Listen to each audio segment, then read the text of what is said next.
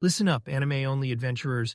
If Season 1 of The Beginning After the End left you stunned and hungry for more, you're exactly where you need to be. The anime may have stopped, but Arthur Leywin's journey is far from over. In this video, the story continues right where Season 1 ended. Diving straight into the Manhwa chapters the anime hasn't touched yet. Stronger enemies, deeper secrets, and the real beginning of Arthur's rise. Drop a like, subscribe, and get ready, because this is where TBATE truly begins. 2 full years had slipped by since the world last shook, but time didn't stop just because the chaos ended. Life kept moving. Cities breathed again. People laughed, fought, drank, and dreamed. Yet beneath all of it, something invisible was changing. The continent wasn't at peace. It was evolving. Inside the Dragonspine Inn, the air was thick with sound and heat. Tankards slammed against tables. Laughter bounced off the stone walls. The smell of roasted meat and bitter ale mixed into something heavy enough to taste. Adventurers packed the place shoulder to shoulder, their voices rising and falling in waves of excitement, drunken bragging, and half-true stories meant to impress strangers. But in one corner, away from the noise, tension simmered. Kagul sat hunched forward at a worn table, his fingers wrapped tightly around his mug. His eyes were sharp, restless. He leaned closer to the small group gathered with him and lowered his voice, like he was about to say something dangerous. The Masked Swordsman. The name alone shifted the mood. A thick-necked brute beside him snorted, waving it off with a scoff. That fairy tale again? Please, people believe anything these days? Before Kagul could reply, a skinny man with tied-back hair slid into an empty seat, eyes wide with excitement. He leaned forward eagerly, practically vibrating with gossip. I know someone who's fought alongside him, he whispered. Swears on his life. The guy travels with Jasmine. Says he's young, barely looks old enough to drink. But when he moves, you can tell. That man's dangerous. The table stirred. Then Turman slammed his mug down hard enough to splash ale. His face twisted in irritation.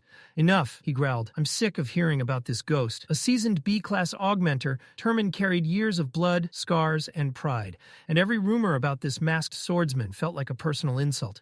Clearing dungeons alone? Rising ranks like it's a joke? He spat. I've trained my entire life, and I wouldn't dare do that. No one could. Especially not some kid swinging a blade without even using magic. His words dripped with bitterness.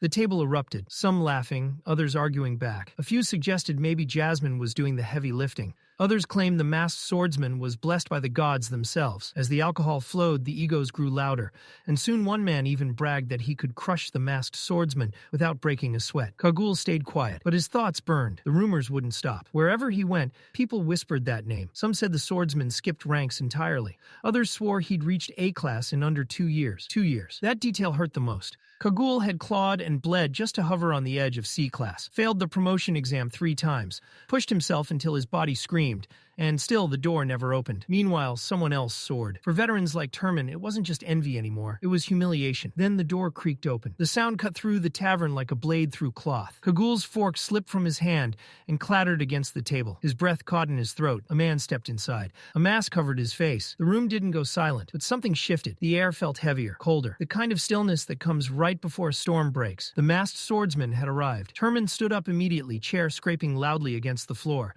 A wide grin spread across his face, fueled by ale and wounded pride. Well, look who decided to show up, he sneered, voice dripping with mockery. What, cat got your tongue? Thought you'd be taller. Kagul shot to his feet, panic flashing across his face. Turman, stop! Don't! Too late. The veteran stepped forward, taunting, baiting, trying to provoke a reaction.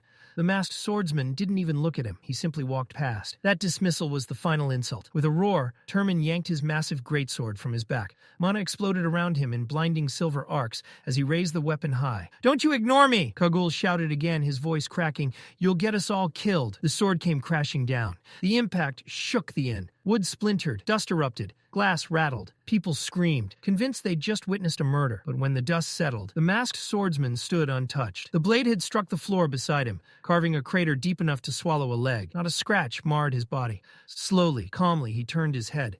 His eyes glowed faintly blue, cold, sharp, inhuman. Turman snarled and ripped the blade free, swinging again and again in wild fury. Each strike missed. Every slash cut nothing but empty air. The masked swordsman barely moved. A tilt of the shoulder, a shift of the torso. Effortless, precise, untouchable. Turman screamed, lifting his weapon one final time. And then, a sound like air tearing, a flash too fast to follow. Silence. Something fell to the floor with a wet thud. Fingers. Turman's fingers. Blood dripped slowly as his sword slipped from his ruined grip. A broken groan escaped his throat. The masked swordsman stepped forward and calmly pressed his boot down on the fallen blade, pinning it to the floor without a word. The pressure vanished from the room like a storm passing overhead.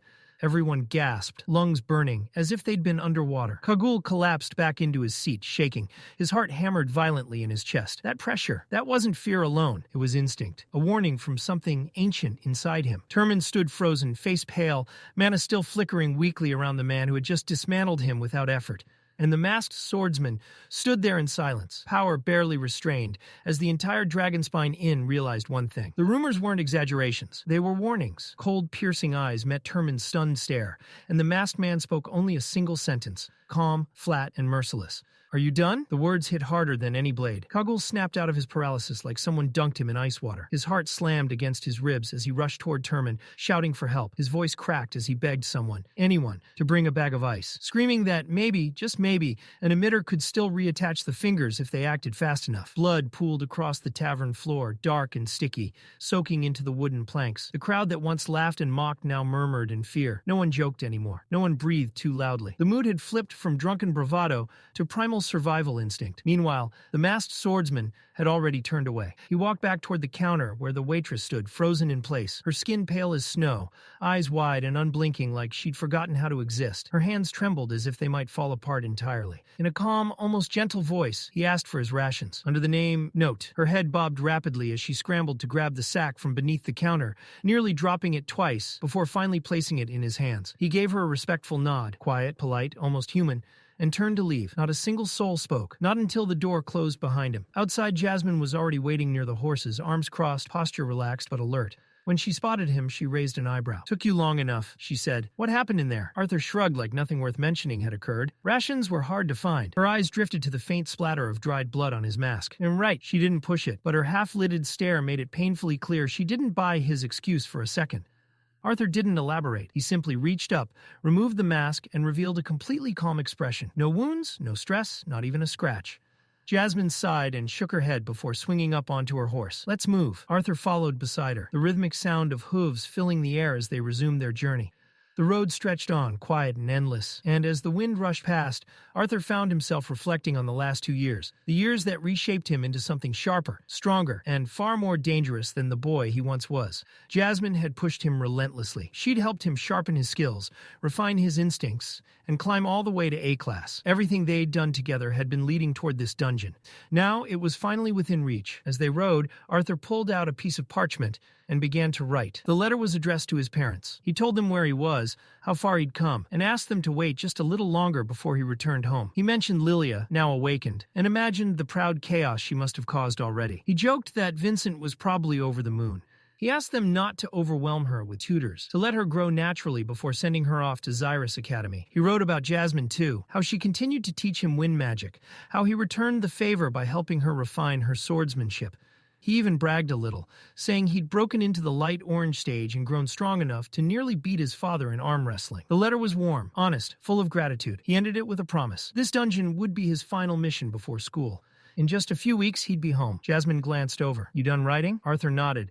"Yeah, the stable master will make sure it gets delivered once the horses return." She smiled faintly. "Roran trained them well. Doesn't matter where we let them go, they'll always find their way back." Arthur agreed. Leaving mounts unattended near a dungeon was dangerous, especially with magical beasts roaming nearby. Jasmine reminded him that the rest of the party was likely already waiting. Then she asked casually, "What about Sylvie? Is she joining us this time?" Arthur hesitated. "She's still watching. Her thoughts are clearer now, but she says she's not ready yet." Jasmine hummed in understanding. "Probably wants to get stronger before you start school." That explanation felt right. They pushed forward, riding for several more hours until the forest thickened and the air grew heavy. Finally, Jasmine slowed her horse. They'd arrived. The trees opened into a wide clearing hidden deep within the woods. At its center stood the dungeon entrance, silent, ominous, and waiting. A group of adventurers had already gathered. Some were packing away supplies, others tightening armor straps or checking weapons. Arthur dismounted, Jasmine right behind him. That's when he felt it, a familiar presence. He looked up, and there he was, Lucas, the same fire conjurer from the exam. Arms crossed, expression sour,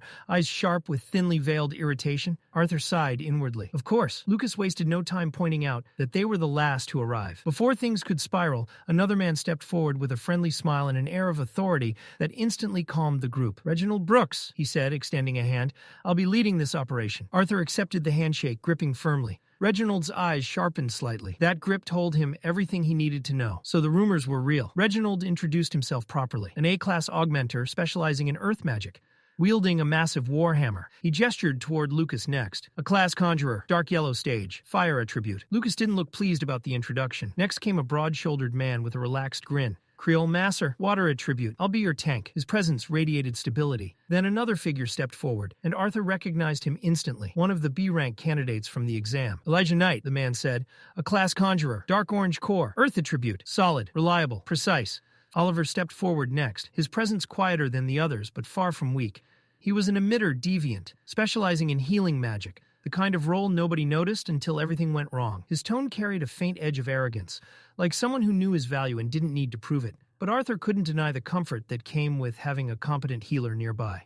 In a dungeon, that kind of support wasn't just helpful. It was the thin line between walking out alive and becoming another nameless corpse.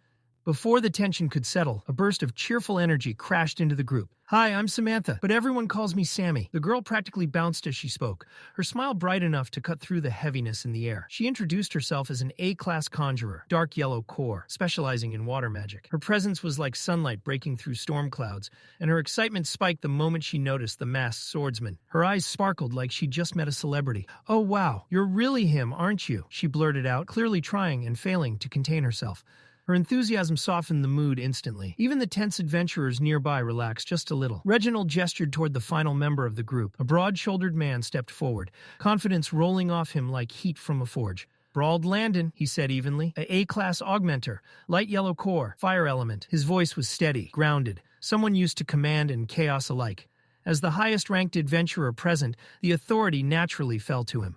Arthur could tell immediately. This man had seen real battle. Brauld gave the group a brief but measured nod before turning his attention to Jasmine. She stepped forward smoothly. Jasmine, A-class augmenter, light yellow stage, wind element, dual swords. Brauld returned the nod, clearly pleased. Another high-tier fighter meant better odds. Then it was Arthur's turn. Still under his alias, he spoke calmly. Name's note, a class augmenter, light orange stage, fire element. A few heads turned. Samantha blinked. Wait, fire? I thought you didn't have an element. Arthur shrugged lightly. I didn't, for a while. That answer only deepened her curiosity, but she backed off, sensing there was more beneath the surface than he wanted to explain. Brauld glanced at the gear strapped to Arthur and Jasmine's backs. No dimensional rings? Both of them shook their heads. Brauld looked toward Lucas, clearly expecting him to step up. Lucas scoffed and turned away. Mine's full. Oliver chimed in smoothly.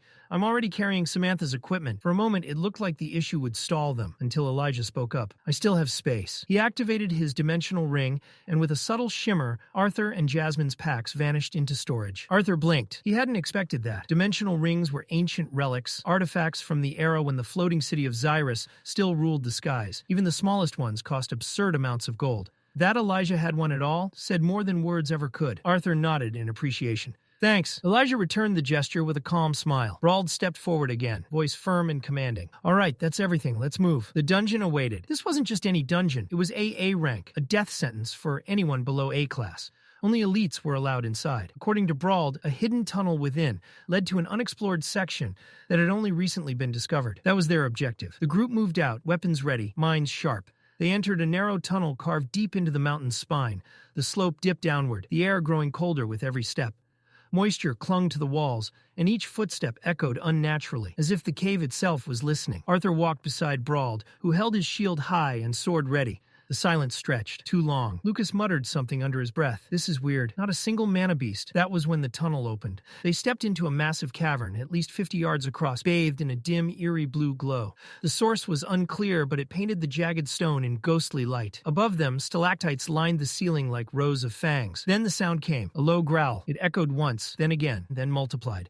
Brauld narrowed his eyes. Shapes began dropping from the ceiling. Dozens of them. Bat-like creatures with 4 muscular limbs instead of wings. Their fur bristled, eyes bloodshot, teeth bared. Bat runners. Formation, Brauld shouted. Conserve mana. The cavern exploded into motion. Creel slammed his shield forward, crushing one of the beasts mid-air and sending it crashing to the stone floor in a shriek of pain. Brauld struck his own shield with his blade, the sound ringing like a war drum. Hold the line! Oliver began chanting, mana swirling around his hands as his focus sharpened. Jasmine moved instantly, daggers flashing, as she positioned herself defensively, her stance fluid and deadly. Reginald and Creel flanked her, weapons raised, timing their movements with practiced precision. Reginald was the first to kill. His warhammer came down like divine judgment, crushing a bat runner into the cavern floor in a burst of gore. Elijah followed, slamming his palm into the ground. Jagged pillars of earth erupted upward, impaling several creatures mid-air. Their bodies fell lifelessly around them. Brauld charged through the chaos, carving through the swarm with brutal efficiency. But even as he fought, he shouted over the noise. "Stop wasting energy." His voice cut through the battle. "Killing these things won't end it." The team tensed, because that meant only one thing. This was just the beginning. They needed to conserve mana. Every drop counted down here. Arthur lifted his sword, ready to move. But before he could even take a step, the air around him ignited. Heat exploded outward. Lucas had already activated his spell. Fire Cyclone! A roaring inferno burst from his staff, spiraling outward like a living storm. Flames tore through the cavern, swallowing the air itself. The temperature skyrocketed instantly, scorching the stone walls black. Screeches echoed as dozens of Batrunners were caught mid-flight, their bodies igniting before they could even react. Burnt wings folded in on themselves as they dropped like ash from the sky.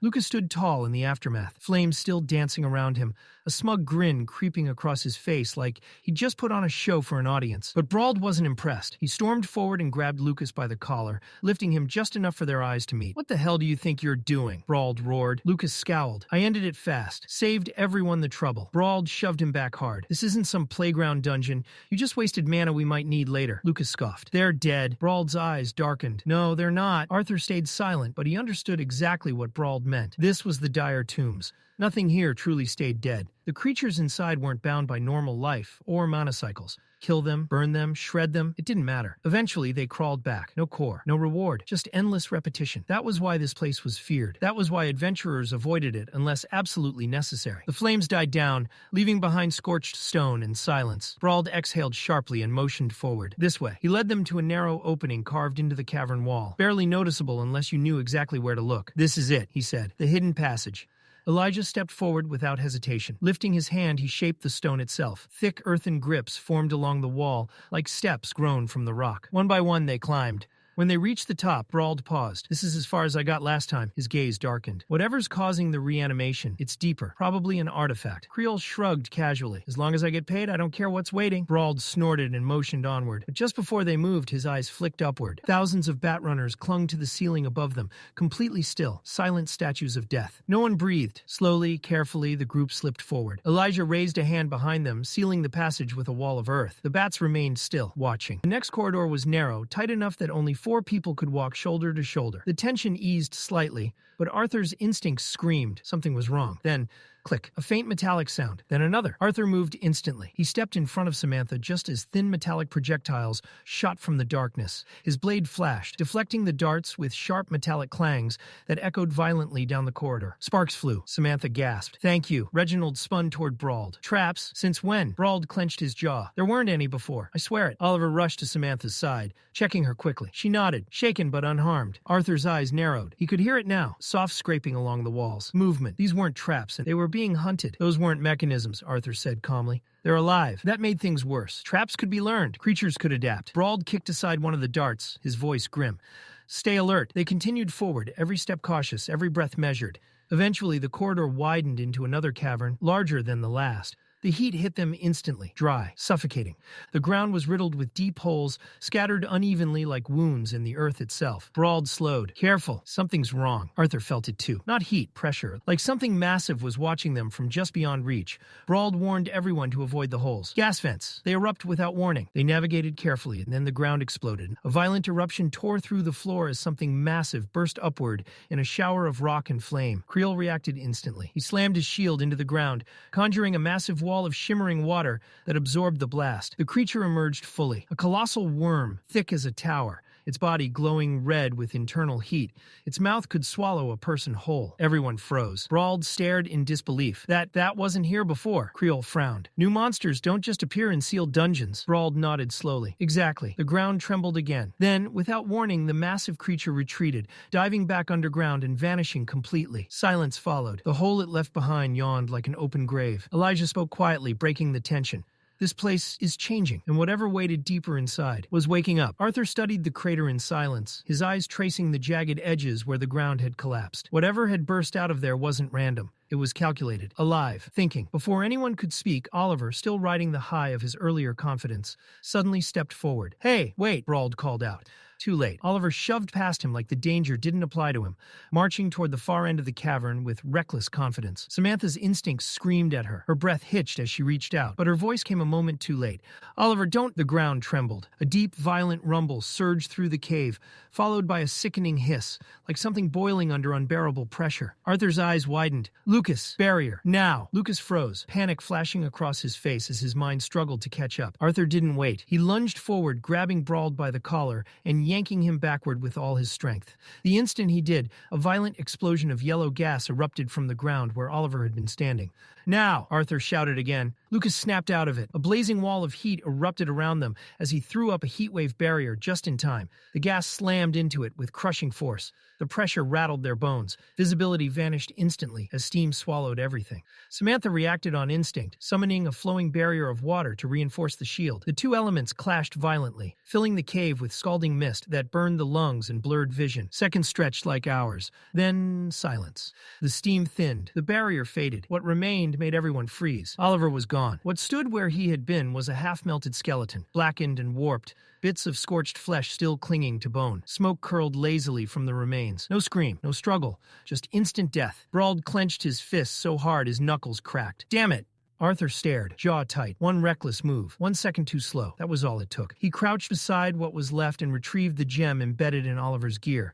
It still pulsed faintly with mana. His eyes flicked to Samantha's core, fractured, unstable. Without a word, he tossed the gem to her. She caught it, stunned. "Arthur, replace it," he said firmly. She didn't argue. Arthur stood and turned to the group, his voice sharp, commanding. "We move, now." No one questioned him. Brauld nodded grimly and added, "If we stay here, we die." They moved quickly through the twisting tunnels, the air growing heavier with every step. The silence felt wrong, too heavy, too expectant. Then the ground shook again. The massive worm burst forth once more, erupting directly in front of them, its armored body coiling like a living mountain. Before anyone could react, "Creole!" Brauld shouted. Creole launched forward, slamming his shield into the earth. A wall of rushing water exploded upward, colliding with the monster's charge. The impact sent shockwaves rippling through the cavern, but it bought them precious seconds. Elijah moved instantly, slamming both hands into the ground. Stone erupted in a massive ring, snapping shut around the beast's midsection like a vice. "Now!" Brauld barked. Jasmine darted forward, blades flashing, drawing the creature's attention, while Reginald stepped into position. Impact blast! His hammer ignited with blinding yellow energy as he leapt skyward,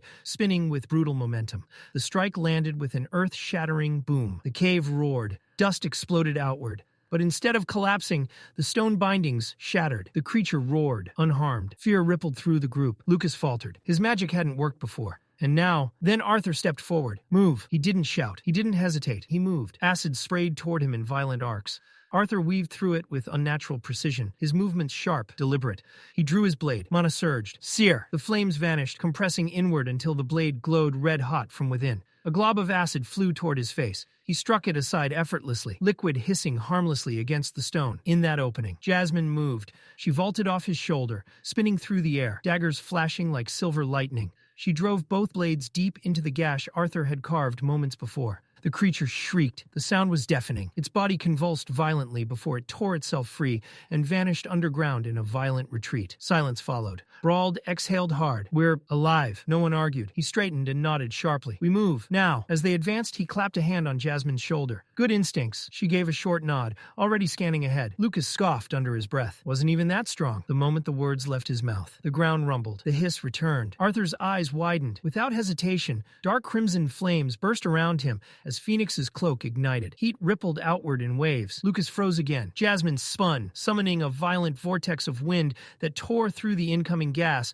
before it could reach her. The air screamed. The cave trembled, and somewhere beneath them, something ancient stirred, angrier than before. She reached out instinctively, fingers stretching toward Arthur, but his attention had already snapped elsewhere. Lucas. Before anyone could even shout, Arthur moved. He lunged forward, boots slamming against the stone as he threw himself between Lucas and the surging wave of boiling acid gas. The moment he planted his feet, dark crimson flames erupted around his body, wrapping him like a living shield. Phoenix's cape flared violently, roaring against the incoming torrent. The explosion hit. A deafening hiss filled the cavern as the superheated gas gas slammed into Arthur's barrier. The impact sent shockwaves rippling through the tunnel, shaking loose chunks of stone from the ceiling. Heat crashed against him in suffocating waves, trying to burn its way through his defenses. Behind him, Lucas froze, too slow, too stunned to react. The flames around Arthur screamed louder, absorbing the punishment head-on. His boots skidded across the ground as he was pushed back inch by inch, but he held his ground. The gas finally began to thin. Steam rolled across the cavern floor like fog,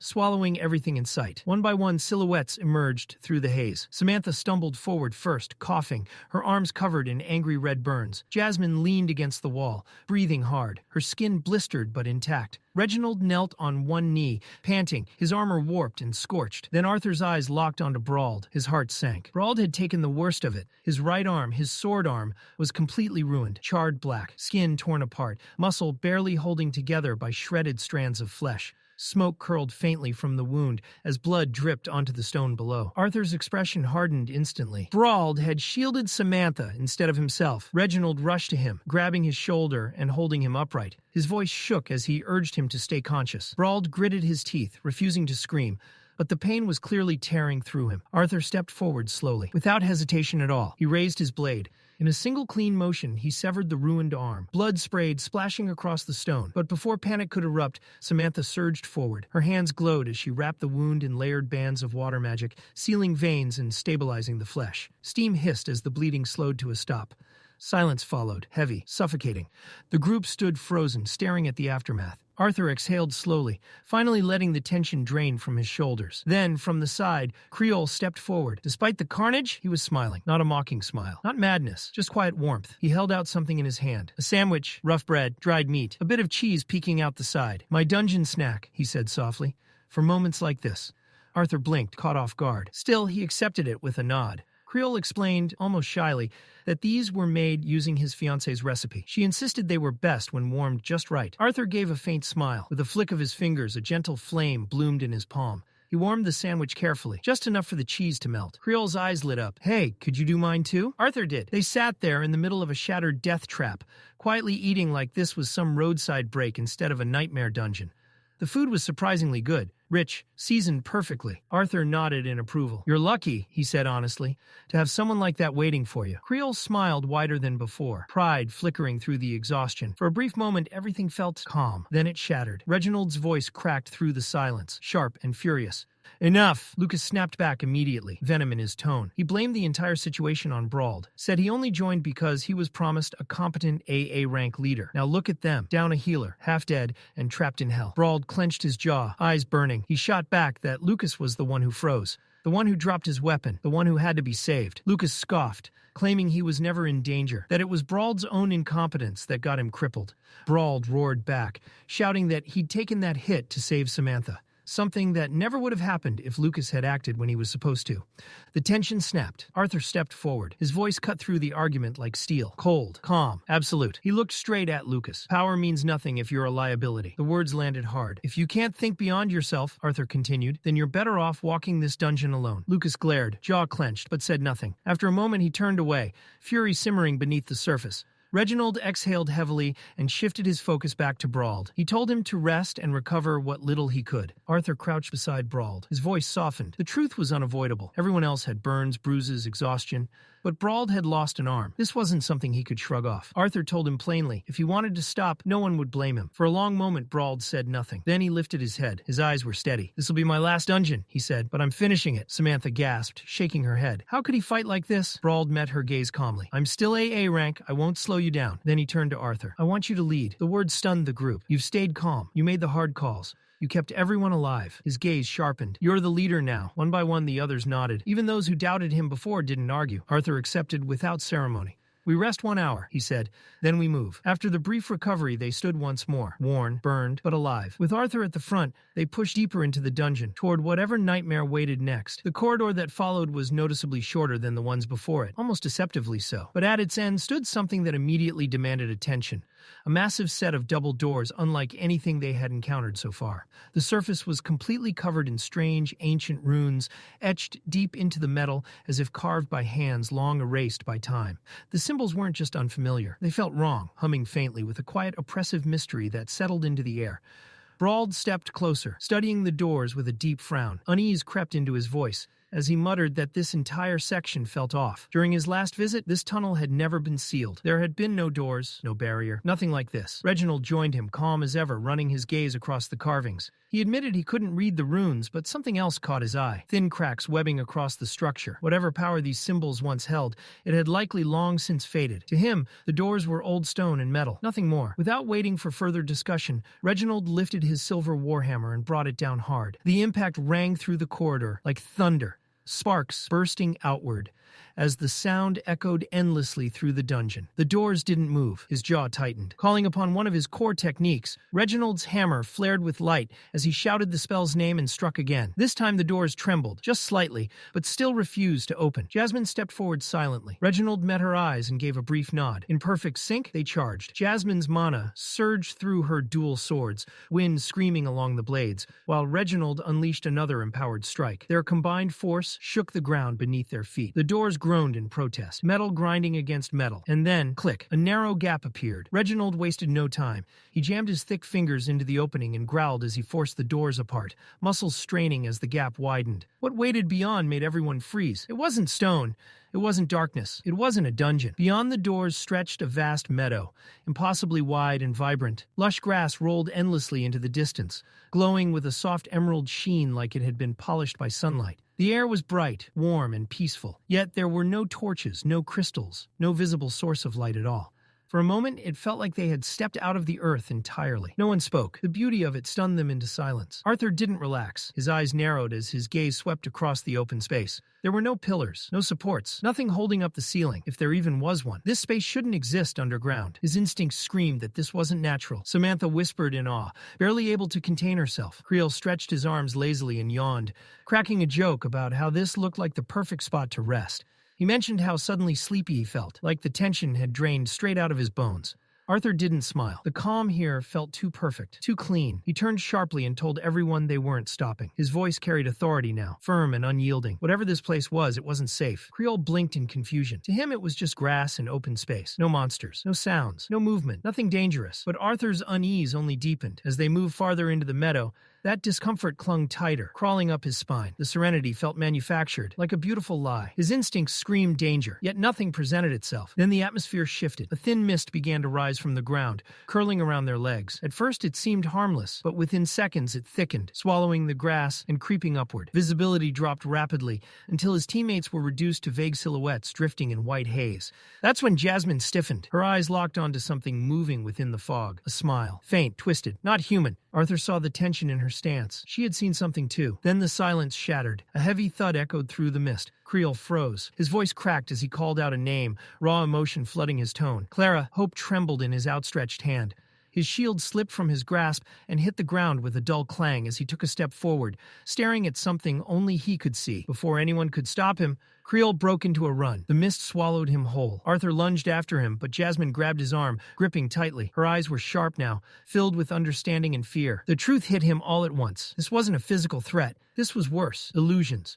The mist wasn't hiding enemies, it was creating them. Arthur shouted for everyone to stay together, warning them not to trust what they saw. This place wasn't attacking their bodies, it was attacking their minds. He turned to Samantha without hesitation and ordered her to raise a barrier. Still shaken, Samantha forced herself to focus. Her chant echoed softly as water mana surged outward, forming a translucent sphere around the remaining group. It didn't block the mist entirely, but it gave them something solid, something real, to cling to. Inside the barrier, Samantha finally asked the question hanging over everyone. Who was Clara? Reginald's expression darkened. He told them the truth. Clara had been Creole's fiancée, an adventurer, strong, brave. She had died in a previous dungeon raid, her death confirmed beyond doubt. Even Brauld spoke up, voice heavy, recalling the day he had witnessed her fall. And the cremation that followed. The weight of it settled over them like lead. Reginald gripped his hammer tighter, guilt flashing across his face. Creel hadn't run toward danger. He had run toward hope. Lucas scoffed, frustration boiling over as he lashed out, questioning everything. The dungeon, the team, their leadership. But his words rang hollow now. Arthur turned to Jasmine. She stood rigid, jaw tight. He asked if she was all right. After a pause, she admitted the truth. She had seen someone too, not an illusion of comfort, her father. Standing there, smiling, arms open, as if welcoming her home. And that was when Arthur understood just how dangerous this place truly was.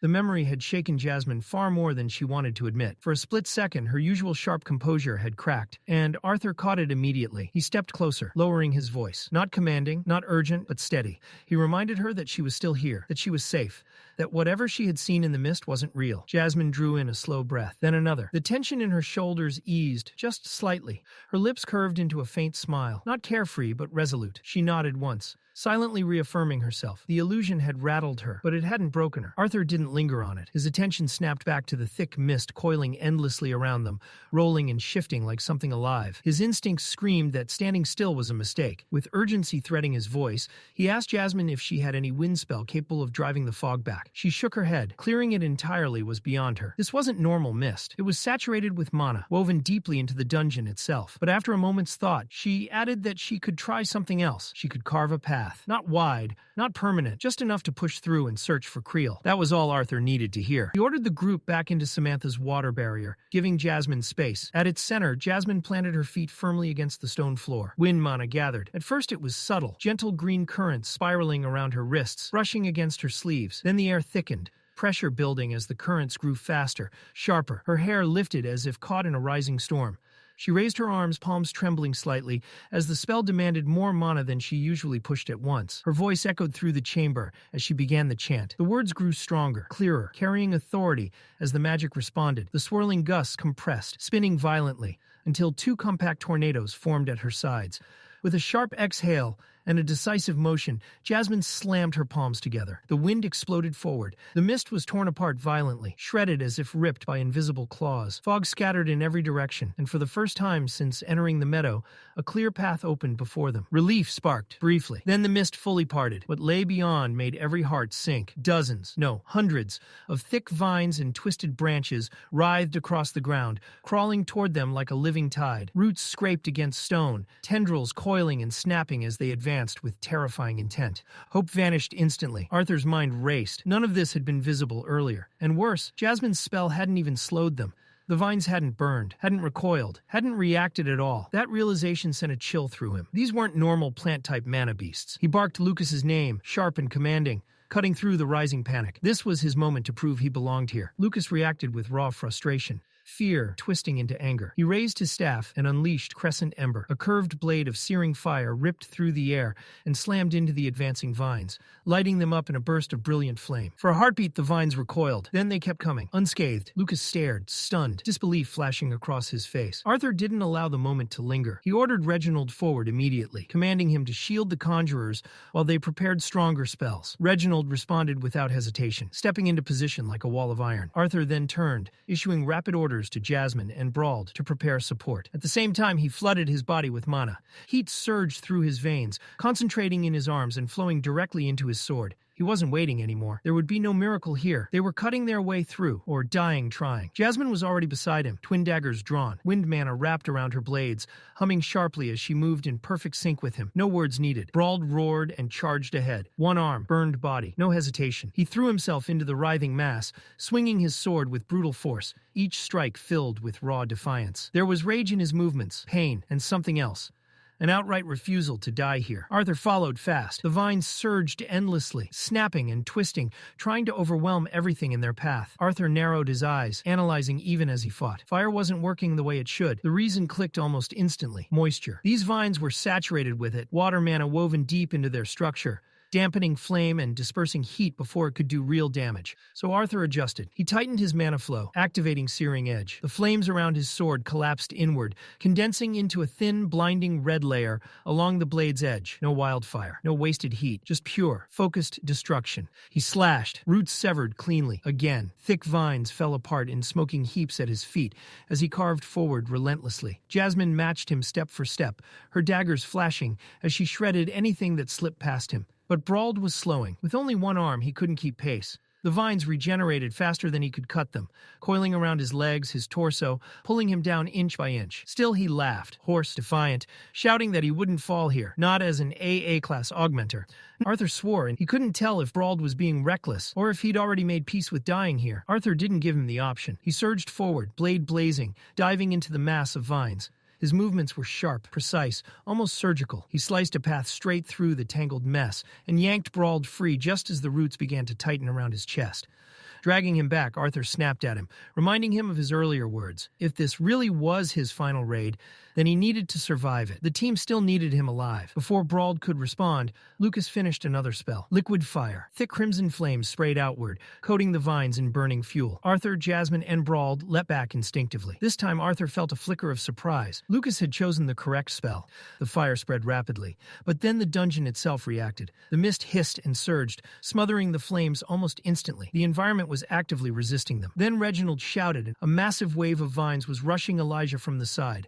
Brawled moved before anyone else could. Despite his injuries, he threw himself forward and cleaved through the vines with a desperate swing, stopping them inches from Elijah's position. Elijah met his eyes and gave a silent nod of thanks. Then Elijah raised his hands. His voice cut through the fog as he cast his spell. Crater. The ground beneath the surging forest of vines suddenly gave out, collapsing inward with a violent roar and tearing open a massive pit. The charging tendrils plunged straight down, snapping and unraveling as the earth swallowed them whole. What remained skidded to a halt at the edge, forced to recoil. For the first time since the nightmare began, the relentless pressure eased, just barely, granting the group a fragile breath of relief. Arthur didn't waste that moment. His eyes scanned the pit with sharp focus.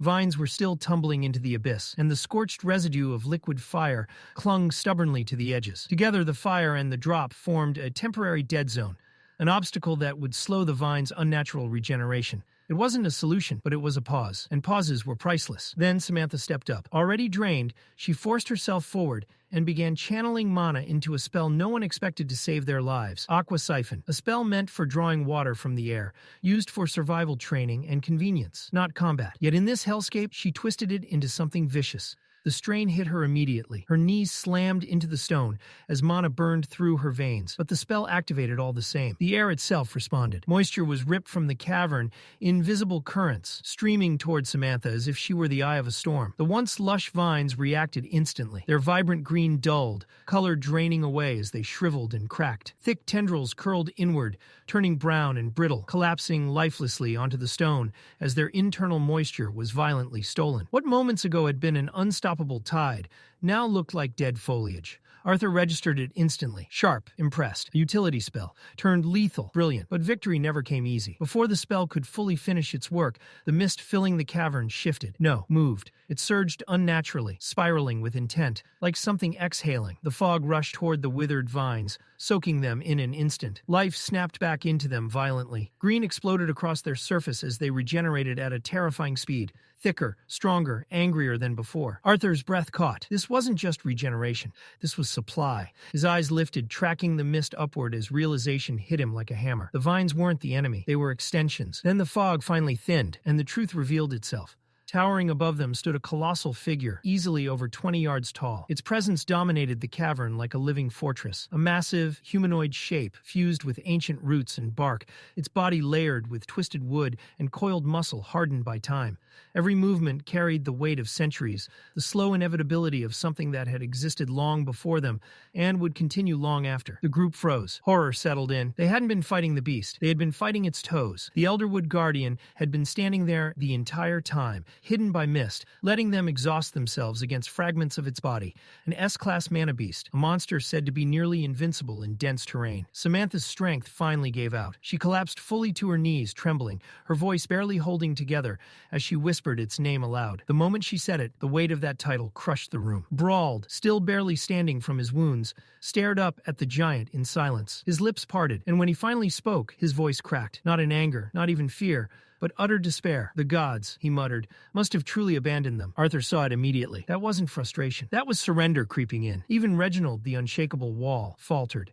His grip on the warhammer loosened, the weapon dipping as his gaze drifted, not at the beast's face, but lower, toward its torso. Something was embedded there. Reginald's arm slowly lifted, finger trembling as he pointed. Lodged deep within the guardian's body was a broken, lifeless form. A man, half swallowed by bark and vine, limp, unmoving. Creole. Arthur's chest sank. The delusions had won. While they fought for survival, Creole had been drawn into the monster's core, his mind lost in illusion. In his final moments, He hadn't been running from danger. He had been chasing a dream. Clara, his long-lost fiancée, a ghost that never existed. Even now, faint and distant, his voice echoed weakly through the cavern, begging someone who wasn't there not to leave him behind. Then the guardian moved. A massive limb tightened, vines constricted. Creel's body folded under the pressure. The sound was sickening, bones snapping, flesh breaking, sharp echoes ricocheting off the cavern walls. One final squeeze, and then silence. Reginald screamed. It wasn't a shout, it was grief made audible. Rage torn straight from the soul. His entire body shook as he seized his warhammer with both hands, veins bulging,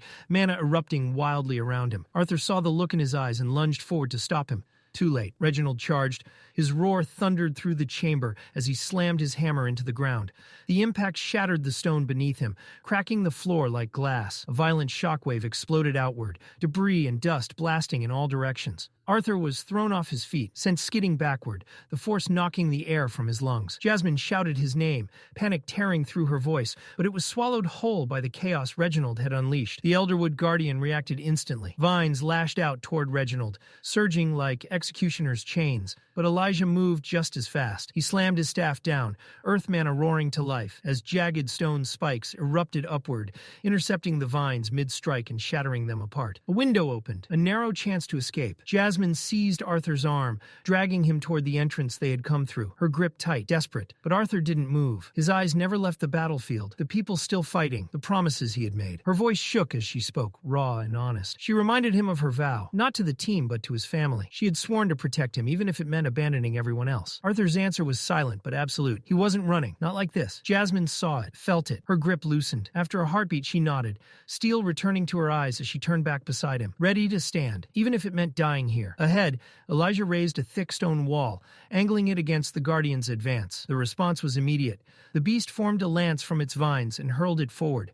The projectile smashed into Elijah's defense with catastrophic force, obliterating it in a shower of rock and dust. And in that moment, Reginald moved again. He hauled his hammer up, mana surging uncontrollably as golden light engulfed the weapon. His heart was shattered, but his resolve had hardened into something unbreakable. With a final furious cry, he charged the monster. The hammer screamed with power, and as he swung, Reginald unleashed Impact Barrage, slamming straight into the Guardian's weapon, declaring war against something that should have been untouchable. A violent chain of concussive impacts detonated in rapid succession, each blow hammering harder than the last. The force rippled outward, pulverizing the Elderwood Guardian's vine-formed lance until it shattered completely, exploding into shredded coils and splinters of bark. For a single heartbeat, it looked like Reginald had done the impossible. That heartbeat was all he got. The destroyed fragments didn't fall away. Instead, they moved. The broken vines writhed as if alive, snapping back together with horrifying speed. They twisted and braided around Reginald's body, looping around his arms, chest, and legs. The mass tightened, constricting,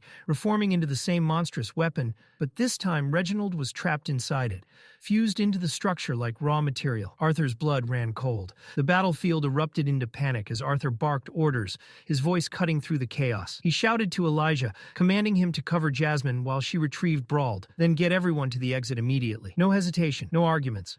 Elijah locked eyes with him and nodded, already shifting his stance to move. Then the sound came. A wet crushing noise echoed through the cavern, the unmistakable sound of a body being compressed, bones snapping under impossible pressure.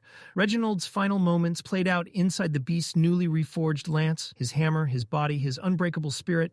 Everything was swallowed, crushed, and repurposed into the very weapon meant to slaughter them all. Arthur turned sharply, grabbing Samantha by the shoulders.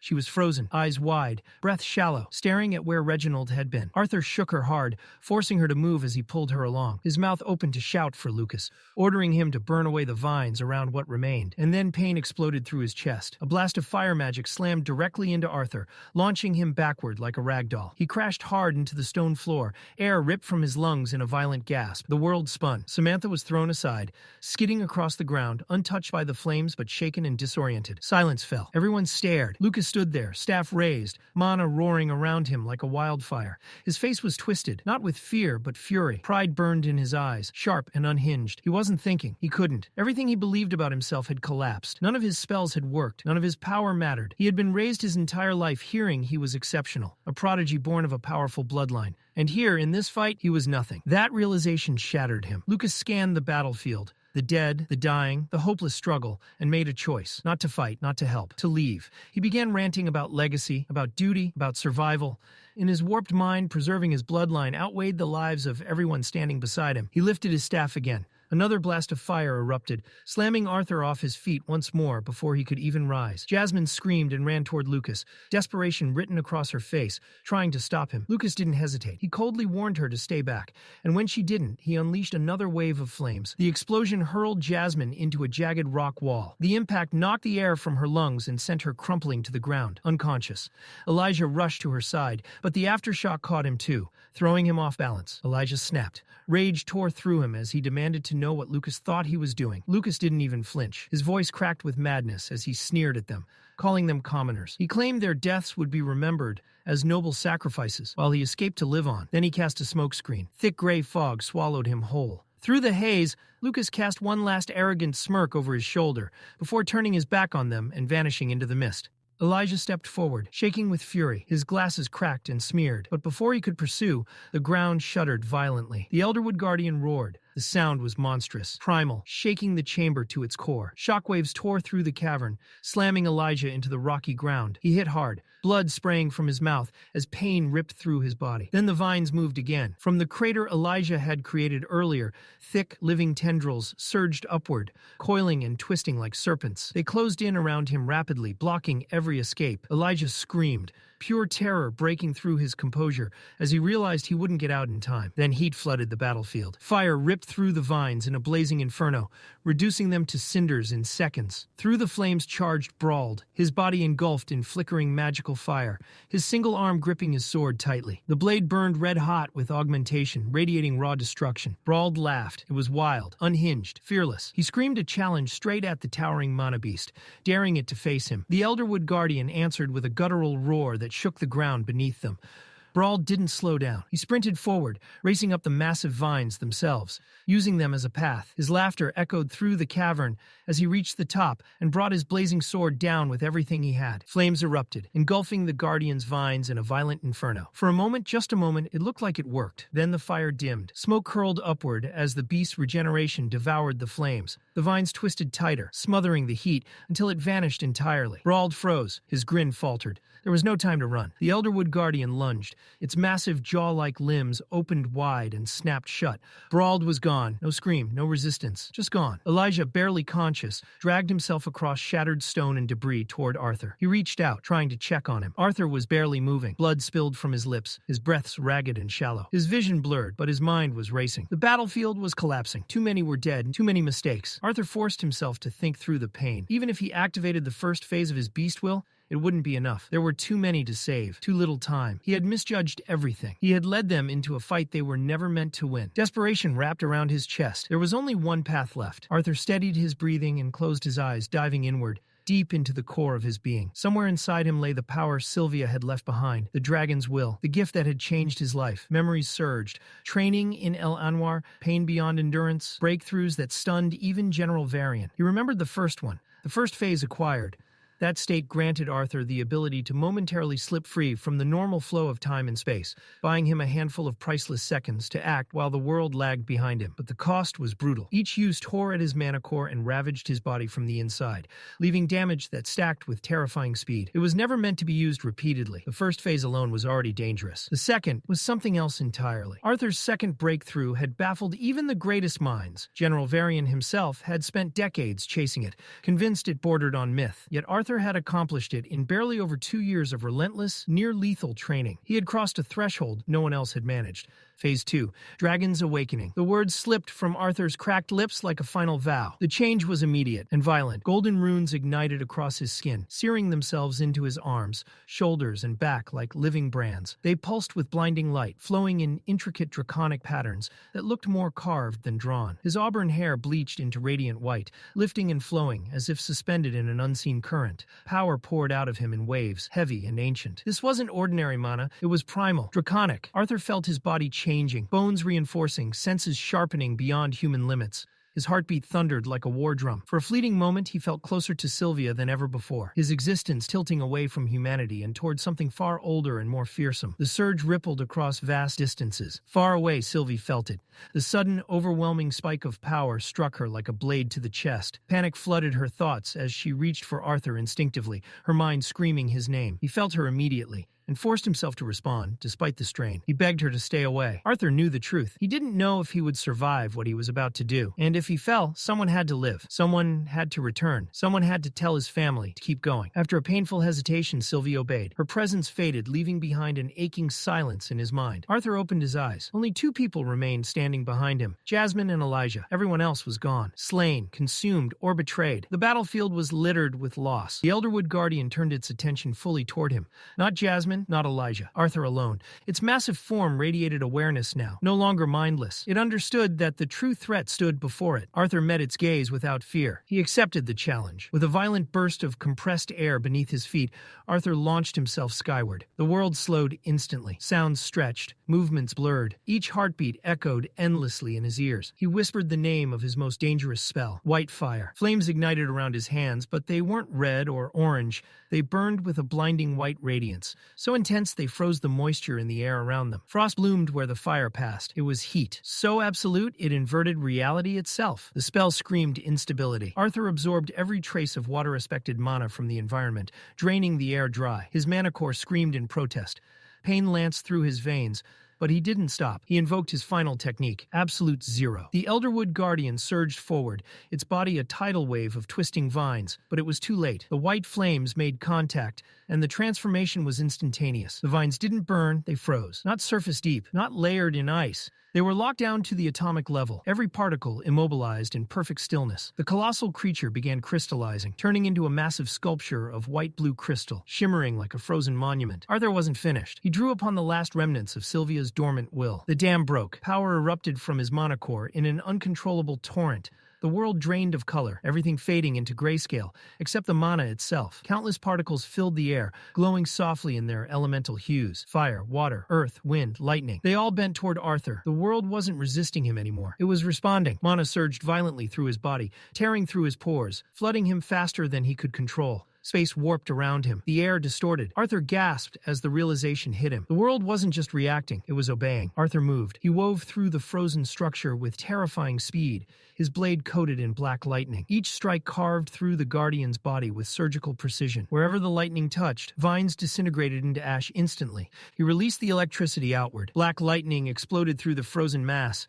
The crystal shattered. Thousands upon thousands of glittering fragments burst into the air, dissolving into nothing as the Elderwood Guardian's enormous body collapsed completely. The power left Arthur all at once. Dragon's awakening faded. His body gave out. Blood spilled from his mouth as he lost control midair, his strength evaporating. As he fell, his blurred vision caught the last remnants of the battlefield, the drifting crystal shards, sparkling softly like snow caught in moonlight. It was hauntingly beautiful. Just before darkness claimed him, a distant voice reached his ears. Sylvie, calling his name. Then everything went black. Far away in the quiet city of Zyra, peace reigned, unaware of the catastrophe unfolding elsewhere. Inside their home, Allison Reynolds watched over Ellie, who had once again exhausted herself from training. Alice let out a weary sigh, equal parts amused and worried. Ellie was still young, far too young.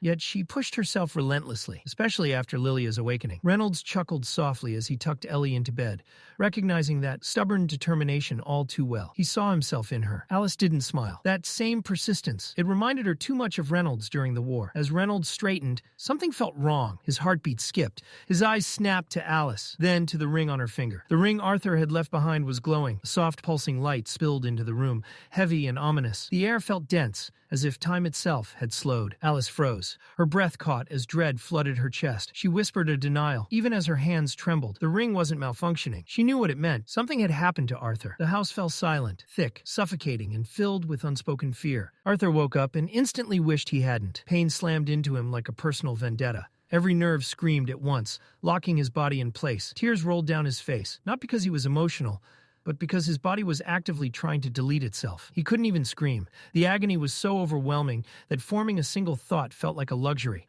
All he could do was curse silently and pray the pain would chill out for even 1 second. A voice called his name. Elijah's. Arthur didn't answer. Staying conscious was already a full-time job. After what felt like an eternity, Arthur forced a few broken words out of his shredded throat, asking for his glove. His voice came out wrecked, blood filling his mouth until he had to turn his head just to avoid choking. Gritting through it, he told Elijah to break one of the crystals embedded in the glove and activate it. Elijah didn't hesitate.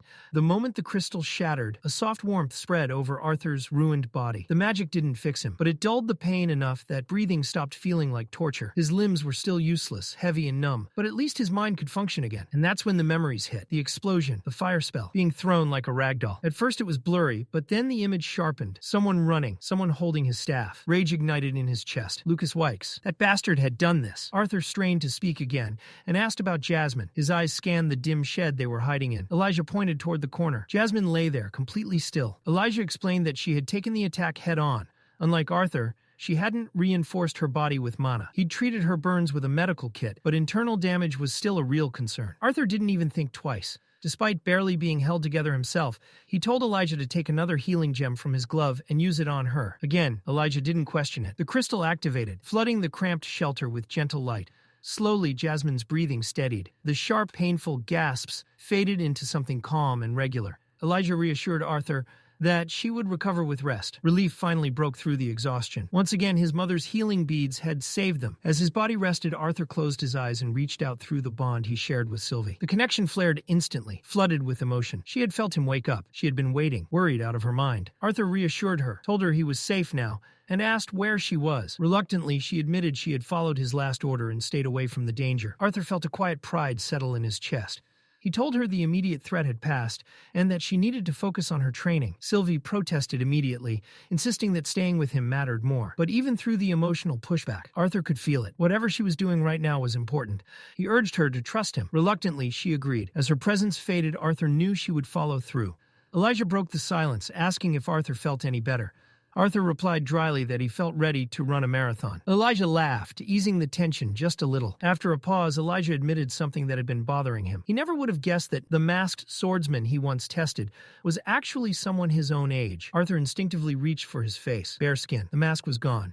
Elijah explained it probably fell off during the fight and that he couldn't find it afterward. Arthur nodded, forcing himself to let it go. There were bigger problems. Then another thought hit him. His sword. He asked about the black blade he always carried. Elijah pointed nearby, where it had been set aside safely. He admitted he didn't know how valuable it was, but something about it made him keep it. Relief washed over Arthur instantly. That sword was more than a weapon. It was a piece of him. Arthur thanked Elijah sincerely, not just for treating Jasmine, but for staying behind when he could have escaped. Elijah brushed it off, saying he refused to be the kind of person who abandons others like Lucas did. Arthur chuckled weakly and corrected him. Not even close. Silence settled again. Elijah's thoughts drifted back to the Elderwood Guardian. He remembered Jasmine begging Arthur to retreat, and Arthur refusing.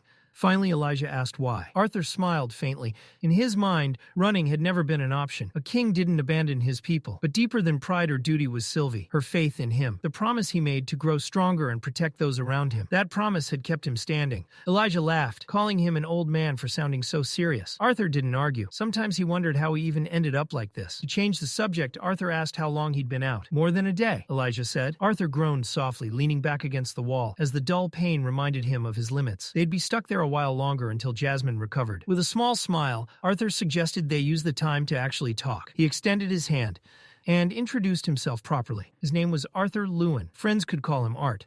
Elijah shook his hand with pride and introduced himself properly. Elijah Knight of Darv. The name carried weight, and he clearly knew it. Arthur glanced around the small stone shelter they were hiding in. It was too clean, too smooth, too stable. This wasn't some lucky cave formation. He tapped the wall with a knuckle and asked Elijah straight up where this place came from.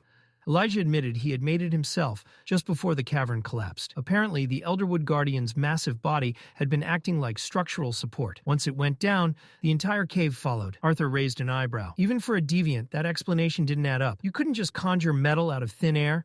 You could shape it, manipulate it, move it, but creation? That was impossible. Unless you were a dwarf. Arthur said it casually like it was obvious. Elijah froze, then gave a sheepish smile. So much for keeping that secret. Arthur chuckled, understanding that secrets don't last long when you're trapped together and bleeding out. Still, Elijah wasn't about to give everything away for free. He proposed a trade. He'd explain his abilities, but only if Arthur explained what happened during the fight. Elijah had seen it. The white hair, the glowing symbols, the violet eyes. That wasn't normal. That wasn't anything he'd ever seen before. Arthur looked down for a moment, then nodded. Fair was fair. Elijah had earned the truth. Elijah took a breath and began his story. He confirmed Arthur's suspicion. Yes, he was raised in Darv, but he didn't actually know where he came from. Elder Radeus, the man who raised him, had always dodged questions about Elijah's parents. Every attempt to remember his early childhood only brought flashes. Disconnected images, pain. For most of his life, things felt normal. That changed the moment he advanced to the dark orange stage. Something inside him exploded. He blacked out. When he woke up, he was surrounded by black metal spikes. Metal he instinctively knew he had created. Not shaped, created. After that, Elder Radeus told him it was time to leave and explore the lands of Dikathen. No explanation, no warning, just gone. Even now, Elijah admitted there was something inside him that never rested, a constant itch beneath his skin, tied to his powers, tied to his origin, something unfinished. Arthur noticed Elijah's hands shaking slightly. The boy clenched them into fists, trying to hide it. Before Arthur could respond, the silence was shattered by a loud, awkward sound, snoring. Jasmine was still unconscious and absolutely sawing logs. Her head rolled to the side as she muttered something about fish and Arthur tasting similar. Both boys lost it. Laughter echoed inside the shelter, cutting through the tension like a blade. Elijah apologized quickly, saying he didn't mean to drop an emotional bomb like that. Arthur waved it off. They'd both earned honesty. Now it was his turn. Arthur explained calmly what he was. A quadra-elemental augmenter. 4 elements. On top of that, 2 deviances. Ice and lightning. Elijah tried to sit up too fast and slammed his head into the low ceiling. Groaning, he muttered that if Arthur was a freak, then he himself must be the king of freaks. But Elijah wasn't done. He asked about the markings, the hair, the eyes. Arthur revealed the last piece. He was also a beast tamer. What Elijah had seen was his beast will, released, the sign of a bond with a powerful magical beast. Elijah just stared. Then he asked the real question. How old are you? Arthur answered simply, 11.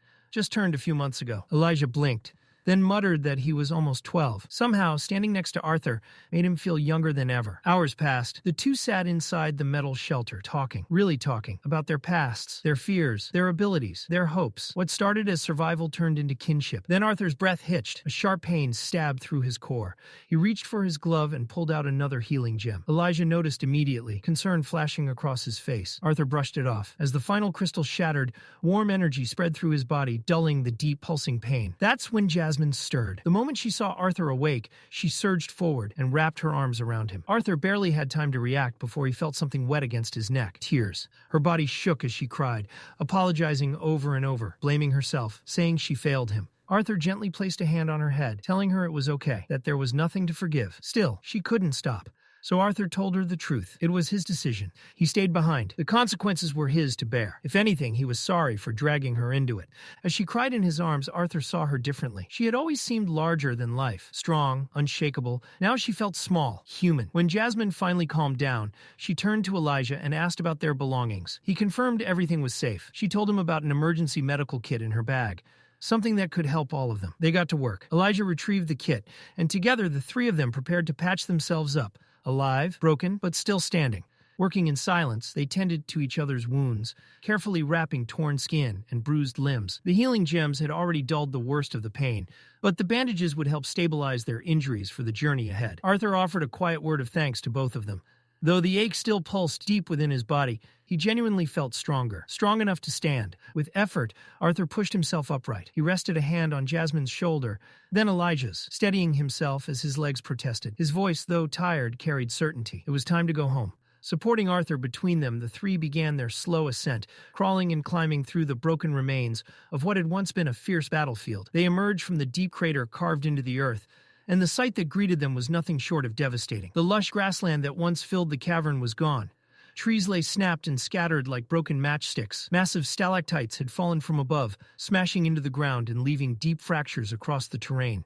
The earth itself looked torn open, as if nature had been ripped apart by brute force. Arthur scanned the destruction and asked the question none of them wanted to answer. Had anyone else survived? Elijah's response was grim. Reginald and Broad had been devoured by the Elderwood Guardian before the true battle even began. There was little hope anyone else had made it out alive. Jasmine hesitated before softly asking about Samantha. Elijah fell silent for a moment before explaining that, just before the cavern collapsed, he had managed to form a metal shelter around her, but she had already been in terrible condition. Whether she had survived beneath the rubble? He didn't know. Arthur stared across the endless debris, his expression darkening. Searching for someone, anyone in this sea of destruction felt impossible. Even the Elderwood Guardian's beast core, a treasure of immense value, was likely buried far beneath their feet, lost forever under stone and ruin. Still, Elijah refused to give up. He hadn't been able to search properly while trapped underground, But now that they were free, he was willing to try. Kneeling, he pressed his palm against the fractured earth. Mana rippled outward as he whispered the spell. Earth pulse. The air grew tense. Jasmine stood quietly beside Arthur, watching Elijah with unblinking focus. Minutes passed as Elijah concentrated, listening to vibrations far below the surface. Then his eyes widened, first in shock, then relief. He had found her. Samantha was alive. Her heart was still beating. Arthur felt a flicker of surprise. Earth pulse was meant for surface-level detection, yet Elijah had sensed someone buried deep beneath the rubble. The question returned once more. Just who was Elijah Knight, really? Without delay, they followed him across the shattered battlefield.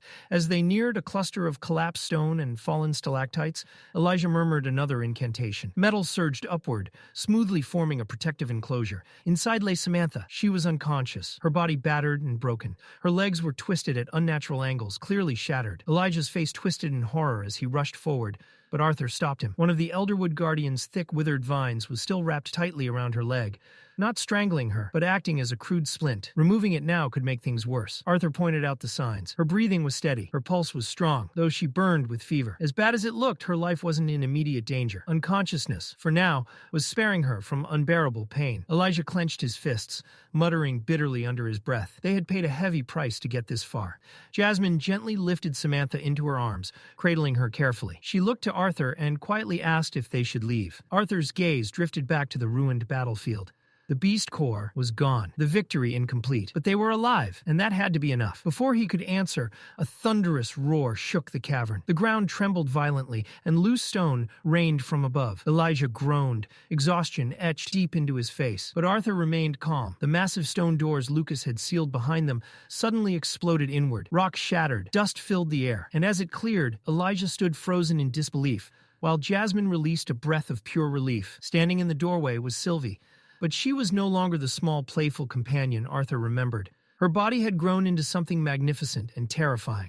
Sleek scales, powerful limbs, and the unmistakable form of a dragon. The name Arthur had once given her now fit perfectly. Her voice echoed in his mind, filled with emotion. She had come back for him. Arthur let out a low whistle, stunned. Sylvie wasn't just bigger, she was massive. Before he could say another word, she lunged forward and licked his face with her long, snake-like tongue, nearly knocking him off his feet. He staggered back, gagging at her breath, yet smiling all the same as her laughter rang through his thoughts. Elijah could only stare, stammering, his mind completely unable to process what he was witnessing. The creature standing before them was wrong in the best possible way. It had 4 fully formed limbs, nothing like a wyvern. Elijah's throat tightened as the word struggled to escape his mouth. His voice shook when he tried to say it, but Arthur spared him the effort. She's a dragon. The word landed like a death sentence to common sense. Elijah looked around the cavern as if anyone, was about to laugh and explain the trick. No one did. There was no explanation to be found. Dragons were supposed to be gone, erased from history, reduced to myths, whispered in dusty tomes. And yet one stood here now, massive, breathing, very real, and bonded to a boy who hadn't even lived a dozen years. Arthur rested a hand against Sylvie's scaled snout. The dragon leaned into his touch, her massive form softening instantly. Her hind leg thumped against the stone in an almost ridiculous rhythm, like a loyal beast responding to praise rather than a creature of extinction-level legend. Arthur introduced her calmly, as if this was normal. Sylvie, his bond, his partner, his closest companion. Elijah's mind refused to keep up. 11 years old, quadra-elemental, 2 deviances, beast tamer, and now this. Arthur spoke again, quieter this time. The truth was his, but it came with a condition. No one else could know. Jasmine already did. Now Elijah did too. And that was where it ended. Dragons didn't survive the world by being known. Sylvie turned her attention to Jasmine next. Before anyone could react, the dragon leaned down and dragged her tongue across Jasmine's face in a single wet motion. Jasmine recoiled with a groan, saliva dripping as she wiped her face in disbelief. Elijah stared, muttering under his breath, overwhelmed by how absurd and terrifying this reality had become. There was no time to process it. They needed to move. With practiced care, Jasmine and Elijah lifted Samantha's broken body and settled her onto Sylvie's broad back. Arthur followed, his strength still fragile, his movements slow and deliberate. Every breath felt earned. Elijah hesitated, staring at the scene like it might vanish if he blinked. Arthur called to him again. It was time to go. Sylvie didn't hesitate. Her wings unfurled, massive enough to blot out the cavern light, and then she launched upward. The wind screamed as stone and dust were left behind. The dungeon that had nearly buried them alive shrank beneath them, its suffocating grip broken. What had taken them a full day to descend took only hours to escape. When Sylvie landed near the upper levels, the cavern wasn't empty. The bat runners were still there. Leathery wings twitched, noses flared. The moment they sensed new arrivals, their bodies tensed, screeching in unison as they surged forward. Jasmine drew her blade instantly, muscles coiled to strike. Then they saw Sylvie. The change was immediate. The bat runners skidded to a halt, claws scraping against stone. Their screeches warped into panic as instinct crushed whatever courage they had. One by one, they turned and fled into the darkness, vanishing as fast as they could. Silence followed. Jasmine stood frozen, sword still raised. Elijah swallowed hard. They finally understood. It wasn't them the monsters feared. It was her. With the threat gone, they carefully helped Arthur down. Samantha was lowered next. Her battered body laid gently against the cold stone. Arthur followed clumsily, pain flaring through every joint. Samantha stirred. Her eyelids fluttered open, and when she saw Arthur, her cracked lips curved faintly. Her voice came out hoarse, barely holding together. "You look better without the mask." Arthur told her to stop talking, to save her strength. She ignored him. With shaking hands, she reached into her robe and pulled something free. In one palm lay Arthur's mask. In the other, Elijah's breath caught. The Elderwood Guardian's beast core. Even on the brink of death, she had taken it. Arthur accepted it slowly, staring at the dull green stone veined with gray patterns, mana humming quietly inside. He said they would sell it and split the reward evenly. Both Jasmine and Elijah refused immediately. No hesitation, no discussion. Arthur protested, confused, but the answer didn't change. Samantha spoke softly, barely above a whisper. She was alive. That was enough. Arthur had killed the beast. The reward belonged to him. Arthur looked down at the core once more, then nodded. He told them to head to the guild hall and bring help. He would stay behind with Samantha. They agreed instantly. Before leaving, Elijah handed over Arthur's belongings, just in case. Then they were gone. Arthur was left alone in the ruined cavern. After a moment, he reached into his pack. His fingers brushed against thin parchment. Sound transmission scrolls. Relief washed over him. His mana had recovered just enough. He recorded a short message. Nothing dramatic, nothing heroic. Just proof that he was alive. The scroll shimmered and vanished, carrying his voice away. It wasn't much, but at least for now, his family wouldn't be left in the dark. Arthur turned his gaze toward Sylvie. She stood beside him, utterly still, yet radiating presence. Even at rest, she felt overwhelming, like a calamity choosing to sleep. Arthur asked her the question that had been burning in the back of his mind since she tore through the cavern like a living legend. How had she grown so much? How had she changed so drastically? Her answer flowed through their bond, clear and unfiltered. She had hunted mana beasts, strong ones, dangerous ones. She had fought, devoured, and absorbed their cores, stacking power upon power in brutal silence. No shortcuts, no mercy, just survival and growth. At Arthur's request, Sylvie began to shift. Her massive form shimmered, glowing faintly as her body compressed in on itself. Bone, muscle, and mana folded smoothly until the towering dragon was gone. In her place sat a much smaller creature, one Arthur knew well. But she wasn't the same. The playful red spikes were gone. Her fur was pitch black, swallowing the light around her. Her yellow eyes were sharper now, intelligent in a way that felt almost unsettling. She looked less like a cute companion and more like a little demon born from shadows. Still, she was Sylvie. Arthur let out a breath he didn't realize he'd been holding. He then pulled out the Elderwood Guardian's beast core. The stone pulsed faintly in his palm, dense with power, humming like a restrained heartbeat. Jasmine and Elijah wouldn't be back immediately. He had time, and wasting time was something he couldn't afford anymore. With his body's unique ability to assimilate mana, this core would accelerate his recovery dramatically. Arthur sat down, crossed his legs, and closed his eyes. Meditation. The moment he drew the mana in, warmth spread through his limbs, flowing through damaged channels, stitching strength back into him piece by piece. His body welcomed the energy like a starving beast, but his mind didn't rest. Lucas Wykes. The name surfaced like poison. Lucas had left them to die. No hesitation, no remorse. Because of him, Brauld was dead. Samantha was barely clinging to life. Blood stained that dungeon long before the Elderwood Guardian ever fell. And Lucas wasn't just some reckless noble brat. He was a Wykes, a name that carried weight, power, protection. Arthur knew better than to rush this. Charging in blindly would only end with more people hurt, or worse. Revenge wasn't enough. Not the shallow kind, not a momentary release of rage. What Lucas had done demanded something heavier, something permanent. His thoughts were cut short by approaching footsteps. Arthur opened his eyes. A group in uniform entered the cavern. Medics, sent by Jasmine and Elijah. They moved fast, efficient, professional. Herbal anesthetics were administered, hands steady as they stabilized Samantha and secured her onto a stretcher. She was alive. Barely, but alive. They recovered Brauld's body next, carefully, respectfully. Outside, waiting beyond the dungeon entrance, were Brauld's wife and child. The moment they saw him, they collapsed. The sound of grief filled the hall, raw, broken cries that dug straight into the chest. It wasn't dramatic. It wasn't cinematic. It was real. Later, Arthur, Jasmine, and Elijah were escorted to the guild hall, to a private chamber, Caspian's office. The air was heavy with tension and exhaustion. Elijah spoke first, recounting everything. The Guardian, the traps, the collapse, and Lucas's betrayal. Nothing was spared. Every detail was dragged into the open.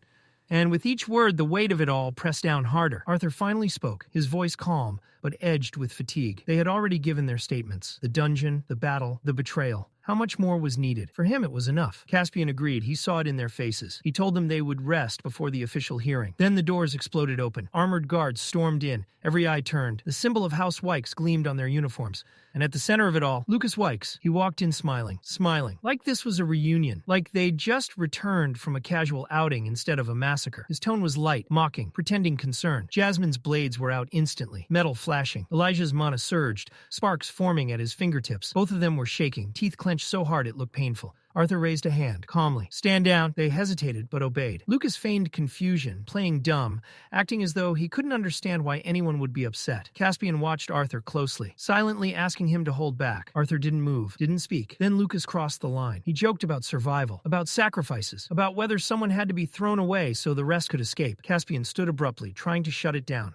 Lucas ignored him. He turned to Samantha, sneering, calling her a cripple. Then he smirked and started talking about Brauld, implying Arthur might have used him like a shield. He never finished. A blade screamed through the air. It slammed into the door behind Lucas with brutal force. After slicing clean through his ear, blood sprayed across the floor. One of the guards shouted in panic, pointing at the wound. Lucas froze. His hand rose slowly to his ear. When he pulled it back, it was soaked in red. Not fatal, but humiliating enough. Arthur stood, slowly and deliberately. His eyes locked onto Lucas. Not with rage, but with something far worse, cold intent. Bloodlust flooded the room like a tidal wave. The air grew heavy, suffocating. Guards stumbled, breath hitching as invisible pressure crushed down on them.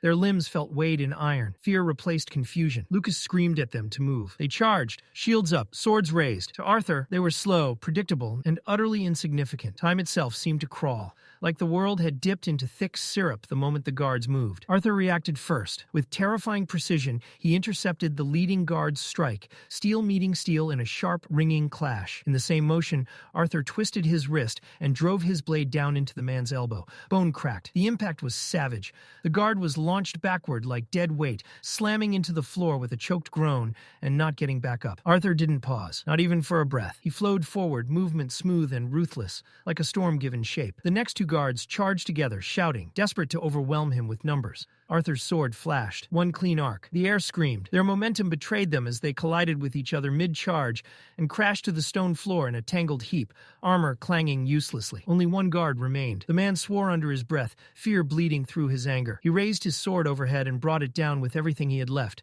But Arthur was already gone. The blade cut nothing but air. Arthur passed him in a blur, calm and effortless, leaving the guard standing there in stunned silence before his knees buckled and he collapsed, unconscious, without ever realizing when he'd lost. Caspian shouted then, sharp and urgent, ordering Arthur to stop. Any violence before the hearing would complicate things, make them worse, dangerous. Arthur didn't acknowledge him. He walked straight toward Lucas. But instead of finishing it, Arthur reached out calmly and grasped the hilt of his blade still buried in the door behind Lucas. His expression didn't change as he pulled it free. It slipped, Arthur said flatly. I was just retrieving it. Lucas couldn't move. Blood dripped steadily from his severed ear, pattering softly against the floor. His hands trembled uncontrollably. The smug confidence he'd walked in with was gone, replaced by raw, animal fear. He finally understood something he should have realized much earlier. He was standing in front of a monster. Caspian forced himself back into control and turned sharply to one of the officers, Lydia, instructing her to escort Lucas to the medical ward immediately. The guards didn't waste a second. Arthur turned then, addressing Jasmine and Elijah. He told them to wait outside. They didn't argue. They nodded once and left the room. Arthur closed the door behind them. Now, it was just him and Caspian. Caspian exhaled slowly, the tension still thick enough to choke on. He tried to reason with Arthur, warning him not to provoke Lucas again. No matter what had happened, Lucas was a Wykes. Acting openly against someone like that carried consequences far beyond a single room. Arthur didn't appreciate the warning.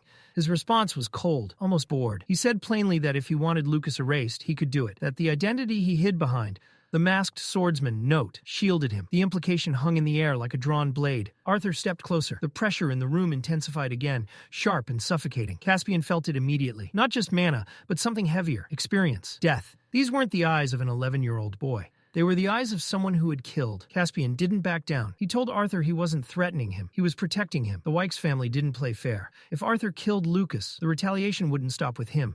Jasmine would be targeted. The twin horns, past and present, would be hunted. Anyone connected to Arthur would be dragged into it. His message was simple. Wait, until Arthur was strong enough to protect everything he cared about. Until he could stand against even Lucas's half-brother. Raw power alone wasn't enough yet. Arthur listened. Then he nodded once.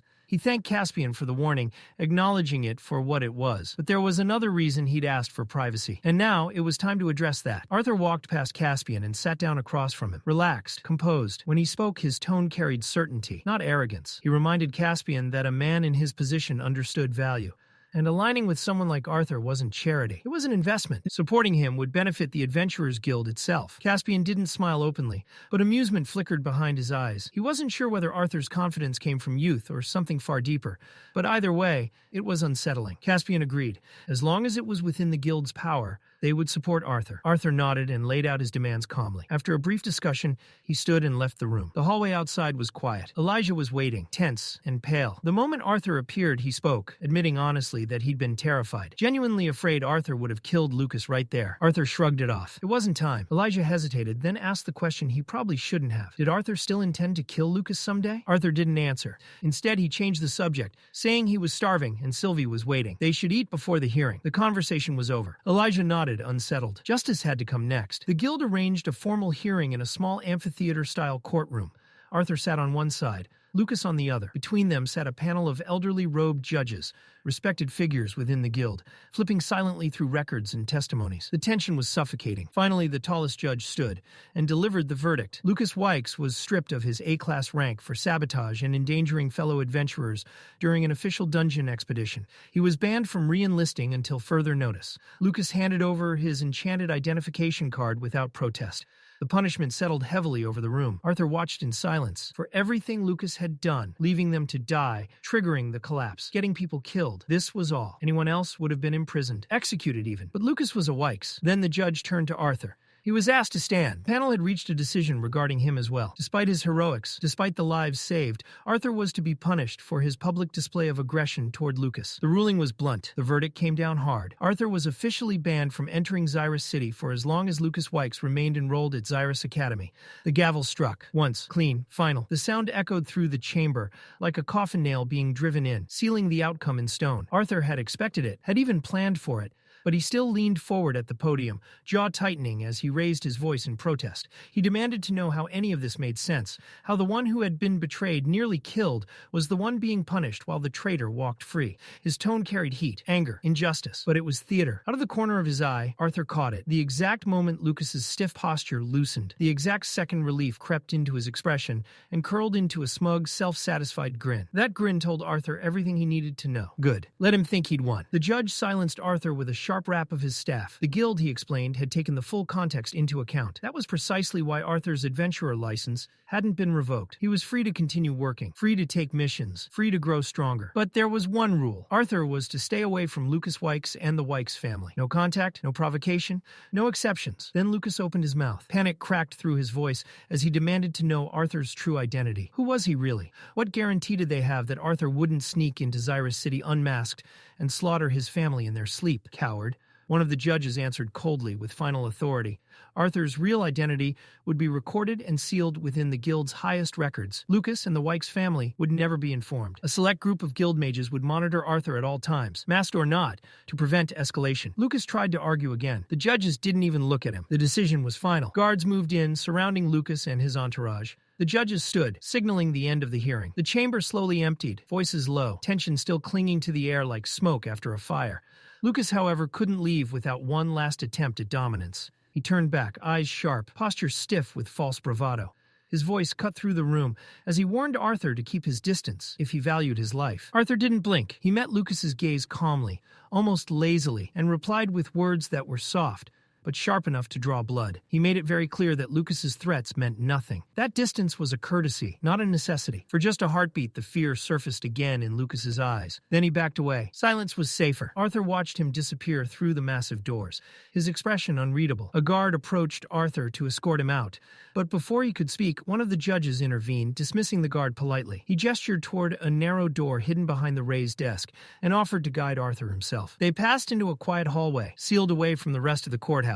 As they walked, the judge finally spoke. He asked whether the outcome, staged as it was, had been satisfactory. Arthur nodded. Everything had unfolded exactly as intended. Lucas had been humiliated publicly, stripped of rank, and left paranoid. Arthur's identity remained buried, for now. The judge clarified that this protection wasn't charity. It was strategy, delaying retaliation from the Wykes family was in everyone's interest. Eventually, the truth would surface. But if Arthur didn't move openly, perhaps the Wykes wouldn't either. Arthur laughed quietly, assuring the judge he wasn't reckless. He knew when to wait. They stopped at a tall shelf lined with ancient tomes. The judge pressed one book inward. Stones shifted. The floor opened, revealing a stairway descending into darkness. Before Arthur stepped down, the judge left him with a final warning. One day, the guild might call in this favor. When that day came, he hoped Arthur would remember who had shielded him today. Arthur gave a half smile. The guild wasn't weak. They were just careful. He descended the stairs. The entrance sealed behind him. Left alone, the judge stared at the hidden passage, a single thought echoing in his mind. Caspian was right. Arthur Leywin wasn't just dangerous. He was inevitable. When Arthur emerged from the hidden exit,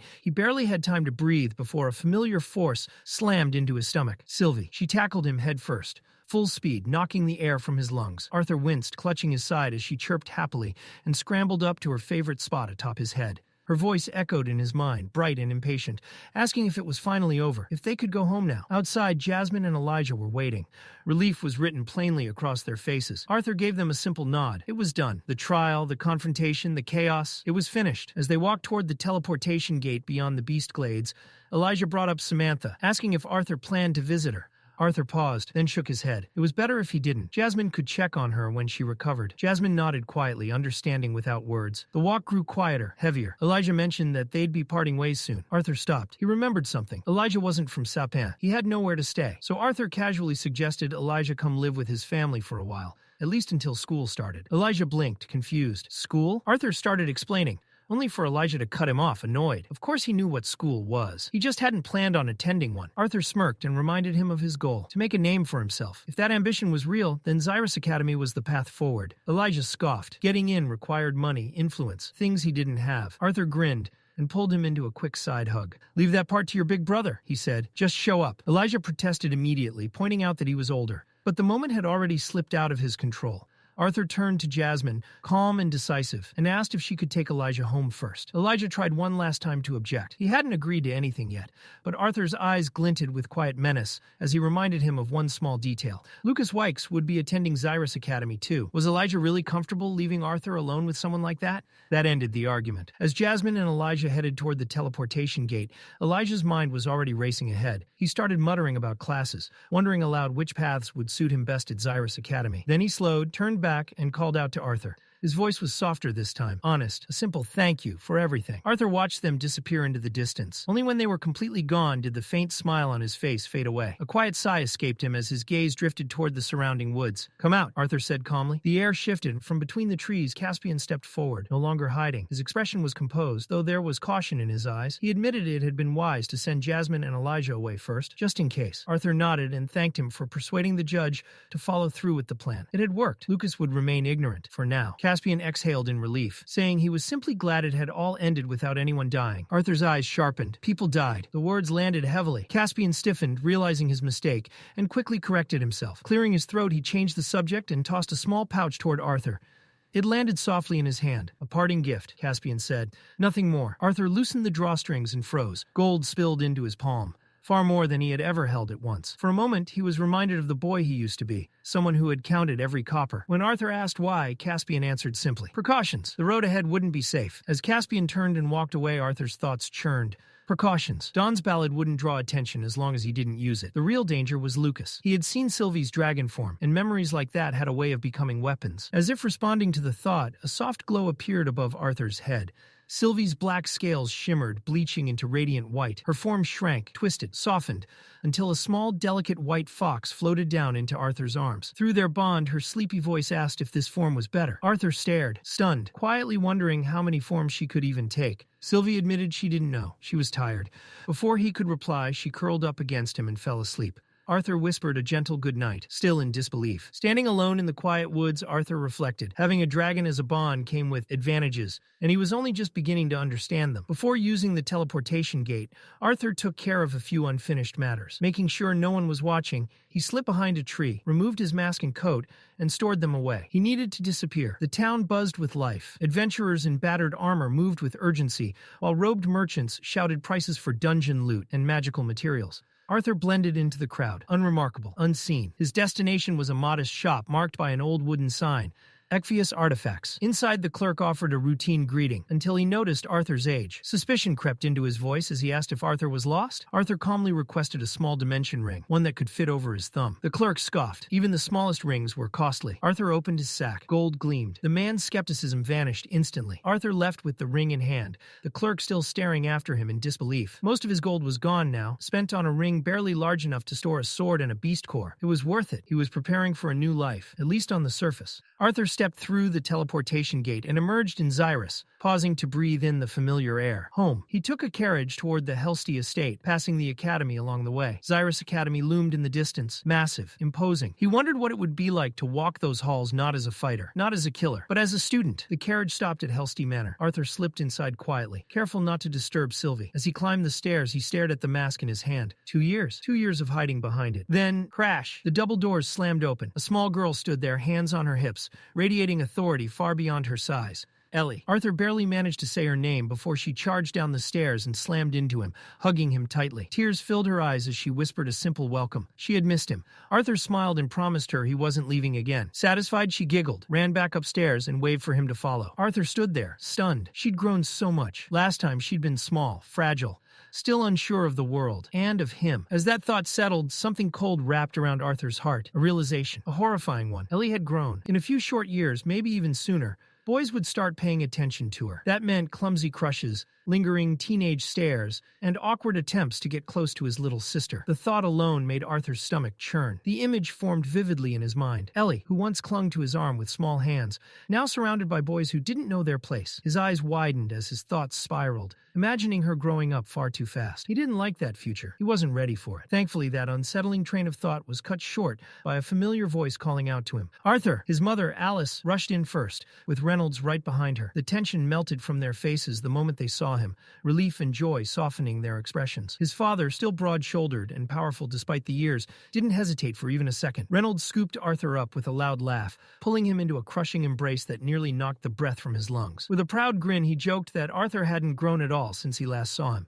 Arthur shot back instantly, smirking as he pointed out his father's increasingly wild beard, accusing him of growing it out just to hide the wrinkles creeping in. The banter barely had time to escalate before Alice stepped in, lightly scolding Arthur while fiercely defending her husband. Then she wrapped Arthur in her own embrace, warm, steady, and grounding. This time, there were no tears, no reprimands. She simply told him how glad she was that he had come back safe. Arthur apologized quietly, guilt surfacing over how often he made them worry. Alice only smiled, brushing it aside as if it didn't matter. Off to the side, Vincent Helstea tried to insert himself into the reunion with his usual booming cheer. But before he could finish his greeting, Tabitha smacked the back of his head. This was a family moment, she reminded him sharply. Reynolds and Alice deserved this time with their son. Vincent rubbed his head sheepishly, backing off as the moment passed. Soon enough, everyone gathered together in the living area, settling in with relaxed smiles and light laughter. Arthur's eyes drifted around the room, instinctively searching. Alice noticed immediately and asked if he was looking for someone. Arthur admitted it felt like someone was missing. That was when Elijah stepped forward and handed him a folded piece of paper. Jasmine had already departed on another mission with the Twin Horns, but she'd left a note behind. Arthur unfolded it. It was brief, straightforward, and unmistakably Jasmine. No unnecessary words.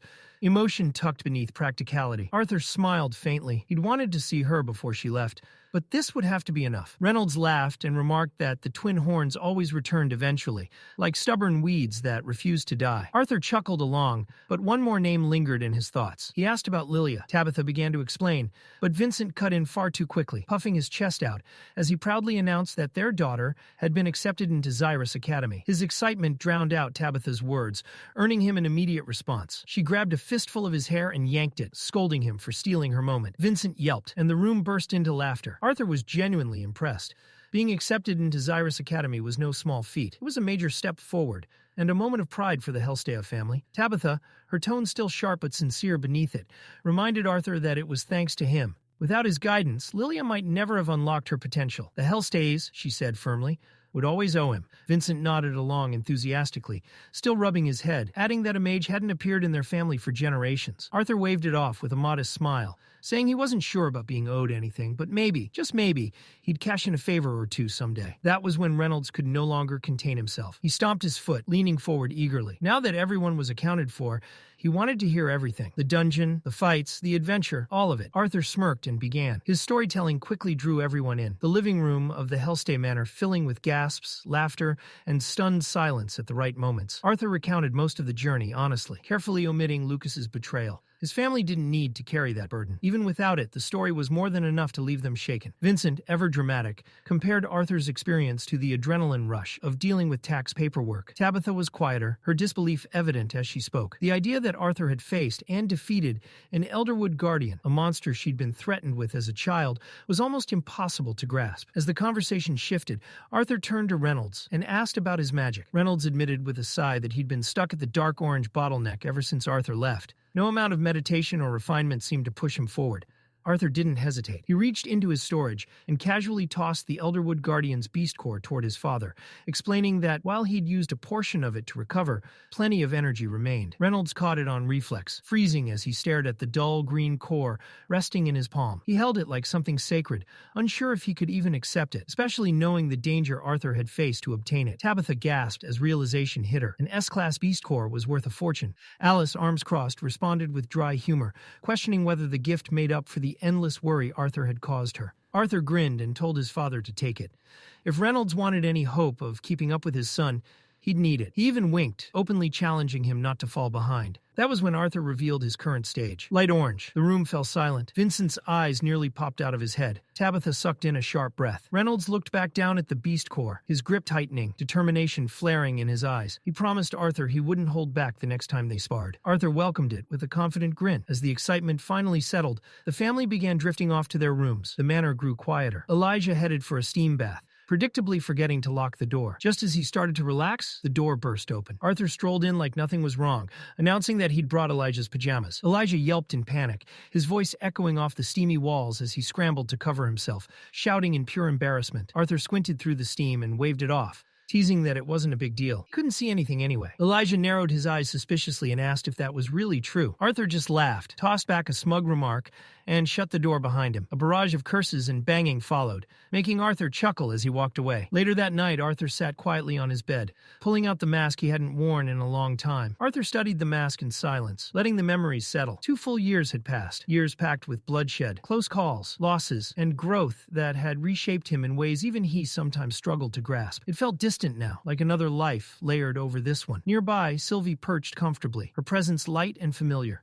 Through their bond, her voice chimed with her usual carefree confidence, proudly pointing out that she'd grown taller than him at some point. Arthur let out a short laugh, conceding the point. She wasn't wrong. Before the moment could stretch further, Elijah's voice cut in, reminding Arthur that it was his turn to wash up.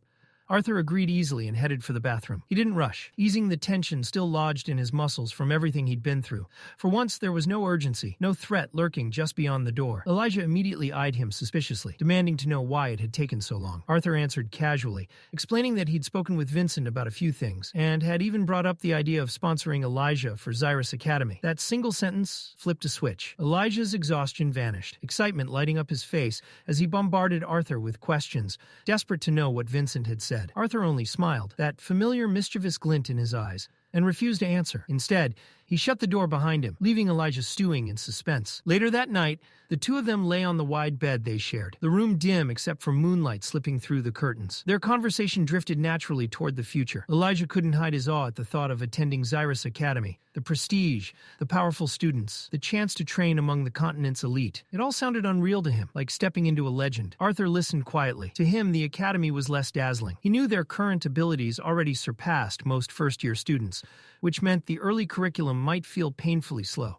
Still, he admitted it wouldn't be pointless. It would give him the time and structure he needed to refine his weaker attributes, lightning and ice magic. Even with his beast will backing him up, those elements still resisted him more than he liked. Eventually, Elijah's tone shifted. He brought up Lucas. He asked carefully what Arthur planned to do. Arthur let out a slow breath. Lucas didn't recognize him, and Arthur intended to keep it that way, until the day he was strong enough to stand against the entire Wykes family without consequence.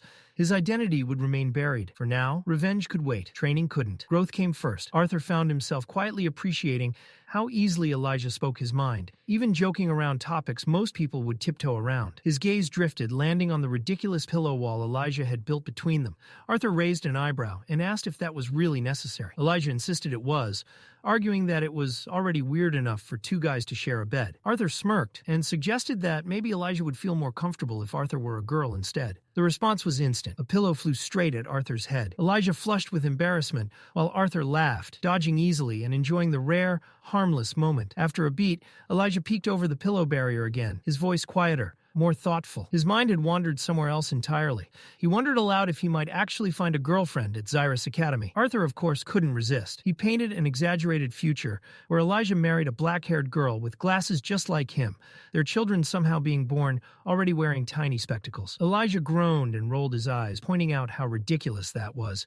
Babies didn't come with glasses. Still, he laughed despite himself. Then he flipped the teasing back onto Arthur, claiming Arthur's looks alone would make him popular, whether he wanted it or not. Too princely, he said, for his own good. Arthur smirked and asked if that sounded like jealousy. Elijah shot back immediately that it wasn't subtle at all. It was blatant. Arthur waved it off. He wasn't interested in anyone at the academy. To him, girls his age still felt far too young, barely more than kids. There was no rush. What mattered was rest. He told Elijah to get some sleep. Elijah agreed quietly. There was gratitude in his voice, and with that, their banter faded. The room fell into silence, the world outside unusually calm as both of them drifted off. Morning arrived gently. Thin rays of sunlight slipped through the curtains, nudging Arthur awake. He rose, got ready, and headed downstairs. Vincent was already there, brimming with energy. He greeted Arthur enthusiastically, reminding him of the inventor Arthur had asked about the day before. Vincent wasted no time explaining that he'd already arranged a meeting. The man's name was Gideon. According to Vincent, Gideon wasn't just an inventor.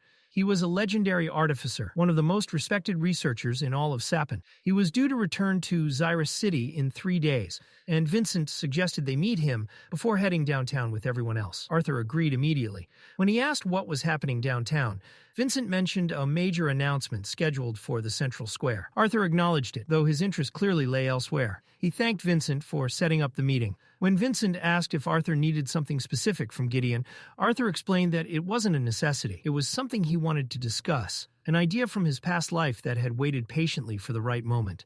This meeting would be the first step toward bringing it into reality. Vincent was still trying to process that when Reynolds appeared. He called out to them, then immediately scolded Vincent for his messy appearance, reminding him he had somewhere important to be. Realizing he was already late, Vincent panicked, shouted that he'd pick Arthur up later, and bolted out the door. Reynolds watched him go, chuckling as he teased Vincent for running, while constantly looking back like a nervous child. Then he turned to Arthur. When Arthur asked about his magic, Reynolds' face lit up with pride. He announced that he'd finally broken through. Solid orange stage. The progress was real, and it showed. Reynolds reached into his pocket and pulled out the very same beast core Arthur had given him earlier. Even though every last drop of mana inside it had already been drained, the core hadn't shattered the way it normally should have. Instead, it sat there, perfectly intact, solid and heavy in his palm. The detail clearly bothered him. A drained beast core surviving like this wasn't normal. Far from it. But there was no time to overthink it now. He still had preparations to finish before heading out. With a satisfied, almost proud smile, Reynolds tucked the core away and told Arthur he'd be back by dinner. Then he stepped out, the door closing softly behind him. Arthur didn't move. He stood there in silence, mind spinning. Something about that core refused to sit right with him. After a moment, he turned and headed to the backyard. The beast core now in his own hand. Sunlight filtered through the open space as Arthur stopped and stared down at the orb again. It was still solid, still whole. Slowly, carefully, he wrapped his fingers around it and focused, extending his senses inward. This time, he felt it. Deep within the core's black, hollow interior, something stirred. The emptiness warped, shadows shifting until a shape began to form. Arthur's breath caught. The Elderwood Guardian. The image sharpened, unmistakable. Arthur froze in place as a chill crawled up his spine, quickly replaced by pure electric awe. His heart started pounding. That fight, one that had nearly killed him, had left behind a reward so absurdly rare it bordered on the unreal. A beast will, not just treasure, not just power, a phenomenon. A gift that granted its wielder immense strength and often a unique magical ability. Something that could only be obtained if a powerful mana beast willingly passed it on, or if it was torn out by force from its core. Arthur stared at the glowing orb in his hand, thoughts colliding violently in his head. And then, a dangerous idea took root. What if he tried to integrate not one beast will, but two? There were no records, no precedents, no ancient manuals warning him not to. Just a single, terrifying unknown. And Arthur had never been one to shy away from that. Without another second of hesitation, he tightened his grip and began pouring his mana into the core. Immediately, something answered back. This wasn't like the clear emotional connection he shared with Sylvie. This was savage, primal, a raw, hostile presence roaring deep inside his consciousness. The will of the Elderwood Guardian lashed out violently, rejecting him with overwhelming force. Vines exploded forward in his mind, faster than sight, aiming straight for him, and shattered. They slammed into something invisible and broke apart instantly. Arthur's eyes widened as a powerful pressure surged around him. A barrier had formed, absolute and unyielding. He turned instinctively, and his breath stopped. Behind him stood Sylvia. Not her physical body, but her will. Towering, majestic, terrifying. The image of the great dragon loomed with overwhelming dominance, her massive form radiating authority. Her glowing eyes locked onto the Elderwood Guardian with cold finality. Space itself seemed to tremble as her will surged forward. Her jaws opened wide, rushing toward the wooden beast with unstoppable force. The Guardian convulsed, utterly crushed beneath the pressure. And then Arthur gasped awake. His eyes snapped open as the beast core slipped from his hand, clattering and rolling across the ground. His chest rose sharply as he sucked in air.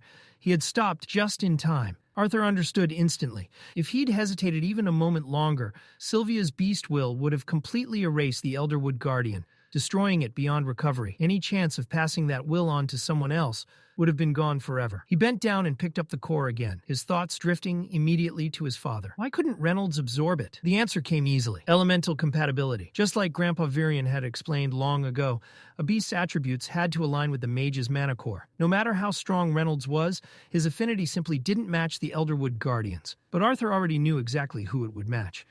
The days that followed passed swiftly. Arthur threw himself back into training, disciplined and relentless, refining his body and mana without letting his guard slip. But he didn't waste the peace either. He spent time with his family, laughing, relaxing, doing ordinary things that felt almost unreal after everything he'd been through. He knew better than anyone how fragile moments like these were. One morning, sunlight spilled gently through the windows as Arthur and Elijah lay sprawled across their bed, still deep in sleep. The quiet didn't last. The door creaked open. Ellie's small voice cut through the room, announcing that it was time for breakfast. Mom had called for them. Half asleep, Arthur mumbled something incoherent about wanting a luxurious dimensional ring, clearly still trapped in dreamland. Ellie reminded him that today was the announcement and that everyone needed to be ready. Then she grinned. Before Arthur could react, Ellie launched herself onto the bed and drove a sharp elbow straight into his chest. The impact knocked the air clean out of him. Arthur wheezed, clutching his sternum as pain flared. He shot Ellie a glare that was half annoyed, half impressed, reminding her she wasn't that small anymore,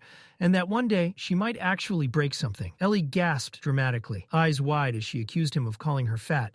The accusation was completely fake, but the chaos was real. Arthur groaned, muttering about whatever insane things she must be learning at that school for proper ladies. Before leaving, Ellie reminded him to hurry up and come down. She, their mother, and Aunt Tabitha were heading out first. Once she disappeared, Arthur sighed, rubbing his ribs again, and wondering where she'd picked up such violent tendencies. From beside him, Elijah answered casually. He had a pretty good guess. Later that day, they boarded a carriage and set off. The scenery shifted as they traveled, towering buildings of the central district slowly giving way to smaller homes, workshops, and shops. Signboards hung everywhere, advertising artifacts, elixirs, and magical services. The air felt different here, less regal, more alive. Arthur leaned back, rubbing his stomach. He was still hungry. Elijah laughed, pointing out that Sylvie had stolen half his breakfast. Arthur couldn't argue. The little dragon was a menace when it came to food. Elijah decided to check out the nearby stores. Arthur questioned whether he even had money to buy anything. Elijah adjusted his glasses smugly, reminding Arthur that, unlike him, he'd actually been saving his dungeon earnings. Arthur smirked but let him go. He turned to Sylvie and nodded, signaling her to accompany Elijah while he handled something else. As Sylvie followed Elijah off, Arthur and Vincent headed toward a modest house, tucked between older buildings. The place wasn't impressive. Cracked steps, plain door, nothing special at a glance. But Arthur knew better. Behind that door waited someone he'd been very interested in meeting. Vincent stepped forward and knocked firmly on the door, the sound echoing through the quiet street. A moment later, the door creaked open just a sliver. Peering out was an elderly man dressed in a spotless butler's uniform, his posture immaculate. He began to speak in a rehearsed, almost weary tone, explaining that his master was unavailable and did not accept visitors. But midway through his sentence, his gaze shifted. Recognition flickered across his face as his eyes landed on Vincent. The change was instant. His expression straightened, his tone softened, and the door opened wider. With a polite bow, the butler Himes welcomed Vincent inside. Arthur followed close behind, earning a brief but curious glance. Vincent returned the greeting with an easy nod. It was clear they had met before, though not recently. The moment Arthur crossed the threshold, he nearly recoiled. A horrendous stench slammed into him like a physical force. It was sharp and metallic, thick with the smell of rust, burned chemicals, and something acrid he couldn't quite place. The air itself tasted like copper, clinging to his tongue and throat. Arthur's face twisted instinctively in disgust. Himes noticed and let out a small, amused chuckle. Then something moved. From within one of the heaps, an elderly man rose, brushing soot and metal shavings from his wild, unkempt hair. He looked irritated before he even spoke, and when he did, it was loud. He barked at the butler, demanding to know why someone had been let inside his workshop. But the moment his eyes landed on Vincent, his scowl softened, just slightly. Not enough to hide his annoyance, but enough to show familiarity. He complained that even though Vincent had called ahead, he wasn't in the mood for visitors. For over a year, he said, royal messengers had been pestering him nonstop, all demanding the same impossible thing: a way to cross the ocean. Arthur let out a small chuckle, genuinely intrigued. Why would anyone want to travel across the ocean in the first place? The answer came fast and sharp. Gideon snapped at him, telling him it was none of his business. Only then did Gideon pause. His sharp, analytical eyes narrowed as they settled on Arthur. There was caution in that stare now, the look of someone who sensed something unfamiliar. He asked Vincent who the boy was. Arthur stepped forward immediately, bowing with perfect courtesy. He introduced himself as Arthur Leywin, son of Reynolds Leywin, his tone respectful and composed. He even praised Gideon's reputation and contributions as an inventor and artificer. Gideon was unimpressed. He waved off the formality and turned back to Vincent, bluntly asking why Arthur had been brought here at all. Gideon made it clear. He did not take students. He did not accept disciples. He did not mentor. Vincent hesitated, then admitted honestly that he didn't know the full reason himself. Arthur had asked for the meeting. Arthur didn't deny it. He explained that he'd originally come to offer something else entirely. But when Gideon mentioned the issue of long-distance travel across the ocean, a new idea had formed in his mind. Instead of explaining, Arthur said it would be better to show. Before anyone could stop him, Arthur walked over to a cluttered workbench covered in parchment scraps and scattered tools. He pulled a clean sheet free, grabbed a charcoal pencil, and began to sketch. At first, Gideon barely glanced over, clearly dismissing it as the pointless doodling of a child. But then his eyes caught a detail, then another. Suddenly, he lunged forward and snatched the parchment out of Arthur's hands. His face hovered inches from the page, eyes wide, breath uneven. What Arthur had drawn wasn't magic circles or mana conduits. It was something else entirely. An engine, not powered by mana, but by steam, heat, pressure, external fuel. A concept so foreign to this world that it felt almost illegal. Gideon's hands trembled as he muttered under his breath, tracing the design with shaking fingers, mentally filling in gaps. But just as his excitement peaked, he stopped. Something was missing. Key components were absent, critical details deliberately omitted. Arthur calmly took the parchment back, stating that the complete design would be shared only after their negotiation concluded. Gideon exhaled slowly, long, heavy. He knew he was trapped. With a sharp snap of his fingers, he summoned his assistant. Himes appeared moments later, carrying a sealed case with extreme care. He placed it on the table and opened it. Inside rested an ironized diamond. The gem shimmered with contained power, its surface reflecting light like frozen lightning. Vincent gasped openly. This was a treasure capable of forging top-tier artifacts, something worth a fortune beyond measure. Arthur barely reacted. Gideon, undeterred, proudly explained that the jewel could store mana up to 5 times its own capacity. He waited for awe. It never came. Arthur wasn't impressed. Gideon's confidence cracked slightly. He snapped his fingers again, ordering Himes to bring everything from the middle shelf of row C. The butler complied, and soon the table was overflowing with enchanted weapons, rare tools, and glowing artifacts. Vincent looked like a child in a candy store, eyes darting everywhere. Gideon dug through the pile and produced a mirror, boasting that it could reflect spells up to 5 times their strength. Arthur smiled politely and declined. Again, now visibly shaken, Gideon rushed through item after item, explaining their powers, defensive capabilities, and market value. Many of them were superior to anything publicly available. Arthur examined a few, nodded once or twice, and refused them all. Finally defeated, Gideon rubbed his temples and gave one last order. He told Himes to bring the pendants. Himes hesitated, warning him that those were special. Gideon insisted. When Himes returned, he carried 2 small, ornate locked cases, far more refined than anything else in the room. These were artifacts crafted for royalty. Gideon unlocked one and opened it. Inside lay a delicate pendant. A soft pink gem rested at its center, suspended from a thin chain of white gold. The craftsmanship was exquisite. Arthur lifted it and infused a trace of mana. Within the jewel, an image shimmered into existence, a phoenix worm. Arthur recognized it instantly. Gideon stared at him in shock. Gideon confirmed it without hesitation. The pendant had indeed been crafted using the essence of a phoenix worm. Vincent, clearly intrigued but confused, asked what made those creatures so special in the first place. Gideon explained that phoenix worms were S-class mana beasts, almost as rare and elusive as dragons themselves. What set them apart was a single, terrifyingly powerful trait. When faced with death, they possessed the ability to preserve their own lives. Arthur immediately caught on. He asked whether that same life-preserving ability had been embedded into the pendant. Gideon's eyes lit up as he nodded enthusiastically. Just like a phoenix worm, the pendant would activate in moments of extreme danger, forming a hardened cocoon around the wearer to shield them from fatal harm. But that was only the first layer. If the cocoon were destroyed and the wearer's life was still in jeopardy, the pendant would then consume the mana stored within it and forcibly teleport the user to the safest location they were familiar with. It wasn't just a defensive artifact. It was condensed survival itself, packed into a single jewel. Inside the cluttered workshop, Arthur continued examining the pendant closely. After a moment, he asked the most important question.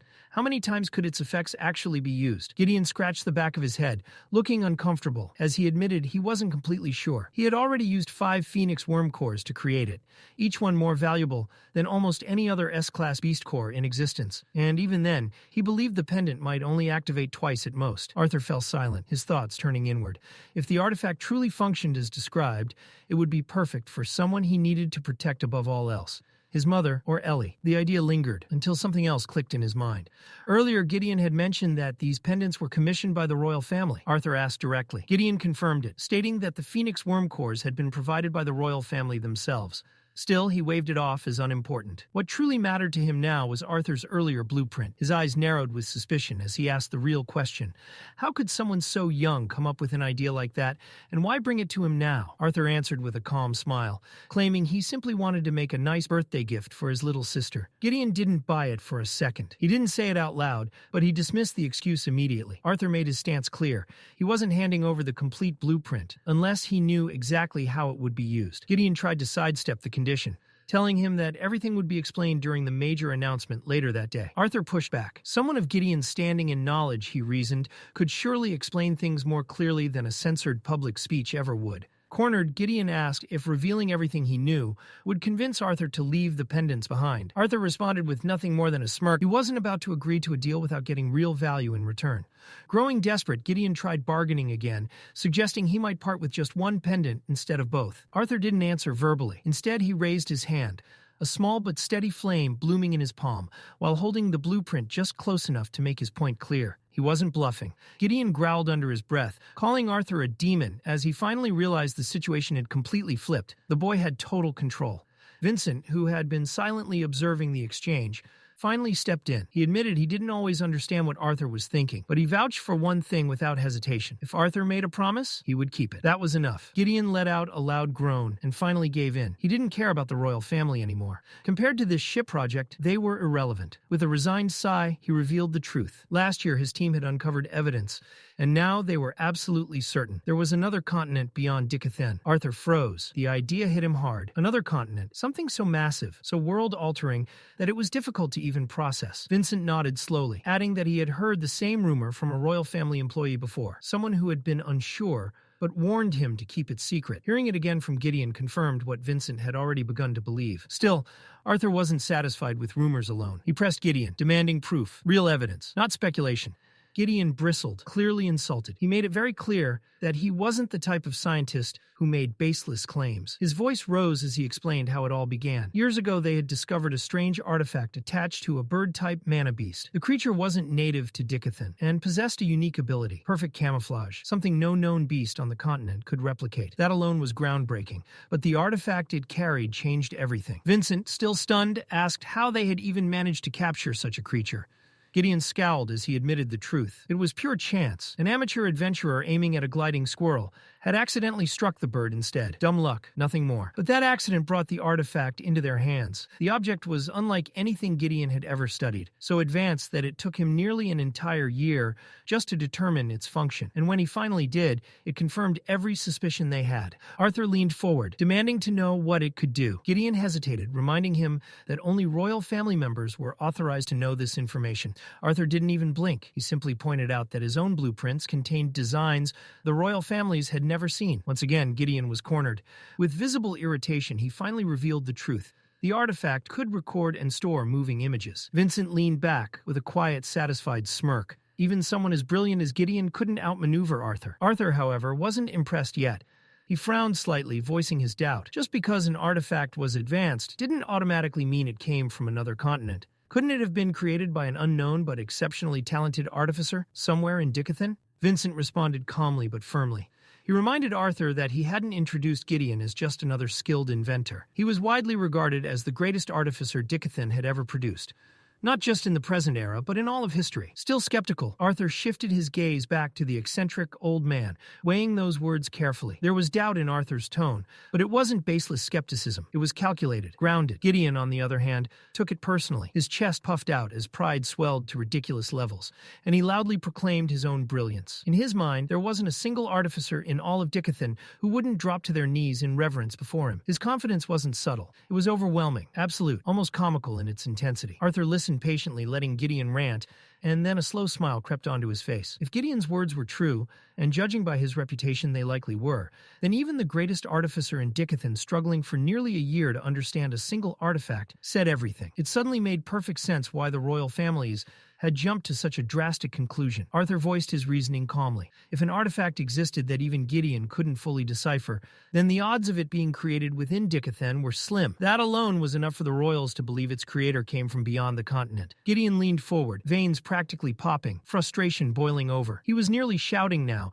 desperate to hammer the point into Arthur's head. This wasn't just some impressive device. This was proof of another world beyond the seas. A land filled with technologies more advanced, artificers more skilled, and possibly mages far beyond anything Dicathan had ever known. To Gideon, this discovery was earth-shattering, history-defining. But Arthur didn't budge. He calmly raised a hand, gently pushing Gideon back, grounding the conversation. Yes, the implications were massive. Yes, the possibilities were terrifying and exhilarating all at once. But speculation was still speculation. Until someone crossed the ocean, until they saw that land with their own eyes, everything Gideon was saying remained theory, no matter how convincing.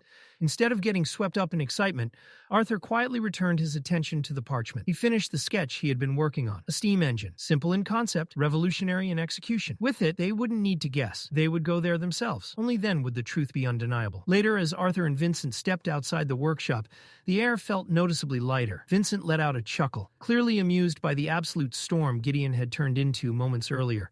He admitted he had never seen the old artificer so animated, so fired up. That level of passion from someone like Gideon spoke volumes about what Arthur had just ignited. Arthur smiled faintly. Gideon really had been excited, more than anyone had ever seen him. Causing that kind of reaction from a legend wasn't something just anyone could do. Still, Vincent voiced his doubts. Gideon might have called Arthur's steam engine design ingenious, but Vincent himself couldn't picture it. A ship powered purely by steam, crossing an entire ocean without magic? It sounded absurd. In a world where mana solved everything, relying on something so mundane felt almost laughable. Arthur walked beside him, half listening, his thoughts drifting deep again. In this world, magic was the foundation of everything. Daily life, warfare, innovation, politics. Because mana was so convenient, so dominant, people had stopped looking for alternatives. Non-magical technology, once full of potential, had stagnated completely. Vincent kept talking, unaware of the gears spinning violently in Arthur's mind.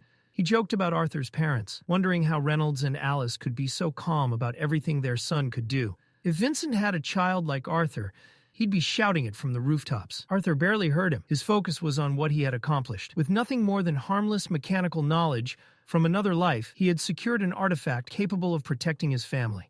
And now, with the possibility of another continent looming beyond Dicathan's waters, Arthur knew this was only the beginning. That was when Sylvie's cheerful voice echoed in his head, snapping him out of his thoughts. She was approaching with Elijah, their presence drawing closer from the other side of the square. Elijah arrived first, brimming with energy as always, talking rapidly about the upcoming announcement. Apparently, Elder Rhaeus had hinted at talks of unifying the three kingdoms, and Elijah couldn't wait to hear more. Arthur wasn't as optimistic. If unification was truly on the table, he suspected it wasn't just politics. If Gideon was right about another continent, then this move might be defensive, preparing Dicathan for something far larger than internal disputes. Vincent smirked and teased that he already knew what the announcement would be, but before he could elaborate, chaos erupted nearby. The laughter hit first, sharp, cruel, wrong. The group turned toward the sound and saw it immediately. A dwarf boy was being beaten by several students. They circled him like vultures, laughing as he stumbled and fell. Bruised and trembling, the boy begged them to stop, insisting he hadn't done anything wrong. Their leader stepped forward, Jamiel. His voice dripped with arrogance and cruelty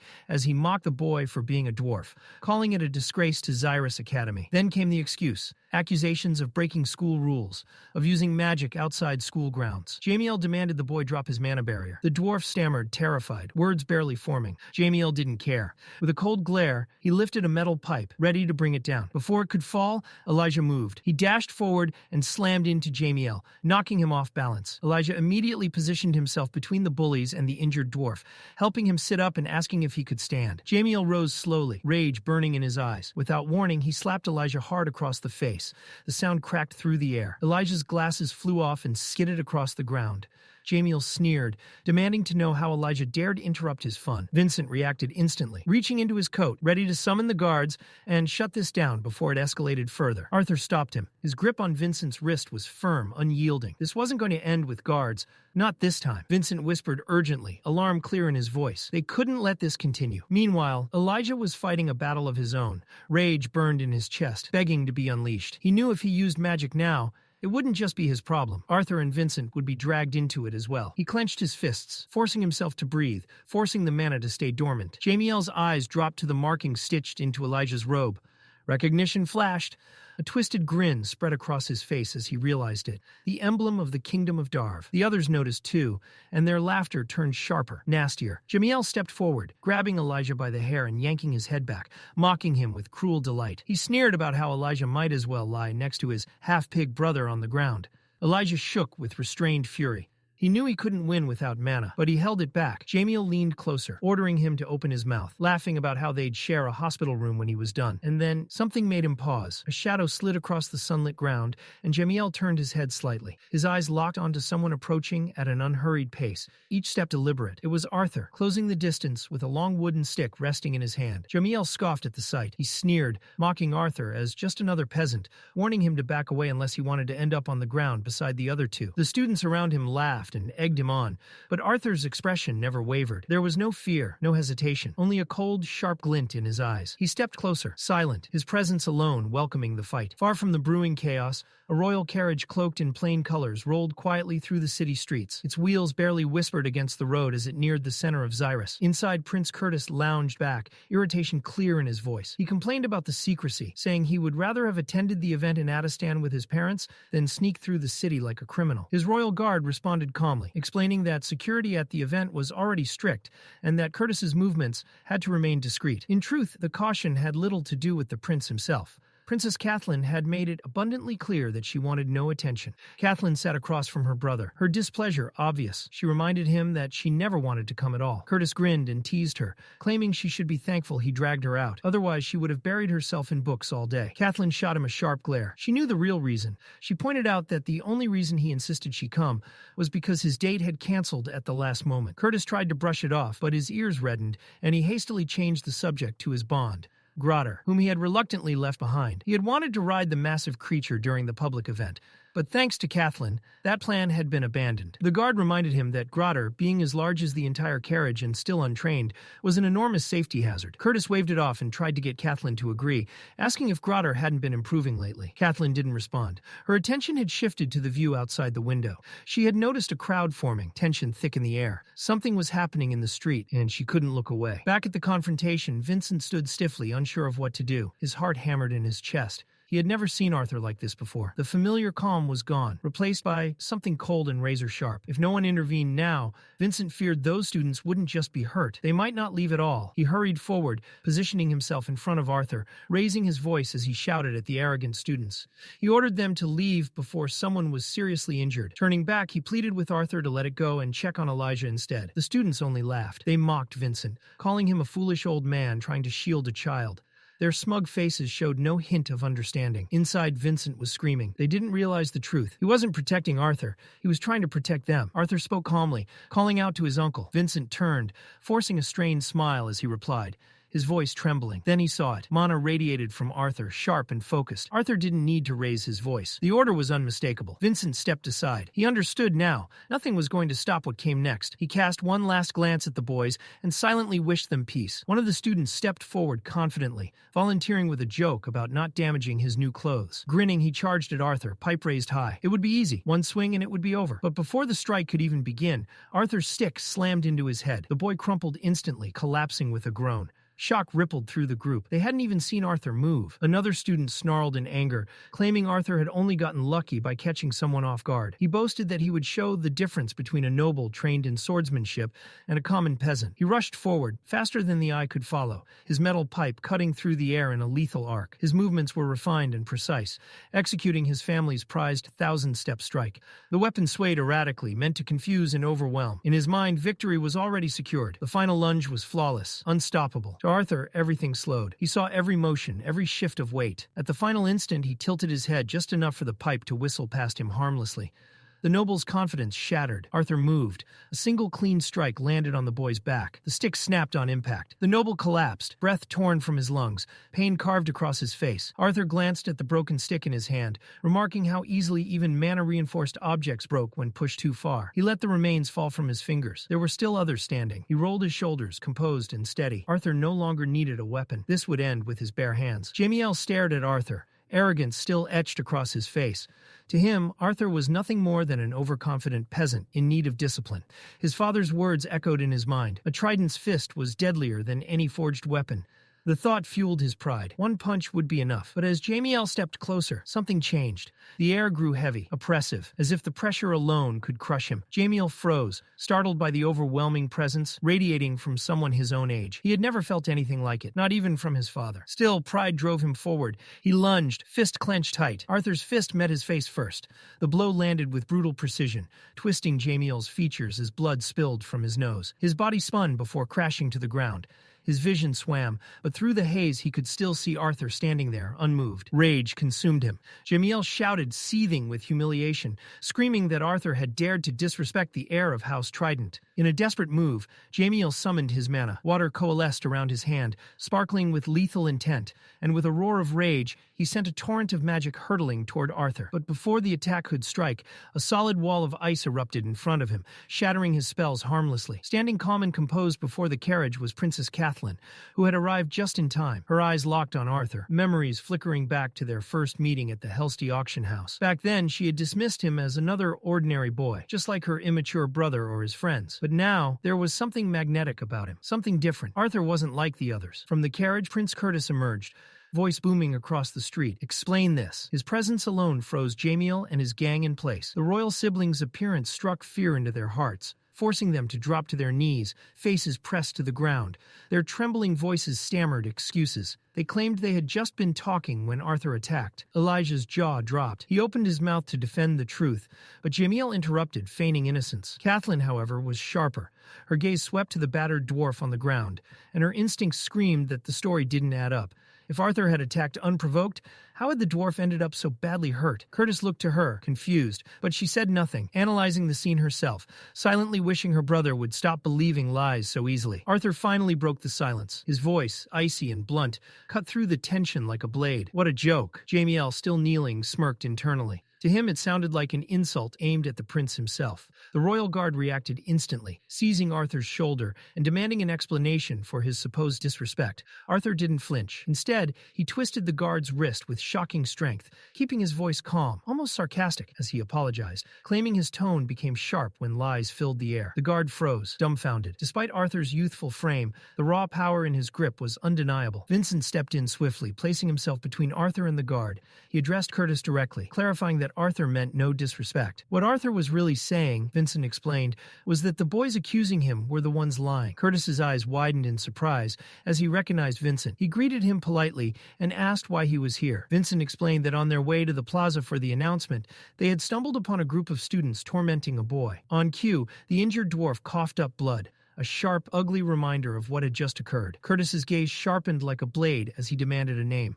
The leader stepped forward, exuding arrogant confidence. Jamiel L., firstborn of House Trident, he announced. Curtis's eyes narrowed. House Trident wasn't just any noble family. They were major benefactors of both the royal family and Xyrus Academy. The political weight of Jamiel's actions couldn't be ignored. Curtis hesitated, caught between justice and diplomacy. Any harsh punishment could spiral into far-reaching consequences. Kathleen tried to interject, warning that Jamiel's use of magic in public was a serious violation.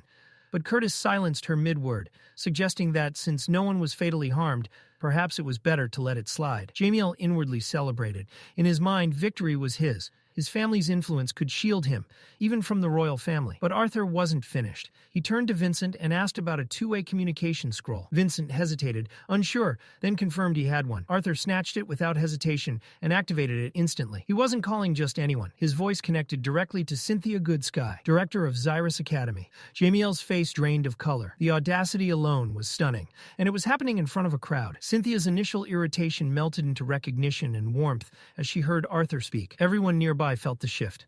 Arthur wasted no time. Calm and controlled, he demanded that Jamiel Trident and his friends be expelled from the academy, citing racial bullying and the reckless use of lethal magic in public. Confusion flickered across Cynthia's face, especially at the mention of Jamiel's full name. Meanwhile, Jamiel stood, grinning smugly, convinced that his family's wealth and donations would outweigh Arthur's influence. Arthur's calm confidence didn't waver. He made it clear. His demands were conditional. The balance of power had shifted completely, and everyone watching understood. This was just the beginning. Arthur made it clear without finishing the sentence. He would only continue attending Xyrus Academy if decisive action was taken.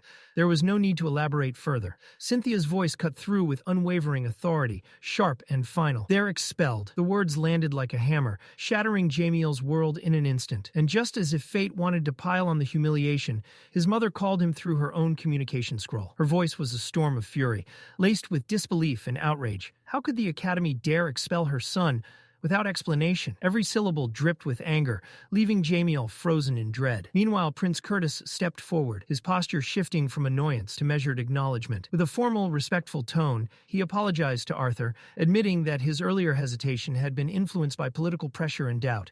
Arthur, in turn, nodded and admitted that his own temper had flared during the confrontation.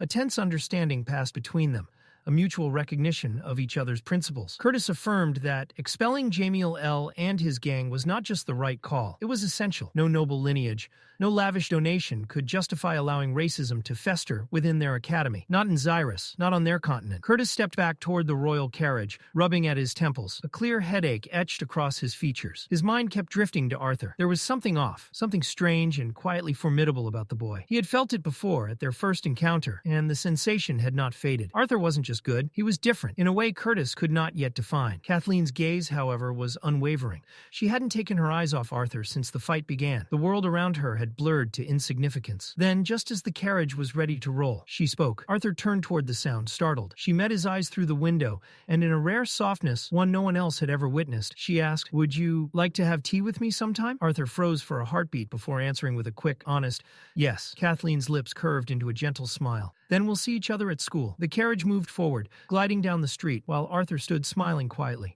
Vincent and Elijah beside him were frozen in disbelief, jaws slack, unable to process the scene. Inside the carriage, Curtis stared blankly, gripping his royal guard's shoulders and shaking him in disbelief. His mind could not comprehend what had just transpired. That cold, disciplined sister of his had spoken with warmth. But Kathleen's thoughts were elsewhere. Quietly, she kept her attention fixed on one thing: Arthur. In her heart, she admitted it. He truly was different.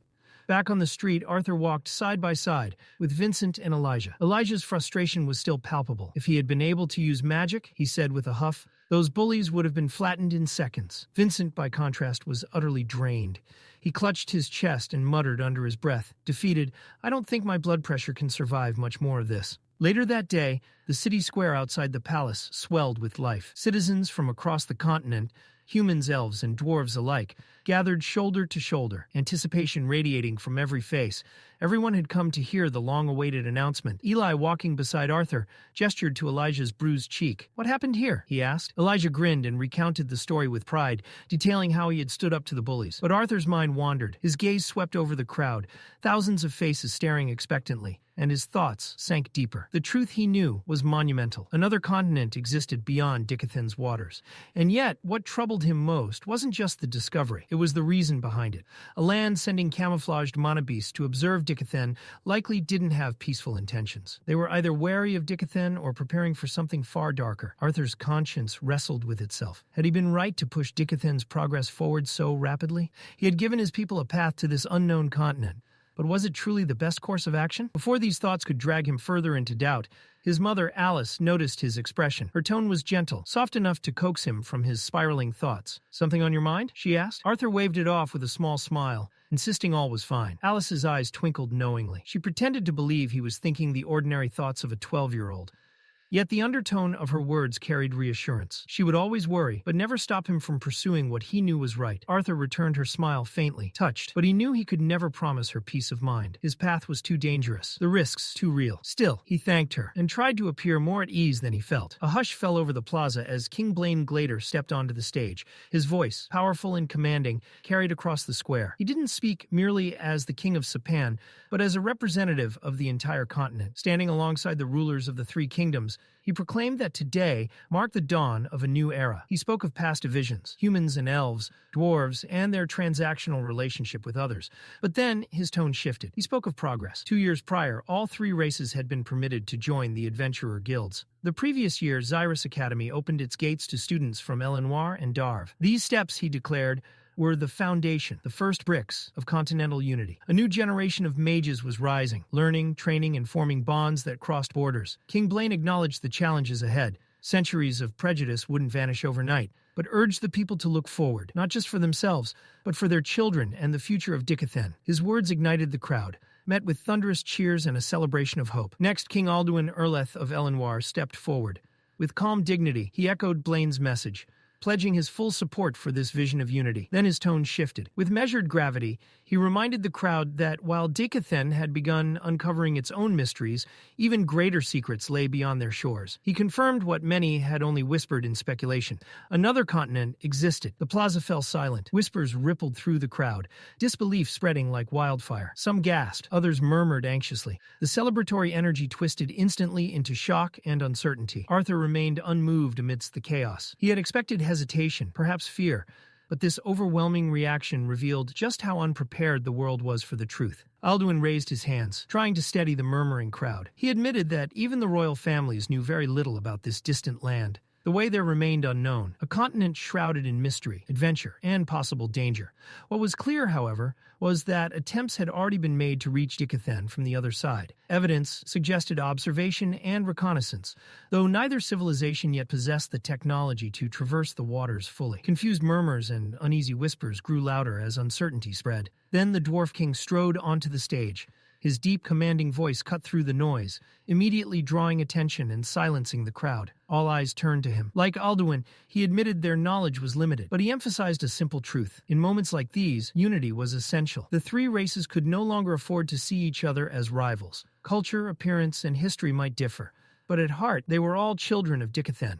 He expressed his pride in that shared legacy and urged future generations to feel the same. For a long moment, silence lingered. Then tentative claps began, spreading and swelling into a roar of approval. The cheers echoed across the city square. For the first time in generations, humans, elves, and dwarves stood together as one. The Dwarf King continued. True unity, he said, would require time, effort, and patience. But to begin this new era, 6 individuals had been chosen.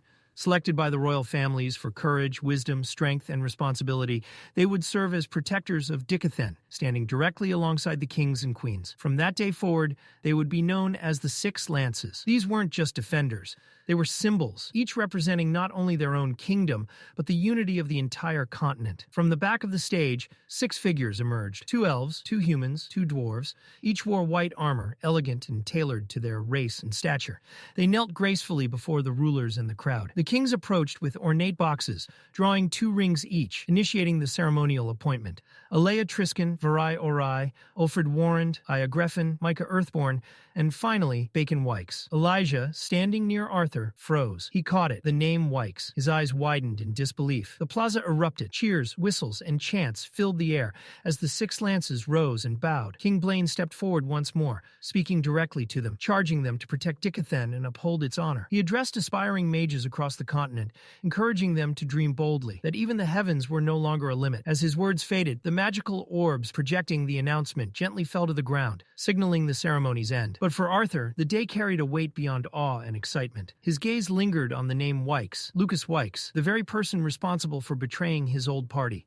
The one whose actions had led to the deaths of most of Arthur's comrades had escaped justice. Lucas had used his family's influence to avoid consequences, and now the truth hit harder. Bacon Wykes, Lucas's older brother, was not only a powerful mage, but had been chosen as one of the 6 lances. Arthur's mind narrowed. The path ahead had just grown far more dangerous. Arthur stood before the mirror longer than he normally would, adjusting clothes he would never have chosen on any ordinary day. The fabric shimmered faintly under the light, tailored with a level of flair that made him uncomfortable. It was excessive, almost theatrical. But tonight wasn't about his preferences. It was Ellie's birthday. With a quiet sigh, he straightened his collar one last time and turned toward the door. Sylvie had been circling him nonstop, wings twitching, tail flicking with barely contained excitement. The moment Arthur reached for the handle, she bounced forward, clearly ready to follow. He stopped her gently with a raised hand. Tonight she would stay behind. The change was instant. Her lively energy drained away, replaced by wide, disappointed eyes. Arthur paused, guilt tugging at him. He knelt beside her and brushed his hand over her head, his touch slow and reassuring. He explained softly that Vincent had warned him. Some of the guests attending the party weren't coming just to celebrate. They would smile, laugh, and congratulate Ellie, all while quietly watching him, measuring him. Arthur wasn't willing to gamble her safety, not even for a night. Still, he sweetened the blow with a promise. He'd bring back food, a lot of it. That did the trick. Sylvie's gloom vanished in an instant, replaced with renewed enthusiasm as her tail wagged furiously. Arthur smiled despite himself and lifted his hand, giving her a small high five to seal the deal before finally heading out. Hellsday Manor had been transformed. The ballroom glowed with warm golden light, every corner dressed in elegant decorations and colorful magical ornaments that shimmered softly. Laughter and chatter filled the air. Arthur's duty for the evening, assigned by his mother without room for protest, was to greet Ellie's classmates as they arrived. It wasn't exactly thrilling, but he played his part, offering polite smiles and calm welcomes. As his gaze swept the room, he spotted Elijah nearby, deep in conversation with a girl from the academy. Elijah was laying it on thick, boasting confidently about his imminent enrollment at Xyrus Academy, his charm dialed up to an almost absurd degree. With a dramatic wink, he even asked her out. Then fate intervened. His elbow clipped a wine glass. The crystal tipped, fell, and emptied itself down the front of his shirt. Elijah froze, staring down at the spreading stain in stunned silence. Arthur turned away, lips twitching in amusement, but not fast enough. Elijah caught him watching. Their eyes met, and Elijah shot him a look that practically screamed, "Don't you dare acknowledge this." Before Arthur could enjoy the moment further, Reynolds's voice rang out, loud and commanding, announcing the arrival of the evening's special guests. The doors opened shortly after, and Eleanor's confused voice echoed through the hall as she questioned why they weren't heading out to dinner like she'd been told. She didn't finish the sentence. The lights flared to life all at once. The chandelier ignited in brilliant radiance, magical decorations bursting into color. The room exploded with sound. As everyone shouted, "Surprise!" Eleanor stood motionless. Confusion flickered across her face, followed by dawning realization, and then pure joy. Her eyes lit up as the truth sank in. Before she could even react properly, her friends swarmed her, laughter and hugs crashing over her in a storm of birthday wishes. When the excitement settled just enough, Reynolds raised his glass again, smiling proudly as he announced that it would please him greatly to see his son and daughter open the evening with the first dance. Eleanor's smile vanished. Color drained from her face as panic set in. Dancing in front of everyone had clearly not been part of her expectations. Tabitha leaned over, whispering curiously, asking if Arthur and Eleanor had practiced. Alice's expression tightened immediately, irritation written clearly as she silently blamed Reynolds for springing this on them. Eleanor turned to her mother, voice low and desperate. She admitted she didn't know how to dance and asked what they were supposed to do. That was when Arthur stepped forward. Calm and unhurried, he removed his gloves and approached his sister. He bowed slightly and extended a hand, offering reassurance without a single word. Eleanor hesitated only a moment before nodding and placing her hand in his. Trust outweighed fear. Applause followed as Arthur guided her onto the dance floor. At Reynolds' signal, musicians emerged from behind the stage, instruments already in hand. The music began. Arthur's movements were smooth and assured. One hand held Eleanor's, the other rested lightly at her waist. He led her gently, guiding her through each step with practiced ease. Her coral-colored dress flowed gracefully as they turned, following his lead like a tide. Tabitha watched closely, surprise evident as she once again remarked that she was certain they hadn't practiced. Alice confirmed it, still incredulous. Arthur remained composed throughout. This wasn't new to him. Long ago, another life. He had attended formal gatherings where such dances were routine. The memory of those skills surfaced effortlessly. Eleanor relaxed as the song continued. The tension melted away, replaced by laughter and genuine enjoyment. By the final notes, she moved confidently, perfectly in sync with Arthur. They finished together, stopping precisely as the music faded. The room erupted in applause. Compliments came from all sides. Eleanor glowed, pride and happiness lighting her face. Just as the cheers began to die down, Gideon approached Arthur, clapping exaggeratedly. His praise dripped with sarcastic flair, theatrical disgust coloring every word. Without waiting for a reply, Gideon asked to speak privately. Arthur wasted no time slipping away, heading out into the backyard where the cool night air washed over him like relief. Gideon followed, unsurprisingly unwilling to let the moment pass. Ever blunt, Gideon joked about Arthur performing like the star of a solo play.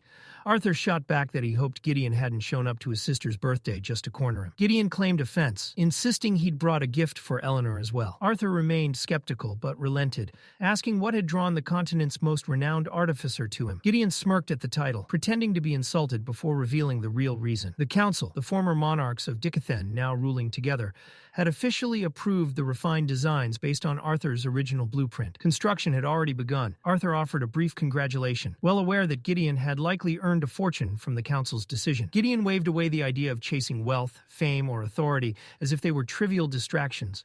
To him, those things were never the destination, only instruments to reach something greater. Whatever his true ambition was, it stretched far beyond what even the ruling council could grant him. Before he could expand on that thought, his presence drew attention. A group of excited children rushed over, eyes wide with awe, bombarding him with praise. They spoke animatedly about his creations, especially the massive ship he had designed, clearly the stuff of legends to them. Gideon tried to dismiss them politely, insisting he was occupied. But admiration has a way of ignoring schedules. As he was pulled away, he turned back just long enough to warn Arthur not to disappear again. Arthur did exactly that. Slipping away once more, he wandered through the yard, his thoughts drifting as easily as his steps. Fame, he reminded himself, wasn't merely a stepping stone. It carried weight, expectations, consequences that couldn't be shrugged off. Eventually, he settled into a quiet corner of the backyard, a glass of apple cider in hand. The sounds of the party dulled into a distant hum. From across the lawn, he noticed Lelia approaching, having just arrived alongside David. She waved in his direction before turning toward Tim,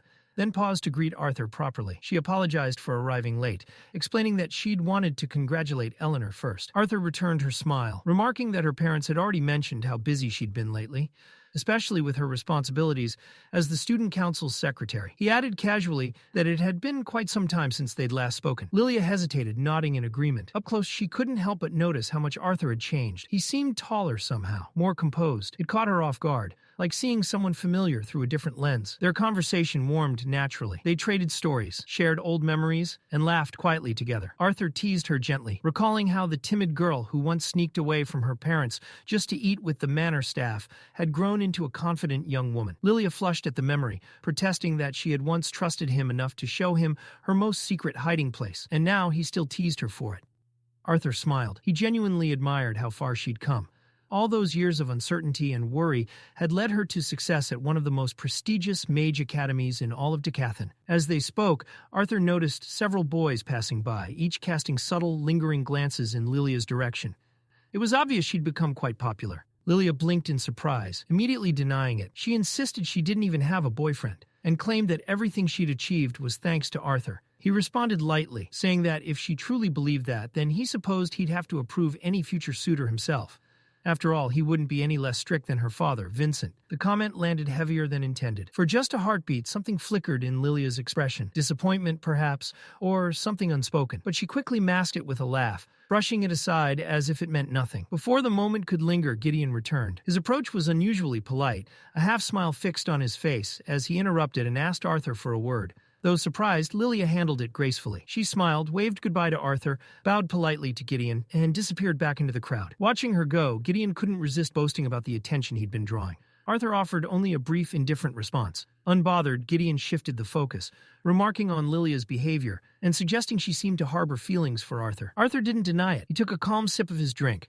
When Gideon asked whether Arthur intended to act on it, Arthur answered evenly. What Lilia felt wasn't love. It stemmed from change. Dramatic change that Arthur himself had caused. Gratitude, admiration, perhaps even an illusion born from having her fate altered. In time, she would understand the difference. What she felt now was the kind of infatuation a young girl might have toward a hero, not affection forged through true understanding. Gideon scoffed, mocking Arthur's mature handling of the situation, admitting it almost made him ill. Arthur ignored the sarcasm. He knew Gideon hadn't chased him down just to discuss emotions. And finally, Gideon revealed the truth. He intended to use the wealth, influence, and authority the council had granted him to obtain something far more valuable. Arthur's knowledge. Not prestige, not power, understanding, the kind that could reshape civilizations. Arthur didn't react with enthusiasm. He reminded Gideon that even sharing the steam engine's design had left him conflicted. Dicathen had its own rhythm, its own course. It wasn't his place to forcibly redirect it. But Gideon heard what Arthur didn't say. There were more ideas, more knowledge, locked away. The realization lit a dangerous spark in Gideon's eyes. Arthur noticed immediately. Gideon was hearing only what he wanted. Tired of the pressure, Arthur infused mana into his voice and issued a quiet warning, low, controlled, meant for Gideon alone. The effect was instant. Gideon flinched. Recovering quickly, he retreated from his demands and offered a compromise instead. He proposed a partnership. Gideon would become Arthur's personal supplier, providing any artifacts or resources he needed in exchange for occasional guidance and insight. Arthur considered it briefly. Then he extended his hand, a calm, sharp smile on his face. They shook. The deal was sealed. The night carried on in a haze of laughter, music, dancing, and clinking glasses until the celebration finally began to wind down. Arthur stood quietly to the side, watching as his family gathered around Eleanor one last time. Reynolds and Alice stepped forward together, presenting their daughter with a carefully prepared gift, elegant hair ties adorned with tiny ornamental bells that chimed softly when moved. It was a simple, yet heartfelt present, one filled with warmth and affection. But Arthur's attention drifted elsewhere. Another gift sat nearby, subtly distinct from the others. Its wrapping was refined, deliberate, almost restrained. Eleanor noticed it too. Her curiosity ignited, she hurried over and eagerly began unwrapping it. Alice asked who the gift was from, but Arthur could only shake his head. He didn't know. Inside the box lay a letter addressed directly to Eleanor. Arthur picked it up and read it aloud. The words weren't from family or friends. The writer spoke with quiet understanding, acknowledging Eleanor's admiration for her brother, but urging her not to remain in his shadow. The message encouraged her to grow stronger, to walk beside Arthur as an equal rather than watching him from behind. Eleanor's breath caught. She reached into the box and slowly lifted out the gift. A bow. Not an ordinary one, but a masterfully crafted weapon, elegant and refined. Its form alone drew the attention of the entire room. Tabitha was the first to voice her admiration, praising its beauty. Vincent leaned in closer, recognizing the intricate craftsmanship and delicate patterns woven into its design, features unmistakably reminiscent of elven work. Even Reynolds frowned slightly, puzzled by the rarity and meaning behind such a gift. Arthur remained silent. Something about the bow, the intent behind it, the message it carried, stirred a faint sense of familiarity deep within him, a feeling he couldn't quite grasp. Before he could dwell on it further, Eleanor turned toward him, eyes shining, as she reminded him that she was still waiting for his present. Alice gently scolded her for her impatience, but Eleanor only laughed, clearly unable to contain her excitement. Arthur smiled. He handed Eleanor a small box, while discreetly passing a second one to their mother. Eleanor tore into the wrapping without hesitation. The moment she saw what lay inside, her expression lit up completely. Nestled within was a delicate pendant, an enchanted necklace, crafted from rare materials, shimmering faintly with mana. Arthur explained calmly that both pendants were protective artifacts, designed to safeguard them in moments when he or Reynolds couldn't be there. Tabitha admired the craftsmanship aloud, wondering where such rare pieces had been acquired. Vincent answered proudly. They were one of a kind. Arthur stepped closer and fastened the necklace around Eleanor's neck himself. She looked up at him, smiling brightly, as he quietly wished her a happy birthday. The moment was simple and perfect. In the days that followed, life gradually returned to its familiar rhythm. Even Arthur's own birthday passed quietly, just as he had requested. There were no grand celebrations. The twin horns were still deep within the continent on an extended expedition, though a letter arrived confirming their safety. Unlike Eleanor's lively party, Arthur's birthday was spent with family alone, and that was more than enough. Over the following months, Arthur found himself growing closer to Gideon. Beneath the artificer's eccentric habits and relentless curiosity was someone dependable, loyal in his own way. Their long discussions and shared work slowly formed a bond neither of them openly acknowledged, yet both had come to value. One day, Gideon led Arthur into his personal workshop, a highly restricted facility accessible only to council members and a select few trusted individuals. Gideon took every opportunity to remind Arthur of how rare this privilege was, clearly enjoying the moment. Arthur responded with mild sarcasm. He'd already heard the reminder several times. Gideon accused him of being ungrateful, pointing out Arthur's lack of visible excitement. Arthur countered that it was difficult to feel impressed when Gideon hovered over every detail like an anxious parent. The two bickered back and forth, their exchange sounding less like colleagues and more like family. Gideon joked about their late-night discussions accomplishing nothing, Arthur shot back, telling him to go make friends his own age. Then Gideon's tone shifted. He brought up Arthur's birthday, surprised by how much time had passed. It had already been over 4 months since Eleanor's celebration. Curious, he asked whether Arthur's own birthday had been just as extravagant. Arthur shook his head. He'd asked for something small, private, just family. Gideon found that unexpected, especially after seeing how naturally Arthur had moved through Eleanor's party. Still, after a brief pause, he offered a rare, sincere wish for a belated happy birthday. Then he handed Arthur a box. Arthur glanced at it, amused, asking what it was. Gideon told him to open it. Arthur raised an eyebrow, teasing him for not even bothering to wrap it. Gideon huffed, pretending to be offended and threatening to take it back. Arthur laughed and opened it. Inside was a sleek, finely crafted bracelet, an artifact made specifically for him. Arthur thanked him genuinely. Gideon waved it off, saying it was nothing compared to Arthur's contributions to the steam engine. But then his curiosity surfaced. He asked why Arthur needed a bracelet capable of concealing not one, but 2 elemental affinities. Half-joking, Gideon asked if Arthur was secretly a quadra-elemental mage. Arthur answered casually. He was. Gideon froze. The realization hit him instantly. If Arthur wanted to hide half of his affinities, it meant he was deliberately concealing a vast portion of his strength. And the fact that he'd revealed this truth meant something else entirely. Trust. Gideon asked why Arthur would tell him something so dangerous. Arthur only grinned and winked, joking that the more Gideon knew about how special he was, the more free artifacts he could squeeze out of him. Gideon groaned, thoroughly exasperated, demanding proof one day. Arthur promised he'd show him eventually. Then, smoothly changing the subject, Arthur praised the pace of the ship's construction. He was genuinely impressed by how quickly the project had advanced. Gideon confirmed it with pride. In just a few days, while Arthur departed for his first day at Xyrus Academy, the massive steam-powered vessel, the Decothelis, would finally set sail. Arthur stepped out of Gideon's workshop with his thoughts spiraling. Calling the old artificer a genius almost felt like an understatement. In just a few short months, Gideon had gone from sketches on parchment to the early construction of a fully functional steam-powered ship. Not just a prototype, an entire vessel. The scale of it bordered on absurd. But Arthur knew better than to admire it as a marvel alone. That ship wasn't being built for prestige or progress. It was insurance. If the continent they were preparing to explore turned hostile, and Arthur suspected it would, then strength alone wouldn't be enough. Technology, preparation, and hidden advantages would decide survival. Complacency wasn't an option. His fingers brushed the bracelet hidden beneath his sleeve. With his fire and water attributes now concealed, he could finally push his earth and wind magic without drawing attention. Sharpen them, deepen them, close the gap. Every edge mattered. Lost in thought, Arthur drifted through the city streets, barely registering the people around him, until he slammed into someone. "Ah, sorry," Arthur said automatically, snapping back to the present. "I wasn't paying attention." The man he'd collided with didn't accept the apology. He was tall, broad-shouldered, and reeked of arrogance, flanked by 2 women clinging to his arms. His lips curled into a sneer as if Arthur's existence offended him. Arthur sighed internally. Of course. The man puffed up, seizing the moment like it was fate itself. With a condescending tone, he announced that he was a professor from Xyrus Academy, as if that alone placed him above the rest of the city. He lectured Arthur about manners, sneered at his long hair, mocked his build, and bragged about how a real man should look. Then he demanded Arthur apologize, properly, on his knees. When the professor reached out to shove him down, his hand stopped cold. Arthur didn't move, not an inch. Calmly, Arthur let a thin edge of mana seep into his voice.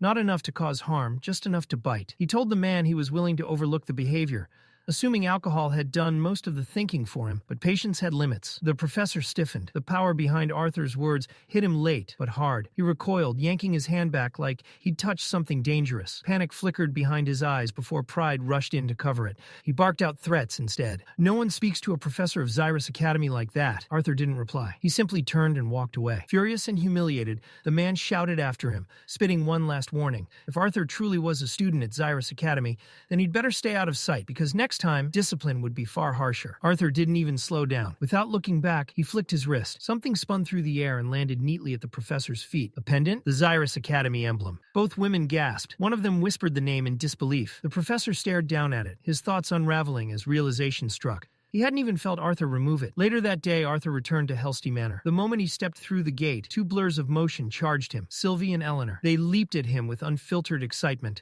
arms outstretched. Arthur sidestepped smoothly. Both missed. He walked inside like nothing had happened, calmly announcing his return and asking where his parents were. Eleanor groaned dramatically, telling him Reynolds and Alice were in the living room with Elijah, and that a package from Xyrus Academy had arrived. Arthur followed the sound of voices. Reynolds greeted him with a broad grin, holding up a box like a prize. Elijah stood beside him, barely containing his excitement. Inside were their academy uniforms. Alice handed Arthur his set personally, her smile warm and proud. As Arthur held the fabric, a quiet thought settled in. His life had worn many faces: an orphan, a king, an infant reborn, an adventurer. Each role had shaped him, hardened him, taught him something new. Now, he was about to become a student. He wondered what this next chapter would demand of him. Whatever it was, he knew the world wasn't done testing him yet. Arthur's sleep ended violently. A shout tore through the morning silence. Before he could even sit up, Elijah grabbed his foot and yanked him upward. Groaning, Arthur reacted on instinct, snatching the still sleeping Sylvie and tossing her directly at his overly energetic roommate. It worked. Sylvie woke midair and chose violence. Claws met face.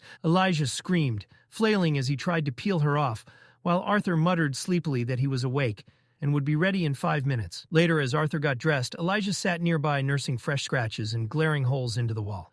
He couldn't help bringing it up again. Arthur choosing to enroll as a scholar mage still bothered him. Arthur answered calmly. He wanted knowledge, not just combat. Theory mattered. Understanding mattered. That didn't mean he'd abandoned battle entirely. He still planned to take combat courses. But fighting kids his age didn't excite him. Learning did. Elijah warned him that scholar mages weren't respected by battle mages.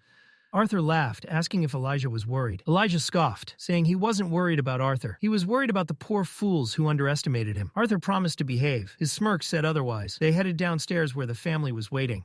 Reynolds urged them to hurry and eat. Eleanor sulked at the table, jealous she couldn't attend the academy yet. Arthur teased her, telling her to train harder if she wanted to catch up. Meanwhile, Elijah turned to Alice, asking for help healing his face. She laughed softly, already knowing exactly who was responsible, and motioned him over with a knowing smile. Reynolds couldn't stop smiling. He stood there, staring at Arthur, like the thought still hadn't fully settled in. His son, heading off to one of the most prestigious academies on the continent. With pride swelling in his chest, he turned to Alice and said, "They must have raised him well." Alice arched a brow. She had raised him. Reynolds coughed, rubbing the back of his neck, joking that the only time he really raised the kids was when they were in trouble. Alice nodded without missing a beat, her agreement light but decisive. Just then, a maid stepped quietly into the room and announced that the carriage had arrived. It was time. Arthur turned to his family, carefully keeping his emotions in check. He rested a hand on Eleanor's head, ruffling her hair gently, and told her to behave while he was gone, and to look after their parents. Eleanor nodded, pretending she didn't care, though the faint pout betrayed her. Arthur reminded her about the pendants he'd given her. Small, discreet, powerful. She was to wear them at all times. As he turned away, Reynolds scoffed loudly, pretending to be offended. Arthur shot back a grin, tossing over his shoulder a warning not to burn the house down during training. Reynolds laughed heartily, pride shining in his eyes as he called his son a cheeky brat. Arthur climbed into the carriage. As it pulled away, he took one last look at the house he'd grown up in.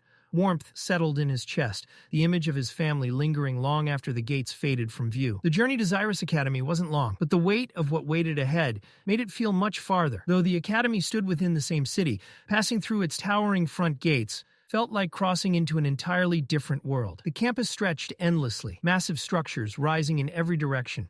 Elijah stopped short, staring in awe, his mouth slightly open. Arthur nudged him forward, urging him along as they followed the flow of new students. A senior shouted orders, directing everyone to form lines in front of a colossal white building ahead. The structure loomed over them, carved with glowing runes that pulsed faintly with magic. Even Arthur paused, surprised by its scale and presence. When they reached the reception desk, the woman there greeted Elijah first, easily identifying him as a battle mage candidate with earth affinity. Then she looked at Arthur's form. Her expression faltered. Earth and wind, she stammered. Scholar mages almost never possess dual affinities. Arthur calmly confirmed it, asking if there was an issue. Flustered, the receptionist quickly waved it off, insisting there was no problem at all and hurried them along. Inside the grand hall, noise exploded around them. Hundreds of voices collided. Laughter, chatter, excitement, students cramming together. Some already familiar, others meeting for the first time. Elijah carefully navigated through the rows, apologizing as he squeezed past people until he found a seat. Arthur caught whispers nearby. A few students glanced at his uniform and scoffed, dismissing him as just another weak scholar mage. Arthur stopped beside them. "Excuse me," he said calmly. The glare he gave was sharp enough to cut steel. The whispers died instantly. The students shifted aside without a word, suddenly finding the floor very interesting. Arthur took his seat and surveyed the hall. The place buzzed with youthful chaos, loud, restless, alive. He'd forgotten just how overwhelming this age group could be. Then his gaze drifted to the stage. A lone podium stood at its center. Without warning, a blur appeared. The air shimmered, and Director Goodsky stood behind the podium. Arthur stiffened. Her calm, piercing eyes locked directly onto him. A chill ran down his spine. Slowly, Cynthia raised her hand. Her gaze never wavered. She snapped her fingers. Silence, complete and absolute. Mouths still moved. Laughter and whispers continued, but no sound existed. The noise had been ripped from the room entirely. Students stared at one another in shock, realizing they couldn't even hear their own voices. Arthur felt genuine awe. He knew she specialized in sound magic, but this level of control was terrifying. Cynthia's voice echoed directly into their minds. She apologized lightly, explaining she disliked shouting at her age, then welcomed them, the future scholars, warriors, and leaders of the continent, to Xyrus Academy. She admitted she'd almost delivered a long, boring speech. Almost. But this year was different. For the first time since the Academy's founding, more elves and dwarves were enrolled than ever before. The room erupted in applause, some enthusiastic, others stunned by the announcement. Cynthia smiled faintly and continued, saying that instead of speaking at length herself, it was better to let those who represented the students take the stage. She introduced the student council. One by one, they emerged. Elijah lit up when he spotted Lilia, cheering loudly and pointing her out. Behind her walked a tall figure with long, parted bangs. Then the final member appeared. Arthur's eyes widened. Tessia Eralith. She moved with effortless grace, confidence radiating from every step. Nothing like the girl he remembered. At just 13, she carried herself with a presence far beyond her age. Even Sylvie seemed to brighten at the sight of her. Whispers erupted throughout the hall. Princess of Eleanor, Good Sky's disciple. A full year of private training. Praise, awe, and envy tangled together as eyes followed her every movement. Boys whispered about what it would take just to catch her attention. Tessia stepped forward. "My name is Tessia Eralith," she said clearly, president of the Student Council. She congratulated the new students on their acceptance into the finest magical institution on the continent. Though she was technically a first year like them, she spoke with authority born from experience, having spent the past year observing the academy closely, especially the discrimination faced by scholar mages. Tessia didn't hesitate. She pointed out how something as trivial as a uniform had already sparked tension among them. If cloth and color alone could divide students, what would happen when race, bloodline, and history entered the picture? Her gaze swept across the hall. She urged them to abandon the mindset inherited from older generations, the same mindset that had carved hatred between humans, elves, and dwarves for centuries. Just as the royal families had cast aside pride to form the council, she called on the students to do the same. They were the future, and if history was ever going to change, it would be because they chose to change it. For a brief moment, the hall remained silent. Then it exploded. Applause thundered through the room. Cheers rang out. Whistles echoed from every corner. Even students who'd been skeptical moments ago were swept up in the momentum. Sylvie squealed loudly, bouncing in Arthur's arms as if she'd just seen the most amazing thing in the world, convinced she'd spotted her mother somewhere in the crowd. Arthur gave up trying to stop her. With a tired sigh, he pulled her closer and wrapped his arms around her. Resistance was pointless when it came to Sylvie's enthusiasm. Beside him, however, Elijah had gone completely silent. Arthur glanced over and immediately understood why. Elijah was frozen, staring ahead like his soul had just been stolen. His eyes were wide, his breathing shallow, awe written all over his face. Arthur raised an eyebrow. "Here we go again. I'm in love," Elijah whispered dreamily. Arthur sighed deeply. He reminded Elijah that this was, by his count, the 5th confession Elijah had made since leaving the carriage. Elijah snapped out of his trance long enough to protest loudly, insisting this time was different. Arthur wasn't convinced. Casually, he mentioned that the girl Elijah was staring at had changed quite a bit since they last met. Elijah spun toward him instantly. "What do you mean last met? How do you even know her?" The frustration spilled out fast. Elijah grumbled about Arthur somehow knowing royalty, academy elites, and now student council members, Princess Kathleen, Prince Curtis, and complained that Arthur clearly belonged to some secret circle he'd never been invited to. Arthur shoved him aside and told him to stop being weird. Then he kept walking. After the lengthy ceremony finally ended, the students were dismissed to their assigned dorms. Elijah groaned about how boring it had been, despite all the important speeches, still half dazed as they crossed the massive campus grounds. A group of girls passed by, stealing shy glances in their direction and giggling behind their hands. Elijah noticed immediately. Arthur didn't. Elijah couldn't understand it. The attention, the looks. Arthur ignored it all like it meant nothing. To Elijah, it felt like a tragic waste of perfectly good charm. Then, boom, a sharp explosion echoed across the campus. Without hesitation, Arthur and Elijah broke into a run. But as they closed in, Arthur slowed. He already knew what this was. Not an emergency. A duel. Two students stood at the center of a growing crowd, tension crackling thick in the air. A tall human boy sneered openly at a dwarf student, mocking his abilities and questioning his worth as an augmenter. "Stick to forging weapons," the human scoffed. "Leave real combat to those who matter." The insult landed hard. The dwarf snapped back instantly, fury blazing in his eyes. The human introduced himself with exaggerated arrogance. "Nicholas Dryle." The dwarf didn't hesitate. "Bronzen Boar." A challenge was issued. Accepted. Both raised their hands to the badges on their uniforms. The artifacts flared to life, one glowing blue, the other red, until the lights synced with a sharp ping. Duel confirmed. Arthur watched closely. These weren't ceremonial trinkets. blankets. The badges activated protective barriers, sealing the duel space and shielding both fighters and spectators. A clean, efficient system, one that encouraged real combat without unnecessary casualties. Nicholas summoned twin dueling swords from his dimensional ring, his stance relaxed, confident, borderline arrogant. Bronson answered by pulling a massive battle axe from his own ring, planting his feet firmly into the ground. The duel began. Elijah shouted encouragement toward the dwarf, earning irritated looks from nearby students. Arthur ignored them, his focus locked on the fighter's mana flow. Nicholas was a red core mage, but his control over earth mana was refined, trained, precise. Bronson, by contrast, was still black core. The odds weren't in his favor, but Bronson didn't hesitate. With a roar, he launched himself forward, kicking off a nearby tree to gain momentum. His axe glowed as earth mana surged through it, intent on ending the fight in one crushing blow. Nicholas met him head-on. His sword scraped violently against the ground as he charged, stone and dirt tearing free. As he swung, twin blades of condensed earth rose along the arc of his weapons. Arthur narrowed his eyes. Conjuring earth like that, as an augmenter at red core, was no small feat. Bronson bellowed and smashed through the incoming attack. Yellow light engulfed his body as his axe shattered the earth blades, fragments scattering like shattered glass across the barrier. He pressed forward. Gripping the axe head with one hand, he forced another surge of mana through it and brought it crashing down. Tremor smash. The ground shuddered. The impact blasted Nicholas backward several steps, but Nicholas recovered instantly. That smug grin never left his face. He rushed back in, blades dragging once more, another wave of earth rising to follow his strike. Bronson blocked. Too slow. One earthen edge slipped past his guard, slicing the side of his head. Snarling, Bronson spat an insult, accusing Nicholas of fighting like a coward, hiding behind tricks instead of strength. The crowd leaned in. This duel was far from over. Nicholas didn't bother arguing. He answered with violence.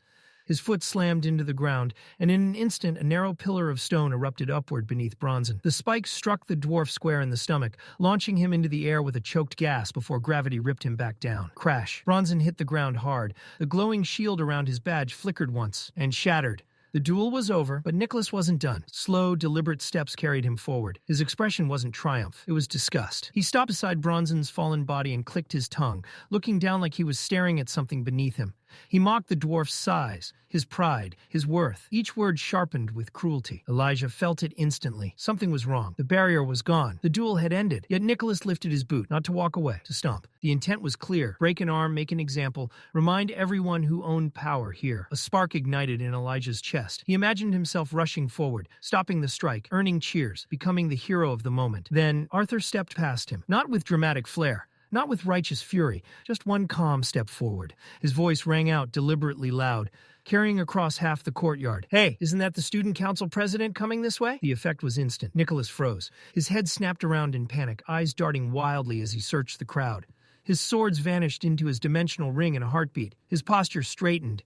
Arthur shrugged casually. "Never mind, my mistake." Elijah groaned under his breath. There went his heroic fantasy. Arthur turned to leave, a hand clamped onto his shoulder. Nicholas wasn't finished. He glared, humiliation burning behind his eyes. His voice dropped into a quiet threat, warning Arthur not to interfere again. Arthur didn't flinch.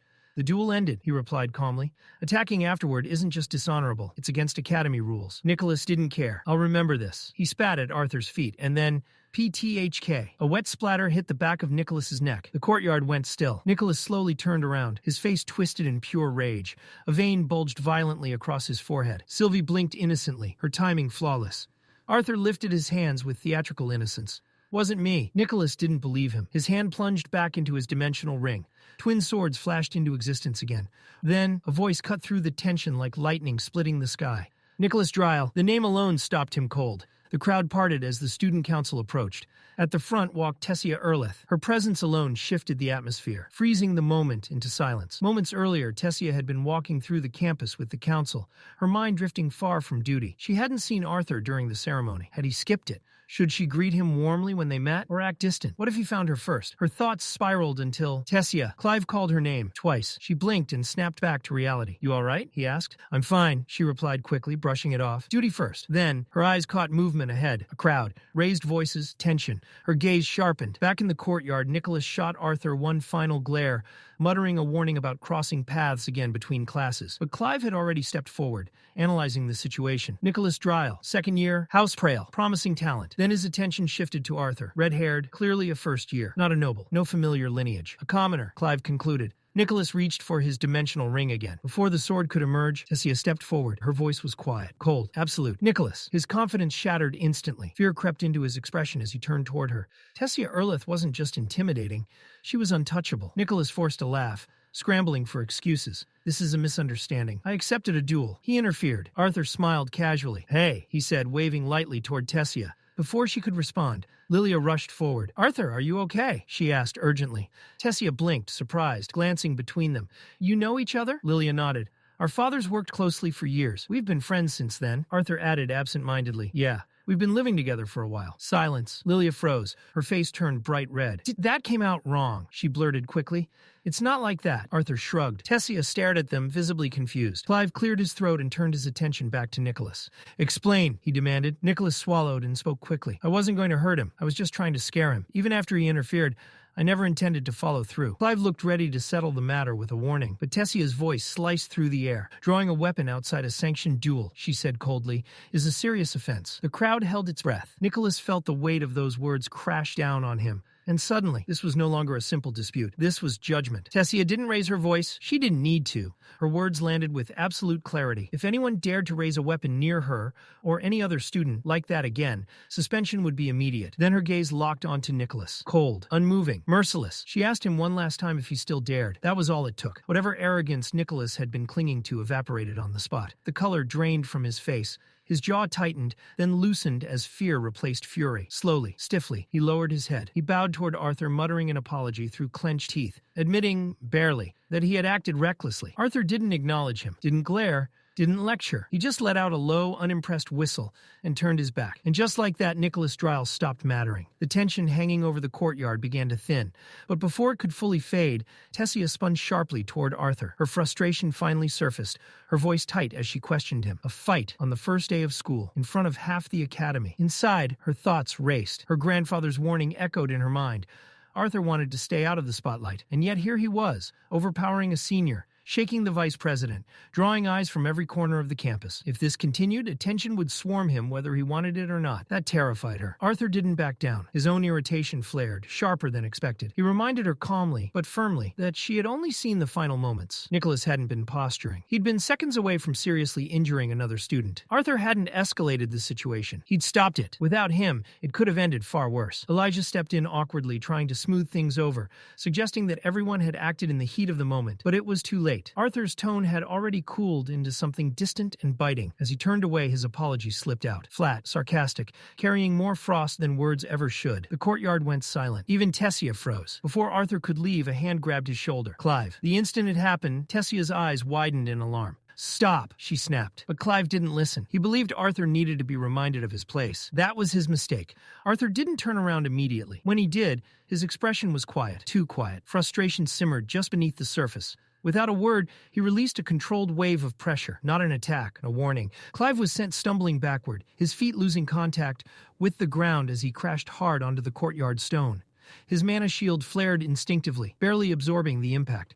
Lilia rushed to his side in panic, checking if he was hurt. Arthur didn't look back. He simply walked away, and the silence he left behind weighed heavier than any shout ever could. Later that day, Tessia paced her dorm room like a caged storm. Her thoughts were a tangled mess of guilt, frustration, and regret. She'd only wanted to protect Arthur, to stop him from doing something that could get him punished, or worse.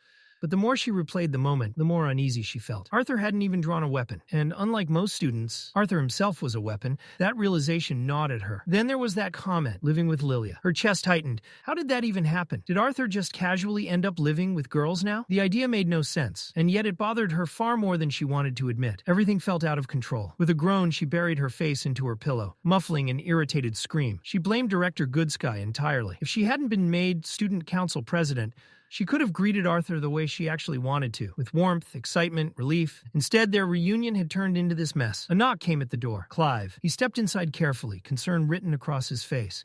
He mentioned how exhausted she'd looked earlier, asking if she was all right. Tessia snapped back that she was fine.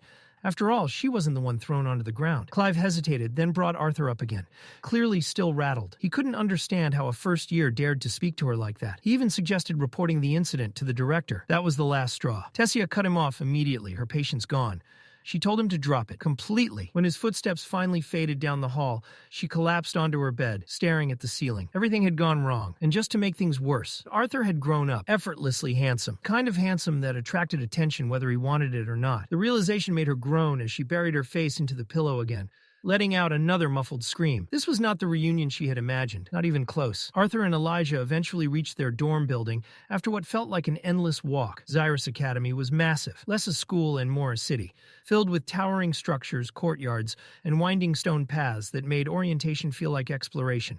Elijah, still buzzing with energy, couldn't stop marveling at it all. Arthur barely responded. His thoughts lingered on Tessia, on Clive, on the tension he hadn't meant to create. Elijah noticed and nudged him, teasing him about casually tossing the student vice president aside like it was nothing. Arthur muttered that it wasn't that simple. Normally, things like this wouldn't bother him. But Tessia's reaction had cut deeper than he expected. She wasn't wrong, but coming from her, it stung. Maybe that was the problem. A knock interrupted their thoughts. Arthur opened the door. Director Cynthia Goodsky stood there. Elijah nearly jumped out of his skin. He bowed so deeply it looked painful.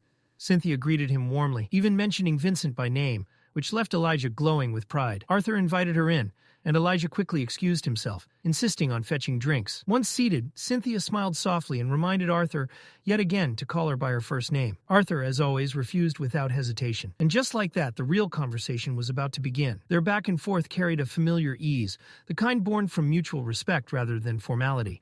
But Cynthia's smile slowly faded as her eyes lingered on Arthur. Something was off. Not just with Sylvie, with him. Her mana perception swept over him again, precise and unforgiving. Wind, earth, and nothing else. That absence spoke louder than any excess. Arthur noticed immediately. Without a word, he raised his hand and revealed the artifact Gideon had crafted. A compact seal humming faintly with suppression magic. It masked the rest. Fire, water, buried beneath layers of concealment. Cynthia exhaled softly. Disappointment flickered across her face, quickly tempered by understanding. She had hoped, selfishly, to parade a quadra-elemental prodigy under her academy's banner. But Arthur's reasons were written clearly in his eyes. He didn't dodge the truth. During his time as an adventurer, he had made an enemy. Not a rival, not a nuisance, a threat. For now, revealing everything he possessed would be reckless. Drawing attention was dangerous. Staying hidden was survival. Cynthia absorbed his words in silence. Then, with a dry smile, she remarked that referring to Lucas Wykes as merely troublesome was an understatement bordering on arrogance. If that was the kind of enemy Arthur brushed off so lightly, she couldn't help but wonder what monsters awaited him in the future. Arthur chuckled. The sound felt strangely out of place, light, almost boyish. Not many people spoke like that to someone who still looked 12. Cynthia laughed as well, waving it off, apologizing for sounding like a harbinger of doom. Arthur took the opening. There was something else he wanted, something specific. He asked about enrolling in advanced mana theory classes. Far above his year, not combat, theory, deviant-focused coursework. It wasn't about flexing. He'd still attend his regular classes.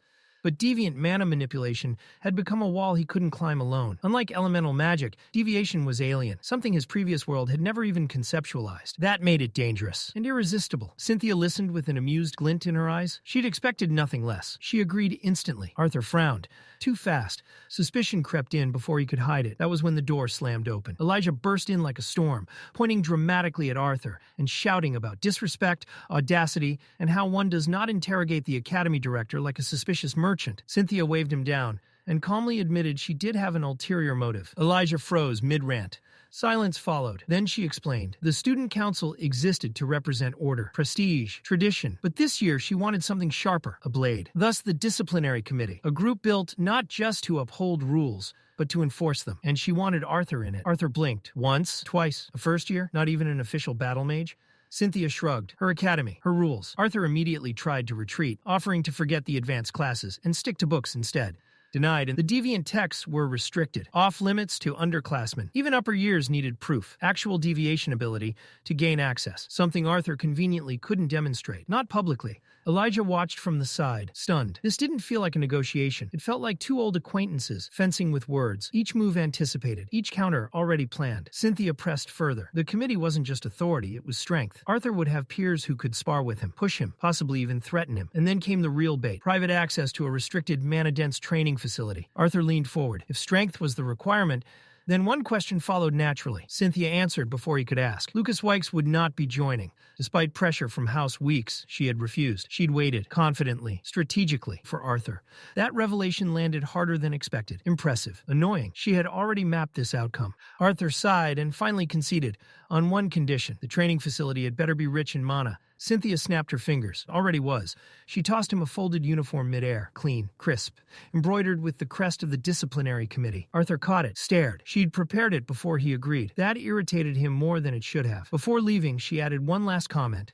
Light in tone, sharp in meaning, he should reconcile with the student council president soon. Holding grudges against a childhood friend, she teased, wasn't a good look. Then she was gone. The room fell quiet. A shadow loomed. Elijah stood there, frozen, mouth hanging open like his soul had temporarily disconnected. Tessia Eralith, childhood friend? His brain visibly crashed. Later, walking toward dinner, Arthur finally tried to explain. It wasn't some grand secret. It just happened. There was never a right moment to bring it up. Elijah waved it off dramatically, then countered with his own childhood friend, a clearly fictional girl named Helgarth, delivered with the gravity of a tragic romance. Arthur played along, complimenting her imaginary virtues with a deadpan expression that exposed the lie instantly. Elijah cracked. Then he started listing. Lilia, Princess Kathleen, Princess Tessia. What next? Gods. Arthur denied everything, insisting he hadn't done anything, which somehow only convinced Elijah further. If Arthur could draw attention without lifting a finger, then it had to be something beyond logic. Elijah decided it wasn't talent. It was sorcery, or pheromones, preferably pheromones. Clinging to Arthur dramatically, he declared that if Arthur had some mysterious charm ability, then as his best friend, he deserved a share of it. That, Arthur decided, was exactly why they worked so well together. They were both unhinged, just in different ways. Sylvie ended the nonsense by leaping up and smacking Elijah square on the head before yanking him away by the collar. Order restored. The moment they stepped into the dining hall, the atmosphere shifted. The noise dipped. Conversations stalled. Forks paused midair. Dozens of eyes snapped toward them at once, whispers rippling across the room like spreading mana. Elijah leaned in, lowering his voice. Arthur's name was already circulating. First day, and the rumors were moving fast. He advised Arthur not to let it get to his head. Arthur smirked. So this is fame, he muttered, amused. Elijah sighed. Absolute weirdo. They claimed a table in the far corner, deliberately ignoring the stairs. Food in hand, they finally found a brief moment of peace. It lasted approximately 30 seconds. A group of battle mages swaggered over, boots heavy, posture loud. Their leader stepped forward with the confidence of someone who had never been told no in his life. He introduced himself at full volume as Charles Ravenpour II, heir to a prestigious noble family, clearly expecting awe, maybe applause. Elijah blinked. Raven, Poop, he asked innocently. From the Raven Poop family? Arthur lost it. Laughter burst out of him before he could stop it, sharp and loud enough to carry. Nearby students snorted. Someone choked on a drink. Charles slammed his fist onto the table, veins bulging as he demanded respect, reminding them exactly who he was, which only made the laughter worse. Fury burning in his eyes, Charles rounded on Elijah. He sneered that Elijah was wasting an opportunity to associate with someone of true standing, all for the sake of Arthur, whom he dismissed as nothing more than scholar trash. Elijah didn't hesitate. He shot back that he'd never stand beside someone who insulted his best friend. Titles didn't matter. Bloodlines didn't matter. Everyone here was a mage, and no noble name gave anyone the right to trample others. Charles scoffed. Equality, he said, was just pretty nonsense spouted by the student council. Reality worked differently, and he was about to demonstrate. Without warning, he swung at Arthur. Pain exploded up his arm as it was violently flung backward by an unseen force. Charles staggered, shock flashing across his face. He hadn't seen Arthur move. Enraged, he charged again, mana surging into his fist. Elijah stepped in front of Arthur instantly. Arthur's eyes sharpened. He could shield himself easily, but Elijah couldn't afford a hit like that. The situation crossed the line. Then the air shifted. Deviant mana flooded the room. Thick, mana-charged vines erupted from the stone floor, coiling around Charles's arms and legs, slamming him to a halt mid-step. Panic seized his face as he struggled uselessly against the bindings. They didn't budge. Arthur followed the source of the spell and spotted her near the entrance, Tessia Eralith. As Charles shouted threats and screamed about noble authority, Arthur paused. Using magic now would only invite consequences for him and Elijah. Then inspiration struck, something far more effective than violence. Arthur stepped closer. The pressure rolling off him made Charles go still. Arthur's voice was calm, cold. He spoke about noble children who puffed out their chests, shouting family names louder than their own accomplishments. About how actions like this didn't honor bloodlines. They humiliated them. Charles snarled back, insisting that crushing trash was a noble duty. Arthur raised his hand slightly, mana flickering just enough to make Charles smirk in false confidence.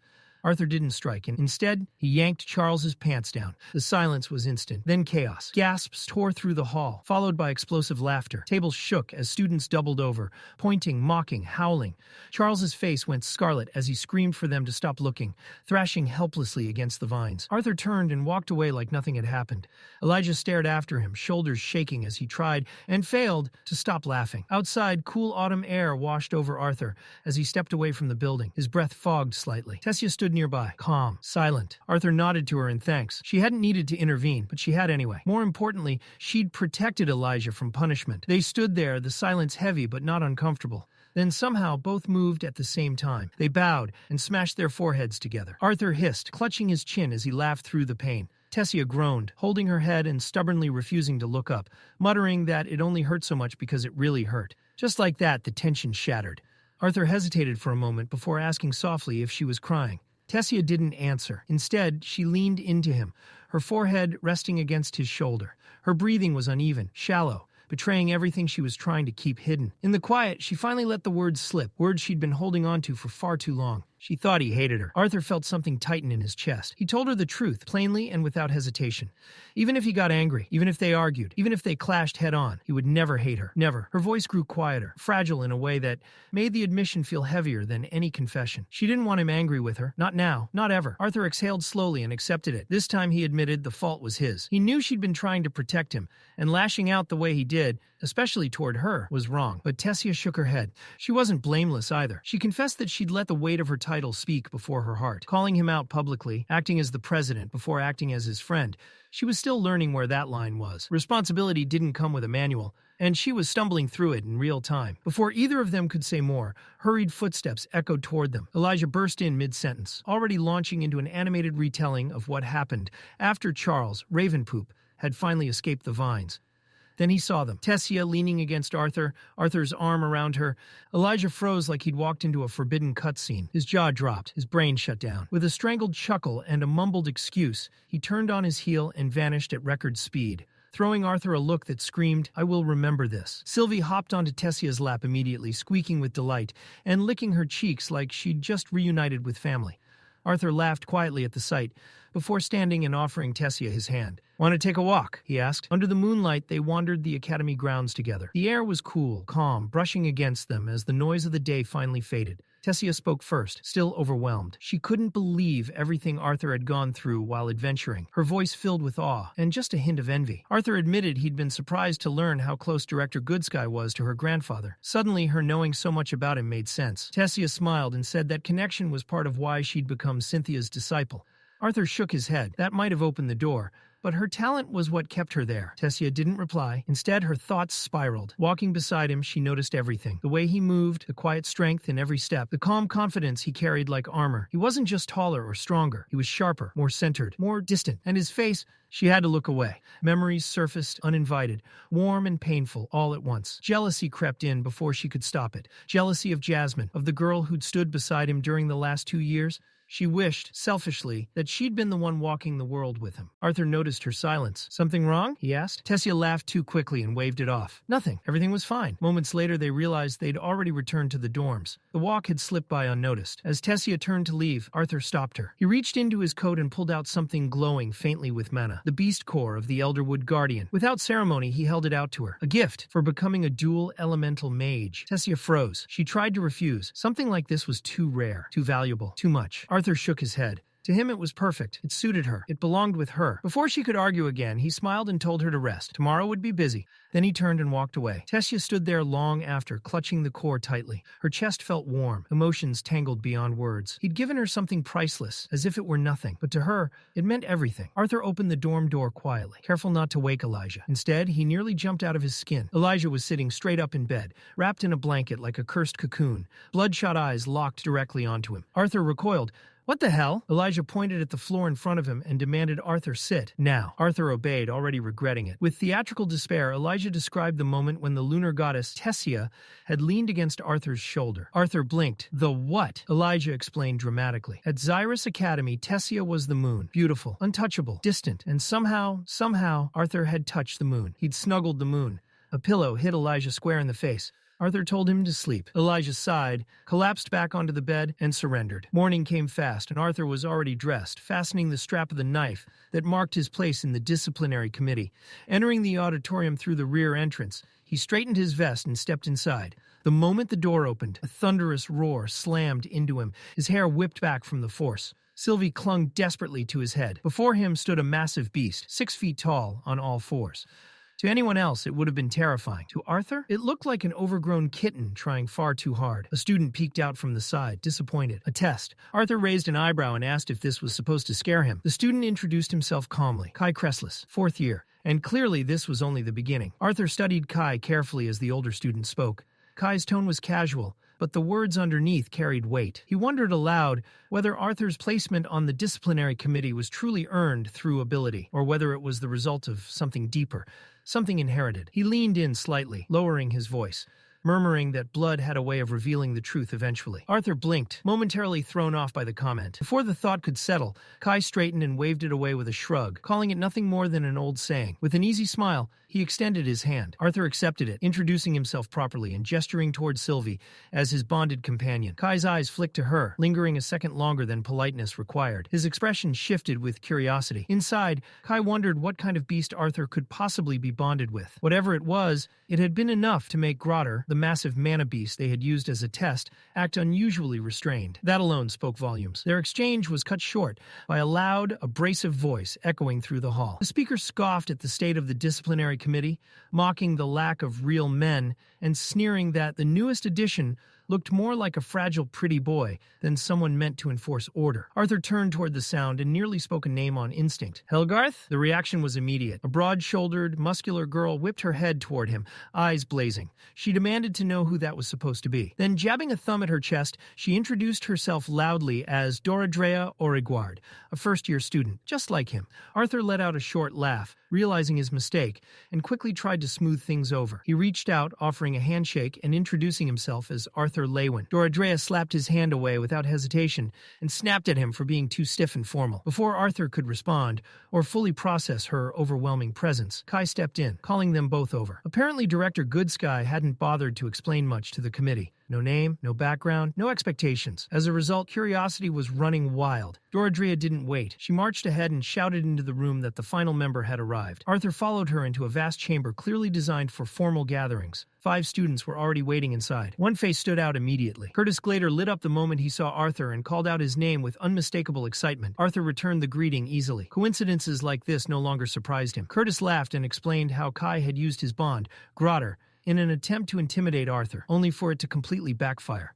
Arthur raised an eyebrow, surprised to learn that the massive mana beast belonged to Curtis. He asked if it was the same world line Curtis had bought at the auction years ago. Curtis nodded proudly. After it reached A class, they'd formed an equal contract. Arthur congratulated him sincerely, shaking his hand. Curtis returned the gesture and officially welcomed Arthur to the disciplinary committee. Doradrea stared between them, stunned, and asked if they already knew each other. Curtis chuckled. Not just me. A calm, familiar voice drifted down from the staircase. Arthur looked up to see Princess Kathleen Glader descending gracefully. She greeted him politely, and Arthur responded with proper respect, addressing her by title. Before the moment could settle, another voice chimed in, playful, edged with sarcasm. A tall, blonde elf stepped forward, older than Arthur, but carrying an irritatingly familiar energy. Arthur squinted, then recognition struck. Fei. The elf flushed instantly. He snapped back, correcting Arthur sharply. His name was Ferrith Ivsar III, and Arthur was reminded, quite firmly, to show some respect. Even if they were both first years, Ferrith was still older. Arthur smiled innocently and reminded him of the time he'd knocked Ferrith unconscious with a single punch. Ferrith bristled, accusing Arthur of doing it on purpose. Before things could escalate, another presence stepped forward. She moved with quiet confidence, her scarlet hair brushing just beneath her chin. Her posture alone radiated authority. She introduced herself as Claire Bladeheart, a 6th-year battle mage, and the official leader of the disciplinary committee. Arthur's attention sharpened at the name, Bladeheart.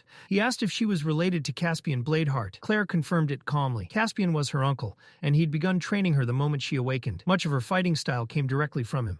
Arthur nodded, genuinely impressed, even if he kept his reaction understated. Then the atmosphere shifted. A cold, sharp voice cut in. A tall, lean student with piercing eyes stepped forward and introduced himself as Theodore Maxwell. Without hesitation, Theodore questioned the committee's standards, implying that Arthur's presence cheapened them. Then he extended his hand. Arthur accepted. The moment their hands clasped, the pressure hit. Arthur's weight multiplied in an instant, as if the world itself had dropped onto his shoulders. The stone beneath his feet cracked under the sudden force. Arthur immediately recognized it. Gravity manipulation. A deviant. His muscles screamed as he reinforced himself with mana. Thanks to the assimilation with Sylvia's dragon will, his body held firm. He didn't bend. He didn't stagger. He met Theodore's gaze head on. That was enough. The pressure vanished. Theodore released his grip and muttered that Arthur wasn't bad before turning away. A low whistle broke the silence. Kai laughed, clearly entertained, and remarked that Arthur had more going for him than just looks. He even teased that when Theodore had tried the same trick on Ferrith, the elf had ended up flat on his face. Ferrith flushed and argued that comparing augmenters and conjurers wasn't fair, though the sting to his pride was obvious. Before things devolved further, Claire clapped her hands sharply, reclaiming control of the room. She told everyone to focus. Today was the Club Rush announcement, the first time the Disciplinary Committee would present itself to the entire academy. This was their debut. Arthur blinked and asked what he needed to prepare. Curtis smiled casually. "Nothing," he said. "Just show up." The student council would handle the talking. All the disciplinary committee had to do was walk in, stand tall, and radiate authority. Arthur couldn't help the faint smirk that tugged at his lips. With a massive A-class mana beast like Grotter looming beside them, imposing would be an understatement. One look at that thing, and half the academy would reconsider their life choices. Claire nodded in agreement and clapped her hands, snapping the group into motion. This wasn't just a formality. This was a statement. Today they would show the entire academy what the disciplinary committee represented and what awaited anyone reckless enough to break Xyrus Academy's rules. By the time the club rush reached its peak, the auditorium was packed, buzzing with noise and excitement. Then the announcement echoed through the hall, amplified and impossible to ignore. The student council formally declared the creation of a new committee, one personally selected by the director herself, a group entrusted with enforcing discipline, settling disputes, and preserving order across the academy. A low murmur rippled through the crowd. Spotlights flared, and then, with every eye drawn forward, the introduction came. The disciplinary committee had arrived. The moment Arthur stepped into his next classroom, whispers followed him like trailing shadows. They spread fast. Comments about his appearance, his status, the sleek black uniform that marked him as something different. A few students whispered about Sylvie, cooing over how absurdly cute she was. Others wondered how a first year, someone so young, had earned a place among the academy's elite enforcers. And some didn't care about titles or politics at all. They just decided Arthur was their type. Arthur ignored it all and slipped into a seat near the back, Elijah dropping into the chair beside him with a grin that said he was enjoying every second of this. Elijah leaned closer and joked about Arthur's sudden popularity, gesturing subtly at the rare black uniform that might as well have been a walking announcement. Arthur scratched his cheek, clearly still adjusting. He admitted he hadn't expected this kind of attention, especially not just for joining a committee. Before he could finish the thought, the classroom doors slammed open. A tall man strode in with measured confidence, his presence alone cutting through the noise. He reached the podium and dropped a thick folder onto it with a sharp thud. The sound snapped the room into silence. Professor Evius. Arthur instinctively tried to read the man's mana, and found nothing. No fluctuations, no leakage, nothing at all. That alone told him enough. This was a conjurer with terrifying control. Evius surveyed the room calmly and introduced himself as the instructor for Fundamentals of Mana Theory. He acknowledged the divided attention with a faint smile, promising them that boredom wouldn't be an issue. There would be assignments, plenty of them, and they'd begin with something important. He launched straight into the differences between augmenters and conjurers, grounding his explanation in history rather than opinion. He spoke of mana veins and channels, explaining how conjurers naturally absorbed ambient mana more efficiently, allowing them to progress faster through core stages. Augmenters, on the other hand, excelled at circulating mana through their bodies, enhancing physical capability. Then came the part that shifted the room. Evius explained that as mages reached higher core stages, the gap between the two paths narrowed. With proper training, especially physical refinement, an augmenter could eventually surpass a conjurer at the same level. Starting advantages didn't decide everything. What mattered was how a mage used them. The class stirred. Several conjurers raised objections, citing recorded duels and theoretical matchups. Arthur stayed silent, watching closely. Evius didn't shut them down. He encouraged debate, letting opinions clash while firmly reinforcing his point. By the time the massive tower bell rang, the atmosphere had changed. The students didn't leave with certainty, but they left thinking, questioning. Arthur could see it in their eyes. As they packed up, Elijah reminded Arthur they'd meet again at lunch before heading off. The two split ways, each swallowed by the flow of students. Arthur moved through the crowded halls toward his next class, acutely aware of the glances tracking him. Some recognized his face. Others noticed the black uniform. Whispers passed quietly as he walked with steady purpose toward practical mana manipulation. Inside, he took a seat and waited as students filtered in. Soon, a familiar presence stopped beside him. Kathleen, dressed in the same black uniform, asked softly if she could sit with him.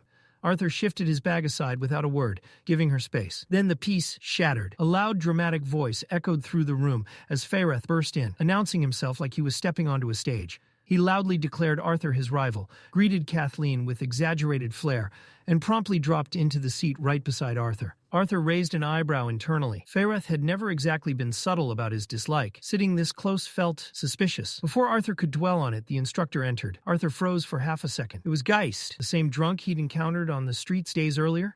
This time, Geist wore light armor instead of rags, his grin wide and energetic as he clapped his hands together. He introduced the class enthusiastically, declaring that this would be a fully practical course. No boring theory, just hands-on demonstrations. When Geist's eyes landed on Arthur, the grin twisted. The humiliation from their last encounter still burned beneath the surface. Arthur saw it clearly. This wasn't just a lesson, it was bait. Geist made a show of welcoming the Disciplinary Committee members and hinted that the class would benefit from seeing what their protectors could really do. Arthur recognized the setup instantly. Unfortunately, someone else didn't hesitate. Faireth stood up, confidence radiating from him, and volunteered on the spot. He announced proudly that he would represent the Disciplinary Committee and demonstrate their strength. Arthur resisted the urge to sigh. Of course he would. Geist's grin widened as he accepted the offer and motioned toward the stage.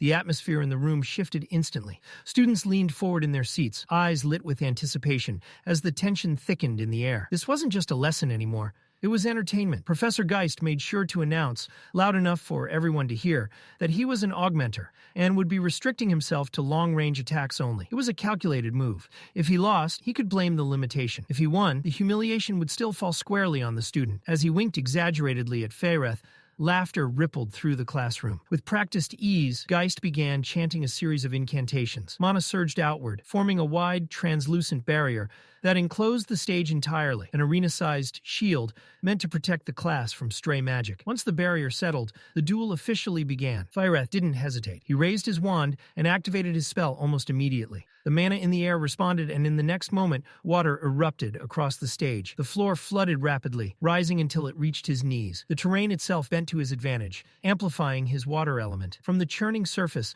a massive stream spiraled upward, twisting and condensing into the form of a gigantic water serpent. It coiled around Faireth like a living guardian, its presence overwhelming. Arthur narrowed his eyes. This wasn't some basic offensive spell. Faireth had cast a domain-level spell, something most mages didn't even attempt until far later in their training. He hadn't held back at all, but neither had Geist. A cold, eerie blue flame flickered to life along the professor's arm. The color alone set it apart, far more dangerous than ordinary fire. Arthur recognized it immediately. Whatever else Geist was, he wasn't weak. That flame carried real killing power. The water serpent struck first. It lunged with crushing force, colliding with Geist's flames in a violent explosion of steam.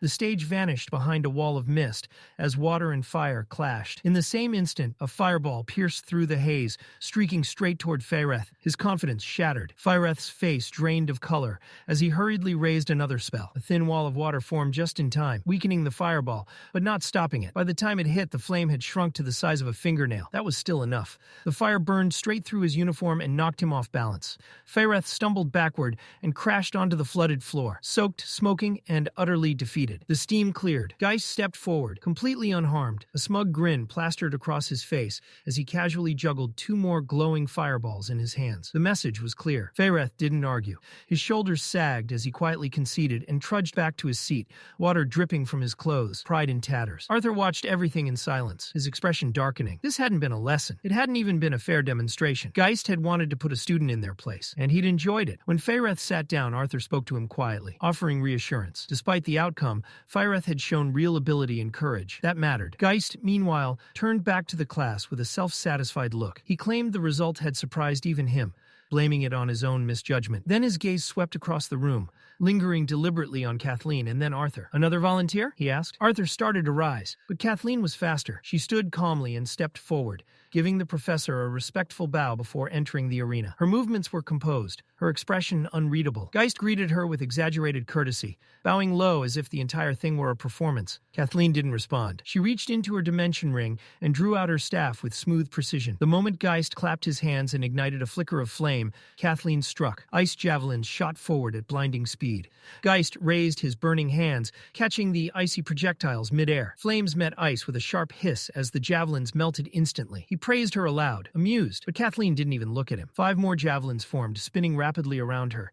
This time, she wasn't just attacking, she was controlling the battlefield. As the javelin surged forward again, Geist responded by summoning blue flames that floated around him like ghostly lights. Arthur's eyes sharpened. Ember wisps, the same spell Lucas had once used. Precise, lethal, and devastating when chained together. Just before the javelins reached him, Kathleen shattered them midair. Thousands of razor-sharp ice shards exploded outward, turning the attack into a deadly storm. Inside his mind, Geist acknowledged her brilliance. The strategy was flawless, but he believed it still wasn't enough. With a sharp command, he unleashed the blue flames. Streams of fire surged toward Kathleen. She didn't defend. She didn't dodge. Instead, she focused entirely on completing her spell. Arthur and Faereth both rose from their seats in shock. Kathleen finished the incantation. The ice shards spun violently, forming a massive, roaring ice vortex that trapped Geist at its center. A frozen tornado closed in around him, but the fire was already too close. Arthur didn't think. He moved. The ember wisps had been canceled, but the fire streams hadn't. They continued racing toward Kathleen at full force. Arthur gathered wind mana in a concentrated burst and sprinted toward the barrier. At the last possible moment, he thrust his hand through it and released the spell. A powerful gust slammed into Kathleen, throwing her sideways just enough for the fire to miss completely. The flames struck the barrier instead, dispersing in a harmless burst of steam. Silence followed. As the ice melted and the arena cleared, Professor Geist turned, expecting to see Kathleen. Instead, Arthur Leywin stood between him and the fading flames. Arthur's voice was calm, but there was steel beneath it as he questioned the professor's control over the situation. Geist bristled, insisting everything had been handled, claiming he would have canceled the attack in time. Arthur knew better. He'd seen ember wisps before. Once released, they didn't stop. Still, Kathleen was unharmed. There was no proof, no grounds to challenge him outright. So Arthur made a decision. If Geist wanted a demonstration, Arthur would be the one to give it. He stepped forward and offered to take Kathleen's place. Geist smirked, irritation hidden behind false amusement, and accepted. Arthur turned to Kathleen, asking if she was all right. She assured him she was, adding calmly that his intervention hadn't been necessary, but she thanked him anyway. The professor gave Arthur the privilege of choosing the method of combat. His tone light, but his eyes sharp, clearly hoping to provoke him, or at least catch him unprepared. Arthur didn't take the bait. He simply told Geist to fight however he pleased. That indifference hit harder than any insult. A faint twitch crossed Geist's brow, a crack in his composed facade. He bent down and pulled his sword from where it had been embedded in the floor, flames licking faintly along the blade. Across from him, Arthur calmly drew Dawn's ballad, his movements smooth and unhurried, as if this were nothing more than routine practice. Without warning, Geist lunged. His sword came down in a brutal arc, the sheer force behind it betraying his earlier claim of restraint. Heat surged through the air, but Arthur met the strike head-on, parrying cleanly. The fire trailing from Geist's blade was instantly dispersed as Arthur redirected it with a controlled burst of wind mana. Geist pressed the attack. Again and again, his strikes came faster, heavier, more aggressive, each one meant to force a mistake. Yet Arthur never lost his rhythm. He didn't chant. He didn't cast elaborate spells. With nothing but precise swordsmanship, mana-reinforced movement, and flawless timing, he blocked, sidestepped, and countered every blow. Frustration bled into Geist's voice as he snarled insults through clenched teeth, mocking the committee for only dodging. Arthur answered calmly, almost casually. "Why would I attack?" he asked. "When the esteemed professor can't land a single hit." The words landed. Geist's forced smile vanished, replaced by a twisted glare. The air around him shifted as he began weaving spells directly into his movements. His sword strikes became erratic, unpredictable, each swing bursting with sudden flashes of blue flame. Without warning, Geist slammed his foot down and cast Flame Pillar. A column of blue inferno erupted beneath Arthur. But Arthur was already moving. He stepped aside at the exact moment, the fire roaring past him, missing by mere inches. Heat scorched the air where he had stood, but not a single flame touched him. Geist charged again, blade cutting through the air with terrifying precision. Arthur leaned back just enough to let the strike pass, his heel skidding slightly. For a split second, he lost balance, but a light tap of his palm against the floor sent mana through his body, snapping him back into perfect stance. Geist didn't relent. He leapt high, sword raised overhead, and came crashing down with enough force to split stone. Arthur slipped past the vertical strike at the last possible instant as the blade smashed into the ground. Arthur's expression tightened. Now he could feel it, the full weight behind the professor's power. Geist, on the other hand, grinned wider, exhilarated by the escalation. Around them, nervous whispers spread. Some students glanced toward the exits, wondering if they should alert the director or the student council. This had gone far beyond a simple classroom demonstration. Arthur didn't retreat. In a blink, he closed the distance. Mana surged along the edge of Dawn's ballad as Arthur delivered a precise strike aimed straight for Geist's throat. Startled, the professor jumped back, farther than necessary. A bead of sweat slid down his temple. Arthur didn't pause. He exploded forward like a launched arrow. Each swing of his blade carved visible streaks through the air, sharp lines of compressed wind trailing behind him. Strike after strike, faster and more refined than the last, drove Geist backward, step by step. Kathleen watched in stunned silence, realizing Arthur was forcing a seasoned professor into retreat. Even Feyreth, pride still bruised, could only stare. This wasn't a difference in talent. It was a difference in level. As Geist neared the edge of the arena, the flames on his sword flickered, dimming under the relentless pressure. Arthur decided it was time to end it. With a subtle use of earth magic, he caused the ground beneath Geist's next step to crumble just slightly, barely noticeable. Geist recovered almost instantly, proof of his experience as an augmenter. But that fraction of a second was enough. Every lingering trail of wind Arthur had left behind suddenly activated. The arena erupted. Dozens of wind blades surged forward simultaneously as Arthur's form blurred into near invisibility. His speed surpassed anything the students had ever witnessed. The mana barrier surrounding the arena screamed under the strain, cracking and flickering violently before shattering with a thunderous snap. One final blade slipped through. It grazed Geist's neck, drawing a thin line of blood. Overwhelmed by the sheer force and number of attacks, Geist was thrown back, tumbling out of the ring. Mana cushioned the fall, preventing serious injury, but he landed flat on his back, pale, stunned, his confidence completely gone. Arthur stepped forward and planted his sword firmly into the floor beside Geist's neck. Then he withdrew it. Looking down at the man who had tried to humiliate him in front of the entire class, Arthur spoke calmly, respectfully. He thanked the professor for his guidance. The bell rang, its echo rolling through the academy. Arthur turned and left the classroom without another word. In the hallway ahead, Kathleen was already walking away, having packed up and left immediately. Arthur quickened his pace and called out to her. But before he could reach her, a firm hand grabbed his shoulder. It was Feyreth Ivsar. The proud elf nodded, clearly struggling to maintain his dignity. He admitted that Arthur's performance had been impressive, worthy of someone he now considered a true rival. Arthur returned the compliment without arrogance, acknowledging Feyreth's effort and adding honestly that if Feyreth had known what spell Geist planned to use, he would have prepared differently, and likely done far better. Feyreth laughed, confidence returning. He claimed that if the duel had truly been fair, the outcome might have been very different. Kathleen slowed and turned, her sharp gaze locked onto Arthur, as she asked what he thought her mistakes had been. Arthur hesitated, but answered honestly. She had focused entirely on completing her final spell, he said, and in doing so neglected her defense. For a moment, her silence was heavy, unreadable. Then she nodded. She accepted the criticism without argument and turned away, continuing down the hall. Feyreth let out an awkward chuckle. Sensing the shift, said a quick goodbye, and disappeared in another direction, leaving Arthur standing alone, the echoes of the duel still lingering in the air. The corridors around Arthur gradually came back to life as the bell cycle shifted, students pouring out of classrooms and flooding the halls on their way to the next lesson. Voices overlapped, footsteps echoed, and the academy returned to its usual controlled chaos. Sylvie, perched calmly on his shoulder, tilted her head and studied his face. She could feel it. Something wasn't right. With a soft mental nudge, she asked why he seemed so off. Arthur gave a faint smile, the kind meant to reassure rather than explain. It wasn't anything dramatic, nothing anyone else would notice. But inside, frustration churned. He had beaten Professor Geist cleanly, and he'd done it using only his wind attribute. That was exactly the problem. The fight hadn't made him feel satisfied. It had made something painfully clear. Even after everything he'd gained, everything he'd trained for, his current strength still wasn't enough. Not for where he wanted to stand. Not for the enemies he knew were waiting beyond the academy walls. If this was all it took to shake a professor, then the real monsters of this world were still far above him. He needed more control, more power, more refinement, no shortcuts. Shaking off the heavy thoughts, Arthur redirected his focus. His next class was Basics of Artificing.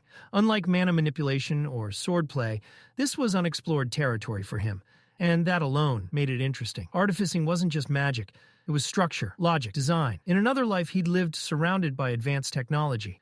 If there was any subject where the knowledge of his past world might overlap with this one, it was here. Curiosity sparked as he stepped into the classroom.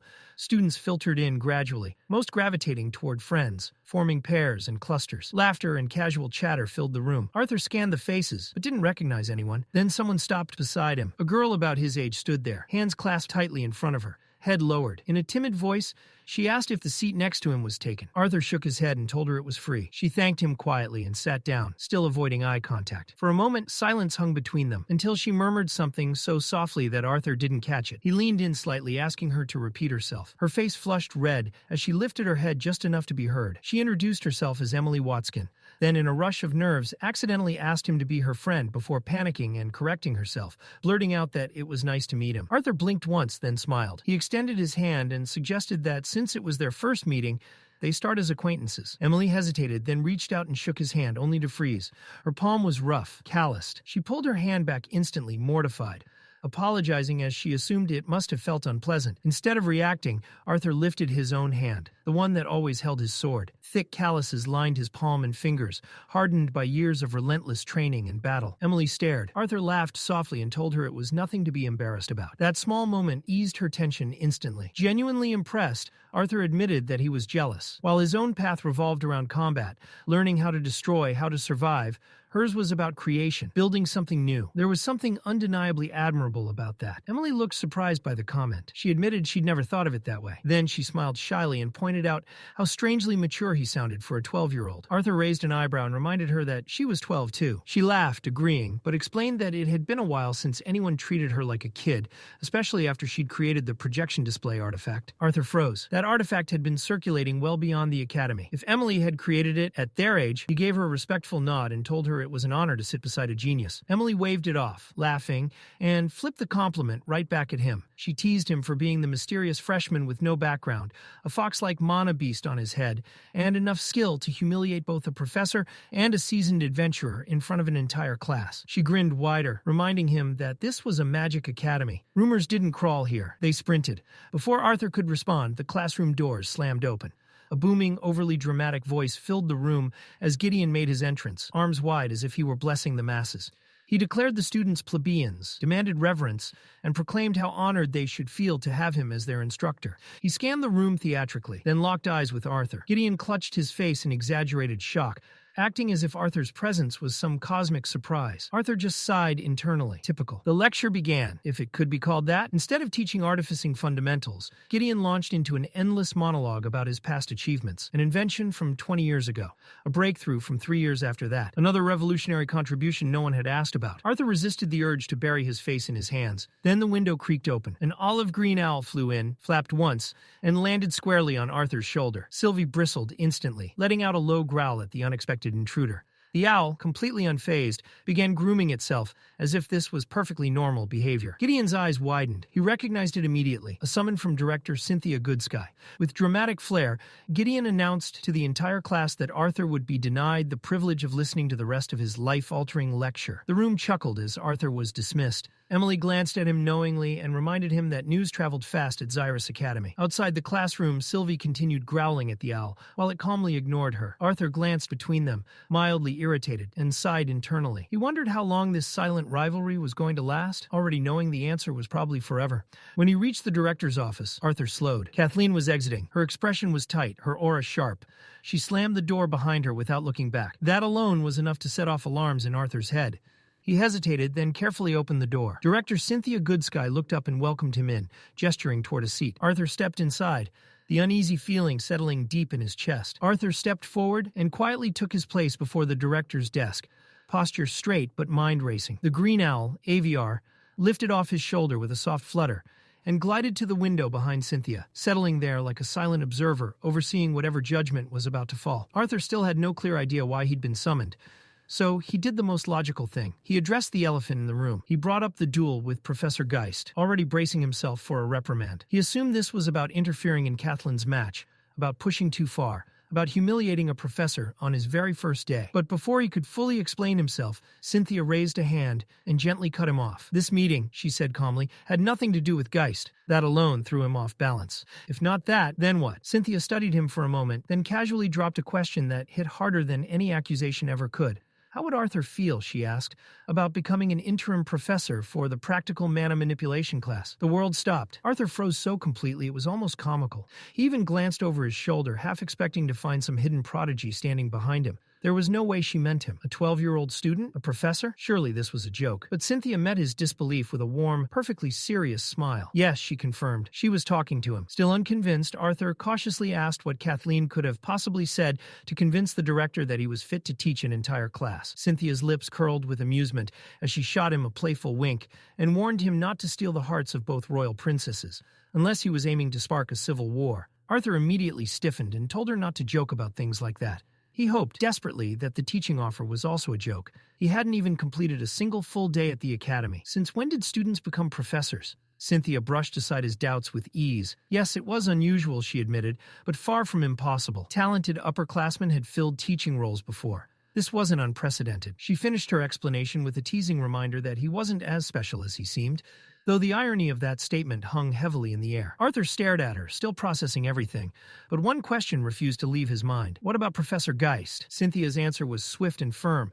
Geist had already been dismissed from the academy. The investigation had begun the moment she was informed of the incident, and with Princess Kathleen's testimony, there was no room for defense. What surprised Cynthia the most, she added, was how shaken Kathleen herself had been by the ordeal. That revelation caught Arthur off guard. He hadn't expected Kathleen, always so cold, so composed, to show that kind of visible emotion. Internally, he smirked. The Ice Princess wasn't as unbreakable as she liked people to believe. Still, the bigger mystery remained. Why him? What did Cynthia truly want? This time, she reassured him, without games. There were no hidden motives. A position had opened up, and she believed he was the right fit. It would help him build a reputation without forcing him to publicly dismantle more professors in front of the student body. Yes, it would put him under a spotlight, but she promised her full support if anything went wrong. Arthur voiced one last concern. Parents would complain. A 12-year-old acting as a professor wasn't exactly reassuring. Cynthia didn't deny it. Complaints would come, but she was the director, and her word was final. Canceling the class outright wasn't an option. And frankly, she pointed out, wasn't this a better use of his time than sitting through lessons he had already surpassed? Arthur considered it. After everything that had happened today, blending into the background was no longer possible. His clash with Geist had already sent ripples through the academy. With a quiet, steady resolve, Arthur accepted. He would try. Cynthia smiled, clearly satisfied. She had no doubt he would exceed expectations. As Arthur left the office, Cynthia watched him through the window as he disappeared into the halls. A small sigh escaped her lips. There was something about that boy, something that kept her constantly on edge. Negotiating with him felt more exhausting than dealing with royalty. Behind her, Aviar ruffled his feathers and spoke with unwavering certainty. Arthur Leywin, he said, was no ordinary child. His depth went far beyond what anyone could see. Mentally, emotionally, spiritually. Cynthia turned sharply, surprised. What made him so sure? Aviar's answer landed like thunder. Arthur's bond, Sylvie, was no mere beast, nor even a man. Her true form was that of a dragon. The weight of that revelation hit hard. A dragon, one of the rarest and most terrifying beings in existence. And Aviar wasn't finished. Once Sylvie reached maturity, he said, even his own power would pale in comparison. Then came the warning. Arthur was not someone to be treated lightly. If trusted and respected, he could become the continent's greatest ally. But if betrayed, he could just as easily become the reason it all fell apart. Arthur caught sight of Elijah first, arms waving like he was trying to flag down a passing airship. He sat across the dining hall beside a girl Arthur didn't recognize, and the moment Arthur approached, Elijah sprang to his feet with his usual over-the-top enthusiasm. "This is Charlotte," Elijah said proudly, gesturing to the girl as if unveiling a rare artifact. Arthur greeted her with a polite nod. Charlotte returned it a beat too late, clearly nervous, her posture stiff as she met his gaze. Once they settled in, Arthur casually asked how classes had gone while he'd been away. Elijah grinned. "Honestly, way better without you around," he said, before launching into how much he was loving chain casting and mana utilization, clearly in his element. While they talked, Sylvie had her eyes locked onto Arthur's plate, like it was a life-or-death mission. Just as Charlotte reached out, likely trying to pet the adorable mana beast, Sylvie snapped. A sharp hiss cut through the air as she recoiled instantly, wings flaring, eyes narrowed in pure warning. Charlotte froze, startled, pulling her hand back as color rushed to her face. Sensing the awkward shift, Elijah jumped in, puffing out his chest. "Charlotte's actually in my chain casting class," he said. "She's insanely talented." Charlotte turned crimson at the praise, shrinking into herself, clearly not used to that kind of attention. Elijah then leaned forward, eyes gleaming with curiosity. "So, how were your classes?" Arthur sighed. "The rumors are half true." Elijah blinked. "Half? I did fight a professor," Arthur said calmly. "I just replaced him afterward." Elijah spat water everywhere, and he coughed violently, eyes wide, staring at Arthur like he'd just declared himself a deity. "You what?" Arthur nodded, wiping his face with a grimace. "I'm teaching the class now." Elijah slowly raised a finger. "So you're saying I just spit on a professor?" Arthur finished dryly. "Careful, that's a bad habit." Elijah burst out laughing, brushing it off with exaggerated disbelief, though his curiosity was clearly burning. He joked about skipping class one day just to see Arthur teach, then casually brought up his plans with Charlotte, shopping downtown, and invited Arthur along. Charlotte lit up instantly, nodding eagerly and encouraging him to join. Arthur shook his head apologetically. Upper division classes, 3 of them, no room to breathe. Elijah shrugged. Guess it's just us then. Charlotte stiffened. Oh, I just remembered, she blurted, scrambling to her feet. I have something else planned. She smiled nervously, suggested they all go together another time, then waved goodbye, lingering just a second longer on Arthur before leaving. Elijah watched her go, scratching his head with a weak chuckle. Must be important, he muttered, before saying he might just study instead. Then quieter, more serious, he asked Arthur what he thought of her. She was nice. Pretty. Did he have a chance? Arthur met his eyes and smirked. You can do better. Lunch ended there. Arthur made his way to his first upper division class, Team Fighting Mechanics. A few students were already present. Curtis noticed him first, eyes widening in surprise before waving. Moments later, Claire spotted him and immediately slung an arm around his shoulders, grinning as she teased him about the Disciplinary Committee. Arthur flashed a confident smile. I'll behave. Probably. Scanning the room, Arthur asked if everyone was present. Curtis shook his head. More were coming, and then they arrived. Arthur turned and sighed. Tessia Eralith walked in surrounded by a small group, deep in conversation with Clive Graves. Her eyes met Arthur's, and for a brief moment she seemed ready to greet him. Then she saw Claire's arm around his neck. Something flickered across her face, sharp, restrained, and she looked away without a word. Claire waved cheerfully. Tessia replied curtly, her voice cold, expression sealed shut. Bad mood? Claire wondered aloud. Arthur inwardly groaned. He knew exactly why. Claire finally stepped back, and as Arthur scanned the rest of the group, his gaze locked onto the last person entering, Lucas Wykes. Arthur's body went rigid. Heat surged through his veins, fists clenching until his knuckles turned white. The traitor, standing there like nothing had happened. And the irony twisted the knife deeper. A team fighting class. Perfect. Before the tension could erupt, a powerful presence crashed down over the field. A deep, commanding voice echoed through the air. Arthur didn't need to look around. He looked up. Hovering above them was a massive hawk-like mana-beast, wings spread wide, its gaze sharp enough to pierce steel. The class had begun. Torch's wings unfurled across the sky, blotting out the sun and drowning the courtyard in shadow. Gasps rippled through the students as the massive beast hovered above them like an omen. Then a voice cut through the stunned silence, clear, confident, commanding. It belonged to Professor Glory. She descended with effortless authority, introducing herself not with words alone, but with presence. Torch was her bonded beast, proof enough of her power. As Arthur instinctively tried to read her mana core, agony exploded inside his skull. The pain was sudden, brutal, as if his mind had slammed into a steel wall. At the exact same moment, Professor Glory turned and looked straight at him. She wasn't angry. She smiled. With relaxed steps, she walked through the frozen crowd and stopped directly in front of Arthur. Her grin held a knowing edge as she addressed him, not as a student, but as an equal, a professor. Whispers ignited instantly. Confusion spread, then disbelief. One of the upperclassmen, clearly unconvinced, raised his hand and voiced what everyone else was thinking. A first-year professor? That had to be a joke. Professor Glory shut it down without hesitation. Arthur Leywin, she explained, wasn't just a freshman or a disciplinary committee officer. He had been appointed interim professor for practical mana manipulation, the very class many of them had struggled through in earlier years. Temporary or not, it was an honor few could dream of earning. The courtyard erupted. Protests, shouts, accusations. Upperclassmen bristled, their pride burning. How could a skinny first-year leapfrog over them? Talents older and stronger than him had never been offered such a position. To them, Arthur was an insult wrapped in favoritism. Arthur didn't react. He had expected this. The resentment, the hostility. It was familiar. He took a slow breath, shutting out the noise as best he could. Professor Glory tried to calm the crowd, still smiling as she reminded them that the decision came directly from Director Goodsky. Arthur had proven himself by defeating the previous professor. That alone spoke volumes. Still, it wasn't enough. Someone shouted that underclassmen professors were weak anyway. Others piled on, claiming any upperclassman could beat him without breaking a sweat. Professor Glory's smile widened. Fine, if they doubted him so much, why not test him right here, right now? The atmosphere shifted instantly. Arthur felt it. Raw hostility locking onto him from every direction. Rage, jealousy, eagerness to tear him down. Some wanted revenge. Others wanted humiliation. Every stare felt like a drawn blade. He noticed Tessia in the crowd, her expression caught between surprise and disbelief. For a brief moment, amusement flickered across her lips, until she realized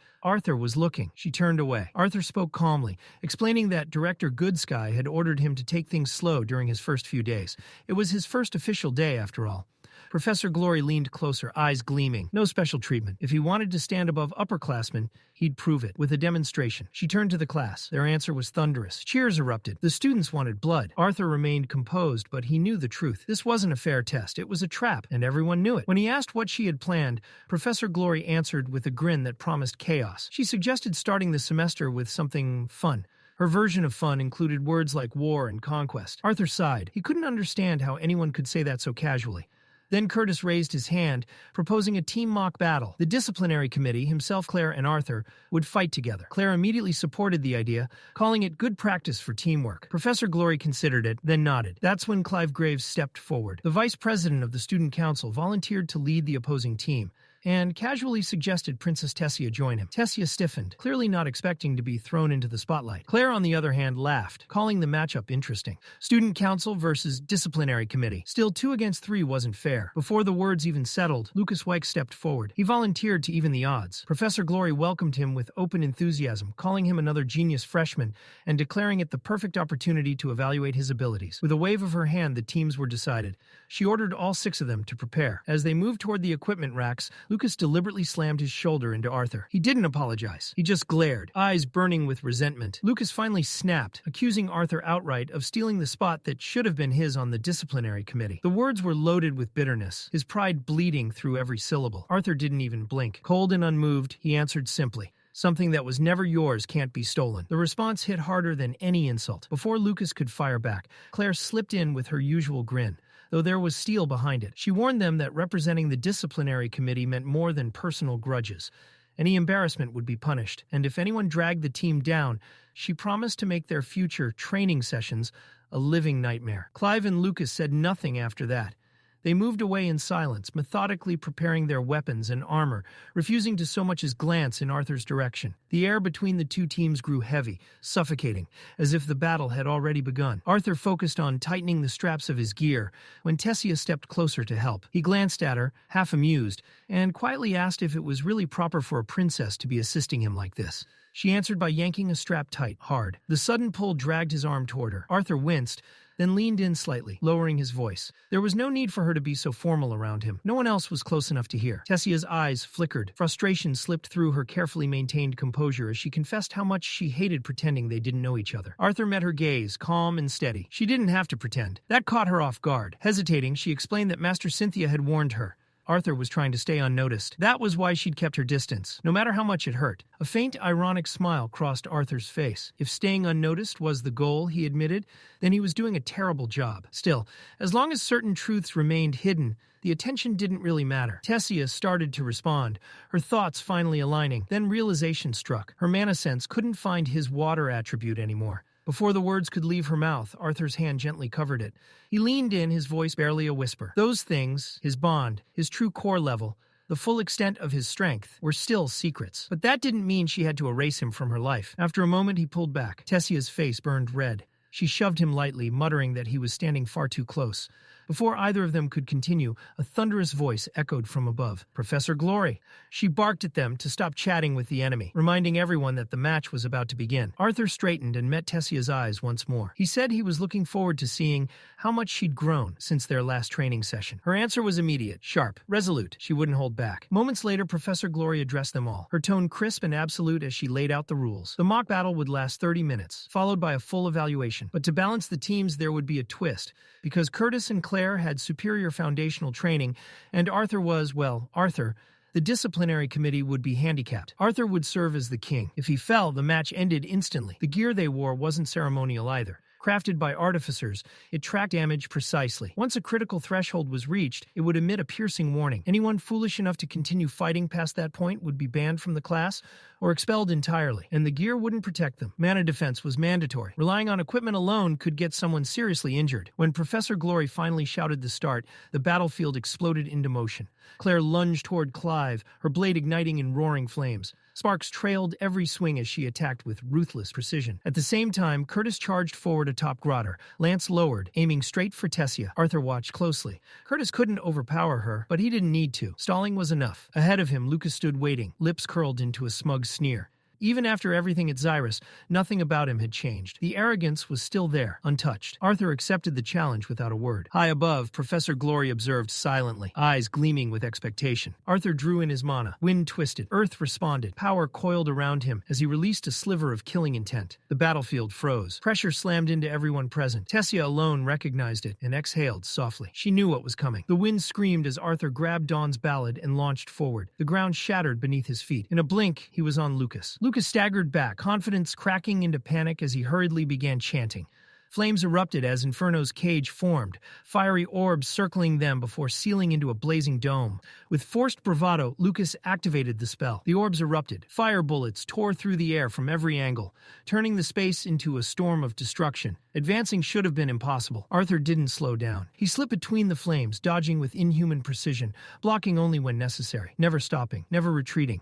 He kept moving forward. Everything blurred into motion. Instinct, speed, and control fused into something primal as Arthur weaved through the inferno, surviving on reflex alone. Inside the blazing cage, Lucas laughed, mocking him for nothing more than dodging, for dancing instead of fighting. Sylvie's voice cut through the chaos inside Arthur's mind, tight with concern. She could feel his frustration, the pressure grinding against him, and asked if he was all right. He answered calmly, focus locked in place. Then he asked about the others. Her response came quickly. Tessia was dominating Curtis. Claire had already gained the upper hand against Clive. Arthur acknowledged it without hesitation and told her to alert him if anything felt off. Another wave of fire descended. Arthur slammed his foot into the ground. Jagged pillars of stone exploded upward, forming crude shields that absorbed the brunt of the flames. Even so, the heat was merciless. Lucas's Inferno's cage pulsed like a living thing, filling the space with relentless bursts of fire from every angle, leaving no safe ground. Arthur assessed the battlefield in seconds. Lucas's mana pool had grown massively since his adventurer days,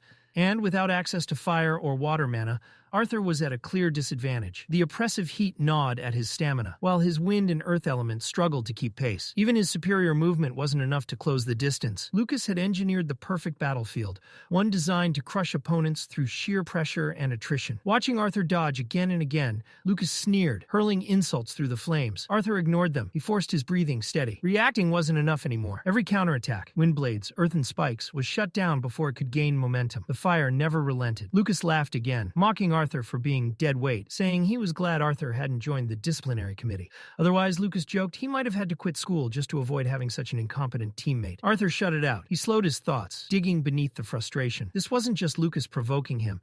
It was his own limitation staring him in the face. Wind magic wasn't just movement. It wasn't just pushing and pulling invisible currents. What if he went deeper? What if, instead of manipulating air as a whole, he controlled the particles themselves? Arthur's eyes sharpened. Fire needed oxygen. Without it, flames couldn't exist. If he could manipulate the air, strip the oxygen away, then this cage, this blazing prison, would become nothing more than empty heat. Lucas laughed again, mistaking Arthur's subtle shift for retreat. The realization hit hard. If he removed the oxygen, the fire wouldn't touch him, but neither would he be able to breathe. A dangerous gamble. One mistake, and he'd suffocate before Lucas ever could. A faint smile crept across Arthur's face. This was why he'd come to Xyrus Academy, not just to fight, but to understand, to push past what he thought was possible. High above the battlefield, Professor Glory watched in silence, arms crossed as the wind tugged at her cloak. From her vantage point, the raging flames below were impossible to miss. Inferno's cage burned brilliantly. Lucas's signature domain spell, unleashed with frightening proficiency. She had heard of his talent, but seeing it firsthand was different. For someone so young,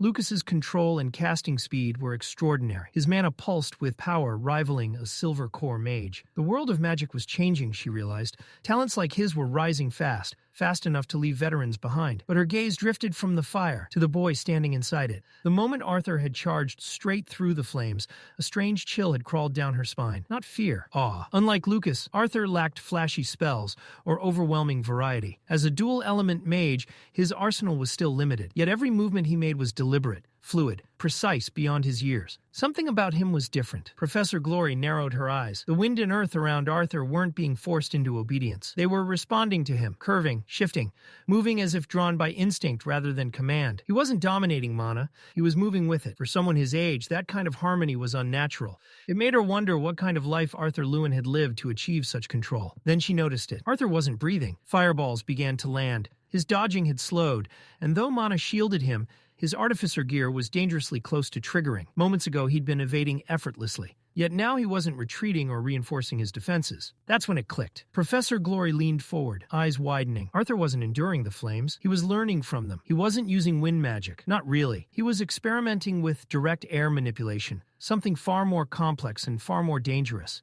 Few mages even attempted it. Manipulating air at that level required flawless control and absolute focus. It wasn't ethics that stopped mages from stealing the air from their enemies' lungs. It was impossibility. Controlling the air around a living, moving target, let alone in the middle of combat, was something most wouldn't even dare to try. That was why most mages relied on their own bodies, or a fixed anchor point when attempting such manipulation. Anything else was madness. Watching him, Professor Glory felt a quiet smile form. Surrounded by roaring flames, pressed to the brink of collapse, Arthur Leywin wasn't panicking. He was learning. In the heart of danger, he was teaching himself how to bend the air itself. A true little monster. Inside the burning arena, Arthur clenched his jaw as his lungs screamed in protest. He carved out a razor-thin layer of air around his body, forcing it into an unstable vacuum. The goal was simple: strip the flames of what they needed and scatter them before they touched him. Simple in theory, nightmarish in practice. Every fraction of a second demanded absolute precision.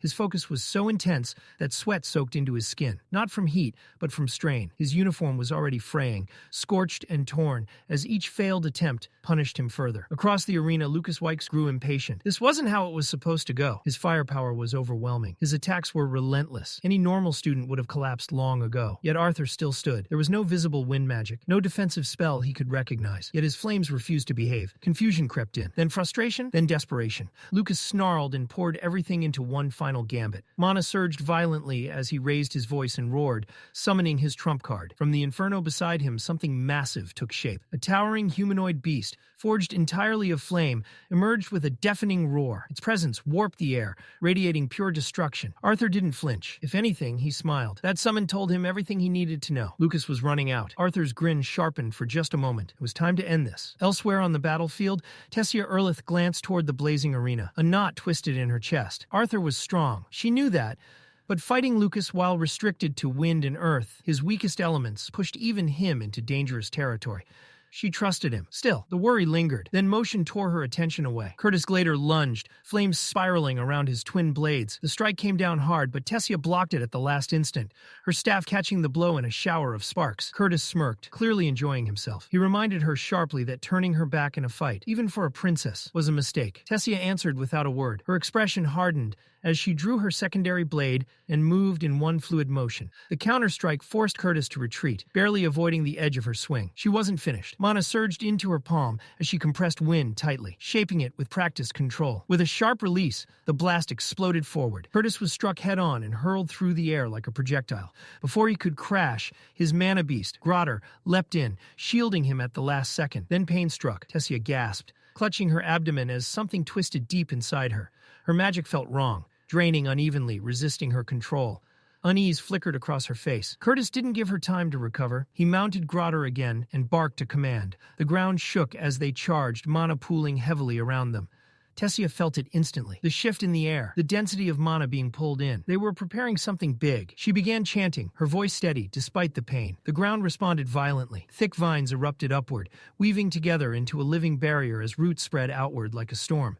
Grotter bounded across the battlefield, narrowly evading the snapping tendrils that tried to bind him. Even so, the pain inside Tessia worsened. Doubt crept in. Had she truly adapted to the Elderwood Guardian's core? She crushed the thought immediately. As student council president, hesitation wasn't an option. She reinforced herself with buffs, forcing her body into motion. Her steps grew sharper, faster, wind mana flowing through every movement. The vines responded instantly, striking with renewed speed and precision. Confidence returned to her gaze. She could still win. Then Curtis roared. Mana gathered violently before him, condensing into a blazing torrent infused with earth attribute power. The beam tore forward with catastrophic force, powerful enough to erase anything in its path. High atop her living platform, Tessia paled.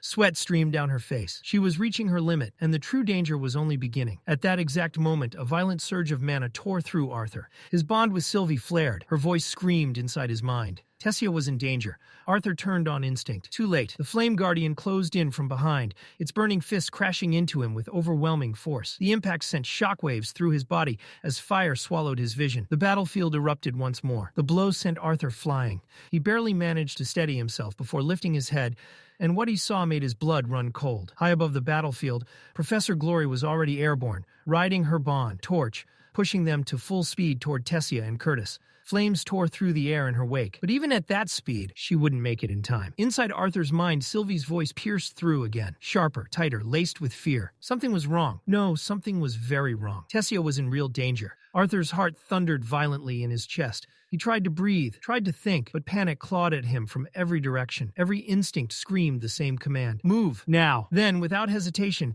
he activated the first phase of Sylvia's beast will. The world broke, colors inverted, twisting into strange, unnatural hues as sound vanished completely. The battlefield froze, fire suspended mid-burst, people locked in motionless poses, mana hanging in the air like shattered glass. Arthur had entered that place again, the warped space where time bent only for him. But he knew its flaw. Nothing here could be changed unless he physically carried it with him. And Tessia didn't have time. Arthur launched forward. His body screamed as he forced it beyond its limits, sprinting through a razor-thin path between the burning orbs of Lucas's inferno cage. He shot past Professor Glory, frozen mid-flight atop her bond, but didn't spare her a glance. His mana was nearly gone. Most of it had been burned away trying to master the vacuum barrier, but stopping wasn't an option. Ahead of him, Tessia was falling. The vine beneath her shattered as her strength gave out.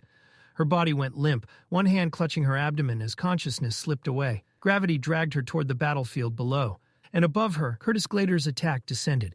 A massive breath of destruction, compressed mana roaring forward like judgment itself. Arthur's chest tightened painfully. Sylvie had been right. There would be no save from above, no barrier, no shield. Tessia was completely exposed. Fear surged, but Arthur crushed it. He forced his legs to move faster, even as his vision blurred, muscles tearing, breath ripping through his chest like broken glass. At the very edge of his endurance, he leapt from a collapsing vine. He threw himself forward. Arthur wrapped his body around Tessia midair, pulling her tightly against him as the world rushed back into motion.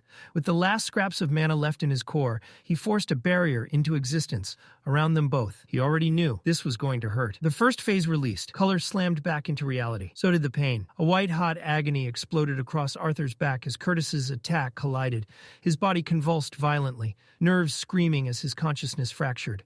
Before a sound could leave his throat, darkness swallowed him whole. The last thing he heard was a sharp, piercing whine, his gear activating. From the sky, Professor Glory watched in horror as Curtis's attack, World Howl, consumed everything ahead of her. The beam roared, tearing through the battlefield with merciless force. A scream tore from her lips. She leapt from torch and rushed forward, heart pounding, mind racing. Seconds stretched into eternity. When the light finally faded, the battlefield reappeared. Professor Glory froze. Arthur was there, unconscious, his body wrapped protectively around Tessia's limp form, alive. No one had expected him to be there, especially not her.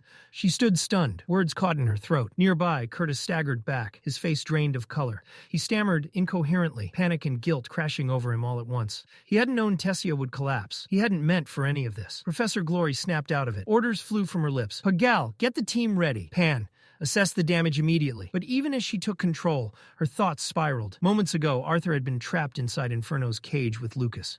There was no spell, no technique that should have allowed him to cross that distance. Not that fast, not like this. And yet, Arthur Leywin had done the impossible. Again, Arthur woke with a violent jolt of pain tearing through his side. Every inch of his body screamed in protest, as though his nerves had been ripped apart and crudely stitched back together. His vision swam, blurry and unfocused, until the haze finally cleared, and he realized something warm and heavy was pressing against his chest. Sylvie, the small dragon beast, sat squarely atop him, her golden eyes locked onto his face. She didn't need words. Her presence alone radiated scolding, worry, and restrained fury, as if she were silently yelling at him for yet another reckless decision. Guilt settled heavily in Arthur's chest. Sylvie had always been there, his anchor, his partner, his constant. He knew he had pushed himself too far. Again, closing his eyes, he offered a quiet promise in his mind. He wouldn't leave her. Not like this. Not ever. Her concern mattered more to him than the pain tearing through his body. A knock echoed through the room. The door creaked open, and Director Cynthia Goodsky stepped inside.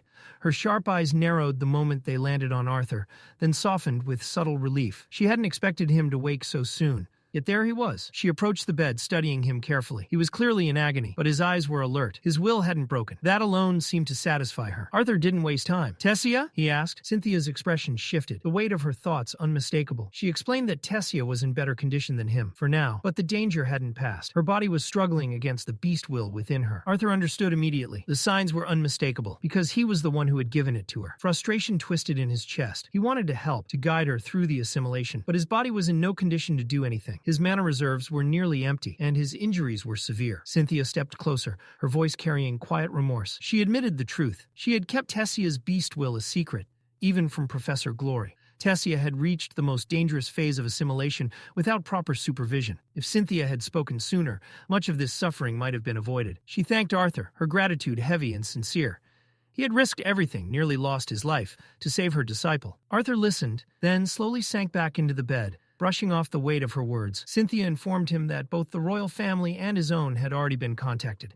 They would arrive soon. Until then, she urged him to rest. Arthur nodded faintly and thanked her. Outside the room, Tessia stood quietly. When Cynthia noticed her hesitation, she gently asked if she wanted to go inside. Tessia shook her head, her voice low and unsteady. She wasn't ready. Not yet. Facing Arthur felt overwhelming. Besides, he needed rest more than anything. Cynthia smiled knowingly and gave her a small wink. Perhaps some desserts would help, she suggested lightly.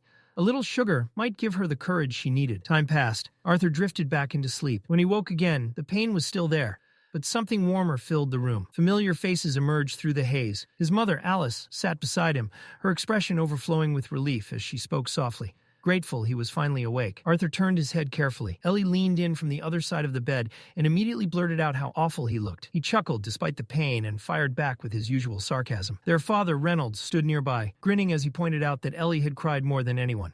More than Alice, even. Ellie exploded in embarrassment, furiously scolding him for exposing her. Alice smiled, but the worry in her eyes never faded. She questioned how her son had managed to get himself so badly injured on the very first day of school. Reynolds added his own theory with mock seriousness, suggesting Arthur had already picked fights at the academy. Arthur smirked faintly. They should have seen the other guy. Laughter filled the room. Everyone laughed, except Alice. Her mind spiraled instantly. What had he done this time? Had he seriously injured another child? Killed someone? Burned remains? Furious nobles? Political fallout? Escape plans formed in seconds? Hiding underground? Living among dwarves? She could work as a healer. But Ellie? What kind of future would Ellie have? Before the panic could fully take hold, the door opened again. Director Cynthia returned. She wasn't alone. The entire Elenoil family entered behind her, with Tessia at their side. Reynolds stiffened in shock. Alice gasped softly. Both parents bowed deeply in respect. King Alduin placed a gentle hand on Reynolds' shoulder, humbly insisting the honor was his. Arthur had saved their daughter, not once, but twice. Queen Marielle followed with a warm smile, saying this meeting was long overdue. Introductions followed. Alduin gestured to the older elf beside him, his father, the former king of Elenoir. Then to the young elf girl standing nervously nearby, their daughter. Tessia stepped forward and introduced herself quietly as Arthur's friend. Alice and Reynolds exchanged knowing looks, sharing a silent, amused understanding. Arthur watched from the bed, unease creeping in. They're definitely misunderstanding something. Alice approached Tessia and gently took her hand, smiling warmly. She said it was a joy to finally meet the girl Arthur had spoken so much about. Tessia's eyes widened in surprise. He talked about me? Alice nodded enthusiastically, saying how grateful she was that Arthur had someone so responsible beside him. Then she leaned closer and softly added that it was comforting, not just now, but for the future as well. Tessia's face turned bright red. Before she could recover, Varai, former king of Elenoir, addressed Arthur calmly, asking how he was feeling. Arthur lay there, barely keeping up with the overwhelming energy filling the room. With a tired breath, he admitted that what worried him most wasn't his condition, but whatever it looked like, everyone was planning around him. Varian let out a hearty chuckle, waving off the concern. Arthur had nothing to fear, he said. At worst, he might just end up becoming Varian's grandson-in-law. The words landed like a mana blast. Tessia froze, her face igniting as she immediately looked down, mortified beyond words. In a small, apologetic voice, she began to apologize. She admitted she had tried to stop her family from visiting and blamed herself for Arthur ending up confined to a hospital bed in the first place. Arthur laughed softly, shaking his head. He brushed aside her guilt with ease, telling her he didn't mind at all. If anything, he liked how alive the room felt now. Ellie, meanwhile, watched Tessia closely. With the sharp curiosity of a younger sister and the confidence of someone who knew her brother well, she openly assessed the girl Arthur had nearly died saving. Tessia noticed her gaze and quickly realized who she was. Smiling gently, she complimented Ellie, saying she looked even prettier than she had imagined. Ellie gave a short, appreciative response. Arthur, sensing where this was going, cut in quickly. He reminded Ellie that Tessia was the one who had given her the bow she received for her birthday. Ellie blinked, caught off guard, then muttered a casual thank you. Tessia smiled warmly, saying she was glad Ellie liked it. Then, completely serious, Ellie turned to Arthur. So, she asked bluntly, who's prettier, me or her? Arthur didn't even hesitate. He smirked and called both of them ugly. The room erupted. Both girls immediately snapped at him, warning that the only reason he was still alive was because he was injured. Deciding it was best to retreat, Arthur quickly changed the subject and turned to Varian, asking about Tessia's mana core. Was everything progressing smoothly? Varian nodded, explaining that Tessia's body appeared far more compatible with the beast core than Arthur's had been at the same stage. Then, lowering his voice, the old elf leaned in and asked the real question: how Arthur had even managed to obtain an Elderwood Guardian's core in the first place. Arthur smiled tiredly. I killed it. Varian's eyes widened, his composed expression shattering into pure disbelief. Before he could say anything else, Director Goodsky cleared her throat sharply, cutting the conversation short. She reminded everyone that Tessia's assimilation still required monitoring, and that the room had already exceeded its allowed capacity. More visitors were waiting outside, Reluctantly, both families departed together, leaving Arthur with a moment of quiet. It didn't last long. Visitors came and went throughout the afternoon, some demanding answers about the mission, others simply checking on his condition. Professor Glory practically leaned over him, eyes blazing with curiosity, desperate to know how Arthur had pulled everything off. Gideon arrived next, holding a potion and insisting Arthur drink it. Suspicious but exhausted, Arthur complied. Before leaving, Gideon casually dropped a bomb. He told Arthur to visit his personal training room once he recovered. Arthur stared at him, stunned. How did he even know about that place? Gideon explained that Director Goodsky had contacted him and requested special training artifacts for Arthur. And yes, he had already built them. Arthur grew even more suspicious and asked the obvious question. Did you really do all that for free? Gideon only smiled slyly and reminded Arthur that he now owed him. Once alone, Arthur slumped back into the bed, sore, drained, but undeniably grateful to still be alive. Footsteps approached again. Assuming Gideon had returned to demand payment, Arthur frowned until the door opened and Tessia stepped inside instead. She moved quietly toward the bed. Arthur asked if her assimilation session was already over. Tessia nodded, explaining that Director Goodsky had stopped it early since she was still recovering. Arthur agreed. It was the right call. He asked about her mana core, whether she'd felt pain again or that crushing pressure. Tessia let out a small laugh. Arthur frowned, confused, and asked what was funny. She smiled softly and told him it was just like him, worrying about her after nearly dying himself. Arthur laughed quietly in return. She wasn't wrong. The moment reminded her of long ago, when he had saved her from bandits. Arthur tried to sit up, remarking on how far they'd come since then. But pain tore through him instantly. He winced. Tessia rushed closer, panic flashing across her face, but Arthur reassured her. He told her not to worry so much. He'd be fine. She nodded, then fell silent. After a moment, Tessia spoke again. She said she still needed to apologize. Arthur immediately stopped her, reminding her, again, that she had nothing to apologize for. He had made his choice, but Tessia shook her head. That wasn't what she meant. Her voice softened as she admitted she was sorry for something else, for taking advantage of him like this. Before Arthur could respond, she leaned in and kissed him. It was brief, but it carried everything she hadn't been able to say. Then she turned and ran. Arthur lay there, frozen, more stunned than he had been when he first woke up. Outside, Tessia's heart pounded louder than her footsteps. Her face burned as realization fully set in. She had just kissed Arthur, her first kiss. Questions flooded her mind. Had she done it right? Had she looked awkward? Did Arthur like it? Stopping by a window, she stared at her reflection, nervously trying to replay the moment, only to grow even more embarrassed. She let out a quiet groan and gently bumped her forehead against the glass. What if she'd gone too far? What if Arthur thought she was improper, too forward? Panic twisted in her chest. For a moment, she almost ran back, ready to pretend it had all been a misunderstanding. But she stopped herself. No, she had done the right thing. Arthur would never make the first move. He was always so composed, so mature, like she was still just a little girl in his eyes. If she had waited for him, nothing would ever change. That thought anchored Tessia's racing heart as she forced herself to breathe. This was her choice. And if Arthur didn't feel the same way, then that was his loss. She reminded herself who she was now. Talented, capable, strong, someone others respected, smart, disciplined, and yes, attractive. If Arthur still couldn't see her as she was today, then he didn't deserve her. One last glance toward his room, Tessia turned away. She walked toward her dorm, her mind spinning, heart pounding, every step lighter and heavier all at once. Back in the hospital room, Arthur lay frozen, staring at the ceiling. He had just been kissed by Tessia Eralith, or rather, she had kissed him. The realization detonated in his head. She was 13, he was 12. His thoughts immediately spiraled into panic. Was that allowed? Was this illegal? Was he about to be arrested by the universe itself? He squeezed his eyes shut, forcing himself to breathe. It had been innocent. Just a brief kiss, nothing more. Still, the guilt lingered. She had completely blindsided him. He hadn't done anything.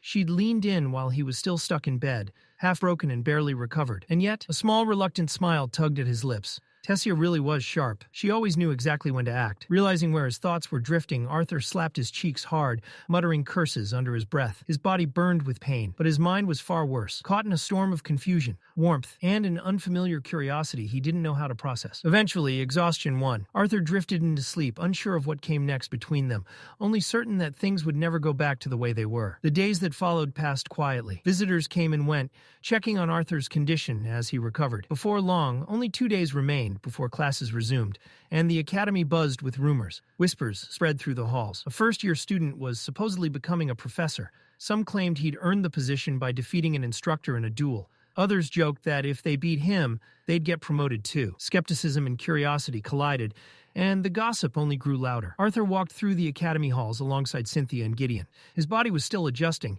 but his steps were steady. Cynthia mentioned that tomorrow would be his first official day teaching and asked if he'd prepared anything. Arthur answered honestly. He'd only been discharged the day before. Preparation had been minimal. Still, he wasn't worried. His thoughts drifted elsewhere. He asked about Tessia's assimilation. Cynthia smirked and teased that if he was that concerned, he could always visit her himself. Arthur felt a faint warmth rise to his face, though he kept his expression neutral. Cynthia continued, explaining that Tessia's progress was steady under Varian's guidance, but that Varian would soon be returning to Elenoir. Arthur asked if Cynthia would take over after that, but before she could answer, they arrived, and Gideon changed instantly. The man who had complained non-stop suddenly radiated excitement. Cynthia raised an eyebrow, amused by the shift.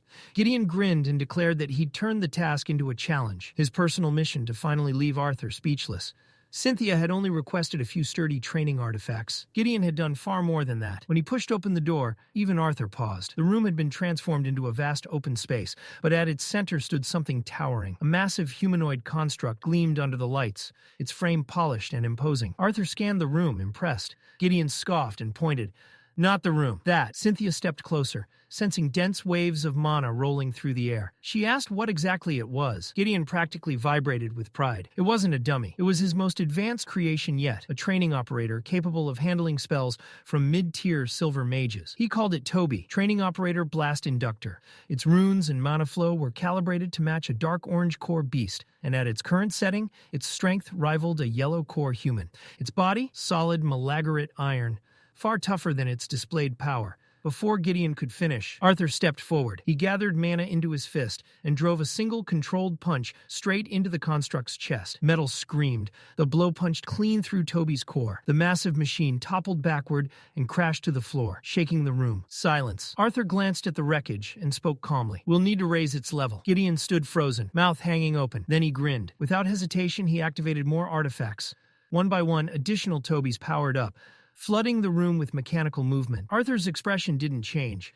He calmly activated all 4 elemental affinities. Mana surged around him as the constructs rushed forward in perfect synchronization. Arthur welcomed them head-on. With Dawn's ballad gleaming in his grip, he exploded forward. The distance vanished in a blink. His blade drove clean through the first Toby's chest, the force of the strike launching the construct backward like a discarded toy. The second Toby reacted instantly. Fire ignited along Dawn's ballad. The flaming arc slammed into the second Toby, sending it skidding across the floor in a screech of metal. Still not enough. The machine stabilized and charged, its punch coming down like a falling hammer. Arthur ducked under it, seized the construct's arm, and with raw strength, reinforced by mana, drove it straight into the ground. The impact thundered through the room. With both constructs motionless, Arthur reached down, snapped one Toby's arm off casually, and tossed it aside, as if proving a point. From the sidelines, Elijah winced, watching the machines get dismantled so effortlessly, almost hurt to witness. Gideon, however, narrowed his eyes. He scoffed, clearly unconvinced. Was Arthur really injured? Or was this some elaborate act between him and director Cynthia Goodsky?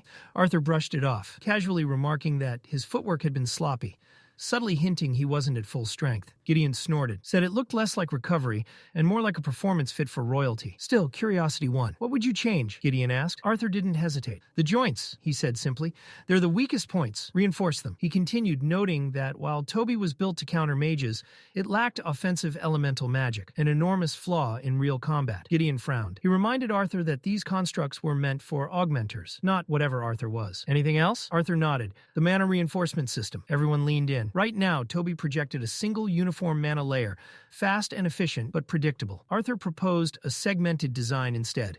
Interconnected plates of mana that could shift and repair independently. Break one section, and the rest remain intact. Less mana loss. Faster recovery. Silence followed. Every eye locked onto Arthur. He blinked, confused by their reactions. Gideon finally broke it, staring at him like he'd just rewritten the laws of magic. "You're telling me you can control a mana barrier like that?" Cynthia was already several steps ahead. The idea was revolutionary. A flexible, modular mana shield, far superior to the traditional full-body shroud. It might take longer to deploy, but the tactical advantages were undeniable. Decision made. She thanked Arthur quickly and left at once, intent on presenting the concept to the Mages Guild. Once she was gone, Gideon leaned in close, half joking, half serious, trying to see if Arthur was hiding any more world-shaking ideas. Elijah interrupted, reminding Arthur that he'd be late for his first class. Exactly 1 week had passed since his injury, and it showed. With a walking stick in hand, Arthur moved carefully down the hall, wobbling slightly with each step. Regret tugged at him. Fighting 2 Tobys while still healing hadn't been smart. Sylvie tried to reassure him. Then his cane slipped. Arthur stumbled and instinctively grabbed someone's shoulder. He looked up. Kathleen. Without a word, she wrapped an arm around his waist, steady and firm. No hesitation, no questions, just support. You should have rested more, she said calmly. Arthur flushed slightly but said nothing, allowing her to help him the rest of the way. As they reached the classroom, voices spilled out. The new professor's coming today. No way that rumor's real. Anyone's better than Geist. Don't jinx it. Someone pointed at Arthur, recognizing him as the Disciplinary Committee officer who defeated Geist. Then they noticed the limp. The chatter exploded. Arthur stepped inside. A wave of murmurs washed over the room as every student turned toward him. His gaze swept across the class and landed on Fairith. Their eyes met.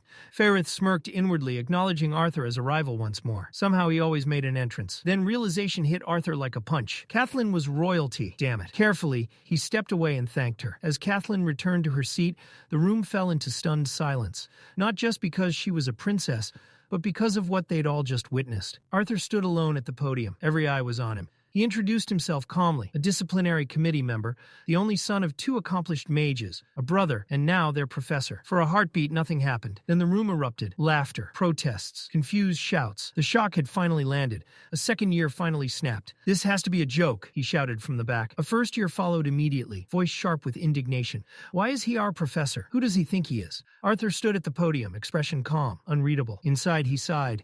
This wouldn't be happening if Cynthia had bothered with a formal introduction. Then again, knowing Director Goodsky, she'd probably planned this. Toss him into the fire and see who burned first. The classroom buzzed with disbelief. Then, bam, a student leapt down from his seat, landing hard on the platform. The impact cracked through the noise like a hammer strike. Every head turned. Arthur narrowed his eyes. The boy strutted forward, arrogance written across his face, a smug grin daring someone to stop him. So that's it? The student scoffed. Beat up Professor Geist, and suddenly you're qualified to teach? Guess becoming a professor's easier than I thought. Some students shifted uncomfortably. They were already tired of drama. Others leaned forward eagerly that they wanted a show. Arthur exhaled once. Then he spoke a single word. Mana erupted, not violently, but absolutely. The air thickened. Pressure slammed down like an invisible mountain. The arrogant student's knees buckled instantly. He hit the floor hard, the stage shuddering beneath him. Silence. Total, crushing silence. Arthur limped forward, every step deliberate. He stopped in front of the wide-eyed student trembling on the ground, then lifted his gaze to the class. Director Goodsky didn't give me paperwork, Arthur said evenly. No ceremony, no announcement. His mana lingered, heavy, suffocating. But I am your professor. He let that sink in. I don't need your approval. However, his eyes sharpened. You do have a choice. Anyone who didn't want to be here could leave. But, Arthur continued, voice firm, if you're wondering how someone young, injured, and limping earned a position at this academy, a faint smile tugged at his lips. Stay and find out. He turned back to the student on the floor. Leave, Arthur said calmly, or return to your seat. The boy didn't hesitate. He scrambled up, face burning, bowing repeatedly as he muttered frantic apologies before bolting back to his desk. Arthur relaxed inwardly. That's enough. No one else would challenge him today. Judging by the stunned faces around him, it looked like he'd have a full class after all. Let's begin, Arthur said, shifting gears smoothly. This is a practical mana manipulation class. He scanned the room. What's the most effective way to utilize mana from the surrounding atmosphere? A hand shot up instantly. A girl with a sharp beak-like nose and a neatly tied ponytail didn't hesitate for a second. Arthur gestured for her to speak. By absorbing ambient mana into the core, she said confidently, where it's condensed, purified, and then used for spells or techniques. Arthur nodded, clearly pleased. Well answered. The girl practically glowed at the approval. Arthur continued. Augmenters rely primarily on the mana stored in their cores, channeling it through their mana pathways to enhance their bodies or weapons. He turned slightly. Conjurers, however, draw mana directly from the atmosphere using mana veins, shaping and commanding it to cast spells. Then he raised another question. If that's the case, why do both types still meditate and absorb ambient mana? The same girl raised her hand again, then paused, thinking. After a moment, she answered more carefully. Because conjurers still need their own mana to control and guide the ambient mana. Arthur nodded. Correct, he elaborated. Conjurers use internally coded mana already shaped by spell formulas, to instruct ambient mana how to behave. He let his gaze sweep the room. That's why even conjurers must maintain a strong mana core. Then came the real hook. If conjurers use less internal mana than augmenters, is the color or stage of a mana core truly an accurate measure of strength? Whispers spread like wildfire. Students exchanged uncertain looks. Arthur didn't answer. Instead, he changed the game. 6 volunteers, elemental affinities. He pointed. Conjurers on my left, augmenters on my right. Groans followed, but eventually 6 students stepped forward. For this exercise, Arthur said, Use the most basic elemental spell you know. No wands for conjurers. He turned to the augmenters. I want elemental manifestation through your fists. Fire users ignited faint embers. Wind users formed swirling currents. Water gathered into flowing layers. Earth condensed into rough stone. The conjurers began chanting softly. Elemental lights flickered before their palms. Augmenters, launch your spells, Arthur ordered. Conjurers, absorb your own. Confusion rippled through the group. Then chaos erupted. Augmenters failed spectacularly. Some swung their arms wildly. Others yelled element names like shouting louder would help. One student literally screamed fire at his fist. Nothing happened. The conjurers weren't faring better. Attempts to absorb their spells backfired. Flames singed sleeves. Water drenched uniforms. Wind knocked students off balance. Arthur watched calmly, letting them fail, because the lesson had only just begun. A few students had already paid the price. Thin cuts marked arms and shoulders where wind or earth mana had slipped out of control. Others nursed bruised hands or damp sleeves, evidence of spells gone wrong. Slowly, frustration replaced confusion. One by one, students stopped trying. They turned toward Arthur, doubt written plainly across their faces. Even Faereth and Catelyn, both seasoned mages, looked unconvinced. Finally, a male augmenter stepped forward, unable to hold back any longer. "This is pointless," he said flatly. "Only high-level augmenters can cast spells at range." An elven girl joined in, her hand visibly swollen. "And why would a conjurer ever try to absorb their own spell? It makes no sense." Arthur listened without interruption. Then, without a word, he raised one hand. Mana flowed. The air shifted as a controlled gust of wind gathered tightly around his palm. With a sharp flick of his wrist, Arthur released it. The wind blast surged forward, slicing cleanly through the space between the two groups with a powerful whoosh. Murmurs broke out. One student scoffed. "Anyone can do that once they hit the orange stage." Arthur didn't respond. Instead, he lifted his other arm. This time the mana compressed, dense, razor sharp. When he released it, the air screamed. The wind bullet tore across the room and slammed into the far wall. Crack. Stone fractured inward, debris scattering as a small crater formed where the spell struck. The echo rang through the hall, leaving the room deathly quiet. Arthur turned back to the class. "Very few augmenters at the orange stage can do that," he said calmly. He paused, letting the silence settle. "And while I can't safely demonstrate what happens when a conjurer successfully absorbs their own spell," his eyes sharpened, "I promise you, mastering it will benefit every one of you." His gaze swept the room. "Those who want to improve," Arthur said firmly. "Step forward, try again." With that, he gave a small wave and exited the training hall. For a heartbeat, the room was silent. Then excitement erupted. Students buzzed with chatter, energy renewed, spirits lifted, even among those who had failed. It was exactly the impact Arthur had hoped for. Outside, Arthur lowered himself onto a wooden bench and let out a quiet sigh. The afternoon breeze brushed against his face as he watched Sylvie chase a butterfly across the grass. He smiled faintly, ended a bit early. Then again, that was one of the perks of being a professor. Leaning back, Arthur spoke aloud, amused by his newfound freedom.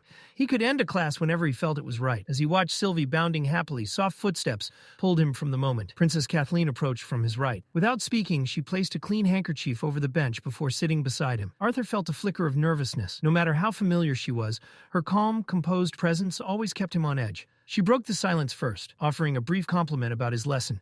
Arthur thanked her, unsure what else to say. The quiet stretched. Just as he began to relax, Kathleen leaned slightly closer. "Arthur," she said softly. He turned to her, attentive and confused. Her voice lowered, hesitant now. "There's something I've been meaning to tell you." Arthur's thoughts exploded. For one absurd second, his mind raced into impossible territory. A confession? Another noble girl? Would this start a political incident between kingdoms? Before he could spiral further, Kathleen stood and bowed deeply. "I'm sorry," she said earnestly. "Not just for myself, but for my family." She spoke of Sebastian, of the auction house, of her father's actions, of her brother's mistakes, both past and recent. She carried the weight of it all, but midway through her apology, she froze. Arthur was pinching his own cheeks. "What are you doing?" she asked, bewildered. Arthur replied casually, "Humbling myself." He was genuinely surprised she was still troubled by something that had happened over 4 years ago. Kathleen shook her head. She couldn't forget that day. As much as she admired her father, his actions had disappointed her deeply. Arthur waved it off. "You don't need to apologize for other people's choices," he said. "That burden isn't yours." "Still," Kathleen insisted, especially now, because she considered Arthur a friend. She added, almost shyly, that her brother once told her even small physical gestures, skinship, were signs of friendship. Arthur acknowledged it simply. But inside Kathleen's mind, everything churned. She had spent her life resenting her lineage, her powers, even her appearance, things that stole her freedom. Yet here was someone who had everything.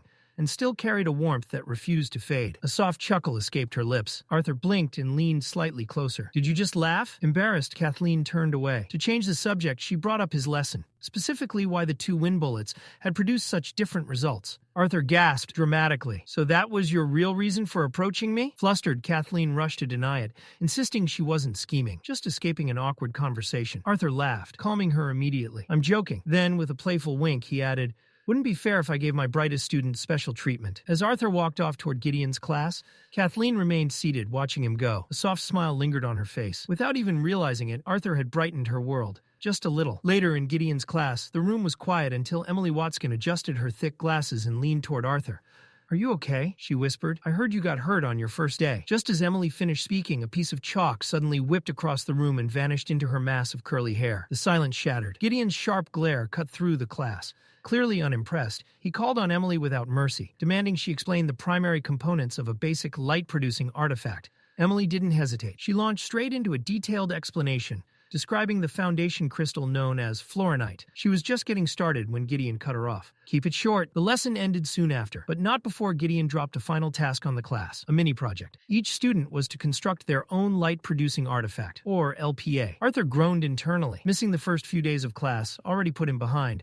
And now this. Sensing his frustration, Emily casually leaned over and offered him an easy solution. She mentioned she had made several LPAs earlier just for fun and had them lying around in her dorm. He was welcome to take one. Arthur blinked, surprised. For someone he had only just met as a classmate, her kindness felt genuine and incredibly timely. She had unknowingly lifted a weight off his shoulders. Before he could thank her properly, Elijah rushed into the room. He greeted Arthur quickly, then noticed Emily. After brief introductions, Elijah shook her hand politely, though his attention remained fixed on Arthur. His tone shifted, serious. "Director Goodsky is waiting," he said, signaling with his eyes that it was important. Arthur said his goodbyes, leaving Emily and Elijah to talk as he headed out. His destination was the private training room Director Goodsky had mentioned while he was still in the infirmary, a room with exceptionally high mana density, perfect for intense training. When Arthur stepped inside, he froze. Tessia was already there, seated and deep in meditation. Before anyone could react, Sylvie darted past him, launching herself onto Tessia with excited chirps. Tessia opened her eyes and greeted Arthur warmly, explaining that Director Goodsky had been called away on urgent business moments earlier. Without hesitation, Tessia suggested they begin. Beast assimilation was never simple. It demanded absolute focus, immense stamina, and usually the support of another mage who shared the beast's elemental affinity. But Arthur was different. As a quadra-elemental, he could support Tessia fully. Carefully, he balanced fire, water, earth, and wind, reinforcing Tessia's body as the Elderwood Guardian's will pressed down on her core. Arthur became a living conduit, a refined mana battery, shielding her from the crushing pressure. Time passed in complete silence, broken only by controlled breathing and the hum of mana. Eventually, the energy settled. Sensing it was enough, Arthur called an end to the session. Tessia agreed, thanking him softly. A pause followed. Then quietly, Tessia brought up the kiss. She asked if Arthur had been angry. He admitted he had been surprised, but never mad. Still, she pressed on. She asked why he had grown distant afterward. It wasn't about royal expectations or marriage, she said. She knew she had acted impulsively, but what she wanted was simple, for their bond to grow naturally, honestly, without fear standing between them. Arthur tried to reassure her, saying they had both grown since childhood, that she wasn't the crying princess she used to be. But instead of comfort, his words struck a nerve. Tessia's expression tightened, frustration flashing across her face. She had hoped for sincerity, for vulnerability. Instead, Arthur brushed it off, treating her feelings lightly. Her voice rose as she turned away, apologizing for expecting too much.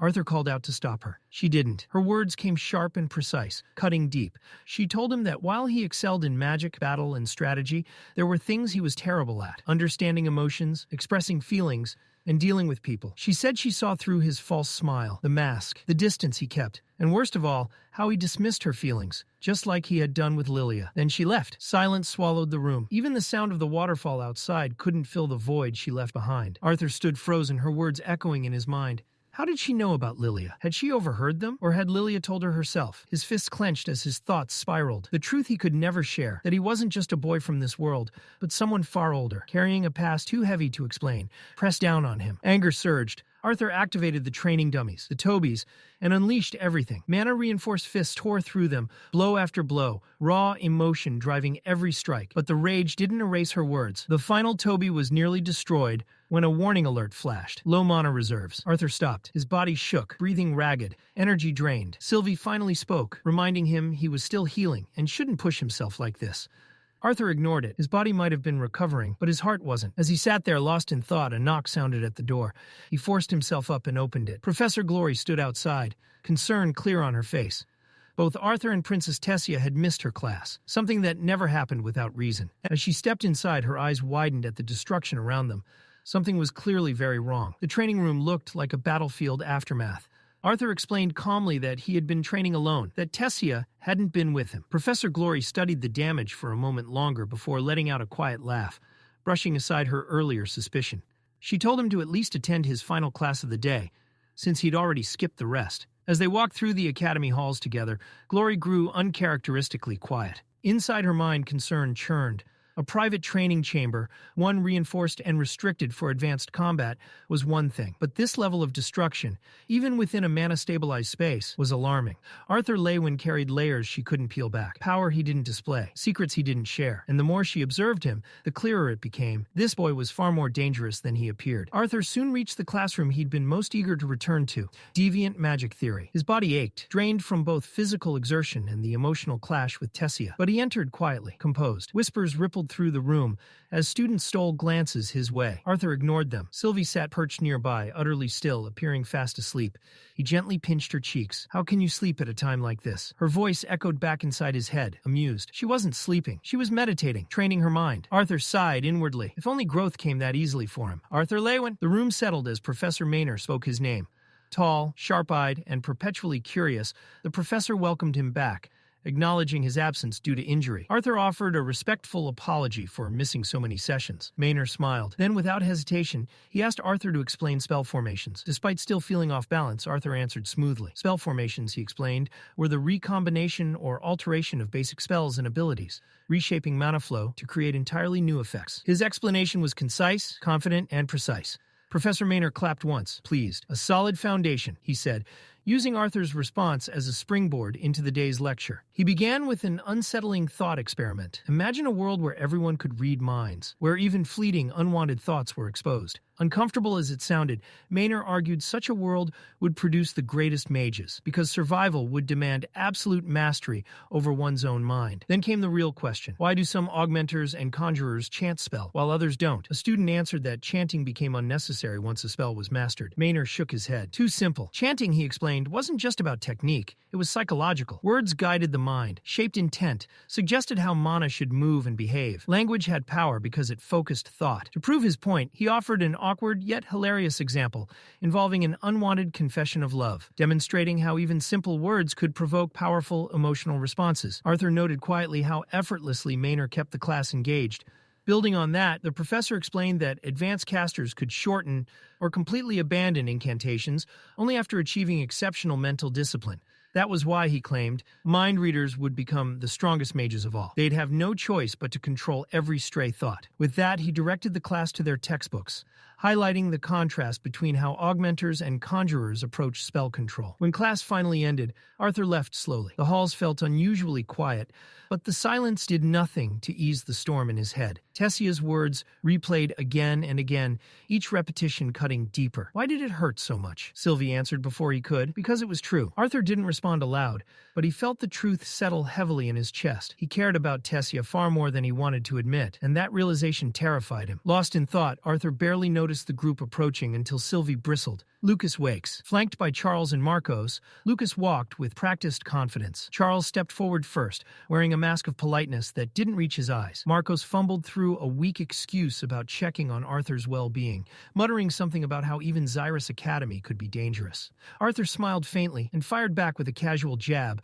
reminding Charles of the humiliation he'd suffered earlier. It landed perfectly. Charles snapped. Rage twisted his face as he shouted about his ruined reputation, about how Arthur had embarrassed him in front of the entire academy. He surged forward, and Lucas yanked him back. Lucas's patience had finally run dry. His voice rose as he confronted Arthur, accusing him of cowardice for avoiding him since their duel. The bitterness in his tone made it clear. The loss still burned. Then came the real question. How had Arthur escaped Inferno Cage? Lucas demanded answers. Proof. Logic. Anything that could explain how a so-called commoner had beaten him so thoroughly. Arthur tried to defuse it with humor, casually suggesting there might have been a hole in the ground. It only made things worse. Lucas clenched his teeth, fury boiling over as he pressed closer, his pride screaming for an explanation. Arthur's expression didn't change. He grabbed Lucas's wrist. With a sharp twist, he flung the hand aside. The motion was quick, controlled, and final. Arthur's voice stayed calm, but his meaning was unmistakable. This wasn't how questions were asked, especially not by someone who had already lost. Arthur stepped forward and locked Lucas into a firm headlock, his grip precise and effortless. His voice stayed calm as he reminded Lucas of a simple truth. He didn't owe him a single answer. Not now, not ever. Lucas didn't struggle, and instead he laughed. It was cold, hollow. He claimed he already knew the truth. Arthur had cheated during the duel, used some kind of artifact to pull off the impossible. The accusation scraped against Arthur's patience, that familiar irritation bubbling up again. Lucas never learned. Before Arthur could respond, Marcos suddenly shoved himself into the confrontation. Not to stop it, to poison it. His voice shook as he spoke, twisting the situation into something grotesque. He accused Arthur of using tricks not just to impress Tessia, but to seduce Princess Catelyn as writers well. The sheer absurdity made Arthur blink. For half a second, he thought he'd misheard. Then mana began leaking from Marcos. Raw, uncontrolled. The timid mask shattered as Marcos screamed, calling Arthur nothing more than dressed-up trash. Charles noticed instantly. He grabbed Marcos's wrist, panic in his eyes, warning him to stop. His mana was spilling out. Marcos tore free, shouted at Charles to shut up. He didn't care anymore. Charles tried again, desperation creeping into his voice. If Marcos didn't stop, all of them would be punished. Maybe worse. Lucas didn't intervene. He stepped back instead, watched, told them to leave Marcos alone. Marcos straightened, eyes burning with obsession, declaring that Princess Catelyn deserved better. Someone pure, someone of noble human blood, someone like him. Arthur's expression hardened. He finally spoke, voice steady but stripped of humor. He wasn't seducing anyone, and who Catelyn chose, or didn't, was none of Marcos's business. Marcos snapped. He screamed that it was Princess Catelyn, not just Catelyn, that she felt the same way, that he knew she did. His voice cracked as he pointed to a single moment, when she had picked up his handkerchief as proof of her love. Lucas watched the meltdown with a twisted amusement. Marcos had lost his mind, and Lucas was enjoying every second of it. Marcos continued ranting, claiming someone had told him he was chosen. His words trembled, heavy with obsession. Sylvie growled low, sensing it instantly. Arthur felt it too. The mana leaking from Marcos wasn't normal. It was feral, dangerous. Then Marcos froze. His eyes snapped to Arthur, and something terrifying settled into them. Clarity, twisted certainty. Arthur was the obstacle. Marcos stomped the ground and launched himself into the air, fist pulled back, killing intent, screaming through his mana. Time slowed. Arthur caught Sylvie from the corner of his eye, crouched, ready to strike. Marcos came down like a meteor. Arthur moved. He slipped to the side, caught Marcos's arm mid-swing, and twisted sharply. Using the momentum, he redirected the punch straight into the floor. Marcos slammed down. Stone shattered. The hallway shook. Dust swallowed everything. Arthur stepped back, coughing lightly as the silence settled. His patience was gone now. He reminded Marcos, coldly, that he had just attacked a disciplinary committee member. Charles finally found his voice, shaking as he urged them to stop Marcos before things spiraled further. Lucas raised his hands, feigning confusion, feigning fear. He claimed he had no idea what was happening, said they were all terrified, painted Arthur as the aggressor without saying it outright. Charles glanced at Lucas, unsettled, but Lucas was already thinking ahead. He casually reminded Charles about the upcoming duel with Marcos, suggested this outburst might actually benefit him. If Marcos was injured or expelled, Charles wouldn't have to fight him at all. Then they walked away. Lucas turned once more, smirking as he warned Arthur not to get hurt. Arthur didn't look back. Behind him, Marcos screamed. The ground erupted. Shards of stone tore through the air at lethal speed. Arthur reacted instantly, but Marcos wasn't done. His body convulsed, his face warped into something barely human. He charged. Arthur blocked the blow, but the force behind it shocked even him. Inside, alarm rang loud. Marcos was only an orange core mage, yet the mana pouring from him rivaled elites. Every drop was being burned for pure destruction. Arthur realized the truth. If he wanted to stop this without killing Marcos, he might have to remove his seal. Then, a deep growl thundered above. Sylvie transformed. In an instant, her true form filled the space, a majestic dragon descending with overwhelming pressure. One massive paw slammed Marcos into the ground. The floor collapsed. The fight ended. Marcos lay unconscious, crushed into the wreckage. Sylvie shrank back into her usual form, irritation clear in her eyes. She had waited long enough. Then footsteps rushed in. Claire burst onto the scene, horror freezing her expression as she took in the destruction. Arthur standing amid the ruins, Marcos barely breathing, the hallway torn apart. Claire didn't waste time with pleasantries. What happened? Arthur gave her a concise account. Marcos had snapped. His mana had gone wild, unprovoked, unstable, and he had attacked with lethal intent. Claire immediately knelt beside Marcos, her expression sharp and focused. As she shifted his body, the back of his uniform tore slightly, revealing crude stitches and warped markings carved into his spine. Her face hardened. She knew exactly what she was looking at. This wasn't new, and it wasn't random. Without another word, they carried Marcos to the infirmary. His body was completely limp, drained as if whatever had possessed him had burned through everything he had. The healers took him in at once. Once that was handled, Claire led Arthur straight to Director Goodsky. As they walked, Arthur asked the question gnawing at him. Had this happened before? Claire didn't hesitate. Yes, another student had suffered a similar collapse while Arthur was still recovering. Arthur's thoughts churned. Marcos's power hadn't made sense. The output, the ferocity, it was far beyond an orange core mage, and those markings weren't scars. They were deliberate. Claire told him she'd explain more during the next disciplinary committee meeting. For now, everyone needed to be informed, and Arthur needed to report directly to the director. When they reached the office, Arthur knocked. "Enter," Cynthia Goodsky replied immediately. They stepped inside and froze. Two figures stood in the room. The air itself felt heavier. The Lances. Claire's breath caught as she whispered the names under her breath, awe trembling in her voice. Lance Baron, Lance Alea, legends in the flesh. Director Goodsky introduced Arthur and Claire as members of the Disciplinary Committee, praising them as two of the Academy's most promising talents.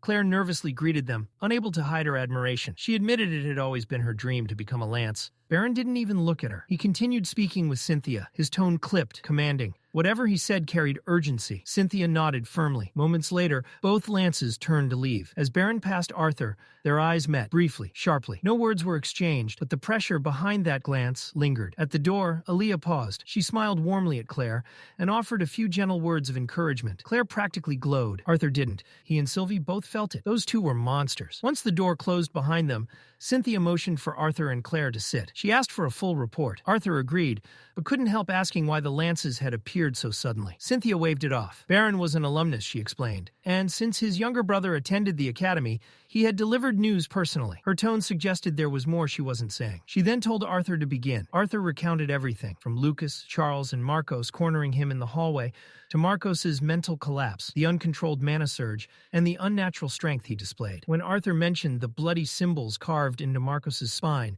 Cynthia's expression shifted. She knew. After a pause, she confirmed it.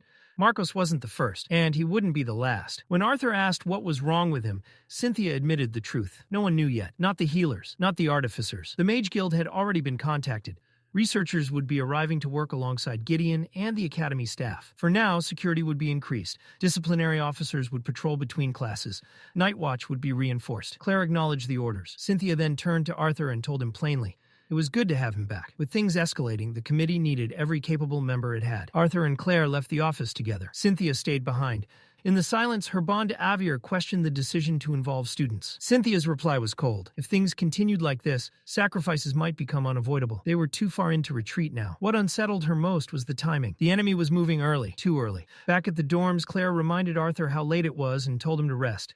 They agreed to meet again at the committee meeting in the morning. She waved and left. Arthur lingered. Then he noticed movement. He slipped into the shadows and watched as Baron Wykes stood before Lucas. Baron's fury was unmistakable. Lucas, arrogant, untouchable Lucas, stood with his head lowered in silence. Arthur watched, surprised. Even Lucas bent before his brother. Caspian had been right. With Baron backing him, Lucas was untouchable. For now. Arthur turned away. Then Sylvie's instincts screamed. Before Arthur could react, cold steel pressed against his throat. A blade. He hadn't even had time to reach for his sword. Alia appeared out of nowhere. One moment Arthur was alone, then cold steel kissed his throat. Her speed was terrifying. There had been no sound, no warning, no ripple in the air. Just presence. Crushing. Absolute. The message was clear without a single word spoken. Whatever Arthur had felt toward Baron hadn't gone unnoticed. Too late, Arthur realized the flaw in his setup. Keeping his weapon inside a dimensional ring was convenient, until it wasn't. In moments like this, convenient became fatal. Arthur didn't panic. He spoke calmly, carefully. He explained that there had been a misunderstanding. He held no hostility toward Lance Baron. Today had been the first time he'd even seen the man. No grudge, no intent. Arthur could feel it. Despite his efforts to suppress himself, something beneath the surface was leaking out, and Alea saw it. Her perception cut deeper than sight. She told him flatly that regardless of his talent, regardless of being a dual elemental mage, touching Baron was impossible. Curiosity outweighed fear. Arthur asked how strong Baron really was. Alea didn't hesitate. Frightening, she said. The word carried weight. Arthur paused, then asked where she stood among the lances. Alea answered by holding her hands apart, measuring an invisible distance. The gesture was oddly casual, almost playful. Arthur didn't laugh. He just watched. She noticed. Clicking her tongue, Alea teased him for having no sense of humor before admitting the truth. She was likely the weakest among them. The gap between her and the others was large. Arthur reached out and patted her shoulder. It was meant to be reassuring. It was not received that way. Alea stared at him, visibly offended. Still, she continued, explaining that while Baron surpassed her in raw power, her perception eclipsed his. That was why she had sensed Arthur before he ever noticed her. Now it made sense. Her attention shifted as Baron finished speaking nearby. Alea stepped back, sheathing her weapon as if nothing had happened. She told Arthur she'd enjoyed the conversation and hoped they'd meet again. Arthur bowed deeply, genuine respect in his posture. Before leaving, Alea reached out and gently brushed her fingers through his hair. Her voice softened. If her younger brother were still alive, she said, he would have been around Arthur's age. Her thanks carried something heavier than gratitude. Then she turned and walked away, leaving Arthur alone with the weight of it. By the time Arthur continued through the academy, the whispers had already begun. Students clustered in corners, voices low and frantic. A second year had gone berserk. Someone had been attacked. Some claimed it was a noble. Others swore it was House Hutcham. One name kept resurfacing, Marcos. Arthur could practically feel misinformation breeding in real time. Sylvie questioned why humans loved gossip so much. Arthur had no answer. The disciplinary committee room was silent when Arthur arrived. Heavy. He asked what had happened. Claire answered. Marcos was dead. The words landed like a blow. Arthur demanded an explanation. Curtis spoke next, his expression grim. The medics and artificers hadn't been able to stop the mana leaking from Marcos's body. It hadn't made sense. He'd already been unconscious. Claire added that the cause was tied to the symbols carved into his back. They still didn't know what they were. Kathleen admitted there was almost no usable information. What little had been uncovered was sealed. Nicholas added that even Marcos's parents were refusing to cooperate. Everything was locked down. Theodore slammed his fist into the table. What was the point of the disciplinary committee, he demanded. If they were kept blind when something like this happened, Claire reined them in. Anger wouldn't help. With Arthur officially back, patrols would be reorganized. Security tightened. The meeting ended in silence. Out in the hallway, Fareth nervously mentioned that Arthur would be assigned night patrol with Theodore. He pointed out awkwardly that their first meeting hadn't gone well. Arthur shrugged it off. Night patrol actually suited him. Between upper and lower division classes, it gave him room to breathe. Still, the hours were brutal. Fareth then admitted his surprise that the daggers they'd been issued were actually communication artifacts. Arthur confessed he'd thought they were decorative. Catelyn chimed in, amused, noting how strange it was that Kai volunteered to patrol such a large section alone. Arthur caught the smile she tried to hide and called her out. Fareth added that Curtis once claimed Kai avoided work like a plague. Arthur guessed Kai simply didn't want to work with Theodore. When Arthur asked why Kathleen's brother seemed so against them patrolling together, Kathleen calmly replied that she'd only mentioned she and Arthur had grown close, after a bit of physical contact. Arthur grinned. He waved them off, tossing a casual farewell over his shoulder. Before disappearing around the corner, he looked back and promised he'd see them in class. Later, standing before his students, Arthur's expression was composed, confident. He reminded them of the question he'd posed the day before, whether the color of a mage's manacore truly defined their strength.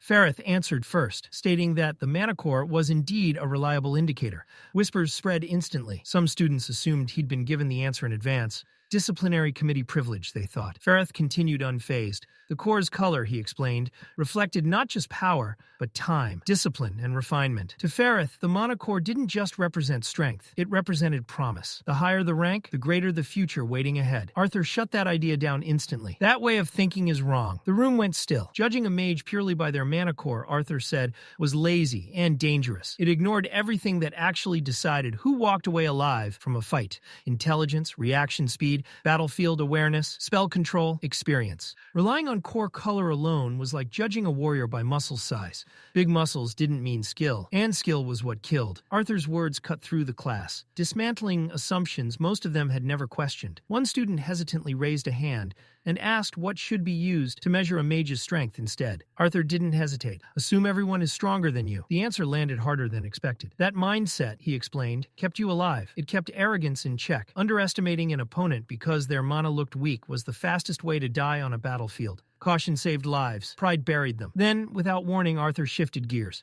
Same exercise as yesterday, he said. I hope you practiced. The lesson was clear. Knowledge meant nothing without application. Later, Arthur sprinted down the hallway, breath ragged. He was late. He blamed Sylvie immediately. She sheepishly admitted she'd fallen asleep too. By the time he reached class, Arthur was gasping for air. He apologized quickly to Professor Glory and turned toward the locker room, only to be stopped cold. No training, Glory said firmly. Not until he was fully healed. She ordered him to sit in the stands instead. Arthur obeyed without protest. Honestly, he was relieved. At least this meant no Lucas. Not today. As he climbed toward the spectator seats, he spotted Tessia sitting alone.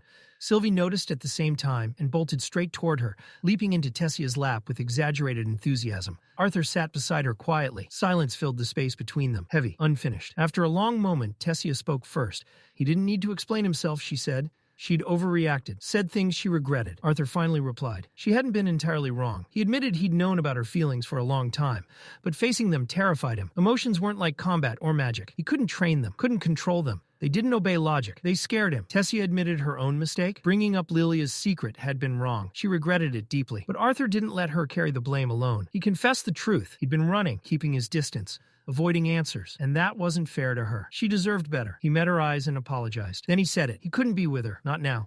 Tessia asked what "not now" meant. Arthur hesitated, then answered honestly. Maybe someday, when they were older, when the world wasn't constantly falling apart. But right now, he wasn't ready. Her next question hit harder than any blow. Was he expecting her to wait? Arthur immediately shook his head. No, he'd never ask that. He knew how admired she was, and he didn't even know how long it would take before he was ready. If he ever was, all he could do was hope she understood. Then Tessia smiled. Not wide, not dramatic, just enough. She didn't promise to wait, but she didn't walk away either. Arthur exhaled, relief flooding his chest until she teased him, asking if she could trust him not to suddenly date someone else. Arthur answered quietly. He wouldn't. He didn't want her to pause her life for him, but he hoped she'd give him time. As a silent promise, Arthur leaned forward and gently kissed her forehead. Then he turned and walked away. Later that day, Arthur sat through class, pretending to pay attention, while Sylvie relentlessly mocked him, smirking and exaggerating the moment with dramatic gestures. Arthur ignored her, barely. The lecture continued, covering the basics of deviant magic theory. Arthur couldn't help but wonder why they were moving so slowly even after a week. A student asked why elements like gravity, lightning, magma, and ice existed naturally, but didn't exist as natural manotypes. Professor Drywell praised the question and launched into a long-winded explanation. Theories, ancient debates, tangents stacked on tangents. Arthur realized the problem instantly. It wasn't the students, it was the teacher. Still, his thoughts drifted back to Tessia. He wondered how she was feeling now. Elsewhere, far from the classroom, Tessia stood alone in her room, staring at her reflection. Her cheeks were still burning.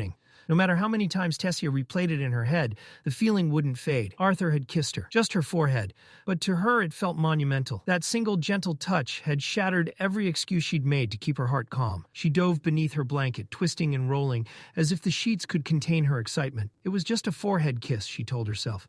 Nothing dramatic, nothing life-changing. Her heart disagreed. It felt like a beginning. And once that thought took root, her imagination spiraled out of control, until she suddenly realized where her mind had gone. Children. Her face ignited in pure embarrassment. That realization hit like a slap, and she flailed beneath the covers. If steam could rise from embarrassment alone, she would have filled the room. In the shadows near one of the academy walls, two figures moved with practiced stealth. Laughter was stifled as crimson paint dragged across stone, thick and ugly. Elves, dwarves, get out. They barely had time to admire their work. A voice cut through the night. Mind if I join? Arthur stood between them, calm, still, watching. Panic struck instantly. The boy's courage shattered first. His body locked for a heartbeat. Then he ran. Footsteps pounded as he fled into the darkness. The girl wasn't as lucky. She snarled, spinning on Arthur as water mana surged between her palms. Don't come any closer. Arthur didn't even blink. One smooth step, a flick of his leg. She crashed hard against the ground, the breath ripped from her lungs. Even sprawled on the stone, she lashed out, shouting accusations. How dare he hit a girl? Where were his manners? I believe in equality, Arthur replied evenly. Wind mana began to coil in his palm, quiet but unmistakable. Test me, he said,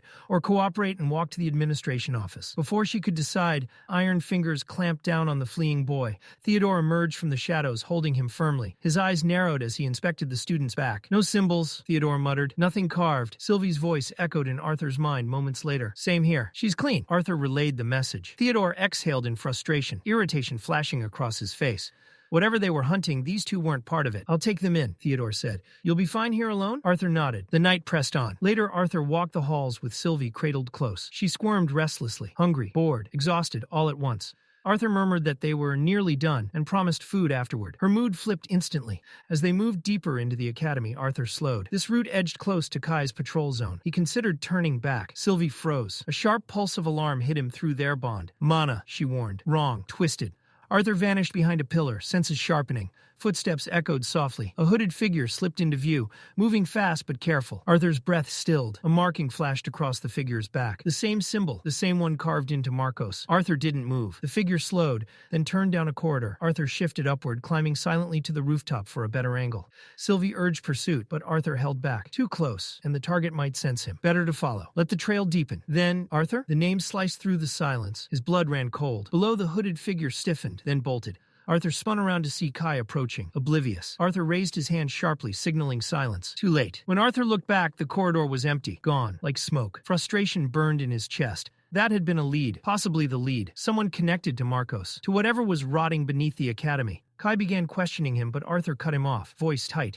He explained what he'd been tracking and how close they'd been. Kai's expression hardened. Protocol exists for a reason, he snapped. Once it crossed into my zone, you should have reported it. Arthur clenched his jaw. Kai's eyes widened slightly as realization hit. That means your patrol zone is uncovered. Before either could respond, their daggers flared, bright yellow, emergency signal. Arthur's teeth ground together as anger surged. Something had gone wrong, and it was happening now. Kai didn't panic. Instead, he placed a steady hand on Arthur's shoulder, grounding him. Since it was his patrol zone, Kai took responsibility immediately. He told Arthur to check on Theodore. Now, he'd continue the search. Arthur nodded once. Before turning, he gave Kai the final detail, voice low and urgent. Brown hooded robe, dark slacks, long boots. Kai locked it in, already shifting into hunter mode. Arthur didn't wait another second. He sprinted. Boots thundered through the corridors as he cut corners, vaulted down staircases, and tore through the academy halls. Then he saw them. Arthur slowed. Theodore sat upright, surrounded by disciplinary committee members. Alive, but shaken. Too shaken. Arthur pushed through the group. What happened? Dordrea answered before Theodore could, her tone dripping with sarcasm. Apparently, our fearless officer got knocked out by a love tap to the back of the head. Theodore snapped back instantly. That wasn't a casual hit. His hand rubbed the back of his skull. His voice was firm, certain. That strike had weight, precision. If it were normal, I wouldn't have blacked out. Whoever hit me knew exactly what they were doing. Dordrea rolled her eyes, but Arthur didn't miss it, the truth in Theodore's voice. Curtis stepped in, explaining the ambush. Theodore had been escorting the two graffiti vandals when it happened. By the time backup arrived, both students were gone. They're still academy students, Curtis added confidently. We'll find them. Arthur wasn't so sure. What if they didn't escape alone? Arthur said slowly. What if someone was waiting for them? Theodore shook his head. No regular student could have done that. Not in one hit. Arthur finished the thought out loud. Someone like Marcos? Theodore met his gaze and nodded. Exactly. Curtis asked if Theodore had seen anything. Anything useful. Theodore hesitated. I might have grazed the attacker before going down. No visual. It was over in seconds. Arthur's mind clicked. A graze. Kai's arm. When Kai had approached him earlier, hadn't there been a wound? Arthur reached out through the bond. Sylvie? Her response came uncertain but uneasy. I think maybe. Before Arthur could push further, Theodore frowned. Why were you coming from Kai's patrol area? Arthur paused.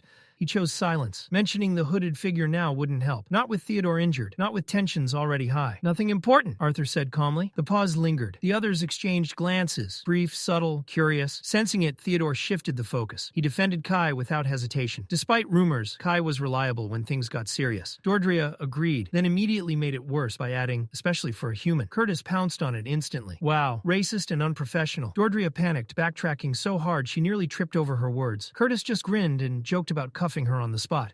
Laughter broke through the tension. Eventually, the group dispersed, leaving behind more questions than answers. By morning, Arthur sat in Gideon's class, but his mind never arrived with him. The attacker hadn't been found. The hooded figure was gone, and Kai yelling his name that night echoed in his head like a crack in glass. Was he overthinking? Theodore said to trust Kai. Still, the timing, the wound. It didn't sit right. A shadow loomed. Arthur! He nearly jumped out of his seat. Gideon stood behind him, unimpressed. Arthur scrambled to hide the clutter on his desk. Gideon had clearly expected brilliance. Instead, he found chaos. Emily leaned over, noticing Arthur's distant look. You okay? Arthur waved it off. Just tired. Committee work. But the truth was worse. He barely remembered his earlier classes.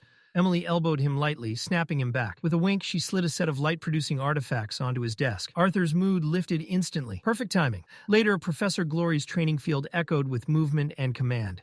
Augmenters, hold formation. Conjurers, support, don't chase. Her voice cut sharp and clean, demanding discipline. No recklessness, no ego. When class ended, Arthur collapsed beneath a tree, shade washing over him. Lucas. Despite everything, Marcos, the assault, the secrets, Lucas had only been suspended. It burned. Sylvie tugged at his attention. Tessia wasn't around. We'll see her tonight, Arthur reassured her. Training. No patrol duty. Sylvie brightened instantly. When Arthur asked if she really hated patrols that much, she didn't even try to deny it. As the afternoon light softened, Professor Glory approached. She looked exhausted. Without a word, she sat beside Arthur. Something was wrong. Arthur felt it immediately. Is everything okay? He asked. Glory didn't bother hiding her irritation. The council had locked down almost every dungeon she normally used for training. With the lances digging into something big, all excursions were frozen for the time being. Arthur asked the obvious question. Did that mean there wouldn't be a dungeon trip this semester? There will be one, Glory said, exhaling. Just don't expect much. It would be a lower-tier dungeon, nowhere near the brutal environments she preferred. She laughed softly, eyeing Arthur. If it ended up being too easy for him, he wasn't allowed to complain. Later that day, Arthur trained with Tessia inside the Academy's training room. The session was relentless. Tight footwork, controlled bursts of mana, no wasted motion. When Tessia's breathing finally grew uneven and her shoulders sagged, Arthur called it. She didn't argue. She just nodded, grateful, chest rising and falling as she caught her breath. Arthur glanced toward the pool lining the edge of the room and gestured. Cooling off sounded like a good idea. They sat by the water, legs submerged. The chill seeped into their muscles, washing away the heat and strain. For a rare moment, the world slowed. Arthur broke the silence, asking how she'd been feeling. Specifically whether the beast-will rejection had returned. Tessia shook her head. Since their combat drills in Glory's team fighting class, the symptoms hadn't come back. Arthur relaxed, just a little. He reminded her to report anything strange, either to him or Director Goodsky, especially since her grandfather was still away in Elenoir. She promised. This time there was confidence in her voice. Arthur encouraged her. If things stayed stable, she could complete the beast-will assimilation within weeks, maybe even push her mana core higher. Splash. Ice-cold water smacked him square in the face. Arthur blinked, stunned. Tessia was laughing. She told him he looked overheated and reminded him they were technically on break. Arthur didn't hesitate. He splashed her right back, smirking as he pointed out she was still sweaty too. The quiet room filled with laughter and the sharp sound of water. For once, there were no threats, no politics, no monsters, just two kids acting their age. Eventually, Tessia pulled her feet from the pool, saying she'd cooled off enough. Arthur hesitated. Then slowly he reached out and took her hand. His grip was gentle, intentional. Tessia inhaled sharply, her face flushing. But before either of them could say anything, "You two look relaxed." They froze. Arthur turned. Director Cynthia Goodsky stood nearby, watching with an easy smile. Tessia immediately stood and rushed to her side, concern flashing across her face. Cynthia waved it off, explaining she'd stopped by the Mages Guild for a quick spar and picked up a few scrapes. Arthur raised a brow. He thought she was supposed to be meeting the council. Cynthia laughed. A woman couldn't take a small detour? Tessia scolded her gently anyway, warning her not to overdo it. Cynthia promised she'd be more careful, then casually asked about Tessia's next class. She also mentioned she'd be using the training room later. No issue at all, Arthur said. Their training was finished. Tessia waved goodbye, thanking him. Arthur reminded her not to push herself too hard. As she left, Arthur's gaze lingered on Cynthia. Her smile was calm, but something was off. The way she stood, the tension she masked too well. She was hiding something. Arthur didn't press. He closed the door behind him and headed back to his dorm, filing the feeling away for later. The next morning arrived like any other. Arthur sat in class, exhausted, yawning, barely holding it together. Elijah noticed immediately and asked how late Arthur had been out. Arthur muttered that he wasn't sure. Elijah had already been asleep when he returned. Elijah laughed. He'd gotten back late too. Club social. Which one this time? Arthur asked. The Chain-Casting Research Club, Elijah said proudly. Way more girls than I expected. Arthur shot him a look, asking if Elijah had been starved for affection in a past life. Elijah fired back, launching into a dramatic speech about youth, magic, romance, and self-discovery. Throat cleared. Professor Avius stared them down. He praised Elijah's enthusiasm for storytelling, then reminded him they were in class. Quiet laughter rippled through the room as Elijah sank into his seat, mortified. Avius's expression darkened. Then he spoke of the incident that had shaken the academy. A fellow student, Marcos, was dead. He stood at the front of the room and reminded them that magic wasn't a toy, no matter how casually they wielded it. Power, when abused, didn't forgive. The investigation into Marcos's death was still ongoing. The academy's best mages and medics were involved. But one conclusion was already clear. Marcos had pushed a spell far beyond what his body could endure. Avius compared the mana core to a muscle. Strain it too hard, too fast, and it tears. Sometimes the damage healed, sometimes it didn't, and sometimes it killed you. The room stayed silent. One student finally spoke up, voice hesitant. Rumors had spread. People said Marcos had survived the backlash, at least briefly. With proper treatment, mana recovery elixirs should have saved him, right? Avius nodded once. Usually, yes. Elixirs worked in most cases. But not all. He clarified that he wasn't claiming this was exactly what had happened to Marcos, only issuing a warning. Magical enhancers that forcibly amplified mana came with severe consequences. One of the worst was mana leakage, when energy bled uncontrollably from the core itself, a condition that was dangerous, unstable, and notoriously difficult to fix. Still, Arthur felt it. That explanation didn't line up with what he'd seen. Marcus's erratic behavior before his death, the strange markings carved into his back, mana leaking not randomly, but deliberately. Something didn't fit. After the lecture, Arthur headed to his next class, the one where he stood at the front. He greeted the students and got straight to the point. None of them had managed to replicate his previous demonstration, so he decided to make things clearer. Arthur called Lester forward. The boy stiffened, clearly nervous, but obeyed. Arthur explained calmly. If Lester were his enemy, bigger, stronger, someone he didn't want to approach directly, then as an augmenter, Arthur wouldn't rush in. He'd attack from range. He picked up a sheet of paper and crumpled it loosely. Holding it out, he gave it a gentle puff of air. The paper fluttered down uselessly. That, Arthur said, is an unfocused spell. Then he rolled another sheet into a tight tube. A third piece became a small dart. He slid it inside, aimed, and blew sharply. The dart shot forward and smacked straight into Lester's face. The room exploded with laughter. Arthur smiled. That was the point. It's not about how much power you use, he said. It's how you shape it, how you direct it. Precision over force. He added that the conjurers would get their turn later, and while laughter still echoed through the classroom, far from Xyrus Academy, something far more serious was unfolding. In a secluded hall, the Lances gathered. Alea had expected her next assignment to be in Elenoir, assisting Lance Aya. That was no longer the case. Byron explained why. Deep within a dungeon near the Beast Glades, he'd discovered something that didn't belong. Not a monster, not an artifact, a clue. Before Alea could ask more, footsteps echoed from the stairwell. Lance Veray descended, her presence cold and commanding. With no need for ceremony, she went straight to the point. The council had made a decision. Alea was being pulled from her mission. The reason chilled the room. Unfamiliar traces had been found in several dungeons, signs pointing to mages not native to Dicathan. Until recently, the idea of another continent had been little more than theory. Now it was bleeding into reality. Byron supported Veray's claim. He'd recovered a torn piece of fabric from the dungeon. The material wasn't made from any known mana beast fiber. Worse, it had been enchanted. A spell was woven directly into the cloth. But the fabric was damaged, the enchantment broken. Whatever its purpose had been, it was now lost. That wasn't the only problem. Reports from adventurers across the Beast Glades had been piling up. Sightings of titanic bloodworms were increasing. On their own, the beasts weren't unheard of. But the pattern was wrong. Their behavior was frenzied, aggressive, almost driven.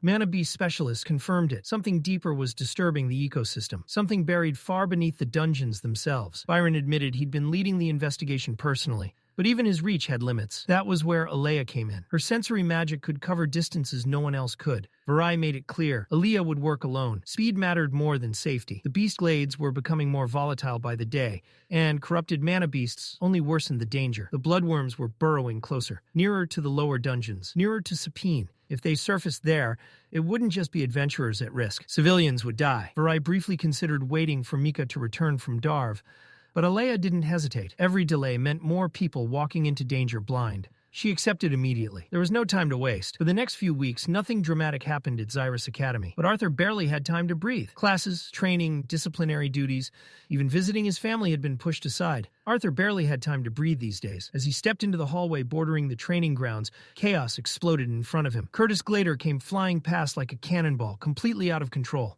Arthur barely had time to register what was happening before an icy wall materialized out of thin air.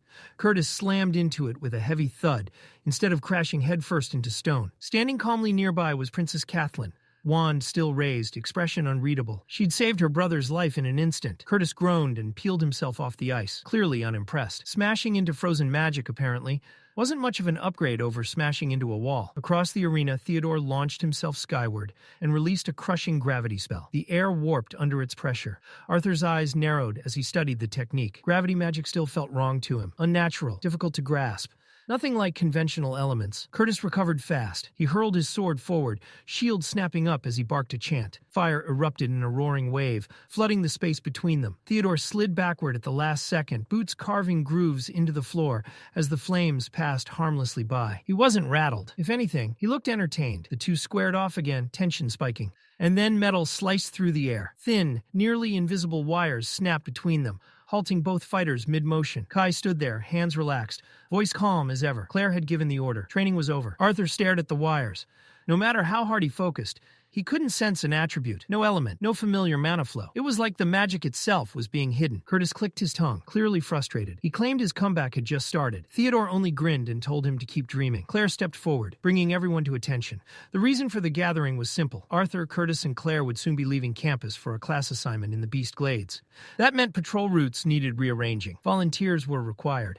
Kai raised his hand immediately, shrugging as he joked that it wasn't like he had anyone waiting on him anyway. Claire gave him a small nod of approval. Ferrith followed up in dramatic fashion, proudly declaring that he had no friends either, and would gladly take extra patrols. The group went quiet. Claire blinked, thanked him, and visibly struggled to understand why he sounded so proud of that fact. Dordrea, already bored, looked ready to walk away, until her arm suddenly lifted into the air on its own. Thin metallic wires tugged it upward. She froze, startled. Claire, mistaking it for enthusiasm, immediately acknowledged her volunteer. Dordrea snapped back that she hadn't volunteered at all. Kai smoothly stepped in, suggesting they patrol together since they hadn't worked as a pair yet. Dordrea agreed, reluctantly, on the condition that he buy her food afterward. Claire smiled, satisfied. Patrol coverage settled. Meeting adjourned. As everyone dispersed, Arthur headed toward the exit, only for Ferrith to trail after him. Still clinging to the idea of rivalry, Ferrith launched into unsolicited advice about surviving the Beast Glades, bragging about his past experiences. Before Arthur could respond, Kathleen cut in with a dry remark, reminding everyone of the time a tree rodent stole Ferrith's lunch during one of those experienced expeditions. The color drained from Ferrith's face. He immediately began shouting, trying and failing to defend his dignity. Arthur sighed. He quietly called Sylvie and started walking away, but his attention drifted back to Kai. Something about that magic still bothered him. Arthur leaned toward Claire and asked what kind of magic Kai used. He hadn't sensed anything when the wires appeared. Claire shook her head. Even she didn't know. Kai kept it secret. All she knew was that the wires were special, just like him. Arthur considered the idea that the material itself might be masking the mana's nature. As if summoned by the thought, Kai leaned in with a sly grin and teased Arthur about taking such a deep interest in him. Arthur didn't deny it. Kai chuckled softly and warned him that learning too much might cost him his life. The moment lingered, sharp, unreadable, until Claire shoved herself between them, clearly irritated, and reminded everyone they still had class. Later that day, Elijah was out on the training grounds, locked in combat with one of Gideon's Toby, a mechanical training doll. With a sharp gesture, Elijah drove earth magic into the ground. Stone spikes erupted upward, slamming into the Toby and blasting it back. Grinning, Elijah summoned a massive boulder to finish the job. That's when the Toby moved. Its arm snapped up, and a spinning wave of fire launched straight at him. Elijah froze. Fire magic? From a machine? Arthur reacted instantly, grabbing Elijah and yanking him out of the way as the flames tore past, missing by inches. Elijah stared at the scorched ground, stunned. Arthur explained calmly. Gideon loved modifying his creations. Unpredictable upgrades were practically his signature. Elijah's shock turned into awe. He admitted artificing had always fascinated him, even as a kid, but magic had seemed flashier. Arthur smirked and nudged him, joking that Elijah probably learned magic just to impress girls. Elijah tried to laugh it off, half denying the accusation, but Arthur wasn't done with him yet. Without warning, Arthur tossed a wooden sword straight at his chest. Even conjurers need to know how to fight up close, Arthur said casually, a teasing smile playing on his lips. Unless all this training really is just for impressing girls. That did it, Elijah snapped. With a frustrated shout, he rushed Arthur, sword raised high. The attack came fast, raw, emotional, unrestrained. Arthur blocked it effortlessly. He chuckled under his breath. Sarcasm slipped into his voice as he parried each swing. Elijah wasn't flailing. Far from it. His strikes had structure, control. Arthur tilted his head. You trained with a sword before, didn't you? Elijah grit his teeth, still attacking. Doesn't feel like it matters when you're stopping everything like it's nothing. Arthur didn't answer right away. He was watching. Elijah's movements were clean, no wasted motion. His footwork stayed grounded, balanced, precise. Arthur could see it clearly now. If Elijah trained properly, seriously, he wouldn't just be decent. He'd be dangerous. Swordsmanship paired with metal magic wasn't just rare. It was terrifying. With a roar, Elijah poured everything he had into one final strike. He lunged. Arthur stepped aside, barely moved. He tapped Elijah's back. Elijah stumbled forward and slammed face first into the ground. Groaning, he pushed himself up, muttering angrily. Arthur calmly pointed out the mistake, losing control, overcommitting, leaving himself wide open. Before Elijah could snap back, his body froze. His eyes widened. Behind Arthur, something flickered. A reflection. A figure standing in the same posture, wearing royal garb. Pale, faint, like a ghost burned into the air. Elijah's breath caught. Words echoed inside his head. Guilt, rage, anger, betrayal, envy. They crashed into him all at once. His head screamed. The pressure became unbearable. Elijah let out a raw, broken scream and collapsed. Arthur was at his side instantly, gripping his shoulders, calling his name. Elijah, hey, look at me. Are you all right? Inside his own mind, Elijah was spiraling. What is this? Why does it hurt? Why do these emotions feel like they aren't mine? Arthur urged him to go to the medical ward. But suddenly, just as fast as it came, the pain vanished. Elijah shot upright, breathing hard. I'm fine. Arthur didn't buy it. What happened? It was nothing. Elijah cut in quickly. Just hit my head earlier. He stood, avoiding Arthur's eyes, insisting he'd go clean up first. Deep down, he clung to the excuse. It was just the fall. That's all. As he walked away, Elijah waved over his shoulder, saying he'd see Arthur back at the dorm. Arthur watched him go. Something was wrong. He could feel it. The weeks that followed passed quietly. Too quietly. Life at the academy settled into a steady rhythm. Classes, training, patrols. With mid-cycle exams approaching, even excitement began to dull into routine. Arthur kept growing stronger, his magic refined under the guidance of his instructors and with help from Toby. But none of it distracted him from why he'd chosen this place. It wasn't just power. It was the people, the bonds he was forming without realizing it. One afternoon, Arthur was talking to Elijah, sharing something about their classmates. No response. Elijah? He blinked, snapping back to reality. Huh? What'd you say? Arthur studied him. The distraction. The distance. You okay? Elijah waved it off, blaming stress from exams. Then casually, he reminded Arthur about Professor Glory's Beastglades excursion. He warned him not to overdo it, especially during training with Tessia. With that, Elijah walked away. Arthur answered softly, watching him disappear. Sylvie spoke up, noting how Elijah seemed angry with him lately. Arthur exhaled, relieved. At least it wasn't just his imagination. Later that day, Arthur trained with Tessia. Her control had improved drastically. The beast will inside her manacore was stable, calm. Arthur said so honestly. Tessia smiled, confident. She claimed any mana beast they encountered wouldn't stand a chance. Arthur flicked her forehead. Don't get ahead of yourself. He reminded her that she wasn't even using half her real strength yet.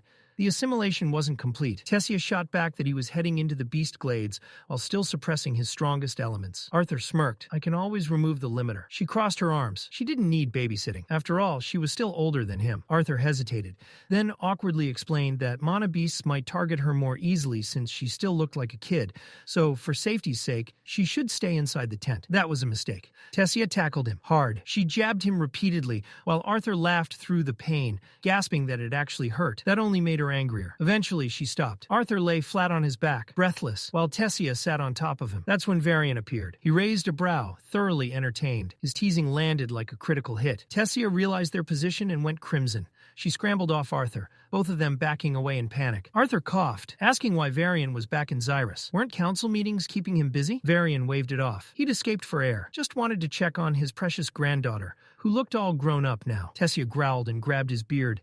Varian yelped, trying to protect it, as she demanded he stop making things weird. The humor faded when Varian's expression softened. With the dungeon excursion scheduled for tomorrow, he'd wanted Cynthia to keep an eye on Tessia in case her manacore flared up again, but Cynthia was unavailable. So Varian turned to Arthur. He asked him to stay with Tessia until Arthur left for his own field trip the following day. Arthur hesitated, polite as always, but firm. He'd already promised himself and his parents that he'd visit home tonight. With the mission looming ahead, he wanted at least one quiet evening with his family before stepping back into danger. Varian, however, looked far too pleased by that answer. Perfect, he said immediately. Then take Tessia with you. Arthur froze. The image hit him instantly. The absolute chaos of bringing Tessia Eralith home unannounced. No, Arthur replied far too quickly. He shut it down with everything he had. And yet, as night settled over the city, Arthur found himself standing in front of the Hellstay estate. With Tessia, he stared at the familiar doorway, still half convinced this was some elaborate nightmare. Somehow, against his better judgment, he had caved. The door opened. Alice Hellstay greeted them with a warm smile and a knowing look. You're late, she said lightly. Dinner's almost ready. Arthur blinked. You knew she was coming? Inside, the hallway answered for her, lined with beautifully wrapped gifts bearing the crest of the Elven Kingdom. Preparations had been made long before he arrived. Reynolds only shrugged. Had a feeling. Alice waved them in, already calling for them to hurry before the food got cold. The house filled instantly with life. Ellie nearly tackled Tessia the moment she saw her, grabbing her hand and excitedly dragging her away. She proudly explained how Helen trained her every time the Twin Horns visited, boasting about her bow skills as if she were already a veteran archer. Laughter echoed through the halls. For a brief moment, the outside world didn't exist. Then Vincent drank too much. By the end of the night, Arthur and Tabitha were each holding him upright, one on either side. Lilia crossed her arms, unimpressed. If you keep getting drunk every time I come home, she snapped, I might just stop coming altogether. Vincent whined pathetically, while Tabitha sighed, and reminded Lilia that her father regretted sending her to Xyrus more than anything. He missed her. That only made Lilia grumble more. She complained about how humiliating it was when he told those stories, especially in front of the student council president. Mid-rant, she paused. Where's Tessia? Arthur explained that Tessia had stepped outside for fresh air, and Alice had gone with her to make sure she didn't wander off. Later, when Arthur offered to carry Ellie to bed, Reynolds carefully handed her over. You should take her, he said quietly. She asks about you every day. He suggested Arthur tell her he'd be leaving in the morning, just in case she slept in. Far away, deep beneath the Grand Mountains, silence did not exist. Lance Alea moved through the narrow stone tunnels with practiced precision, Thick vines crawled along the cavern walls, pulsing faintly with mana. Every few steps, she stopped, scanning the ground. The trail of titanic bloodworms had split again. Just as Lance Very suspected, this wasn't random. The tunnels twisted unnaturally, converging toward a single direction. Everything led east, deeper, far deeper than it should have. Aaliyah quickened her pace. The tunnel bent sharply, and she followed without hesitation, until the ground suddenly vanished beneath her feet. She skidded to a halt just short of a hidden drop. A chasm opened below. At its base, two massive serpents coiled and writhed, their bodies emitting a sickly glow. Alea's eyes narrowed. Hades' serpents, but wrong.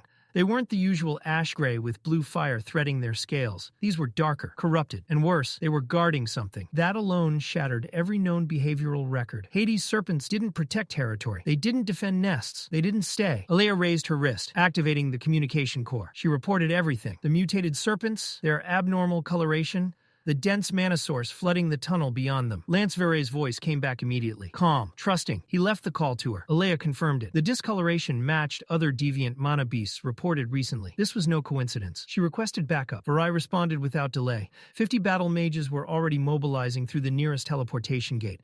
Alea was ordered to hold position. She lowered her arm. Her gaze never left the serpents below. Outside, the night air was cool and still. Alice and Tessia walked side by side beneath the stars. Alice thanked her for coming, acknowledging that it probably hadn't been easy. Tessia smiled and admitted she'd had fun. The chaos alone had been entertaining. Alice chuckled softly. I think the word you're looking for is embarrassing. Tessia laughed. Maybe both. After a pause, Tessia asked carefully if Alice was worried about Arthur entering the dungeon the next day.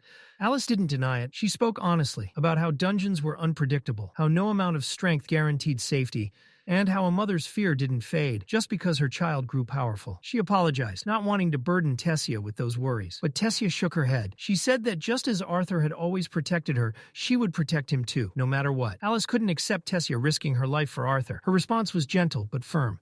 No, she said. Tessia was someone's daughter, too. Her trust was in her son, to survive on his own. Silence settled between them. Finally, Alice mentioned the cold and suggested heading back inside. Tessia thanked her for showing her around and stayed outside a little longer, lost in thought. Later that night, Arthur laid Ellie gently into bed. As he pulled the blanket up, she stirred. What time is it? She asked sleepily. Still night, Arthur whispered. She paused, then asked the real question. When are you leaving? Arthur hesitated. In the morning. Her voice softened. Can't you stay longer? He smiled sadly and promised he'd come back for a full week after the dungeon trip. Ellie wasn't satisfied. She asked for stories. Arthur tried to refuse. He had to wake early. But when she patted the bed beside her, he gave in. She asked him to finish the story he'd once started, the one about how he became a professor. Arthur thought for a moment, then remembered. He told her about Professor Geist's Ember Wisp spell, about how it couldn't be stopped, about how Princess Catelyn had been left defenseless. Ellie's eyes widened. The king's daughter? Arthur nodded. He'd stepped in and pulled her out of danger. Ellie teased him for saving another princess. Arthur denied it instantly. He wasn't collecting royalty. He continued. How he challenged Geist in her place, won the duel, and caught the Academy's attention. Ellie asked if he'd accepted their offer right away. No, Arthur said. He'd refused repeatedly, until they granted him access to a restricted section of the library. That had been worth it. There were other benefits, too. A private training room filled with mana crystals, leniency from the faculty, time to grow stronger. Ellie tilted her head. Were you a good teacher? Arthur smirked. Even students outside my class came to watch. Ellie gave him a look that said doubtful. Brat, Arthur muttered playfully. She grinned and asked if he trained there with Elijah and Tessia. Arthur admitted that he did. Lately, Arthur hadn't been training much with Elijah or Tessia. Most of his time had gone into helping Gideon, who was making remarkable progress on his newest creation, Toby. The night slipped by unnoticed as Arthur spoke about life at the academy, the people he'd met, and the things he couldn't talk about back home. When dawn finally crept across the sky, the house was still. Alice noticed Arthur's room was empty. She asked Reynolds if he'd seen him. Reynolds guessed Arthur was probably already downstairs grabbing breakfast, but Alice wasn't convinced. A thought struck her. Had he already left? It felt too early. They decided to check on Ellie. Quietly, they opened her door and stopped. Arthur sat upright on the edge of the bed, fast asleep. Ellie lay curled beside him, her head resting peacefully on his lap, one small hand clutching his sleeve. Alice felt her chest tighten. Reynolds smiled faintly. Neither said a word as they gently closed the door. Arthur waved once more as the carriage doors closed. Inside, he followed Sylvie's lead and let the steady motion lull him into sleep. When the carriage finally stopped, sunlight poured in. Arthur stepped out and was immediately greeted by Curtis, who waved enthusiastically. Students had already gathered at the dungeon's entrance. Professor Glory smiled as she counted heads, confirming everyone had arrived safely. Arthur saw the opening he needed. While the others entered the dungeon, Sylvie could stay outside, hunt, train, sharpen her instincts. Sylvie questioned him through their bond, wary. Arthur reassured her. The dungeon was low risk. Glory would be supervising the entire time. After a moment, Sylvie hopped off his shoulder. She agreed, on one condition. If anything went wrong, he was to call immediately. Arthur nodded, and then his eyes landed on Lucas Wykes. He sighed inwardly. Of all people, Glory had paired him with Lucas. Lucas stood front and center, boasting loudly about how many times he'd already cleared this dungeon. He called it easy, claimed his A-rank adventurer status, made this little excursion beneath him. Students around him whispered in awe. Arthur didn't bother lowering his voice. "I heard your license got revoked," he said casually. A friend in the field mentioned it, and with that he walked away. Lucas snapped. He grabbed Arthur's shoulder from behind, demanding to know if Arthur was jealous. Arthur calmly turned. "I just said the truth." Lucas's grip tightened. Before it could escalate, Clive stepped in, voice firm. They still needed to select a team leader. Lucas scoffed, already assuming the role was his. Then every hand went up, all of them, for Tessia. She froze, stunned, glancing instinctively at Arthur. Arthur simply nodded. He reminded her she'd already led the student council, and as a mid-range conjurer, she was perfectly positioned to oversee the team.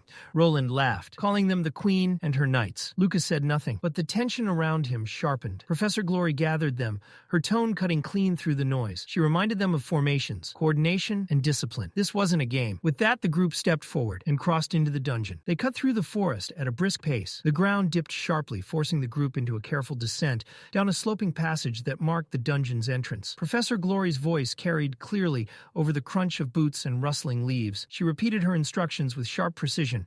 Stay within assigned teams, keep mana flowing around the body at all times, and do not let focus slip, not even for a moment. The air changed almost instantly. Roland stiffened, his teeth chattering as the cold seeped straight through his clothes. Clive shot him a sideways glance, unimpressed, and reminded him curtly that this was exactly why they had been told to properly align their mana circulation.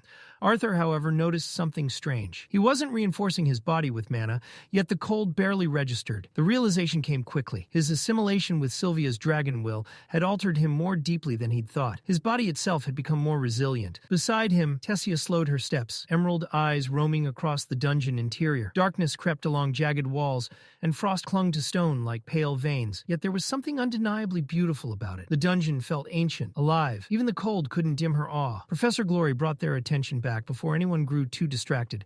This was a D-class dungeon. For safety reasons, they would restrict exploration to the first 2 floors. No exceptions. As for threats, the only mana beasts of note were snarlers. One of the older female students spoke up, recalling what she'd read. Snarlers weren't particularly powerful, but their thick fur made them irritatingly difficult to kill. Another girl grimaced and added that their appearance alone made close combat unpleasant, calling them outright revolting. As they advanced deeper, Curtis frowned. Something didn't sit right. Snarlers were known to roam the first floor frequently, yet there were no signs of activity. No tracks, no remains, nothing. Claire, walking just behind him, remembered that Professor Glory had coordinated with the Adventurers Guild to seal the dungeon for weeks. That explained the lack of other adventurers, but it didn't account for the eerie absence of anything at all. Professor Glory felt it too. The silence pressed down on her nerves. By now, they should have encountered at least a handful of snarlers. Instead, the dungeon felt empty, wrong. She voiced her concern, ordering everyone to stay sharp. Even if no beasts had appeared yet, this was not the time to relax. Dungeons had a way of hiding danger until it was too late. Lucas scoffed openly, irritation clear on his face. What was the point of being here if nothing showed up? Roland, curiosity overtaking his fear, asked what they'd do if the first 2 floors were completely empty. Would they push deeper? Professor Glory shut that down instantly. There would be no descent beyond the 2nd floor. If the dungeon truly held no mana beasts, they'd withdraw and report everything to the guild. Curtis began suggesting they search outside the dungeon instead, but his words were cut off when he walked straight into Professor Glory's back. She had stopped dead. Her posture was rigid, eyes wide, every muscle tense. Slowly, glowing red lights began appearing from behind scattered boulders, from narrow crevices carved into the walls. Snarlers, not a few, an army. The sight drained the noise from the group entirely. Roland swallowed hard, fear written plainly across his face. He wasn't alone. Even the more confident students stood frozen, overwhelmed by the sheer number surrounding them. Arthur moved first. He grabbed Roland by the cloak and dragged him backward, urging him to move exactly as the professor had instructed. The snarlers burst from their hiding places, snarling and snapping as they charged in a tide of fur and teeth. Professor Glory stepped forward without hesitation. Steel flashed. In one smooth, decisive arc, her blade tore through the front line. Dozens of snarlers fell instantly, bodies collapsing before they even realized they'd been struck. Her power was overwhelming, her technique flawless, but her mind raced. Individually, the beasts were no stronger than expected. But this many? This wasn't normal. She shouted her decision without delay. The training was suspended. Student safety came first. Everyone was to retreat to the stairs immediately. The group had just begun to pull back when a blazing sphere streaked past her shoulder. Boom! The fireball detonated among the snarlers, blasting 6 of them apart in a burst of heat and smoke. Silence followed as all eyes turned. Lucas stood behind them, arm lowered, face cold and unapologetic. Murmurs rippled through the students. The beasts had gone down easily. Maybe this wasn't as dangerous as it looked. It was only a D-class dungeon, after all. Professor Glory hesitated. Curtis suggested continuing the exercise,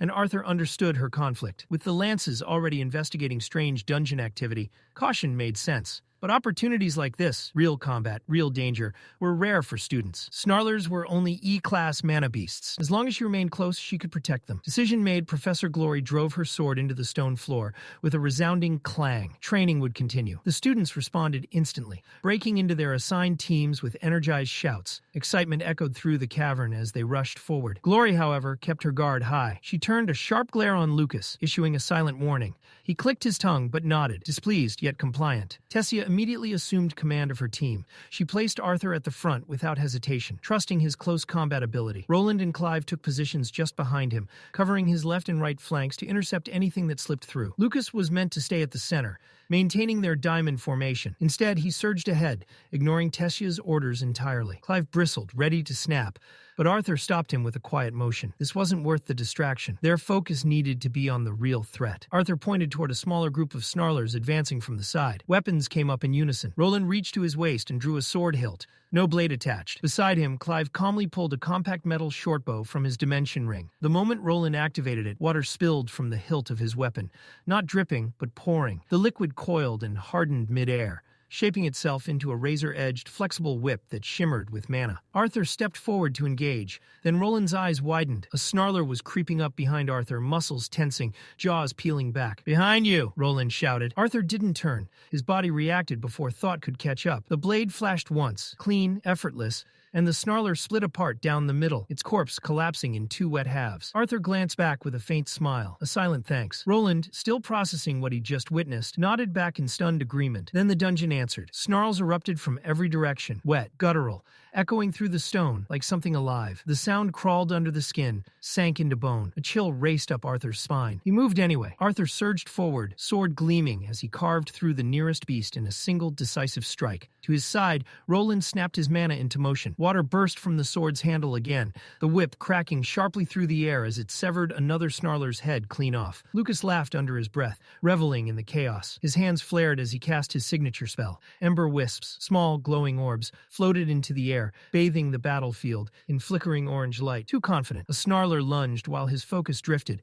Before it could reach him, the ground exploded upward. Thick vines burst free, wrapping around the beast like iron restraints. Tessia shot forward, blade flashing. One clean motion, head severed. She landed hard, boots skidding against stone as the body collapsed beside her. From the rear, Professor Glory watched with a sharp, calculating gaze. The students were holding their own. Training was paying off, but she could see it clearly now. Their stamina was draining. This wasn't about strength. It was about numbers. The snarlers kept coming, wave after wave, endless. The tide was turning. "Fall back!" Glory commanded, her voice cutting cleanly through the chaos. Tessia reacted instantly, shouting the order down the line. Clive acknowledged, already repositioning. The group began retreating toward the staircase above. Then it happened. A snarler burst from the side and slammed into Roland, claws digging into his leg. He was yanked off his feet, dragged screaming across the stone. Arthur saw it immediately. "Tessia!" she shouted, but Arthur was already moving. "Go!" he barked back, sprinting alone toward Roland. Snarlers swarmed the fallen boy, teeth snapping, claws raking the ground. Arthur ran harder, thoughts razor sharp. Glory's command echoed in his mind, retreat, fall back. But if he didn't act now, Roland was dead. He'd never used this technique in real combat. It had lived only in theory, tested in his mind 100 times. No more thinking. Arthur flicked his thumb and released the blade from its scabbard. Mana detonated. Wind spiraled violently around the sword as pressure slammed outward. The dungeon itself seemed to recoil. Arthur shouted for Roland to hold on. Through clenched teeth, Roland grabbed a jagged rock formation and braced himself. Arthur unleashed it. Burst blade. The unsheathing alone exploded like a shock grenade. Compressed wind erupted outward in a massive arc, tearing through the swarm. Razor-sharp wind blades shredded the snarlers, dragging Roland, cleaving dozens apart in an instant. But the force didn't stop there. The waves slammed into the dungeon walls behind them. Stone fractured, cracks spiderwebbed outward as dust and debris rained down. Arthur reached Roland and hauled him upright, and then the cavern screamed. A deafening sonic boom ripped through the space. The walls shattered further, and Arthur instinctively flinched as the ceiling groaned. Then it collapsed. Icicles, jagged stalactites, and massive chunks of stone plummeted downward as two enormous shapes descended through the wreckage. Their wings cut through the air like blades. Two queen snarlers hovered above the battlefield, their shrill screeches shaking the cavern. Fear spread instantly. Professor Glory stared upward, disbelief flashing across her face. These creatures were never meant to surface, not from the lowest levels. And yet there they were. The queens dove, both folded their wings and accelerated straight toward her. Glory didn't hesitate. She tore the seal disguised as a necklace from her neck and slammed it into the ground. Mana exploded outward as the limiter shattered. The air warped around her presence. Her eyes burned with fury as she drew a second colossal sword from her dimension ring. The queen struck first. Massive claws slashed downward. Glory met them head-on, dual blades crashing against bone and muscle. Sparks burst violently as steel screamed against flesh. Her swords ignited, one blazing with fire, the other crackling with dense, sand-like earth energy. The collision sent a shockwave rippling outward, forcing the queens to skid back. Glory launched herself forward, relentless. She vaulted into the air, soaring above them, then brought both swords down in a devastating cross. One blade crushed into the smaller queen's body. The other tore through the larger queen's wings. Her dual-element augment, melding fire and earth, detonated. Projectile shards erupted like frozen spears, ripping through the smaller queen's core. The creature howled once before collapsing lifelessly. The larger queen staggered, but Glory didn't pursue. She turned sharply toward the students. "Clear the exit," she commanded. Arthur understood instantly. They had to move, guide everyone across the chasm, break whatever blockade awaited them, and make sure no one was left behind. Through the chaos, Arthur's gaze locked onto a young mage, weaving wind and earth magic, Delphine. He ran toward her without hesitation. He'd need her power to force a path open. Behind him, Tessia planted her staff into the ground, eyes blazing. She shouted that they had his back. Vines exploded forward, impaling snarlers and holding the line as the retreat began. The dungeon reeked of burned fur and blood, the air vibrating with the shrill cries of snarlers refusing to die quietly. Arthur and Delphine sprinted for the sealed exit, boots skidding over cracked stone, while Clive covered their retreat, mana-laced arrows ripping through the darkness with lethal precision. They reached the chasm, and just as Arthur had feared, the path was completely blocked. Arthur snapped his head toward Delphine. She understood instantly. Earth magic. She had to rebuild the passage. For a split second, doubt flickered across her face. It wouldn't be fast. It wouldn't be easy. But she nodded and began channeling her mana. That was when Curtis's voice cut through the chaos. "Behind you!" A snarler had slipped past the line. It charged straight at Delphine, jaws wide, claws tearing into the stone. Her focus shattered. Fear locked her body in place, her eyes squeezing shut as death rushed toward her, and never arrived. Arthur moved. In the blink of an eye, he was there. His blade drove clean through the beast's skull, the impact so precise it barely had time to snarl. He tore the sword free, dark blood dripping as the lifeless body collapsed. Arthur stepped in front of Delphine without looking back. "Focus," he said sharply. Those single words snapped her back. Swallowing her fear, Delphine closed her eyes and poured mana into the ground. The dungeon floor trembled violently as stone erupted upward, slabs twisting and locking together. Platforms formed mid-air, solid and stable. A path was taking shape. Around them, the fight began to turn. The earlier fall of a queen snarler had ignited something in the students. Their movements sharpened, spells landed with purpose. They were no longer panicking, they were fighting back. Delphine completed the passage and met Arthur's eyes, giving him a firm nod. The exit was close, too close. A massive wall of rubble still sealed the final stretch, an ugly mountain of shattered rock blocking their escape. Arthur inhaled slowly, then clenched his fist. Mana roared through his arm. He struck. His punch detonated against the barrier, rock exploding outward like shrapnel. Delphine immediately reinforced the impact with her earth magic, containing the blast and shielding their side from collapse. Then the smell hit, rot, burned flesh. It flooded the air so violently that several students gagged, coughing as their lungs rebelled. Arthur's eyes darted around, and the source became horrifyingly clear. Hundreds of snarler corpses crushed beneath rubble, slowly burning. Smoke was filling the dungeon. Lucas, overwhelmed earlier, had unleashed relentless fire spells, incinerating the beasts. But now those same flames were consuming their only breathable air. Toxic fumes churned upward, thickening with every second. Arthur reacted instantly. No more fire magic. Put it out now. Flames were extinguished hurriedly, but the damage was already done. Oxygen was disappearing fast. If they hesitated any longer, spells would fail. Then bodies would follow. Arthur turned to Delphine. They didn't need careful shaping anymore. They needed destruction. Before he could speak, a familiar presence brushed against his mind. Sylvie. She felt his distress and reached out, demanding to know what was wrong. Arthur explained quickly. They were trapped. He asked her to check the outside of the passage. She offered to help immediately. Arthur hesitated. The hesitation cost him a heartbeat and triggered a realization. Curtis, Grotter. Arthur spun toward Curtis and called him over, asking if World Howl could break through the blockage. Curtis grimaced and admitted the truth. Without Grotter physically manifesting, his mana reserves weren't enough. Then get ready, Arthur said flatly. First phase. Now. There was no time for questions. Delphine was sent to reinforce the front lines, while Arthur prepared the transfer. As she ran, Arthur exhaled and removed the magical seal around his wrist. The dungeon reacted. Earth, fire, water, and wind spiraled violently around him, raw elemental power bending to his will. Arthur focused on something long deemed impossible: mana transference. Ordinary mages couldn't do it. Even those sharing affinities failed. Their elemental balances too different. But Arthur was a quadra-elemental. He could adjust, reshape, and replicate the exact mana Curtis needed. He hadn't mastered it. He'd barely tested it. But there was no alternative. Arthur placed both hands on Curtis's back and released the flood. Mana surged like a tidal wave, slamming into Curtis's body. The prince cried out and dropped to one knee, muscles trembling as he fought to absorb the overwhelming force. As Arthur maintained the flow, a bitter realization gnawed at him. This was his fault. He had walked into the dungeon confident, too confident. Power had come too easily in this life, and without realizing it, arrogance had taken root. He'd assumed he could handle anything. That mistake nearly got them killed. Curtis felt it. "I can feel it," he shouted, voice strained but steady. He dropped into a low crouch, stabilizing himself as mana gathered violently within his chest.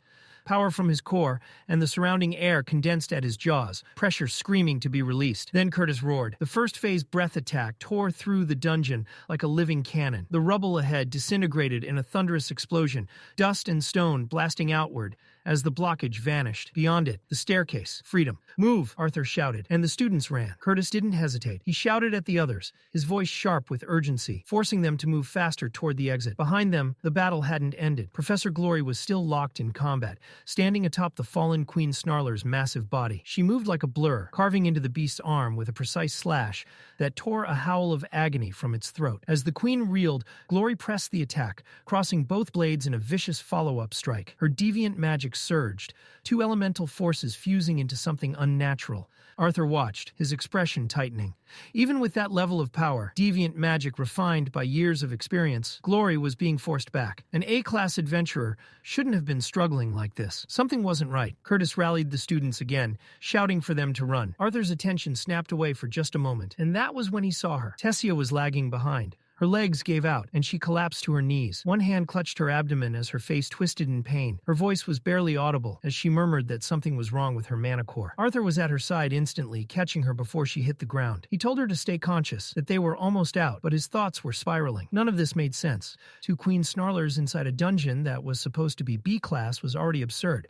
Worse, they were far stronger than they should have been. Glory should have overwhelmed them. The ground suddenly shook. A deep guttural growl rolled through the cave, vibrating through bone and stone alike. Arthur's head snapped up just in time to see Professor Glory drop to her knees, her movements freezing mid-step. What followed was grotesque. The second Queen Snarler, larger, bulkier, and far more vicious, lunged toward the fallen corpse of its counterpart. It began tearing into it, devouring flesh and bone without hesitation. Arthur stared, disbelief flooding his mind. This wasn't normal behavior. It wasn't instinctual. It was wrong. As the creature fed, its body changed. The dull gray fur darkened, spreading like ink until it became pitch black. Its presence shifted, becoming heavier, more oppressive. This was no longer just a mana beast. It was something twisted, something born from madness. Professor Glory staggered back, shock written across her face, as the mutated queen lifted its head and locked eyes with her. She didn't have time to warn anyone. The beast lunged, its claws slammed into Glory with devastating force. She crossed both swords just in time, but the impact still sent her skidding backward across the cave floor,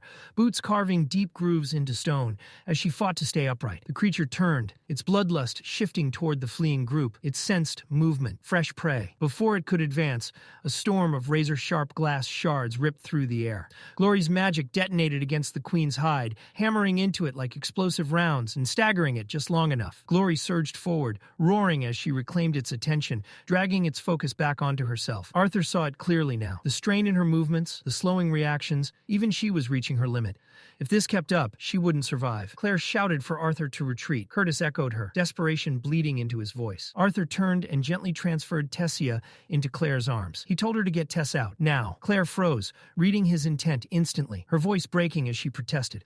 Curtis rushed in, gripping Arthur's wrist, begging him not to do something reckless. Arthur didn't answer. Blue flames erupted around his hand, burning with an intensity that distorted the air. Mana surged outward, thick and violent, pressing down on everyone nearby. Curtis stumbled back, eyes wide as Arthur's killing intent washed over him. Arthur wasn't running, he was staying. Claire stood frozen, unable to look away. Curtis couldn't either. The power Arthur had been hiding was undeniable now. The battle reached its breaking point. Glory unleashed everything she had, but the mutated queen showed no sign of slowing. Every clash shook the cave. Every blow forced her back another step. The creature was faster, stronger, and terrifyingly resilient. Confusion flickered across Glory's face. She had seen Mana Beasts devour one another before, but never like this, never evolved so violently, so instantly. This dungeon was wrong. Arthur shouted for her to duck. In the next heartbeat, he launched himself forward, wrapped in roaring wind and searing blue fire. He slammed into the queen with raw force, driving it sideways and ripping it away from Glory. Her eyes widened. Fire. He was wielding fire now. The queen roared and charged back, claws tearing through the air. Glory barked at Arthur to fall back, reminding him she had ordered everyone to retreat. Arthur refused. He told her he was a professor too, and then he slipped beneath the queen's swinging claws, driving a strike into its exposed side. They moved together, instincts aligning, dodging, striking, repositioning as the queen's massive limbs carved destruction through the cave. Arthur spoke quickly, pointing out what he'd noticed earlier. None of Glory's attacks had actually injured the queen. Not truly. She snapped a sharp reply, but there was no anger in it, only focus. Trust formed in the space between them, forged in the heat of battle. She gave him room to act. Arthur glanced toward the entrance. The students were gone. All of them, except Lucas, who turned away the moment their eyes met and fled. Arthur told Glory they were alone now. She nodded once and spoke without hesitation. The Queen Snarler could not be allowed to leave the dungeon. The plan was simple, brutal, and terrifyingly thin on margin. They didn't need to kill it. They just needed to weaken it long enough to get out, while keeping its attention locked on them. Arthur nodded once. He didn't waste words. 10 seconds, he said. Just give me 10. Professor Glory didn't hesitate. The moment the words left his mouth, she surged forward, unleashing another violent wave of mana. Her presence slammed into the mutated queen like a challenge it couldn't ignore. The beast snarled, its focus snapping to her instantly. Arthur moved. He drew Dawn's ballad in one smooth motion, returning the sheath to his dimension ring. Both hands closed around the blade as he poured the last of his remaining mana into it. Lightning answered. The sword screamed. Arcs of electricity crawled along the steel, snapping and crackling, the air around it vibrating as Dawn's ballad hummed with power. The weapon felt alive in his hands, heavy with pressure, begging to be released. Now, Arthur shouted. Glory leapt back at the exact instant Arthur drove forward. He plunged the blade deep into an old wound near the creature's hip, burying it to the hilt. Lightning detonated inside the queen. A violent surge poured straight into its body, electricity ripping through muscle and bone from the inside out. The mutated queen shrieked, a sound so raw it clawed at the ears. Its body spasmed uncontrollably, limbs jerking as the current ravaged it from within. Arthur yanked at the sword. Too slow. Professor Glory was already there. She grabbed him around the waist and didn't even pause. She turned and sprinted for the dungeon's entrance, dragging him with her at full speed. Arthur fought to pull Dawn's ballad free, but the blade slipped from his grasp, left buried in the queen's flesh as they were hauled away. The path ahead was chaos. Lesser snarlers flooded the tunnel. Then the shadows shifted. Arthur saw it an instant too late. The mutated queen burst back into motion, erupting from the darkness like a nightmare, refusing to die. Dawn's ballad was still lodged in its side, sparks flickering uselessly as the beast powered through the pain. Driven by pure rage and survival, it lunged. Arthur twisted. Too late. A massive claw punched through his leg. Pain exploded up his body as the queen wrenched him backward with horrifying strength, tearing him from Glory's grip. Professor Glory screamed his name, reaching for him as he was dragged away. Arthur felt his strength bleeding out with every heartbeat. His vision blurred as his body slammed against stone. And then he saw it. Tumors were forming across the queen's body, bulging masses spreading along its limbs, its neck, its face. They grew rapidly, pulsing, warping its shape into something grotesque and unstable. Arthur's mind snapped into focus. This wasn't evolution. This was collapse. Before he could react, the queen detonated. Its body tore itself apart in a violent eruption of blood, flesh, and shattered exoskeleton. The shockwave blasted through the cavern, hurling Professor Glory forward and ripping Arthur off his feet. The ground vanished beneath him. Arthur fell. He shouted once, then forced his mind into focus, burning away panic as he fought to stop the plunge. He reached out blindly, rubble slamming into him, as he dropped through the darkness. His right hand caught a thick tree root jutting from the wall. Pain flared as bark ripped into his skin. He clung desperately. The root tore free. Arthur fell again. No more chances. He activated his mana rotation, despite the agony ripping through his body. With arms stretched forward, he fired a compressed blast of air toward the opposite wall. The recoil slammed him back against the stone behind him, slowing his descent just enough. Again and again, he forced every last scrap of mana he could muster into controlling the fall, grinding his teeth as the ground rushed up to meet him. Impact. The collision drove the air from his lungs in a brutal shock. Pain detonated through his chest and spine as he hit the earth, coughing violently, gasping as his body screamed in protest. He tried to roll, tried to disperse the force, but it wasn't enough. Everything hurt. Still, he didn't lose consciousness. Gasping, shaking, Arthur forced his eyes open. Nearby, half buried in rubble, lay Dawn's ballad, still embedded in the queen's ruined corpse. The monster's twisted remains were torn apart, lifeless at last. Arthur stared, breath hitching, enhanced senses, regeneration, evolution beyond death itself. Sylvia's beast will had twisted the creature into something no mana beast should ever become. He limped over, every step agony, and wrenched his sword free. Then he looked up. The hole he'd fallen through loomed far above him. Even at full strength, climbing it would have been nearly impossible. In his current state, it was a joke. Arthur exhaled slowly and turned away. His vision swam as he noticed faint lights lining the sides of a narrow passage. The dungeon here was eerily quiet, broken only by the distant sound of running water. He followed the glow, dragging his battered body forward. The light ahead grew brighter. Waterfall. A curtain of flowing water spilled down into a hidden chamber, beautiful in a haunting, untouched way. Arthur stepped through and froze. The beauty shattered instantly. The cavern beyond was a slaughterhouse. Snarlers lay piled together in grotesque heaps, bodies twisted and broken. But worse were the bodies scattered among them. Humans, elves, dwarves, some dismembered. Others torn apart so badly they were barely recognizable. Arthur couldn't look away. Then he heard it. A voice. Weak, faint. A woman's voice calling for help. He answered instinctively, his voice hoarse and cracked. A soft cough replied, guiding him toward the sound. He turned left, and his heart dropped. Slumped against the cavern wall was a familiar figure. Alea. Memories crashed into him. Their meeting, their conversation, the impression she'd left. It had only been weeks ago. Now the proud lance, a white-core mage, was broken. Alea was drenched in blood, bruised and barely breathing, her once commanding presence reduced to fragile gasps. Arthur fell to his knees in front of her. Hands trembling, he channeled mana into his palms, shaping it with healing intent. A faint glow wrapped around her shattered form, flickering weakly as it struggled against wounds that should have been fatal. Alea stirred. Her eyes fluttered open slightly. She looked at him through pain and confusion, her voice barely audible as she asked a simple question. Have we met before? Arthur spoke softly, carefully, reminding her of their meeting at Xyrus Academy. He mentioned how she had laughed and said he was about the same age as her younger brother. For a moment, nothing happened. Then, slowly, something stirred behind her dull, fading eyes. Recognition. Her gaze sharpened just a little as memory clawed its way back. She remembered the strange boy, the one who had been watching Baron. Her lips parted to speak. Blood spilled out instead. Arthur's breath hitched. Panic surged through him as he pressed his hands to her wounds, forcing mana through them, trying desperately to reverse the damage. He begged her not to talk, not to waste what little strength she had left. Alea stopped him. Her hand closed around his wrist. The grip was weak, barely more than a touch, but there was finality in it, a certainty Arthur couldn't deny. Stop, she whispered. They both knew. No spell, no technique, no miracle could save her now. Arthur swallowed hard and apologized, the word trembling as it left him. His voice broke as he asked how this had happened, how someone as strong as her, a lance, could be reduced to this. Her answer came in fragments. She was still alive because he wanted her alive. Not out of mercy, out of revenge. Arthur's eyes widened in disbelief. Revenge? Alea nodded faintly. With shaking effort, she gestured for him to come closer. Despite her shattered mana core, she said she could still show him something. Something he needed to see. Arthur leaned in. She pressed her forehead gently against his. The world dissolved. Arthur's vision blurred, then snapped into something else entirely. He stood on a battlefield. Alea was there, unbroken, commanding, leading a unit of mages as a massive two-headed beast charged toward them, the Hades serpent. Its presence alone warped the air. The mages moved as one. Vines erupted from the earth, binding the creature's massive body. Spells followed in perfect coordination, cutting, crushing, restraining.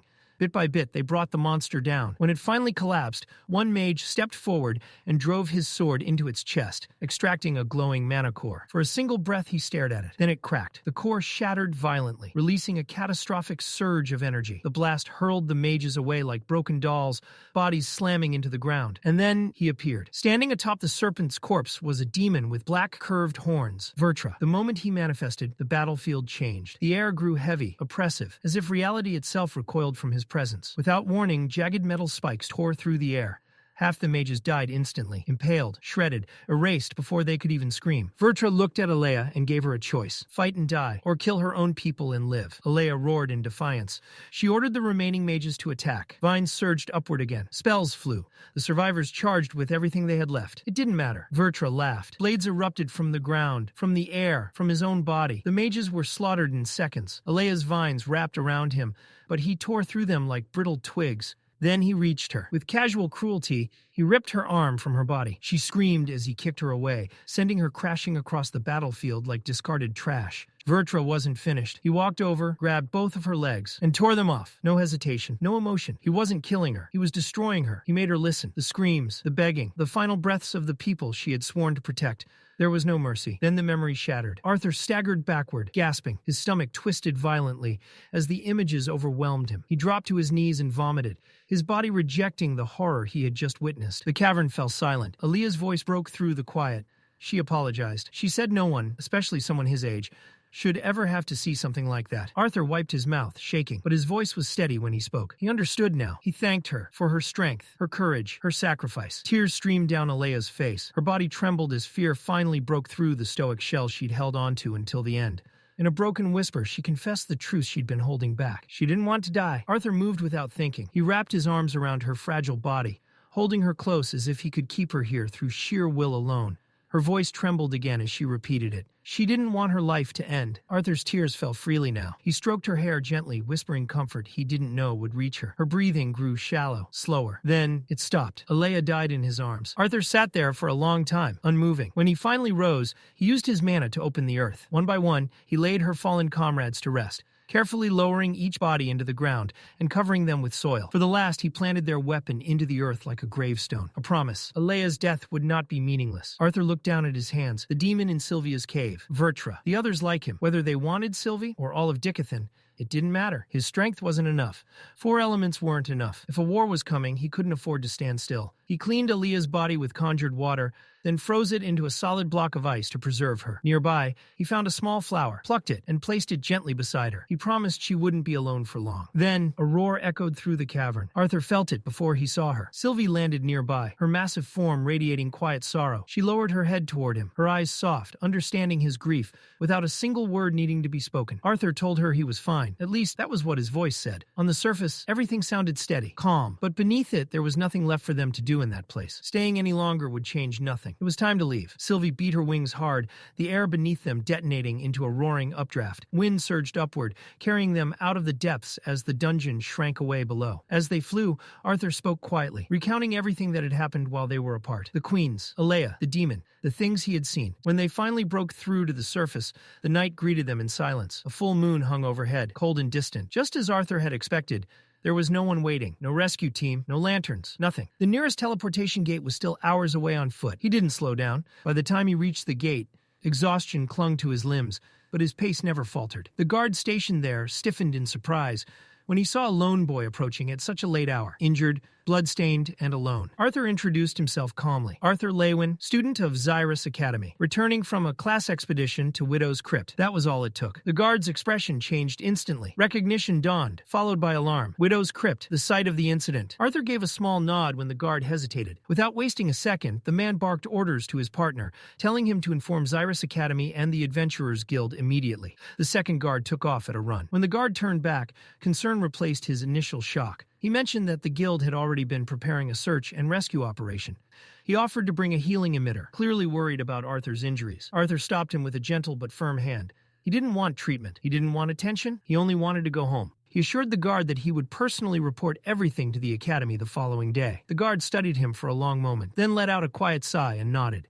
A carriage was prepared. Arthur climbed inside without another word. The ride home passed in silence, but his mind was anything but quiet. His thoughts weren't on reports or missions or consequences. They were fixed firmly on something far more unsettling. For the first time across both of his lives, Arthur truly understood what it meant to protect someone. Even as a king, even with power and authority, that feeling had never cut this deep. Arthur didn't go inside right away. He stood before the door, staring at it. The lights were still on. His family was awake, waiting. That knowledge alone felt crushing. Instead of knocking, he sat down on the steps. A long breath escaped him, bitter and heavy. He admitted silently quietly that maybe he was being selfish, but he didn't have the strength to explain anything. Not yet. Aaliyah's final moments replayed relentlessly in his mind. Her shaking voice, her fear, her plea not to die alone. He could still feel the weight of her in his arms, the gradual stillness as life slipped away. He hoped, irrationally, desperately, that somehow she might be given another chance, just like he had been. The door opened softly behind him. Arthur hadn't even heard it. Reynolds stepped outside and looked out over the floating city,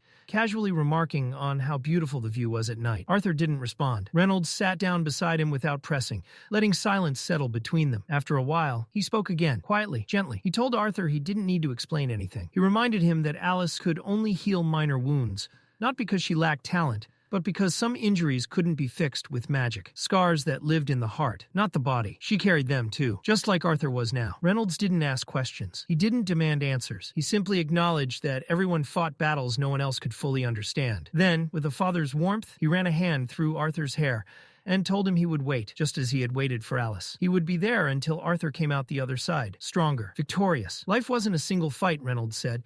It was many battles strung together. Losing one didn't mean the end. It meant learning, standing back up, moving forward. Arthur's vision blurred as tears finally spilled over. The grief didn't vanish, but Reynolds' words gave him something to hold on to. That night was one of the hardest Arthur had ever endured. Not as a king, not as a mage, but as a child, hurting, grieving, and lost. It was a night that would never leave him. The next morning, Arthur headed for Xyrus Academy. Before entering, he stopped at a high platform near Director Cynthia Goodsky's office. Alone, he held Aaliyah Triskin's identification tag in his hand, staring out at the city as the wind brushed against his face. The weight in his chest felt unbearable. Cynthia arrived shortly after. She had expected Arthur to come straight to her, but instead found him standing there. She noted that Sylvie wasn't with him. Arthur had asked her to stay home. Cynthia approved quietly. After everything that had happened, rest was necessary. She asked about his plans. Arthur mentioned he was supposed to go shopping later with his mother and sister, but her expression darkened. She shifted the conversation to the Queen Snarlers. Professor Glory had already briefed her, but she needed more. Was there anything else? Arthur answered by holding out the identification tag. Cynthia froze. Color drained from her face as she read the name. Aaliyah Triskin. Alance. Gone.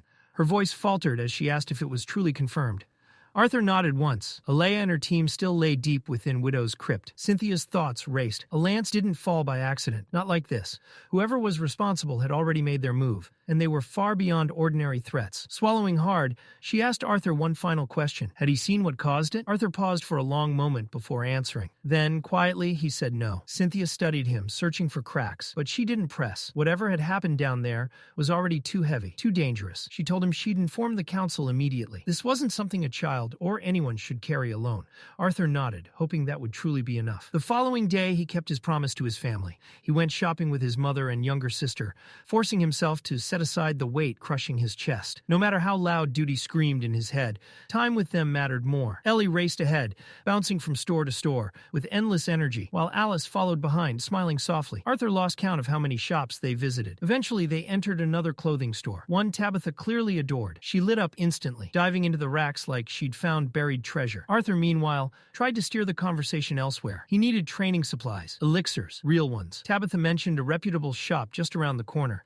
Before Alice could insist on joining him, Ellie proudly wrapped a muffler around Sylvie's neck, giggling as she showed her off. Sylvie, however, looked one breath away from calling for help. Arthur set the bags down, smiled, and told them he'd go alone. They should enjoy themselves. He'd catch up soon. As he turned away, Sylvie stretched a tiny paw toward him, eyes full of betrayal. Arthur silently thanked her for her sacrifice and slipped out into the street. The city buzzed with life as Arthur searched for the shop. When he finally found it, he stopped short. The place looked abandoned. A crooked sign dangled from a single nail, the faded letters barely readable. It didn't look like a potion shop. It looked like somewhere people went to disappear. As Arthur turned away, a weak voice stopped him. An old man sat on the cold stone beside the shop, hand outstretched, asking for spare change. Distracted, Arthur handed him a coin without looking. The old man's fingers moved unnaturally fast, too fast. Arthur's eyes widened as he realized his mistake, a silver coin, worth 100 coppers. He quickly reached back into his pocket to correct it, but the old man was gone. No footsteps, no sound, just empty space. Arthur stood there, unsettled. 3 strange things in minutes. He exhaled slowly and turned back to the shop. The door looked ready to crumble. As his hand touched the knob, a faint pulse of mana brushed against his senses. The moment the door opened, a wave of stench slammed into him. Arthur coughed hard, eyes watering, rotting herbs, mold, something far worse beneath it. "Welcome!" Arthur froze. Behind the counter sat the same old man, slouched and calm, as if nothing had happened. The beggar, smiling. He casually offered Arthur a deal. Pick any item in the shop as repayment for the silver coin. Arthur looked around in disbelief. The place resembled a forgotten attic. Dust everywhere, shelves sagging under unlabeled bottles, old magic clinging to the air like damp rot. Still, curiosity tugged at him. The old man waved off the mess, saying cleaning was beneath someone his age. Arthur carefully stepped deeper inside, weaving through half-collapsed boxes. Then he felt it. Eyes on him. High above, a black cat sat perched on a shelf. Its fur swallowed the light, but its eyes, those eyes, shimmered unnaturally like stars trapped in glass. Arthur held its gaze for a heartbeat too long before shaking himself free. On a nearby shelf, a small black box caught his attention. Plain, unmarked, quiet. He opened it. A ring. Before he could react, the gemstone spat liquid straight at his face. Arthur twisted instantly, the stream splashing against the wall behind him. He demanded to know what it was. "Water," the old man replied calmly. At that point, Arthur seriously questioned his sanity. Suddenly, a white blur shot through the open door and landed squarely on his head. Sylvie. She smacked him with a tiny paw, clearly furious for being left behind. Arthur laughed softly and rubbed her head, relief washing over him. When he turned back, he stopped. The old man had gone pale, frozen, like he'd seen death itself. Arthur asked if he was all right. The man coughed, nodded, and claimed he was fine, though his voice shook. Arthur scanned the shop one last time and admitted he hadn't found anything worth taking. He asked for his silver coin back instead. The old man didn't answer. He simply stared. The old man stepped out from behind the counter and moved toward a shelf near the entrance. Without even looking, he grabbed something and casually tossed it over his shoulder. Arthur caught it on instinct. It was a small sphere, no bigger than a marble. He stared at it warily, half expecting it to explode, melt, or spray something unpleasant at his face. The old man merely waved him off. He said Arthur would need it. That was all. The exchange was over. Arthur let out a tired breath and left the shop behind. As he made his way through the narrow alley, he felt eyes on him again. The black cat sat nearby, watching him in silence. It glanced from Arthur to Sylvie, then turned away like neither of them mattered anymore. The indifference unsettled him more than hostility ever could. At the end of the alley, his family waited. Alice and Ellie sat at a table with Tabitha, drinks in hand. Ellie waved energetically when she spotted him, nearly sloshing her cup, while Alice asked if he'd found what he was looking for. Arthur hesitated. He honestly didn't know how to answer. Tabitha, unfazed, commented that the shop was famous for rare elixirs and training supplies. Students crowded it daily, hoping to find something worthwhile. Arthur blinked, genuinely confused. The place he'd just left barely looked fit to store garbage, let alone prized elixirs. Tabitha raised her hand and pointed back the way Arthur had come. He turned and froze. The alley was gone. In its place stood a wide, polished marble road leading to a grand three-story building. Sunlight reflected off pristine white walls and tall, elegant windows. Far away from the calm grounds of Xyrus Academy, Lucas Wykes walked through a narrow underground tunnel. The air was damp, the silence heavy, broken only by the faint crackle of torches lining the walls. Charles led the way without speaking. They stopped at a lone door. Charles opened it, and they stepped inside. Lucas scanned the chamber with clear disappointment. Cloaked figures lined the room, faces hidden beneath shadows. At the center, elevated above the rest, sat a man on a throne. His face was concealed behind a mask. Lucas scoffed and shoved his foot into Charles's back. This was it? He had expected something impressive. Instead, it felt like a farce. The masked man spoke calmly, greeting Lucas and referring to the gathering as just another meeting. His voice carried authority, and the room seemed to bend around it. Charles formally introduced Lucas, stating he'd brought him as requested. The masked man addressed Lucas directly, calling him famous. Lucas smirked. He hadn't come to join anything. Curiosity was the only reason he'd followed Charles. His words were mocking, dismissive. When the masked man was implied to be a professor, Lucas laughed outright. The tension snapped. One of the cloaked figures shouted, hurling an insult, demanding respect. Lucas didn't respond, but his eyes hardened. The masked man snapped his fingers. Fire erupted instantly, engulfing the offender. Screams tore through the chamber as flames consumed him. He begged. No one moved. The masked man remained seated, reminding the room that disrespect, especially toward their guest, would not be tolerated. Lucas watched closely. Strangely, he felt no mana from the masked figure at all. That unsettled him more than the execution. He cut to the point. He wanted answers. What was this group really after? Why involve him? And were they responsible for drugging students? The masked man didn't deny it. He said those actions were insignificant compared to their real objective. Unable to move openly, he needed powerful mages to act in his place. Lucas fit the role. He revealed the truth of the group, disgruntled nobles who believed Xyrus Academy was meant to preserve noble blood and pride. Lucas might not share their ideals, but the masked man pointed out how far the academy had fallen. Lucas dismissed it all. Students, adventurers, nobles, it was all garbage. He had no interest in serving anyone. He turned to leave. Then the masked man spoke a single name, Arthur Leywin. Lucas stopped. The masked man twisted the knife, mocking Lucas for losing, reminding him Arthur hadn't even been serious during their fight. Lucas's fists clenched, rage burning through him. The humiliation still hadn't faded. The masked man finally stood, declaring himself a benefactor, one who sought the continent's betterment. What he offered was mutual gain. Lucas said nothing, but his thoughts raced. How long had this man been watching him? At last, Lucas told him to continue. The masked man smiled beneath his mask. Soon, he said, he would move freely. When that happened, the fragile balance between humans, elves, and dwarves would collapse. The council and even the academy's director were already being handled. All that would remain was chaos, and Lucas Wykes would be tasked with cleaning up what survived it. Lucas didn't need it spelled out. Arthur Leywin was clearly one of those loose ends. When he voiced it, the masked man confirmed his suspicion with a thinly veiled insult, remarking that Lucas's mixed blood hadn't dulled his intelligence after all. Lucas ignored the jab. He wasn't stupid enough to underestimate Arthur. Not anymore. Now that he understood Arthur had never fought seriously during their clashes, the reality was clear. Killing someone like Arthur Leywin would be anything but simple. He asked the obvious question. Did the masked man expect him to take the same strange drug that had twisted Marcos into a monster? The masked man scoffed. Marcos had been weak. If Lucas truly believed in his own strength, there was nothing to fear. What Lucas would receive wasn't the same crude enhancement. It would be something else entirely, far more potent, far more dangerous. Even so, Lucas refused to be treated like a tool. If he was going to face Arthur, it would be a real fight, one that forced Arthur to stop holding back. Anything less would be meaningless. The masked man had already anticipated that. Arthur, he said, was powerful, but still human, and humans had weaknesses, attachments, friends, family, and above all, one person who mattered more than the rest. Lucas's lips slowly curled upward as he spoke the name himself, Tessia Eralith. The masked man nodded, clearly pleased. Tessia, a pure-blooded elf, serving as the face of the student council in an academy meant to uphold human nobility. To the group gathered there, it was an insult. The masked man leaned forward, his voice painting the outcome with disturbing clarity. A single drop of Tessia's blood, spilled at the right moment, would be enough. Enough to shatter Arthur's restraint. Lucas let out a low chuckle. The cruelty of it amused him. The road ahead was clear now, blazing with fire. His smirk returned, eyes shining with anticipation. He was in. Elijah sat alone in his dorm room, lost in thought. The events of the past few days pressed heavily on him. The silence felt thick, almost soothing, until a sudden knock pulled him back to reality. He opened the door. Arthur stood there, alive. Without thinking, Elijah stepped forward and wrapped his arms around him. Relief flooded out of him in that moment. Arthur gently patted his back, steady and reassuring. He was fine. Bruised maybe, but still standing. It would take far more than that to bring him down. Elijah's expression quickly sobered. He told Arthur about Director Goodsky's visit the day before. She had come to reassure him, insisting Arthur was safe, and there was nothing to worry about. But after everything Elijah had heard from Claire, the danger, the chaos, it was hard to believe Arthur had walked away untouched. Arthur's face tightened. He asked about the others. Elijah nodded. Claire and Curtis had been released from the infirmary that morning.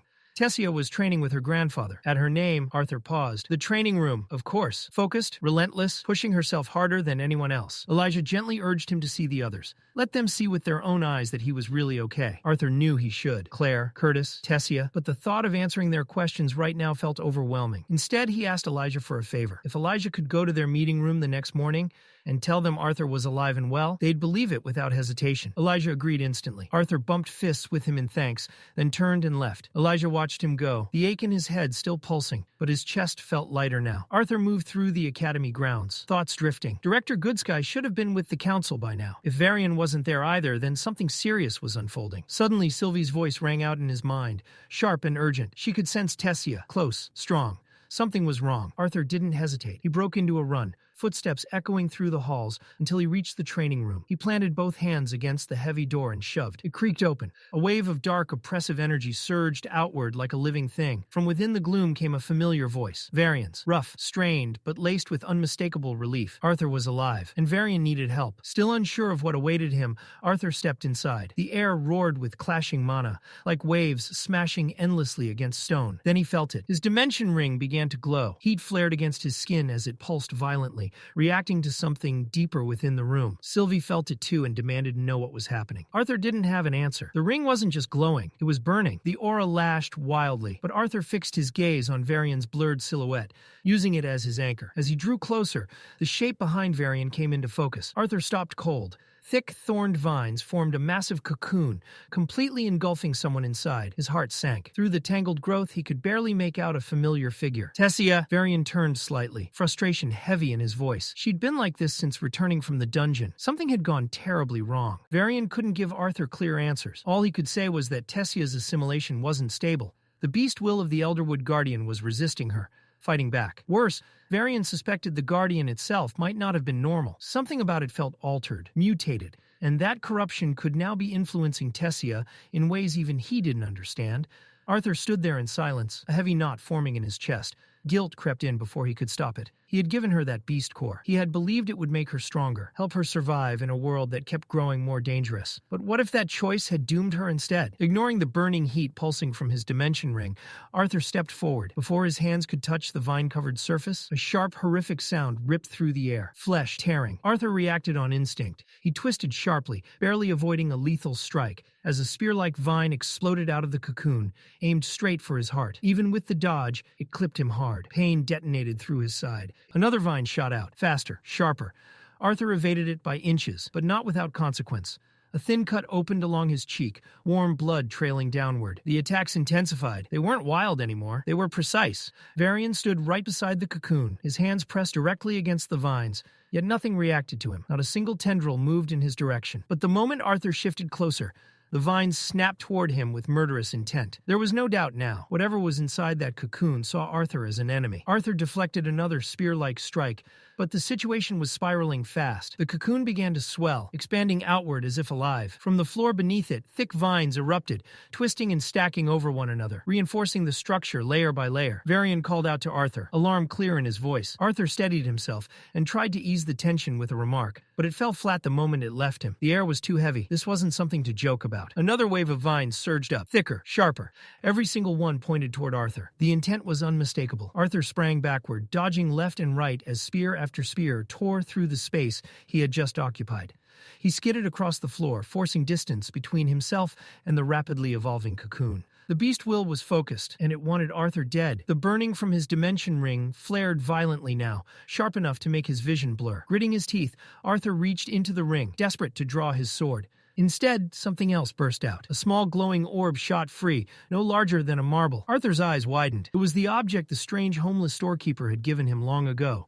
Something he had nearly forgotten existed. The orb shimmered with shifting colors as it flew forward on its own, straight toward the heart of the cocoon. Arthur couldn't stop it. None of them could. The instant it touched the vines, blinding streaks of light exploded outward through the cracks. The cocoon shook violently, then detonated. The blast hurled Varian and Sylvie across the room. Vines shattered, debris raining down as the cocoon was torn apart from the inside. When the dust finally settled, Tessia lay revealed at the center. Her body was bare, suspended for a moment before gravity claimed her. Her hair, once silver, was now a deep, striking black, and something about her felt different. The glowing orb was gone. It had embedded itself into her abdomen, settling directly over her monocore. The change was instant. The sickly pallor vanished from her skin, replaced by a healthy glow. No, more than that. She looked stronger, refined, almost radiant. A strange, unfamiliar aura surrounded her unconscious form. As Tessia began to fall, Arthur moved without thinking. He caught her mid-drop, pulling her close. With shaking hands, he summoned his adventurer's coat from the dimension ring and wrapped it around her protectively. Only then did he finally breathe. The oppressive darkness that had filled the training room was gone. The violent aura had faded.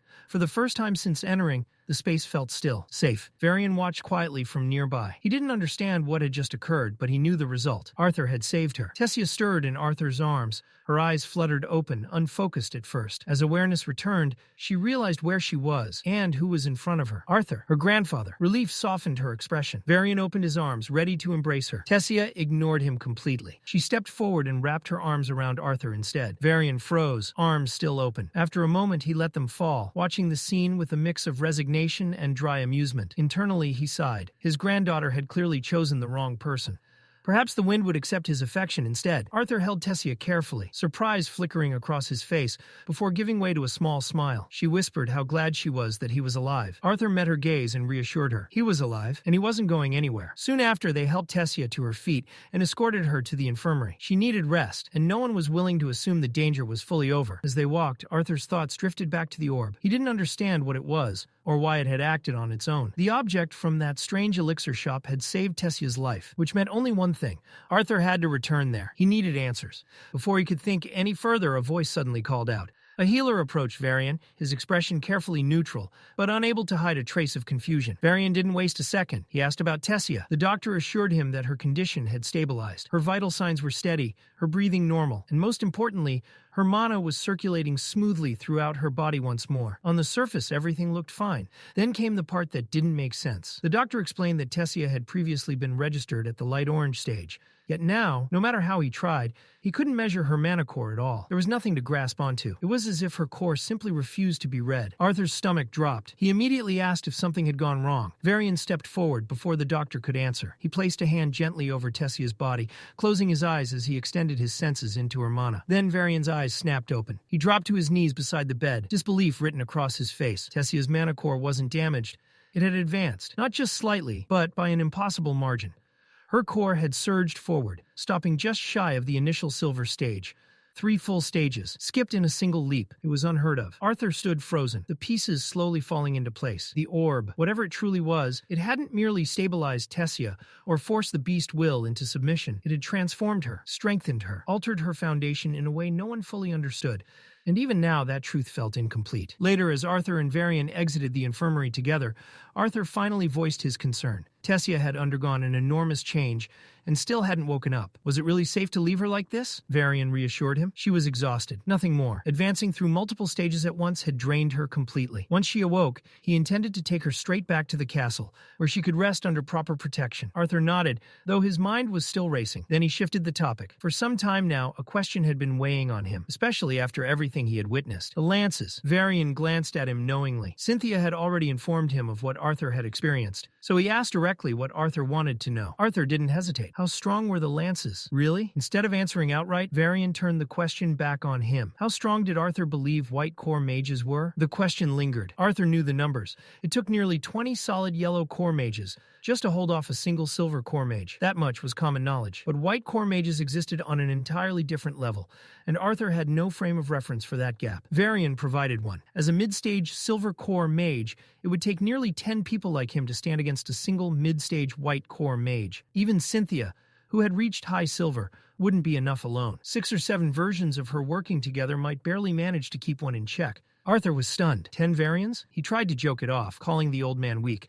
But Varian immediately responded by grabbing Arthur's cheeks and pulling them hard, scolding him for the disrespect. Varian wasn't weak. White core mages were simply monsters wearing human skin. Sometime later, the two sat outside beneath the open sky, resting on a stone bench. Arthur's curiosity still hadn't been satisfied. He asked what truly made white core mages, and especially the lances, so overwhelmingly powerful. What stopped the 6 lances from overthrowing the royal families and ruling the kingdoms themselves? Varian understood exactly what Arthur was asking. The power of the lances, he explained, wasn't something they were born with. It came later, after they were knighted, after a specific ritual tied to a secret known only to the royal bloodlines, a secret passed down through generations. Before continuing, Varian warned him. What he was about to hear was forbidden knowledge. Ancient truth meant only for the ruling families. It was not something Arthur was ever meant to repeat. Then Varian asked him a simple question. Did he believe in gods? His tone shifted as he began recounting a story from a forgotten age, long before kingdoms existed, back when the world belonged to mana beasts. In that era, humans, elves, and dwarves lived as scattered nomadic tribes. They stayed among their own kind for the most part,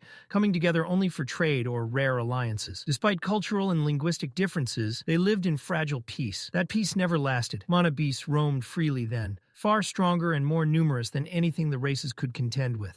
Villages were erased, populations dwindled, entire bloodlines vanished. Extinction loomed closer with every passing generation. Then, one day, the sky itself changed. A being descended from above. Not a myth, not a symbol, a true deity, far beyond mortal comprehension. This deity didn't merely offer words, it acted. It granted the 3 races gifts, tools that allowed them to fight back, to challenge the beasts, and to finally bring an end to the age of slaughter. The deity appeared before 3 individuals, 1 human, 1 dwarf, and 1 elf. These 3 would become the ancestors of the royal families, the Glader line of Sapin, the Greysunders of Darv, and the Eraliths of Elenoir. Along with choosing them, the deity bestowed 6 powerful artifacts. These artifacts were never meant for kings. They were to be entrusted to the 2 strongest and most loyal warriors of each bloodline, bound through a sacred soul oath and formal knighting ceremony. Those 6 individuals became the first lances. The artifacts did more than grant raw power. They revealed profound truths about mana itself, the energy woven through all living things. With this knowledge, the first artifact bearers taught others how to sense, absorb, and manipulate mana. And so, the first mage mages were born. Under the command of their kings, the 6 artifact bearers passed their knowledge to those capable of understanding it. Together, humans, elves, and dwarves rose up as one, no longer prey but challengers. United, they pushed the mana beasts farther and farther south, driving them into the deep trenches that would one day be called the Beast Glades. With that final victory, the Beast Era came to an end. A new age followed, one defined by unity, recovery, and hope. When the fighting was over, the 3 races separated peacefully, each guided to lands that suited their nature. Humans followed their king westward, settling across fertile plains where cities and kingdoms could grow. Elves traveled north, choosing dense, mana-rich forests where nature itself thrived. Dwarves moved south, claiming mountains and cavern networks, overflowing with metal and gemstones. Under the guidance of their kings and the watchful presence of the original lances, the 3 nations entered a long period of prosperity and peace. Still trying to piece everything together, Arthur asked Varian about what came next. If the lances were the first mages empowered by divine artifacts, then what became of them? And how did the war between humans and elves ever happen? Varian sighed in irritation and tugged Arthur's cheeks once again for interrupting. He had been getting to that. Peace, he explained, never lasts forever. Generations passed, and the unity forged during the Beast Era slowly faded into memory. The races began to drift apart. Old bonds weakened. Greed and ambition crept in where trust once stood. Though the mana beasts had been defeated, conflict did not disappear. It simply changed its shape. Eventually, that growing division erupted into war between humans and elves. As for the lances, they had never vanished. They endured across generations, hidden from the public, and carefully guarded by the royal families. Each lance was secretly selected, trained, and entrusted with one of the ancient artifacts. Their role remained sacred, even as the world forgot the truth behind their existence. It was only after the discovery of another continent that the rulers decided the time had come to stand together again. That was when the lances were finally revealed, not as a newly created force, but as ancient guardians returning for a new era. Arthur understood now why the truth had been buried for so long. If the world learned that artifacts could create white core mages, even ones bound by soul oaths, Decathan's destruction wouldn't come from foreign enemies. It would begin from within. He thanked Varian for trusting him with such a dangerous truth, the weight of it settling heavily on his mind. Varian responded by placing an arm around Arthur's shoulders, his gesture warm and proud, almost fatherly. He looked at the boy who once seemed too young for the burdens placed upon him, and acknowledged how much he had grown. Arthur found it unsettling how clearly Varian could see through him. But the true shock was still to come. Varian's tone shifted. He explained that Arthur wasn't just a bystander in the larger picture, he was part of it. Arthur didn't understand until Varian revealed the truth about Sylvie. She wasn't merely a mana beast, she was a deity. Nearby, Sylvie slept peacefully, mouth slightly open, completely unaware of the truth being spoken about her. Arthur's thoughts spiraled. The idea was absurd, impossible to accept, but Varian urged him to listen. Deities, he explained, weren't the gods described in religious texts. They were beings who had transcended physical limits and achieved perfect harmony with mana itself. That was what separated them from all other life. Arthur questioned whether this was simply because Sylvie was a dragon. Dragons were powerful, intelligent, and revered, but this felt like something far greater. Varian reminded him that even seeing a dragon was considered a divine blessing. It was no coincidence Arthur had kept Sylvie's true form hidden all this time. Arthur tried to brush it off, but Varian didn't accuse him. He understood completely. In fact, he admitted he would have done the same. He believed there was a reason Arthur and Sylvie had been bonded, that it wasn't random. The world was changing. Varian didn't know what future awaited either of them, but he knew one thing for certain. Arthur needed to be ready. As the day quieted, Arthur walked alone through the streets on his way home, his thoughts heavy with everything Varian had revealed, especially the truth about Sylvie. Trying to clear his head, he took a detour toward the market. Sylvie, riding along with him, asked where they were going. Arthur only said there was something he wanted to check. His steps led him to a familiar place, Xyrus Elixirs. But the shop was closed. Disappointed, Arthur turned away, until something caught his eye in the narrow alley beside the building. A faint glow shimmered from within a crack in the stone. He crouched and retrieved it, a small orb. It looked similar to the one he had once used on Tessia, yet different somehow. Attached to it was a crumpled note, hastily written, its message rough and unsettling, like a warning meant only for him. Without hesitation, Arthur slipped the orb into his dimension ring. Whatever it was, this wasn't the place to think about it. He left the alley and headed home, craving something normal. That evening, Arthur sat down to dinner with his family, Alice Reynolds and Ellie. The table was filled with food and laughter, but his mind was elsewhere. He poked at his meal absent-mindedly, lost in thought. Alice noticed. She asked gently if something was bothering him. Arthur smiled and brushed it off, complimenting her cooking and saying how much he had missed her meals while away at school. But Alice wasn't fooled. She pointed out how he was eating his peas one at a time, something he only did when distracted. Arthur glanced down. Even Sylvie, who had been secretly stealing food from his plate, froze in place. Alice smiled softly and reassured him.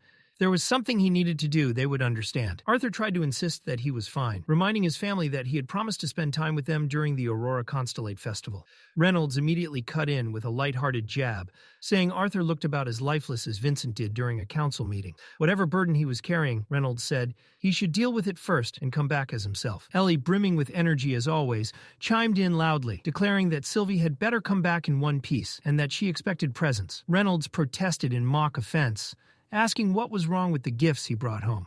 Ellie waved him off dramatically, claiming those didn't count since they were for kids. Arthur looked around the table, warmth settling in his chest. He smiled, quietly thanking them all. After dinner, he waved goodbye and stepped outside. The moment the door closed behind him, his thoughts returned to the note tucked away in his dimension ring. The words were still burned into his mind. If you want to know the whole story, come to the West Teleportation Gate at noon tomorrow. Whatever this was, it clearly wasn't over. As Arthur rode in the carriage, his thoughts drifted back to memories he never truly escaped. His past life as King Grey. Even now, those echoes lingered. It had been a life of absolute power, but also crushing isolation. Not all of it was hatred. Yet the memories that remained were heavy ones. Duty, pain, and decisions that had carved scars into his soul. Voices from that life whispered in his mind, commands wrapped in blood and obligation. They told him killing was necessary. That strength had to be proven. That protecting a nation meant staining his hands. Arthur remembered obeying. He suddenly jolted upright, breath hitching as his heart thundered in his chest. Cold sweat clung to his skin, made worse by the chill inside the carriage. It took a few seconds to realize it had only been a nightmare, a memory resurfacing. Sylvie, resting nearby, noticed immediately. She called his name softly, worry clear in her voice. Arthur reassured her, forcing the lingering images away. He reached into his coat and pulled out the note, reading it once more.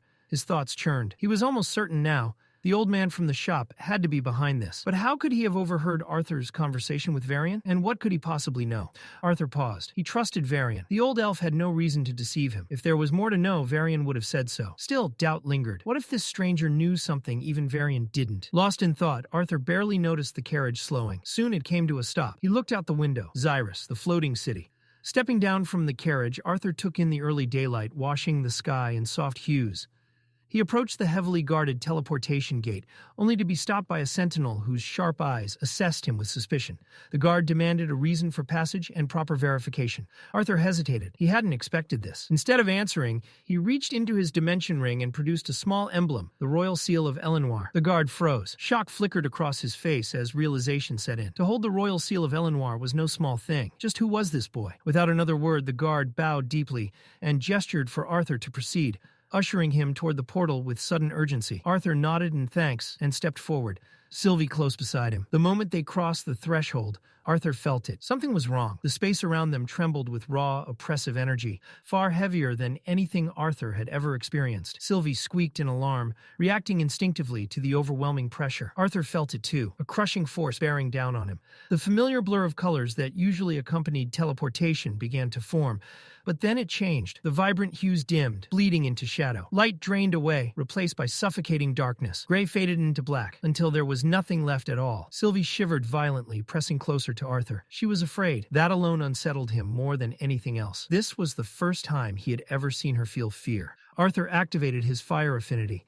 summoning a flame in hopes of pushing back the void. But the flickering light only made the darkness feel deeper, more endless. The space around them warped. His instincts screamed. His heart raced. Then everything went blank. A thunderous thud echoed through the void, shaking Arthur to his core. Panic surged as his mind struggled to process what was happening. Then, from within the darkness, a pair of glowing eyes appeared, steady, piercing, cutting through the black like burning blades. Arthur stood frozen as a voice echoed around him, calm and deliberate. It said that they finally had enough privacy to talk peacefully. Slowly, the darkness receded. Light returned. Sylvie, trembling uncontrollably, buried herself against Arthur's chest, clinging to him in terror. Arthur's eyes widened as the figure before him came into view. It was familiar. The cat. The same one he had seen at the elixir shop. The one that had vanished without explanation. Confusion and irritation stirred as Arthur demanded to know what this creature really was. It clearly wasn't just a normal animal. The cat's body began to glow, bathed in soft golden white light. The radiance intensified, spreading across its fur. Its form shifted, growing larger, reshaping itself. Then the light shattered like glass, fragments sparkling as they dissolved into the air. A tall figure stood where the cat had been.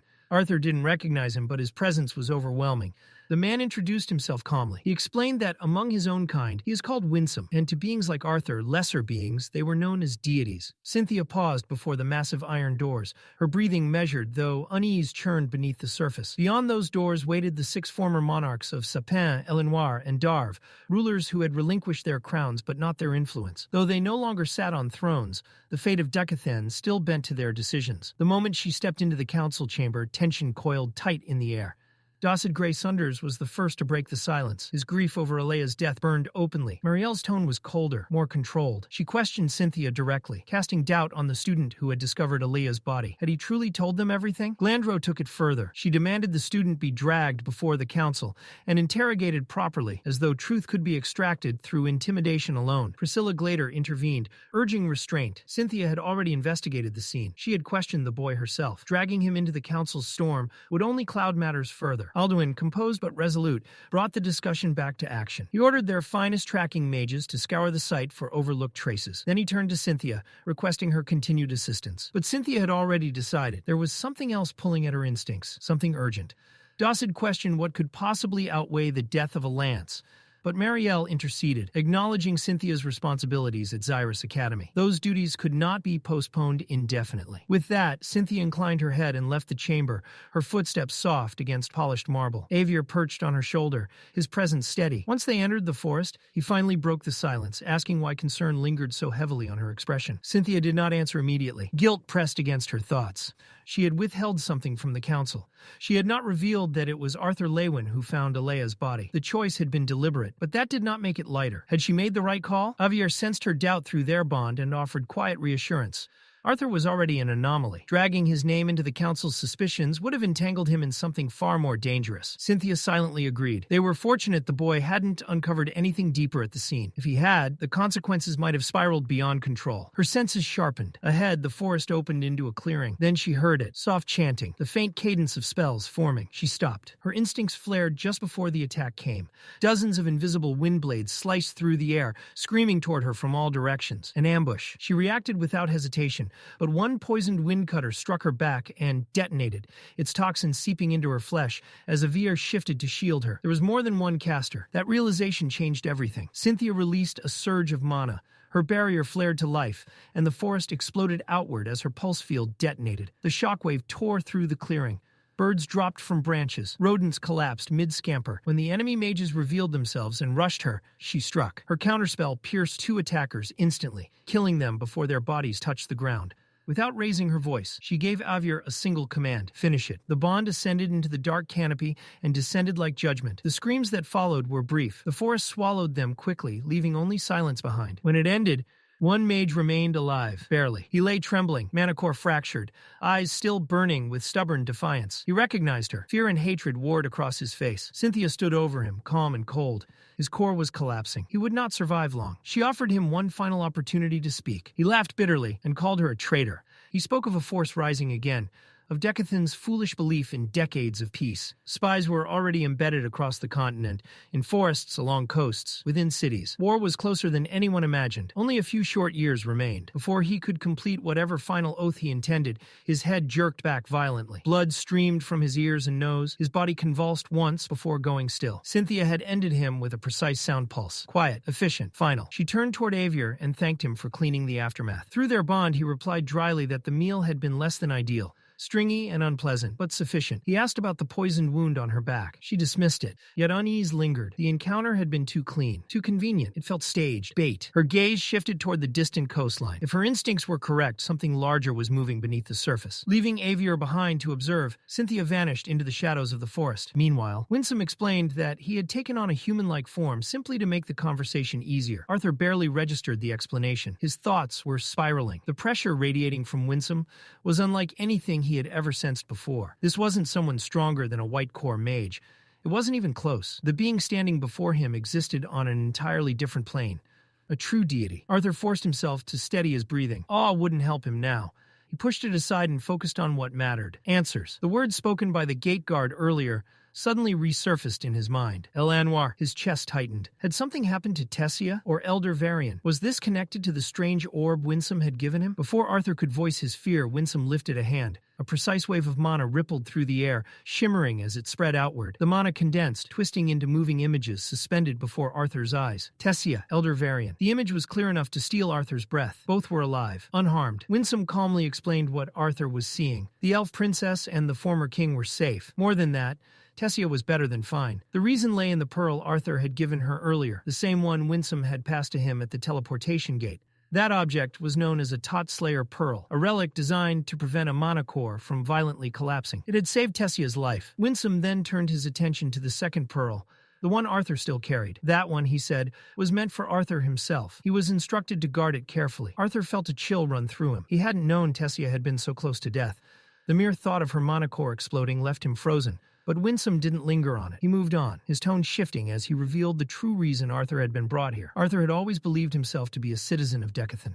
That belief, Winsome said, was incomplete. Decathan was not the only continent on this world. There was another, Alakria, and both lands had long been governed from a distant, hidden realm known as Ephiodus. The beings who ruled from there, including Winsome, were not merely deities, as the people of Decathan called them. Their true name was Asuras. Pieces began falling into place inside Arthur's mind. The artifacts, the ancient relics that had taught the races how to wield mana. He realized now where they had come from. Winsome confirmed it. The truth about the Asuras had been deliberately concealed. Only Elder Varian knew fragments of it, and only because of his age and position. The Asuras lived by an unbreakable law. They were forbidden from interfering in the lives of lesser races, humans, elves, dwarves, unless the balance of the world itself was threatened. They believed in restraint. Strength was never meant to rule, only to protect. Ephiodus itself was divided into 3 dominant factions, each composed of numerous clans with differing ideals and races. Despite their differences, they had all agreed on one thing: never to raise their power against lesser beings. That peace endured for ages, until one Asura broke it. Agrona, the new leader of the Vritra clan, had shattered that ancient law. Under his rule, the Vritra expanded at a terrifying pace. Winsome explained that the Vritra had always been different, scholars and researchers obsessed with understanding mana at its deepest level. Agrona had taken that obsession too far. In Alakria, the Vritra began experimenting on lesser races. They altered bodies, twisted mana cores, and reshaped lives, all in pursuit of power. What they created was unnatural, cruel, and irreversible. Arthur felt sick listening to it. Still, one question burned in his mind. What did any of this have to do with him? Winsome answered without hesitation. Arthur was never meant to be involved, but his growing ties to the Asuras, combined with what he had already accomplished, made it impossible to keep him ignorant any longer. Without warning, Winsome released another surge of mana. It swept forward, aimed directly at Sylvie. Arthur moved instantly, stepping in front of her, prepared to shield her at any cost. The mana passed harmlessly through her. Instead of hurting her, it stripped away the concealment surrounding her form. The small beast shape dissolved, replaced by her true draconic avatar. Winsome watched closely, reverence and gravity reflected in his eyes. They had been searching for Lady Sylvia for years, tracing her mana across continents. Those same traces had led them to Arthur, a boy who carried the exact same mana signature. What shocked even Winsome was the truth behind it. Arthur was not bonded to a mere mana beast. Sylvie was the child of Lady Sylvia, making her the granddaughter of the most powerful being in all of Ephiodus. Arthur felt the weight of it crash down on him. Everything Varian had told him now aligned perfectly. Dragons weren't just legendary creatures. They were deities. That meant Sylvia and Sylvie belonged to the highest divine bloodline. Winsome confirmed it. Based on lineage and potential, both were undeniably divine. While most Asuras possessed 3 forms, beast, humanoid, and true, Sylvie had remained in her miniature form to conserve energy. Unlike others, she had never accessed her humanoid state. Winsome believed the reason was a seal placed on her by Lady Sylvia herself. Sylvie's mana signature was incomplete, suppressed. And now the reason for Winsome's appearance became clear.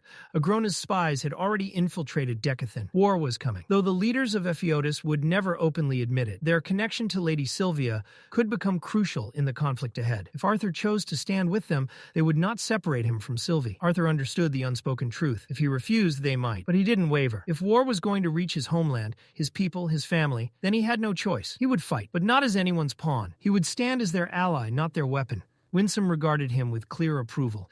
Arthur's mana core, already far beyond what someone his age should possess, was impressive. But true growth could only begin in Ephiodus. There, Arthur would learn to awaken the dormant power Lady Sylvia had sealed within him. Power so rare that even Asuras would kill to possess it. Arthur and Sylvie both needed to become stronger, because only then would Decathan have even a chance of standing against the monsters being forged in Alacria. At Xyrus Academy, tension simmered beneath the polished surface of order. Princess Kathleen sat with the Disciplinary Committee, though her thoughts drifted elsewhere. Only 2 days had passed since Curtis and Claire returned from their mission.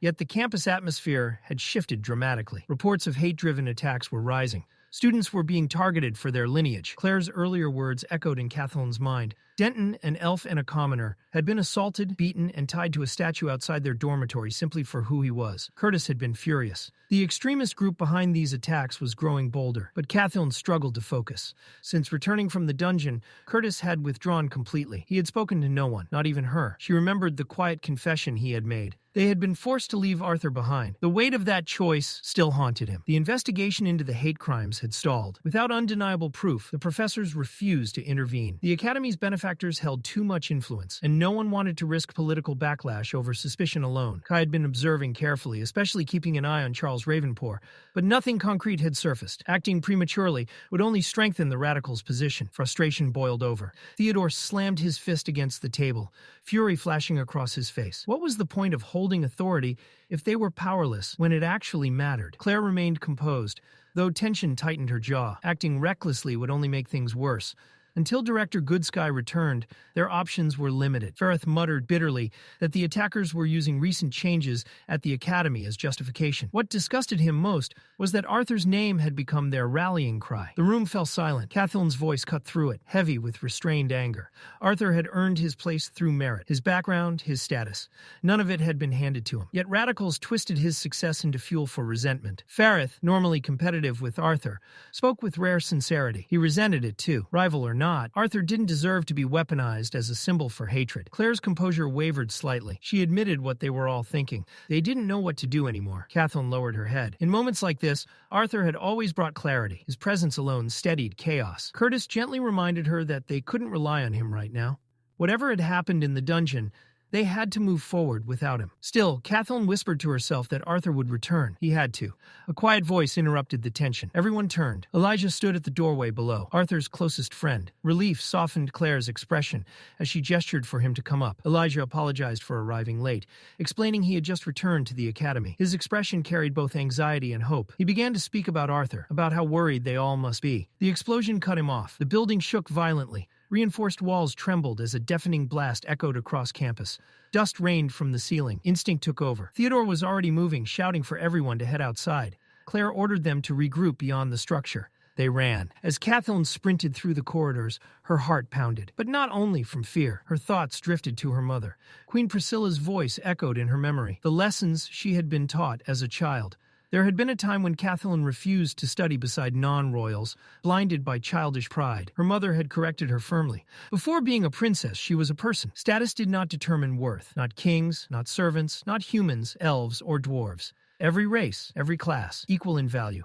Priscilla had personally championed the construction of the Tri-Union Hall, a monument to unity between the three races. It was meant to embody the Alliance's ideals. When Kathleen reached the courtyard, her breath caught in her throat. The Tri-Union Hall was collapsing. Half the structure had already crumbled. The remaining side burned fiercely, smoke billowing into the sky like a funeral pyre for unity itself. Students scrambled in panic. Some cried. Others dragged injured classmates to safety. Professors rushed into the unstable structure, risking their lives to search for survivors. Kathleen, Theodore, Claire, and the rest of the Disciplinary Committee immediately joined the effort. The Student Council coordinated evacuation routes. Earth mages reinforced failing pillars. Wind mages diverted debris. Water mages battled the flames until steam blanketed the courtyard. Gradually, the fire weakened. Professors summoned thick earthen beams to stabilize what remained. Through smoke and chaos, Kathleen noticed something. A group of students moving away. Too quickly, her eyes locked onto one face. Charles Ravenpour. Rage surged through her veins. Before she could act, Theodore was already ahead of her. He lunged, grabbing Charles by the collar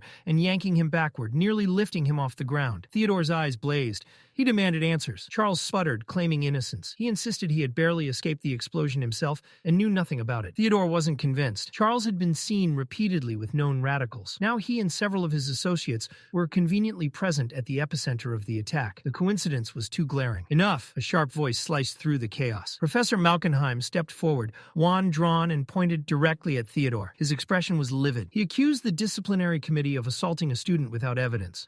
Charles immediately seized the opportunity, twisting the narrative, portraying himself as a victim, and Theodore as an aggressor abusing authority. Theodore's fury deepened. The audacity of it was unbearable. Malkenheim did not lower his wand. He reminded them sternly that suspicion was not proof.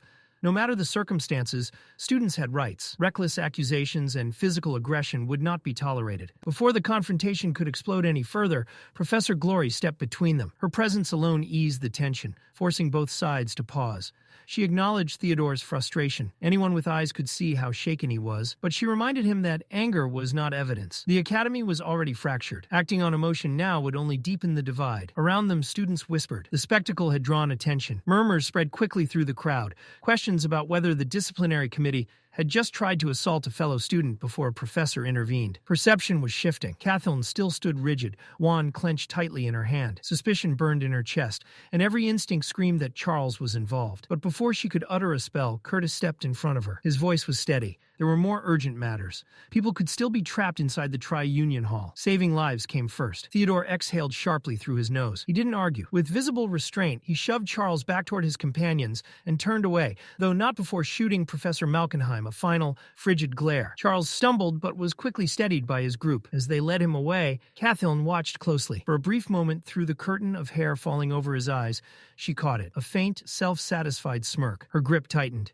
The damage went beyond the building. Students were no longer unified. The unease followed Elijah into the next day. Unable to remain idle, he made his way to the private training room Arthur had once granted him access to. He needed something to steady his thoughts. Mana gathered at his core as he invoked Earthen Spear. The ground answered. Jagged spikes of stone shot upward in front of him, tearing through the training field with satisfying force. Encouraged, Elijah transitioned into Stone Barrage. The earth fractured beneath his will, chunks of rock rising and hovering in the air. With concentration, he hurled them toward a distant tree. Only 4 out of 10 struck true. The rest shattered harmlessly against stone walls. Frustration flickered across his face. The mana responded easily when he called upon it. That wasn't the issue. His core had reached the light orange stage, something many mages struggled years to achieve. But control was still lacking. Despite the strange gift resting within him, his magic felt unstable at times, unpredictable. A quiet regret surfaced. If he had told Arthur sooner about the anomaly within him, perhaps Arthur could have helped guide him through it. Arthur, a solid yellow core mage, a wielder of a dragon's will, stronger than anyone Elijah had ever known. If Arthur had been present during the fire, Elijah was certain he would have handled everything. The night before, Elijah had finally told the Disciplinary Committee what he'd been unable to say earlier. Arthur was alive. Claire had burst into tears of relief. Curtis leaned back, tension visibly draining from his shoulders. Ferreth tried to mask his emotions, failing miserably. Catherine had whispered, "Thank God," repeatedly, voice trembling.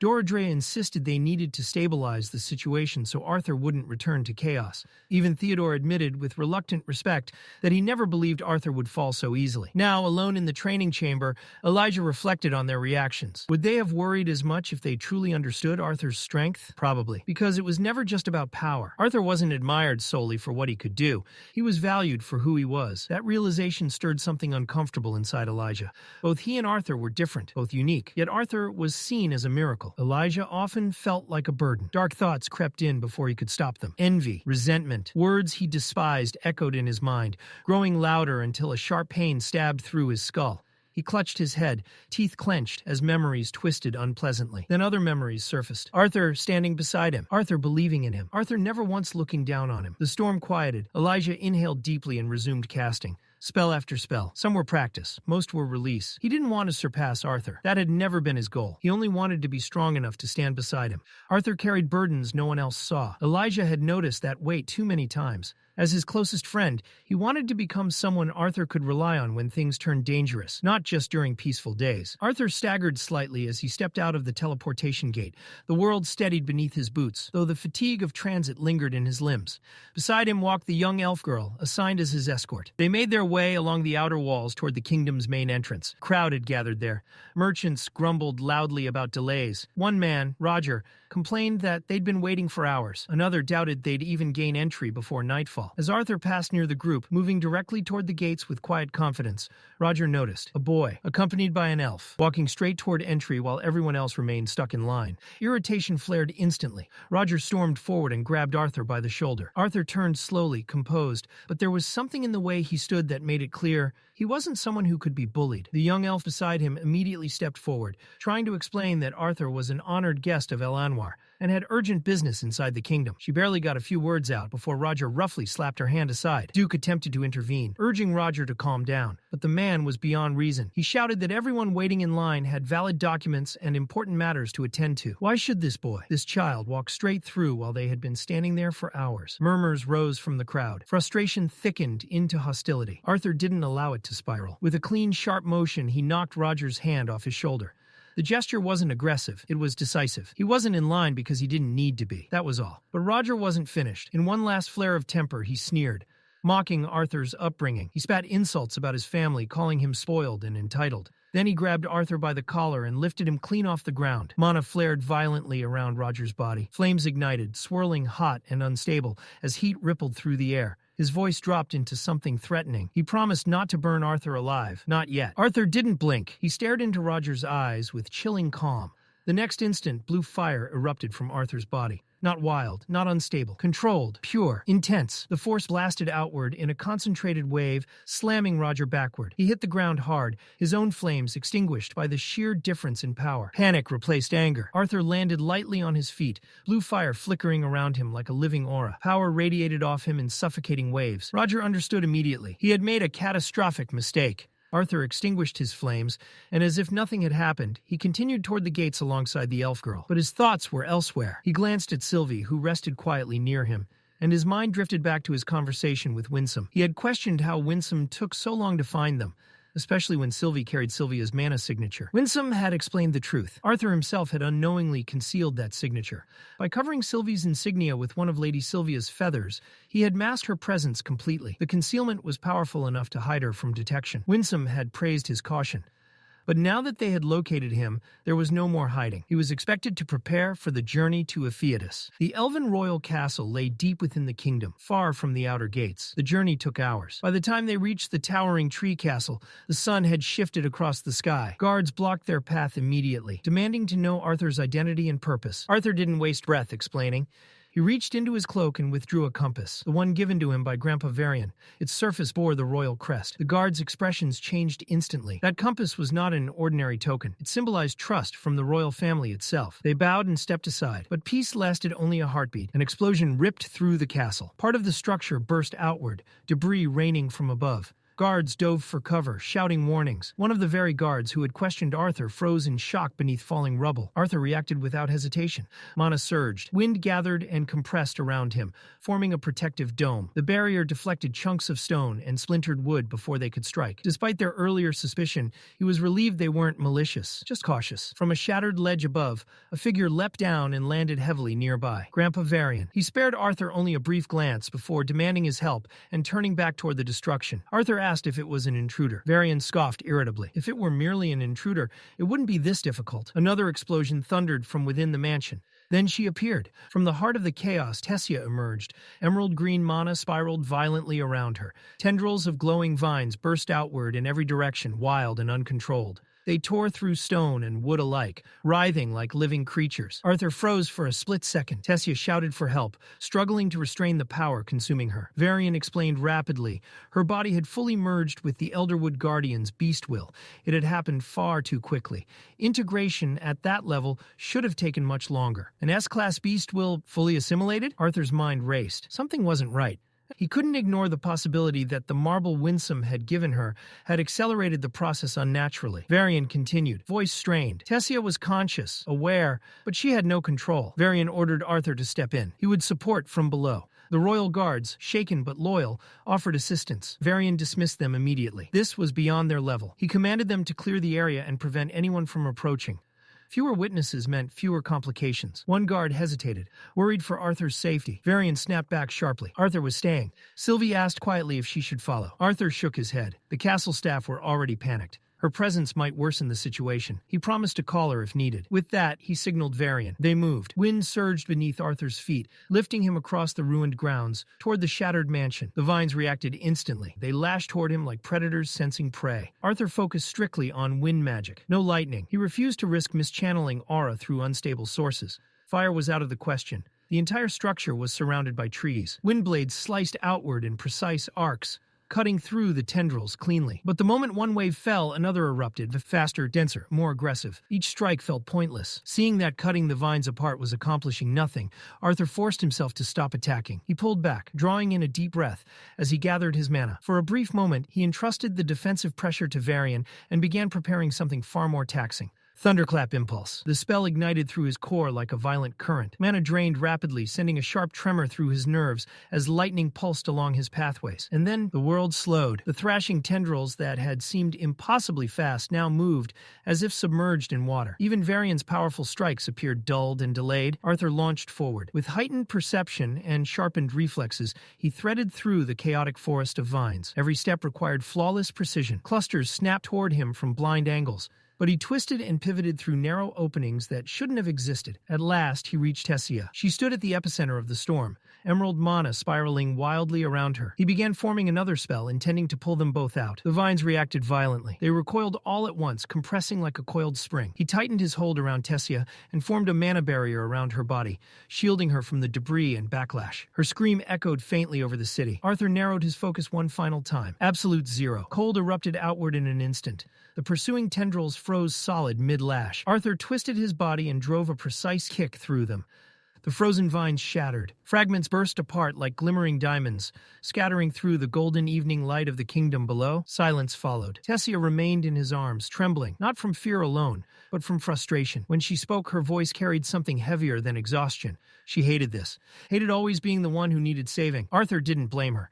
If anything, he felt responsible. He had been the one to give her the beast will. The instability wasn't her failure. It was the consequence of power forced to mature too quickly. But Tessia didn't see it that way. To her, Arthur had given her an opportunity, a chance to grow stronger. And if she wanted to stand beside him as an equal, she had to master it. She refused to remain someone who constantly needed rescuing. Arthur's expression softened. He offered her a small smile and extended his fist. Tessia bumped it with her own. No dramatic vows, no grand declarations, just a quiet promise. He would wait for her. Unseen by them, Winsome observed from the shadows. His gaze lingered not on their shared moment, but on Sylvie nearby. There were truths Arthur still didn't know. Truths about Sylvie's bloodline and the weight of her existence, but not yet. The boy wasn't ready. Arthur and Tessia remained unaware of the silent watcher. Their moment was interrupted by the deliberate clearing of a throat. Varian. He gestured toward the devastation surrounding them. The mansion was partially destroyed. Rubble littered the grounds. The crisis wasn't entirely over. They lingered a second too long, still caught in each other's eyes, until Varian physically stepped between them, gently forcing reality back into place. Arthur blinked in confusion. Where are we going? Varian answered plainly. They needed to leave. The castle was unstable, and attention would only complicate matters. An inn had already been arranged, secure, easier to guard,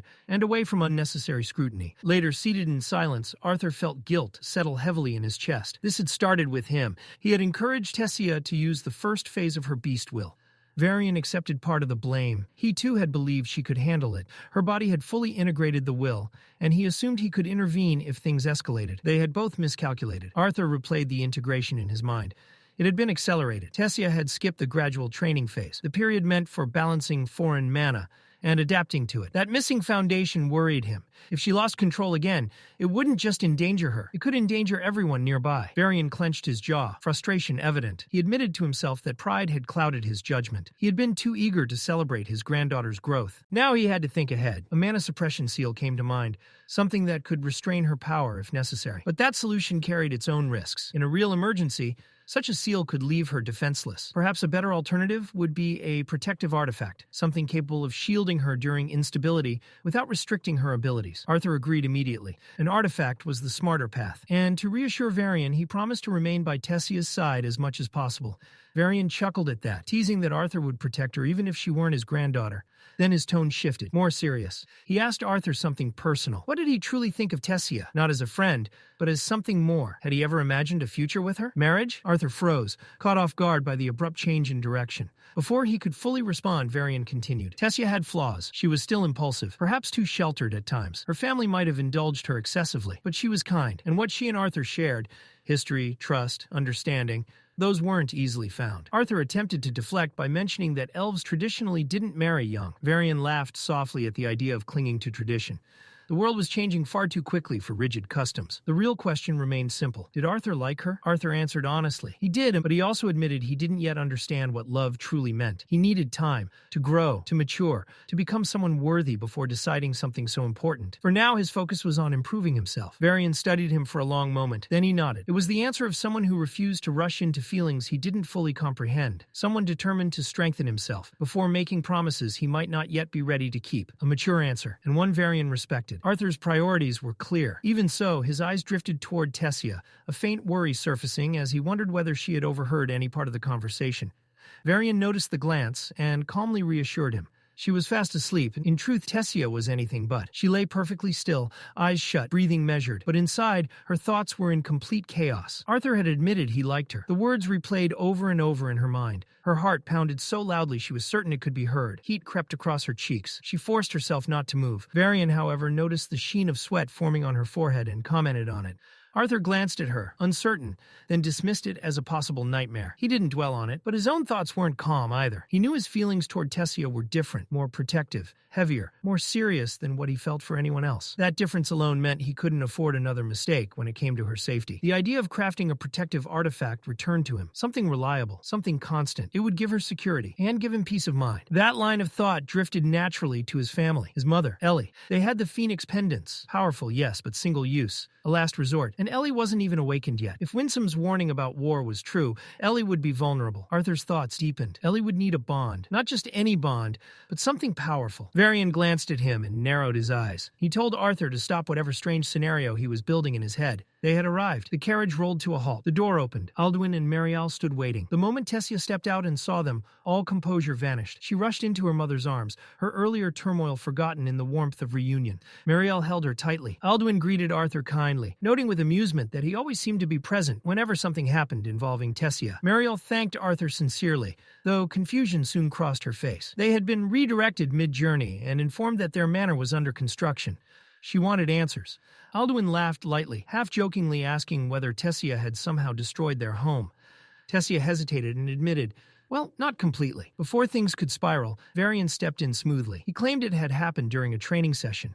He'd grown over-enthusiastic while using his first phase and accidentally damaged part of the manor. Arthur blinked, momentarily thrown off, then awkwardly supported the explanation. As they approached the estate, Varian assured them the damage wasn't severe. Repairs would be handled swiftly. The halls might be a bit drafty for now, but nothing more. He added that the situation presented a good opportunity to visit Rinia, something they had postponed for too long. Tessia perked up at that. It had been a while since she'd seen her grandmother. She asked if everything was all right.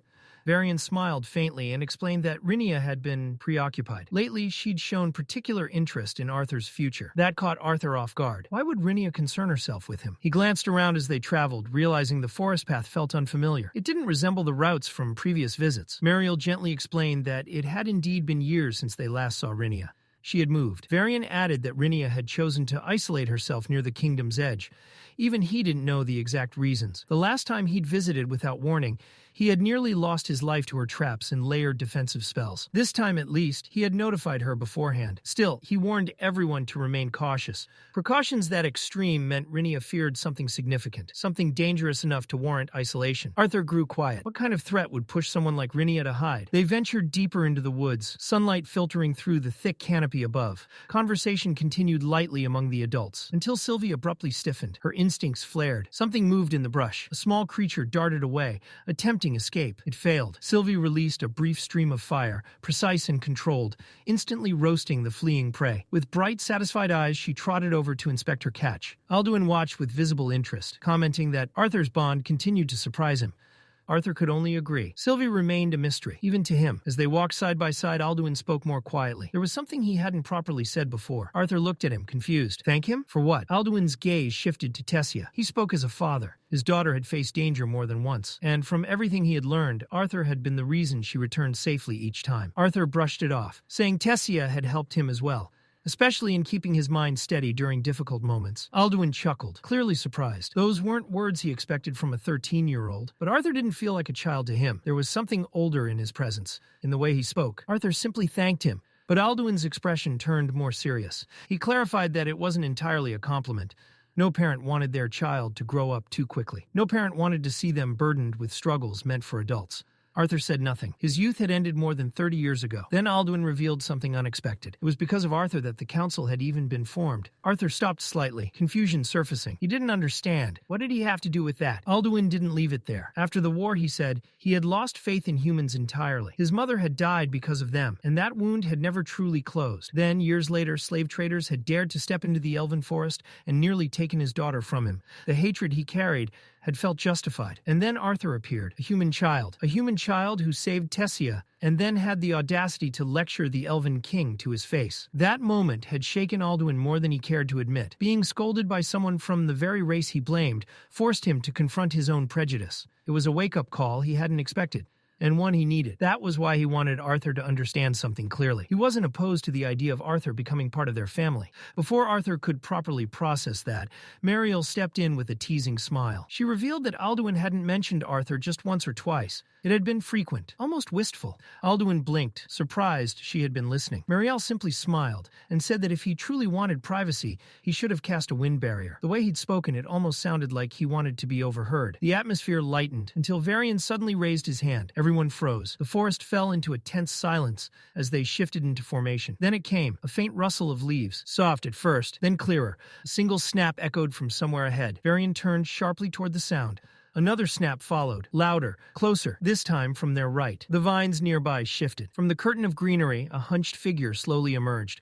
Arthur didn't hesitate. Instinct took over. Horror flashed across his face as he lunged forward, blade already swinging toward what he assumed was a monster. Before the strike could land, Varian grabbed him from behind and yanked him back. The figure straightened. It was Raina. She staggered slightly, catching her breath after narrowly avoiding Arthur's blade. Her voice rang out in sharp frustration as she demanded to know why they were brandishing weapons at an old woman, especially when they were the ones who were late. Tessia rushed forward immediately and wrapped her grandmother in a tight embrace, relief and happiness clear on her face.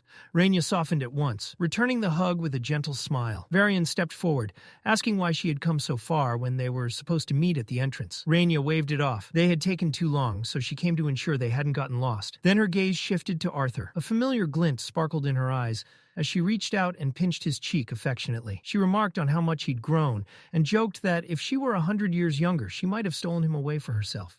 Arthur admitted that her sudden appearance had nearly stopped his heart. For a moment, he'd thought he'd seen a ghost. Raina huffed playfully, declaring that in her youth, men would trip over themselves just to catch a glimpse of her. She urged Arthur to ask Varian how beautiful she had been. Mariel confirmed it gently, explaining how even her own mother used to tell stories of Rainia's charm, how other girls had envied her presence. Varian grumbled dismissively. In his eyes, she had been nothing extraordinary. Raina smirked.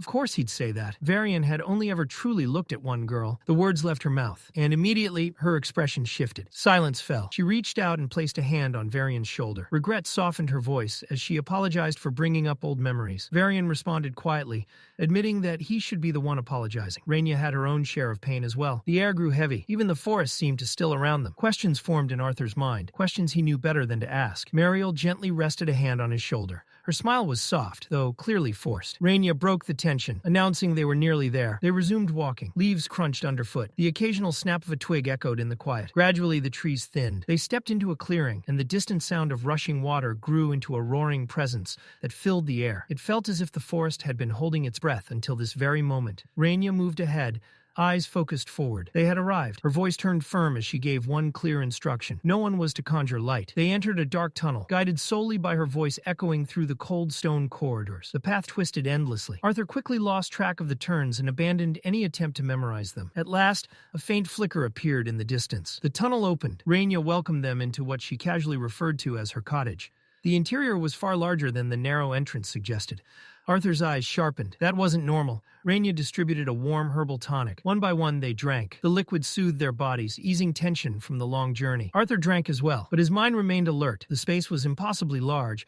This had to be deviant magic, and not a form he recognized. Conversation continued softly. Between the warmth, the exhaustion, and the drink, drowsiness crept in. One by one, the others succumbed, their breathing evening out as they drifted into sleep. Arthur remained awake, calm, aware, not alarmed. Raina turned toward him, unsurprised. She had expected shock. Arthur gave her none. He had seen too much lately for that. A faint smile touched her lips, as if she could sense exactly what he was thinking. She acknowledged quietly that he was ready. Arthur understood. Something important was about to be revealed. Something meant meant for him alone. Rinia didn't begin immediately. Before revealing what she had seen, she paused and decided Arthur needed to understand her first, her power, and the burden that came with it. Not magic in the traditional sense. Divination. Arthur had only skimmed over it in books. Even the advanced texts at Xyrus Academy barely touched on the subject.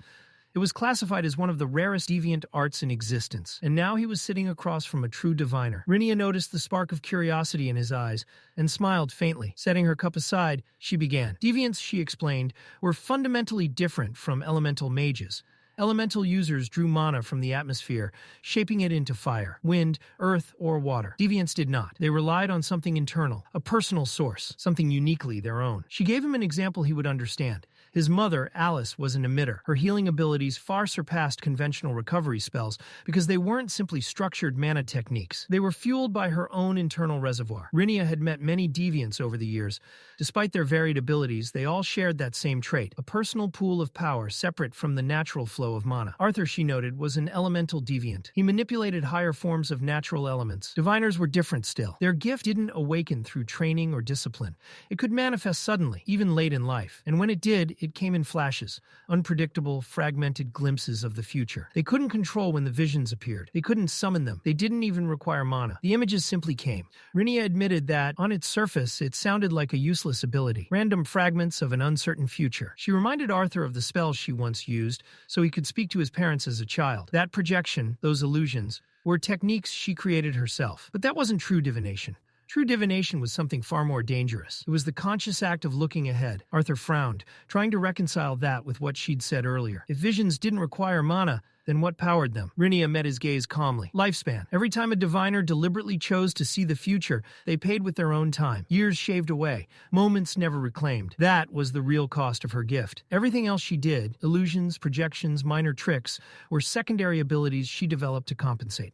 The true power of divination came with a simple price: life. She then spoke of Varian's wife, Lanaya. Lania had been a diviner as well, far stronger than Rinia ever was. Her visions were frequent, long, and painfully clear. She was admired not only for her ability, but for her beauty and grace, the pride of her kingdom. When she and Varian fell in love, their marriage felt like destiny fulfilled. For a time it seemed fate had favored them. But fate was never kind for long. Near the end of the war between elves and humans, when peace finally seemed within reach, the humans made one final move. The king of Sapin ordered an assassination. The target was Varian, heir to the elven throne. Lania saw it coming, but her visions were never complete. They showed Varian's death, but not the precise moment, not the exact method, just enough to torment her, enough to fill her nights with dread. She could see the future, but she couldn't change it. Rinia's voice softened as she shifted back to Arthur. There were two things she wanted him to remember. First, people often committed terrible acts for reasons they believed were good. Nothing was ever as simple as it appeared. He must never judge solely by the surface. There was always something beneath. Second, the most dangerous enemy wasn't always a king or a general. Sometimes it was the forgotten soldier, the one abandoned, the one with nothing left to lose. That kind of person could burn the world down without hesitation. She apologized for not saying more. Arthur's future was still unfolding.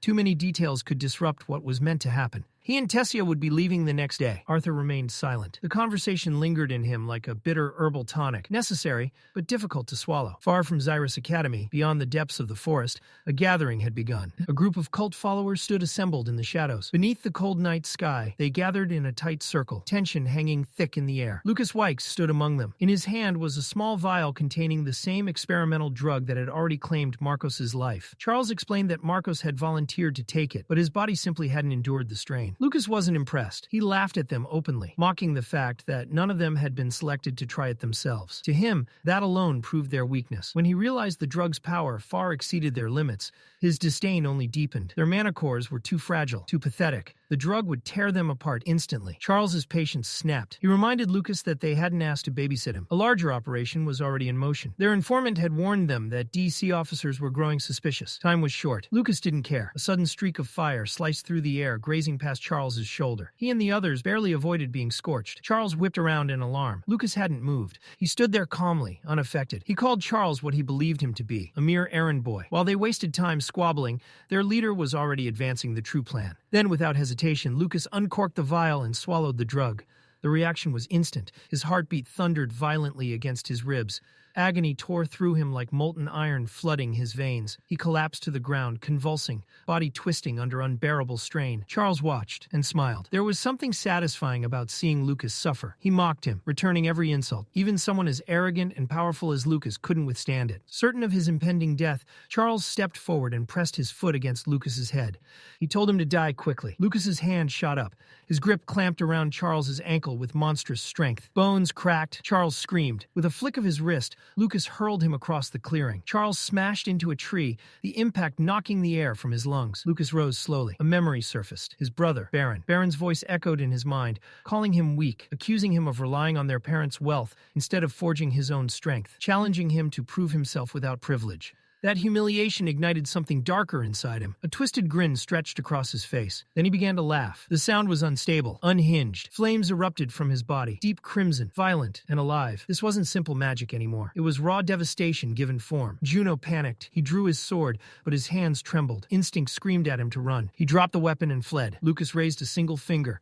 A concentrated beam of energy shot forward, piercing straight through Juno. The scream barely left his throat before flames engulfed him entirely. His body burned alive, his cries fading into the forest until nothing remained but ash. The healer shouted in horror and rushed toward the flames, but Charles, still broken and bleeding, grabbed him, demanding healing first. The healer trembled, grief flooding his face. Juno was gone. Rage overtook him. He raised his wand and unleashed a desperate spell. A torrent of water blasted forward like a projectile. It never reached Lucas. The inferno surrounding him vaporized it instantly. In the next heartbeat, Lucas was in front of the healer. His hand wrapped around the man's throat and lifted him effortlessly off the ground.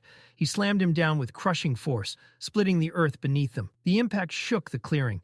Flames spiraled around Lucas's arm as he leaned closer, mocking him. His grip tightened. Blood streamed from the healer's eyes. The man begged. Lucas burned him alive. When the fire died down, nothing remained. Only smoke. Lucas turned toward Charles. Charles tried to stand, terror overtaking him. Lucas approached slowly, fire trailing at every step. He wanted Charles to feel it, the helplessness, the fear. Charles screamed. Flames swallowed him whole. His cries echoed briefly, then vanished. Far from the slaughter, morning light filtered into the stone cottage. Rinia moved gently through the room, waking everyone. She prepared a simple meal from foraged plants and mushrooms. There was no meat, but Arthur appreciated the warmth and flavor. Sylvie clearly did not. Rinia commented that the herbs in last night's tea had been stronger than intended. She hadn't meant to put them all into such a deep sleep. Alduin reassured her that the rest had likely been needed. Varian grumbled that some responsibilities didn't pause for enchanted beverages. Rinia teasingly brought up Tessia's accidental destruction of a large section of the castle, the same castle Alduin and Mariel had painstakingly restored over years. Before she could elaborate, Varian quickly shoved food into her mouth to silence her, loudly praising the vegetables instead. Later, Rinia handed Tessia a small box. She gave no lengthy explanation, only that it would help Tessia control the beast within her. Inside was a golden bracelet, gleaming softly in the sunlight. Tessia's face lit up with pure joy as she thanked her grandmother. Arthur stared at the bracelet thoughtfully. They had discussed beast seals only the previous night, and yet Rinia had already prepared one. Alduin expressed heartfelt gratitude for the way Rinia had always watched over his daughter. She replied with warmth, saying it had always been her pleasure. She suggested they spend the remainder of the afternoon together before Arthur and Tessia departed. When it was finally time to leave, Rinia led them away from the cottage, but not back through the winding tunnels they had taken before. Instead, she guided them along a hidden path. At its end stood something rare, her own teleportation gate. Arthur's eyes widened slightly. Teleportation gates were ancient relics, tightly regulated by kingdoms. They weren't objects one simply owned. He questioned her about it. Rinia only chuckled softly. No explanation followed. Tessia held her parents tightly, reluctant to let go.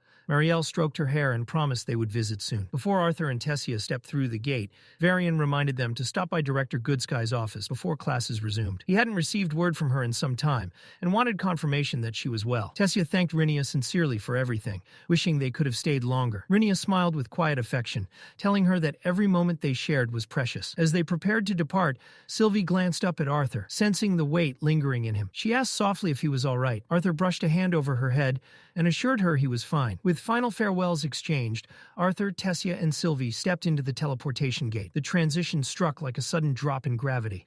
The world twisted, compressed, then released. When their feet touched solid ground again, dizziness clung to them for a brief moment. But they had arrived safely. Tessia looked around, frowning slightly. There were no guards stationed nearby. That was unusual. Arthur reasoned that it was likely because of the Aurora Constellate. With trade temporarily halted during the event, Much of the city's staff had probably taken leave, leaving certain areas undermanned. Above them, the sky had begun to darken as the sun dipped lower. From the floating city, the aurora shimmered far more brilliantly than it had back in Elenoir. Waves of color rippled across the heavens in breathtaking displays. Even though she had seen it before, Tessia couldn't hide her awe. When they reached Hellstea Manor, Sylvie ran ahead, scratching eagerly at the door. It opened, and the last person Arthur expected stood there, Jasmine, his former mentor from his adventurer days. For a moment, he simply stared. Before he could react, the rest of the twin horns appeared behind her one by one. Durden smiled warmly, commenting on how much Arthur had grown. Adam leaned against him lazily, pointing out the small ponytail Durden had begun wearing. Arthur noticed it too. Adam laughed, claiming he originally thought Durden was copying him, until he realized it was Arthur's old style that had unknowingly inspired it. Angela came barreling down the stairs and wrapped Arthur in a crushing hug, exclaiming over how tall he had gotten. Without hesitation, she scooped Tessia up as well, earning a startled squeal from the elf girl. Reynolds stepped in, ever practical, reminding everyone to give them space and let them inside.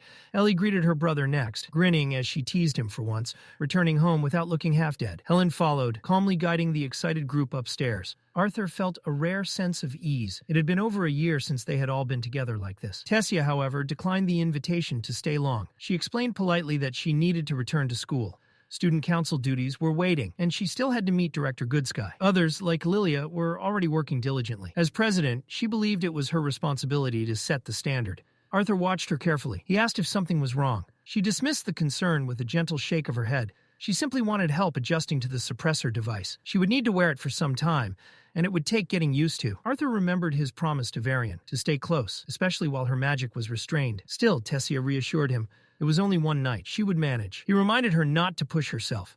Her manicore was unstable. Rest was more important than pride. Alice stepped forward quietly and removed her own muffler, wrapping it around Tessia's neck with gentle hands. She offered no grand speech, only a soft wish for her to stay warm. Tessia smiled shyly and thanked her before waving goodbye. Arthur didn't follow immediately. He stood there until she disappeared from view. Ellie called him back inside. Dinner quickly descended into chaos. Adam loudly declared it a blessing not to share a bedspread with Durden for once.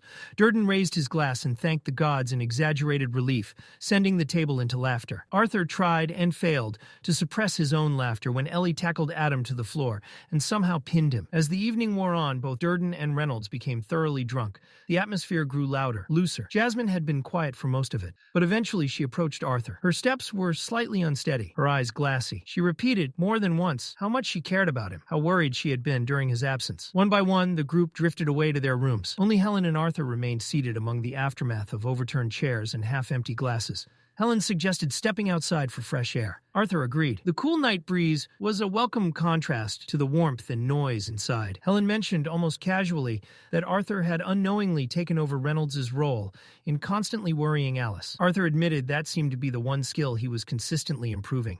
Then Helen's expression shifted, more serious. She told him he was meant for greater things, but she warned him to stay grounded, to remember what he truly wanted, and most importantly, to know what he was fighting for. Arthur raised an eyebrow and asked if she was drunk too. Helen laughed softly, admitting maybe she was. The discovery of a new continent had stirred something in her. Before heading back inside to make sure her teammates didn't burn the manor down, she reminded him to rest. She winked. Then she disappeared through the door. Arthur remained alone beneath the aurora-lit sky. Silence settled around him. His thoughts turned inward. He didn't believe he had been placed in this world to be maneuvered like a piece on someone else's board. He didn't know why he had been reborn here, but he refused to surrender his will. He would not allow gods, fate, or unseen hands to dictate his path. His purpose was simple, to protect the smiles of those he cared about. No matter what power stood behind the curtain, Arthur intended to carve his own future. Meanwhile, the cult's masked leader stood calmly among his followers. He gave the command. The assault had begun. Mana beasts roared in the darkness. Massive creatures, among them the Hades serpent, answered without hesitation, their monstrous cries shaking the land. Back at Xyrus Academy, the Disciplinary Committee worked under mounting pressure. Theodore stood impatiently, demanding confirmation that preparations were complete. Kai knelt beside a complex device, saying activation was nearly ready. They were simply waiting for Doradrea to arrive so the system could be finalized. Claire glanced at Kai, asking if he had considered joining the combat unit. Curtis reminded them all that the cultists were preparing for a full-scale attack. There would be no room for error. Kai, exhausted from scouting all day, refused additional training. He needed to conserve strength. The door burst open. Dora Drea rushed in, breathing heavily. In her arms were several resistance rings. She tripped, falling face first onto the floor. The rings scattered, clattering loudly across the room. Curtis bent down and picked one up, his expression tightening. He questioned whether wasting mana on such tools was wise when a real battle could erupt at any moment. Claire defended Dora Drea gently, reminding him her intentions were always good. The rings might still prove useful once the fighting settled. Now everyone was present. Theodore gave the signal. Kai activated the defensive barrier. Energy surged outward, forming a shield that encased the entire training grounds. It flickered into place. But something was wrong, Claire noticed first. The barrier wasn't its usual color. It glowed red. Curtis's instincts flared. He shouted at Kai to shut it down immediately. Fereth didn't grasp the danger at first. He let out a short laugh, assuming the red barrier was some kind of joke. Kai's idea of poorly timed humor. Claire didn't laugh. She stepped closer and pressed her palm against the barrier. The mana felt wrong, unstable and sealed tight. A chill crept up her spine. "Theodore," she called. "I don't think he can hear us." Theodore didn't waste time. He drove his fist into the barrier with a burst of mana. Nothing, not even a ripple. Kathleen's voice cut through the tension. "There should be an emergency kill switch." Claire dropped to her knees and tore up the floor panel. Beneath it lay the control mechanism, shattered. Someone had sabotaged it. Silence swept over the room. Then Kathleen's eyes widened. "The barrier, look!" A jagged hole had formed in the crimson shield. They barely had a second to react before shards of stone shot through the opening like arrows. Kathleen snapped her wand forward, unleashing a blast of water that slowed the projectiles mid-air. Theodore followed instantly, increasing the gravity around them. The shards slammed into the ground harmlessly. No time to breathe. Cloaked figures began pouring through the breach. Claire's voice rose above the chaos. Formation! Theodore, Dora Drea, and Claire surged forward in perfect sync. Dora Drea led with brute force. Her fist slammed into the first attacker, sending him crashing backward. Curtis followed through without hesitation, blade flashing as he cut down another. Fereth and Kathleen erected thick walls of ice, sealing their flanks. Theodore punched the ground, gravity rippling outward. Enemies stumbled, thrown off balance. Claire spun into the fray, flames roaring around her as her blade carved a blazing arc through the attackers. They pushed forward, fighting toward the opening. They had to reach Kai. Something was terribly wrong. Then, a voice echoed through the battlefield, smooth, mocking. Dora Drea froze. She knew that voice. Lucas stepped into view, a twisted smile pulling at his lips. The air shifted. Lucas spoke casually, almost bored. It was Kai who had trapped them inside. Dora Drea's jaw tightened. She didn't want to believe it. Lucas didn't argue. He didn't need to. He vanished in a burst of fire. In the next instant, he was among them. Fereth and Curtis were struck by a single sweeping motion. Blown away like leaves in a storm, their bodies slammed across the ground from the sheer force. Claire dashed in from behind, blade raised. Lucas didn't even turn. Flames surged from his shadow, forming a monstrous, bestial shape. The fiery construct hurled a blazing fist toward her. Dora Drea reacted instantly, grabbing Claire and throwing both of them aside. They smashed hard into the barrier. Claire's vision blurred. Then she noticed something. The barrier flickered where they hit, weakened. The mana resistance bands Dora Drea had brought earlier were interfering with it. It wasn't much, but it was something. "We can break through," Claire said through clenched teeth. "If we all push." Dora Drea's eyes never left Lucas. "He's stronger than the professor's," she muttered. "This isn't normal." Theodore activated downforce and launched himself forward, aiming for Lucas while he was focused on Fereth. Fast, precise, it didn't matter.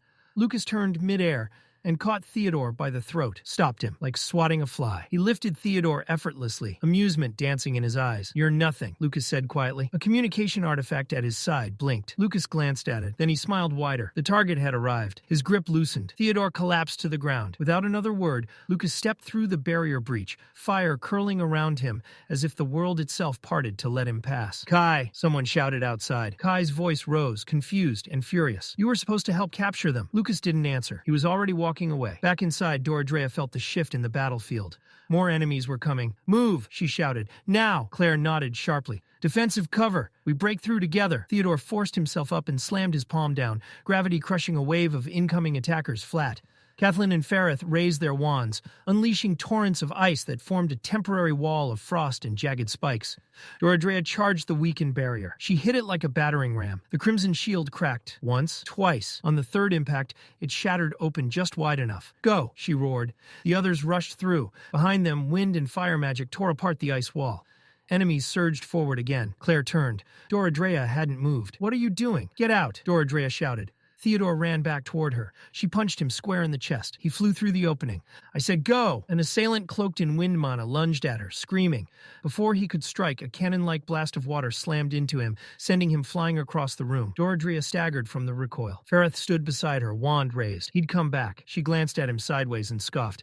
Idiot. He smirked faintly. You'd lose without me. Back to back, Dora and Ferrith faced the charging horde. Outside, Claire and the others burst from the building, sprinting into the night with urgency burning in their veins. Inside, the 2 remaining members of the Disciplinary Committee braced themselves. The real fight had just begun. Claire's voice rang out, ordering everyone to split up and find the professors. But the command died in her throat. Her eyes had shifted past the courtyard, past the shattered stone, past the smoke. What she saw stole the air from her lungs. Theodore followed her gaze, irritation turning into confusion. What's going on? He didn't need an answer. The academy grounds had descended into hell. Monobeasts rampaged across the campus. Massive forms tore through buildings and bodies alike. Far from the carnage, a carriage rolled toward the academy gates. Inside, Tessia sat upright, composed on the surface, but something was deeply wrong. Her body felt foreign. Her mana core was hollow, empty. Every breath felt slightly delayed, as if her spirit were lagging behind her flesh. She told herself Director Goodsky would understand. There had to be an explanation. The academy gates came into view. Then, a shrill screech tore through the air. The carriage jolted violently to a stop. Tessia stepped down, senses sharpening instantly. The driver pointed forward, horror etched across his face. A barrier stood at the gates, dark, massive, humming with lethal intent. The moment her eyes landed on it, her entire body locked. Her instincts screamed. Her soul recognized danger before her mind could process it. Turn back, she began. An explosion erased the rest of her words. The blast swallowed the carriage whole. Wood and metal shattered. Flames erupted outward. The shockwave hurled Tessia through the air like debris. She hit the ground hard, the impact knocking the breath from her lungs as fire licked across her skin. Through blurred vision, she saw the driver, still, burning. A raspy voice echoed through the smoke. Familiar. Wrong. Tessia forced her head toward the sound and froze. Lucas Wykes stepped through the flames. For a moment, her mind refused to accept it. The pressure rolling off him crushed the air itself. Bloodlust saturated the space between them. Her muscles refused to obey her. He walked closer. Another blast erupted from his hand. The explosion sent her skidding across the ground. Pain exploded through her ribs. The world spun. Lucas spoke as he approached, mocking her weakness, commenting on how frail she looked, how easy this was. Tessia clenched her teeth. Wind mana surged into her arm. She lashed outward in a sharp burst, knocking his hand aside and cutting through his taunts. She forced herself upright. Her legs trembled violently. I won't let you, she breathed. Lucas laughed. Madness colored every note of it. He could see it, how unstable she was, how her core barely responded. She wasn't a threat to him. Not like this. Inside, Tessia understood the problem. Rinia's bracelet still bound her beast will. It kept her from losing control, but it was also suffocating her power. Lucas suddenly lunged forward and grabbed her by the collar, lifting her effortlessly. His grip tightened as he stared into her eyes, not with intent to kill, but something uglier. He wanted her broken, humiliated. He believed if she were reduced enough, maybe she would look at him differently. Maybe she would stop looking at someone else. Tessia didn't flinch. She smirked. That single expression cut deeper than any blade. If he truly wanted her dead, she already would be. She wasn't the objective. She was bait. Lucas saw it, and rage twisted his face. He slammed her into the ground with brutal force. The earth cracked beneath her body. She coughed, but she laughed softly through the pain. She spoke to him calmly, exposed him, his insecurity, his desperation. That was the blow he couldn't tolerate. His hand struck her face with a sharp crack. Her head snapped sideways. Sparing you doesn't mean mercy, he growled. Tessia's fingers tightened around his wrist. She removed the bracelet, activated her beast will. Her mana core screamed in protest. She didn't care. Even if it destroyed her from the inside, she would not be used. Wind exploded outward. Vines formed from compressed air wrapped around Lucas from every direction. Blades of wind carved into his body, slicing flesh and tearing through clothing. The pressure forced him back, wounds opening across his skin. Tessia swayed. Her vision darkened, but she held it. Just long enough. Lucas roared. Mana erupted from him in a violent shockwave. The vines shattered. The backlash slammed into Tessia and launched her across the ground. Her body rolled to a stop, limp. Silence followed. Lucas stood there, breathing heavily, injured, but standing. He looked down at her unconscious form, then at the bracelet lying nearby. With calculated calm, he picked it up and slid it back onto her wrist. He wasn't going to let her die from her own power. Not yet. If she tried removing it again, he would make sure she couldn't. He grabbed her by the hair and began dragging her across the ground. Her body left a faint trail through ash and dust. At the barrier, he pulled out an artifact. The shield parted slowly. He stepped through, dragging her behind him. Inside her fading mind, Tessia felt nothing but weakness. Her limbs were unresponsive. Her thoughts scattered. She tried to hold on, tried to stay awake, but the darkness closed in. Sound disappeared. Light faded, and the world went silent. Elijah's voice cut through the pandemonium like a thunderclap. A wall of jagged stone erupted between the charging mana beasts and the fleeing students. Dust and gravel exploding outward as the barrier formed in seconds. But it wasn't fast enough. He watched in horror as a dwarven student was swallowed by the gaping jaws of a black-fanged wolf, its fur stained with a sickly, corrupted sheen. Another scream followed. One of the beasts Wykes vaulted the wall with feral momentum, crashing down onto a student. Elijah moved on instinct. Spears of rock burst from the soil beneath the monsters, impaling them through their exposed bellies. Elijah didn't linger. He sprinted away, scanning the battlefield, desperately trying to make sense of the nightmare unfolding around him. The academy, once orderly and calm, had become a war zone. Screams echoed between buildings, explosions rippled through the air, and the guttural roars of mana beasts drowned out reason. His attention snapped toward a raised platform where a cluster of figures had gathered around a lone speaker. A shrill, grating voice rang out, unnaturally amplified, slicing through the chaos. The figure proclaimed himself the master of the mana beasts, offering protection to human students who pledged loyalty, while declaring elves and dwarves unworthy of mercy, their mana cores sentenced to destruction. Then came the laughter, twisted, unhinged. It crawled up Elijah's spine like ice. His thoughts spiraled. How had the most prestigious academy fallen this far? How could the faculty, how could Director Goodsky have allowed things to rot to this point? A scream tore him out of his thoughts. Close, too close. Just meters away, an elven girl struggled in terror, begging to be released as a professor restrained her from behind. The betrayal was suffocating. Every ounce of trust placed in Xyrus Academy shattered in that moment. Elijah froze for a heartbeat, then rage ignited. Even the professors were cultists. Mana surged violently through his channels as he roared, summoning jagged shards of stone and hurling them at the traitor. But the man was ready. With a flick of his wand, an ice barrier snapped into place, deflecting the projectiles in a spray of frost. Before Elijah could press the attack, the ground shook. Grotter, Curtis's bond, charged like a living battering ram, slamming into the rogue professor and sending him flying. The impact scattered nearby cultists, knocking them off their feet and leaving them reeling across the dirt-stained grounds. Curtis didn't hesitate. He barked a command for Grotter to stay alert and guard the area. Outnumbered and momentarily shaken, the professor assessed his chances. With a snarl of frustration, he chose survival over pride, turning and fleeing into the chaos without a backward glance. Curtis immediately turned to the elven girl, urging her to head for the training facility, where a handful of trustworthy professors were still holding their ground. Elijah faced Curtis, relief washing over him at the sight of a familiar ally. He demanded answers. What about the Disciplinary Committee? Curtis didn't sugarcoat it. Most were alive, scattered across campus, searching for reinforcements. But then his tone darkened. Doradrea and Ferrith were gone. They had stayed behind, holding the cultists back so others could escape. The weight of those names settled heavily in Elijah's chest. Desperation crept in as he fired off more questions. Arthur? Tessia? The student council? Curtis explained that neither Arthur nor Tessia had returned to the academy, a fact that, given the circumstances, might actually be a blessing. The remaining council members were alive but separated during the initial assault. Lilia and Clive had been split from the group. Their whereabouts were unknown. Elijah swallowed hard. What could they even do now? Curtis had no real answers. Survive, hold out, pray that soldiers arrived, or that the lances finally mobilized. Then the sky itself seemed to rupture. A deafening boom tore across the campus, the sound so violently amplified by mana that it shattered all sense of direction. Then a voice echoed out, calm, mocking, theatrical, poured down from the bell tower at the heart of the academy. A masked figure stood high above, his tone dripping with cruel amusement as he announced a gathering, a final ceremony, as he called it. All surviving students and faculty were instructed to make their way to the tower. There, he promised, awaited a spectacle no one would forget. He assured them the mana beasts would cease their attacks. Beyond the grand gates of Xyrus Academy, panic surged like a rising tide. Dozens of parents pressed against the barrier, shouting, pleading, their fear feeding off one another. A father near the front screamed until his voice cracked, demanding answers. He had tried contacting his daughter over and over, but nothing came back. Why were they being kept outside? Why wasn't the school responding? Nearby, professors stood rigid, struggling to maintain order. One stepped forward, urgently warning the crowd to stay clear of the magical barrier, pleading for calm, while insisting mages were working on a solution, even as doubt bled through his voice. Another professor spun toward a station mage, demanding a status update. The mage, pale and breathless, delivered news that made the air feel even heavier. Neither the Mages Guild nor the Artificers Guild had ever witnessed a barrier like the one sealing off the academy. The professor listening to the report had no patience for scholarly analysis.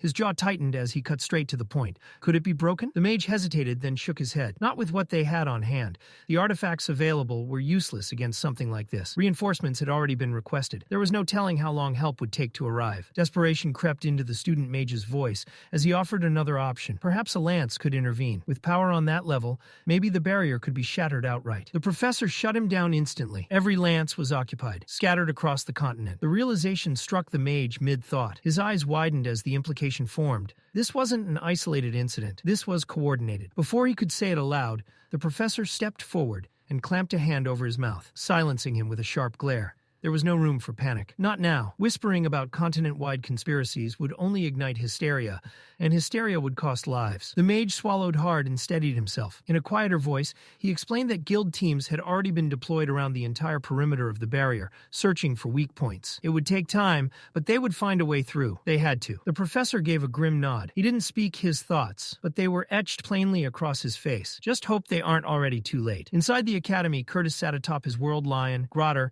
and raised his left arm high. The students clustered nearby reacted instantly. Elijah and several others fell in behind him without question.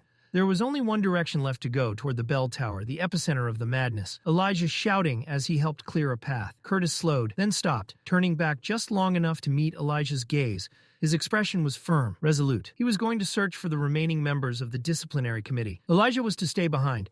Before Elijah could protest, Curtis was gone, swallowed by smoke, fire, and chaos. What remained was devastation. Students lay scattered across the grounds, bruised, bloodied, broken. Some clutched the lifeless bodies of friends, sobbing uncontrollably. Others wandered aimlessly, eyes hollow, minds unable to process the horror that had torn their world apart. Nearby, several professors regrouped. 4 of them stepped forward in unison, hands raised, and unleashed a barrage of high-tier spells at the barrier imprisoning the academy. The magic struck and vanished. Not a single crack formed. The barrier remained pristine, untouched, unchallenged. Behind them, panic erupted. Students screamed, cried, begged. Their voices rose in a frantic chorus, demanding answers, demanding freedom. Disbelief twisted their faces as they shouted at the adults meant to protect them. Why was this happening? Why wasn't anyone saving them? Then the voice returned. That same shrill, grating tone cut through the chaos, forcing every head to turn back toward the bell tower. The figure stood boldly at its edge, cloaked in dark robes, a grotesque mask hiding his face. He posed like an actor before a captive audience, savoring every second. Rage surged from the crowd.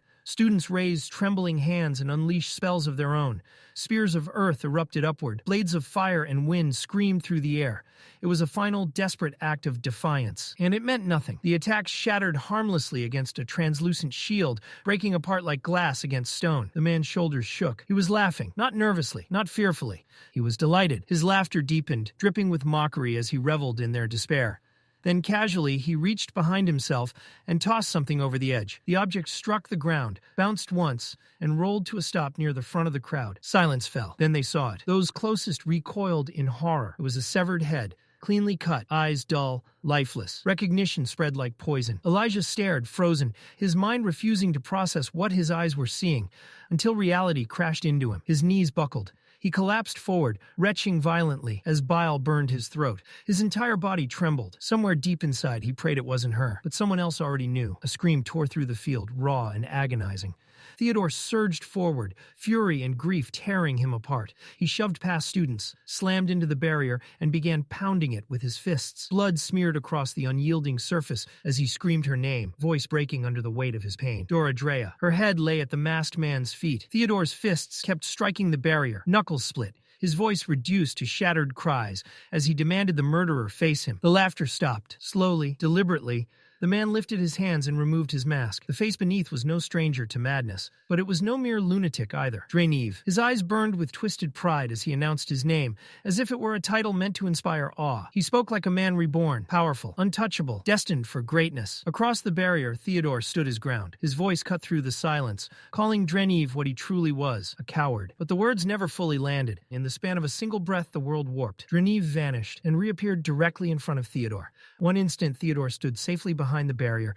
The next, he was ripped through it as if the wall had never existed. His body twisted midair on instinct alone. He landed cleanly, boots skidding across stone, muscles coiling as fury ignited behind his eyes. There was no hesitation, no fear, only rage. With a roar that tore from his chest, Theodore hurled himself forward. His legs snapped upward, heel coming down in a vicious arc aimed straight for Draneeve's shoulder. The impact detonated. Stone shattered beneath them, the platform buckling as dust and debris exploded outward. For a heartbeat, everything went silent. Then the students erupted. Cheers burst from trembling throats, hope flashing across terrified faces.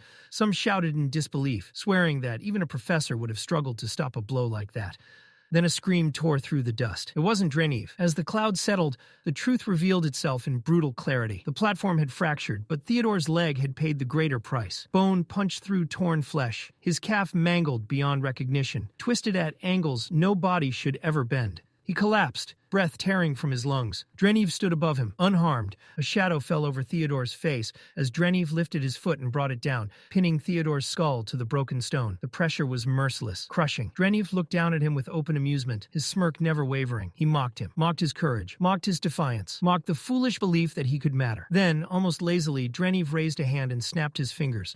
The air ignited. A wet, gurgling scream ripped through the courtyard as unnatural crimson flames engulfed Theodore's body. Fire clung to him like a living thing, devouring flesh and sanity alike. His limbs flailed for a moment, just long enough to be seen, before the flames consumed everything. Snap. The fire vanished. What remained on the shattered platform could no longer be called human. A blackened, smoking shape curled in on itself, silent and unmoving. Draneeve straightened, standing proudly amidst the ruin. He gestured toward the corpse with theatrical flair and announced, almost cheerfully, that Theodore was still alive. Silence fell like a blade. No one moved. No one breathed. Then Draneeve declared the main event had begun. At his command, the frozen mana beasts stationed across the ground stirred, awakening as if roused from a deep sleep. From the bell tower, a slow procession emerged, hooded figures in dark robes, dragging prisoners forward like offerings. Ferrith was among them. His once confident expression was hollow, pain and exhaustion carved deep into his face. And then, Tessia. Elijah's thought stopped. Sound vanished. The world narrowed to a single unbearable image. Tessia was dragged forward by her hair, blood streaking her face, clothes torn and stained. Something inside Elijah shattered. He stumbled toward the barrier, palms slamming against the invisible wall, his breath coming in ragged bursts. Nearby, Claire clung to Curtis, her hand shaking as she covered his mouth. Tears streamed down her face as she silently begged him not to move. Curtis didn't listen. Rage exploded from him as he drove his fist into the barrier hard enough to crack bone. His body trembled, fury and grief twisting his face as he screamed vows of vengeance into the void, swearing to kill Draneeve. Claire sobbed, tightening her grip, begging him not to throw himself into the same fate Theodore had met. Curtis turned on her, shouting through the pain. How could they stand there? How could they wait while their friends were tortured? What was the point of patience when Ferrith bled and Theodore burned? Then Catelyn stepped forward. Without a word, she struck him. The slap cut through the chaos, silencing him instantly. Tears streamed down her face as she stared at her brother, voice breaking as she reminded him of what mattered. They needed a plan. They needed to protect everyone, not throw their lives away to blind fury. They couldn't lose him too. The weight of her words hit harder than her hand. Curtis trembled, then nodded, jaw clenched tight. Elijah, meanwhile, couldn't look away from Tessia. She wasn't supposed to be here. She should never have been here. So why was she chained, bloodied, suffering? Draneeve spread his arms wide, basking in their despair, and introduced himself as their savior, a liberator from a distant, merciless land. His voice dripped with smug authority as he spoke of a homeland where the weak were discarded without hesitation. Bloodlines, prestige, talent, garbage. He hadn't come to destroy them, he claimed. He had come to prepare them. A chosen few would be shaped and trained to serve when his lord rose to power. Those who proved useful would earn a place in the new kingdom. The rest would be thrown away. Confusion rippled through the captives. Disbelief etched across their faces. Draneeve turned back to the crowd, declaring them honored pawns of a new era. His voice darkened with excitement as he called forth Lukaya, a demonstration of his lord's power. The name meant nothing at first. Then reality crashed down. The hooded figure dragging Tessia stepped forward. Her captor's grin was unmistakable. Lucas Wykes. Rage detonated across the field. Lucas reveled in it, mocking the so-called protectors of the continent.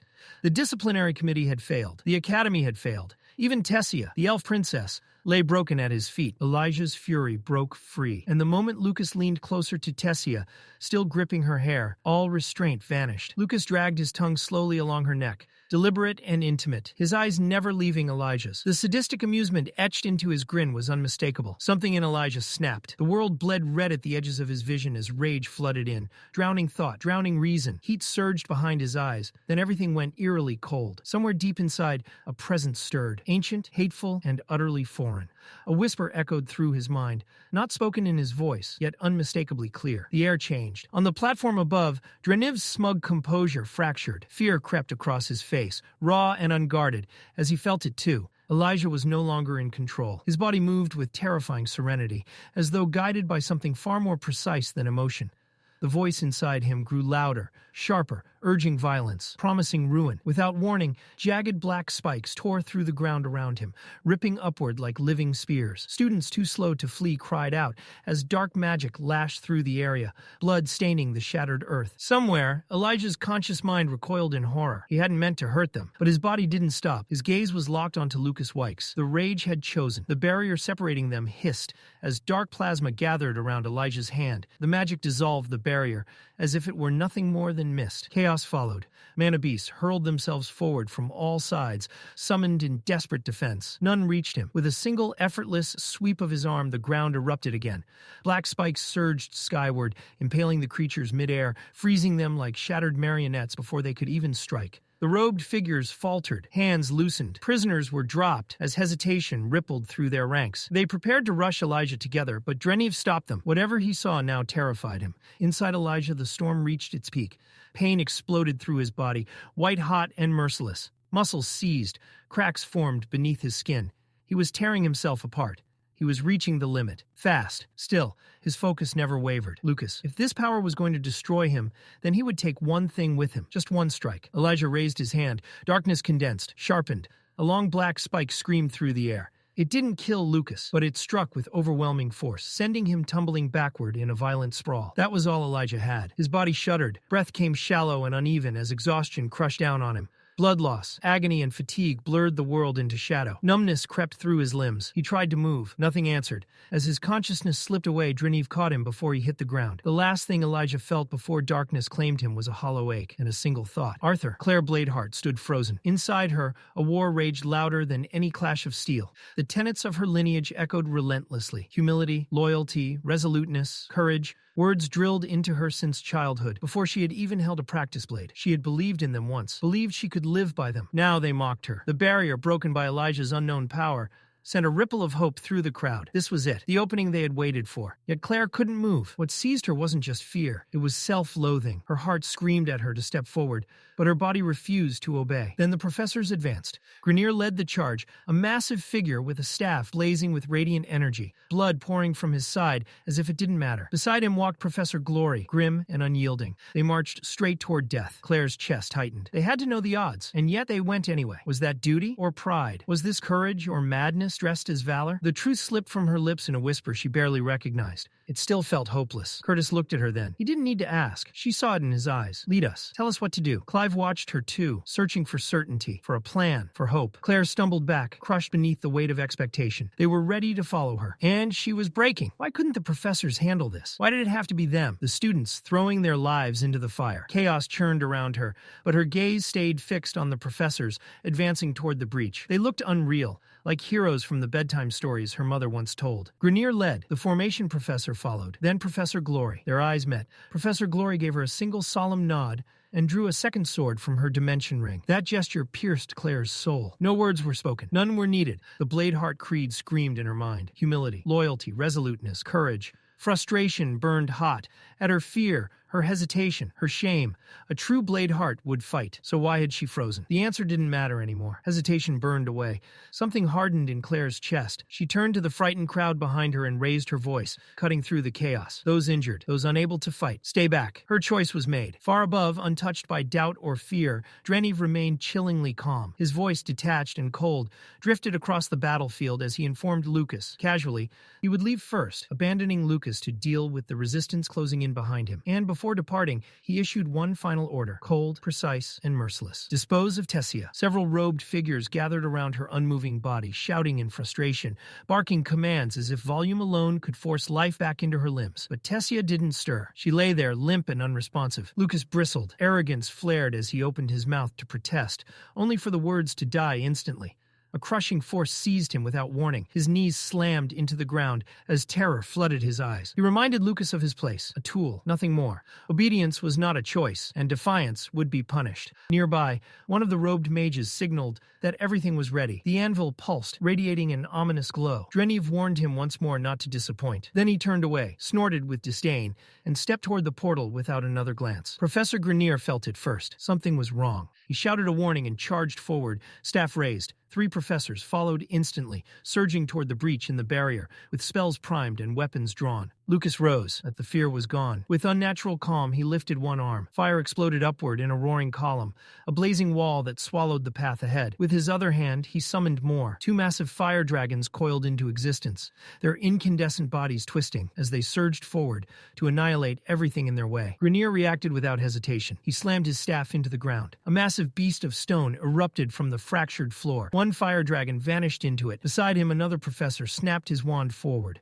A torrent of water collided collided with the remaining dragon, detonating in a thunderous blast of steam and force. Professor Glory advanced. Twin swords gleamed in her hands. Her voice rang out, fierce and unwavering, condemning Lucas for his betrayal, an act that spat on everything the Academy stood for. Lucas answered with a roar. A mana beast lunged at her, jaws wide enough to swallow her whole. Glory twisted midair, rolling beneath the snapping maw. In one fluid motion, she drove her blade upward, cleaving through its neck. The head fell cleanly. The body collapsed. She landed without pause and pressed forward, daring him to send more. But Lucas wasn't alone. Robed figures rushed in, sensing his weakness. Too many, even for her. Before they could strike, the sky itself unleashed judgment. Fire, wind, and ice rained down in devastating arcs, tearing through the cultists. The Disciplinary Committee had arrived. Curtis led them, mounted on Grotter. Claire followed close behind, fury blazing as she shouted orders. Secure the hostages, support the professors, don't falter. Professor Glory turned, startled by their presence. Relief and concern warred on her face. But Claire answered by driving her blade through an approaching beast, her message unmistakable. They were not standing aside. This fight belonged to all of them. Glory cursed softly, then shouted for them to be careful. Claire's gaze swept the battlefield and locked onto a figure cutting through the chaos with deliberate purpose. A robed man. The instant she saw him, rage surged through her veins. She knew that face beneath the hood. Her jaw tightened. Her grip hardened. Kai. She launched forward. Mana flooded her weapon as her lips moved in a rapid chant. Fire ignited, spiraling around her blade into a roaring cone of heat. The ground rebelled. Earthen spears erupted to stop her, but she twisted, dodged, and pressed on without slowing. She leapt. Fire tore through the smoke. From within the flames, water magic surged to meet her, steam screaming as elements clashed. Then metal snapped through the air. Thin, gleaming wires lashed out. They wrapped around her wrists and ankles midair, yanking her to a halt, suspending her helplessly. Claire strained against them, eyes burning as she demanded how he could do this. To them, to Theo, to Doradrea, the answer never came. An unseen force slammed into her. The world spun as she was hurled backward, breath ripped from her lungs. For a heartbeat, everything went silent. Why wasn't anyone stopping him? Why were they running toward her, while the real threat walked away? Then the pain hit. She looked down. A jagged stone spike jutted from her stomach. Her sword slipped from numb fingers. Blood soaked her armor as she reached down, trembling, barely believing what she saw. The silence shattered. Screams tore through the battlefield. Voices called her name in terror, but it all sounded distant, fading fast. And then the sky roared. A sound ripped through the heavens, ancient, feral, and absolute. It wasn't merely a roar, but a force, something primal that shook the air itself. The ground trembled beneath every foot as the thunderous bellow rolled across the battlefield, freezing everyone in place. Enemy and ally alike stiffened as fear spread in an instant. Even Lucas, moments ago drunk on power, stood paralyzed, his breath caught as something unseen clenched around his heart. Then it descended. A dragon. Its arrival wasn't just witnessed, it was felt.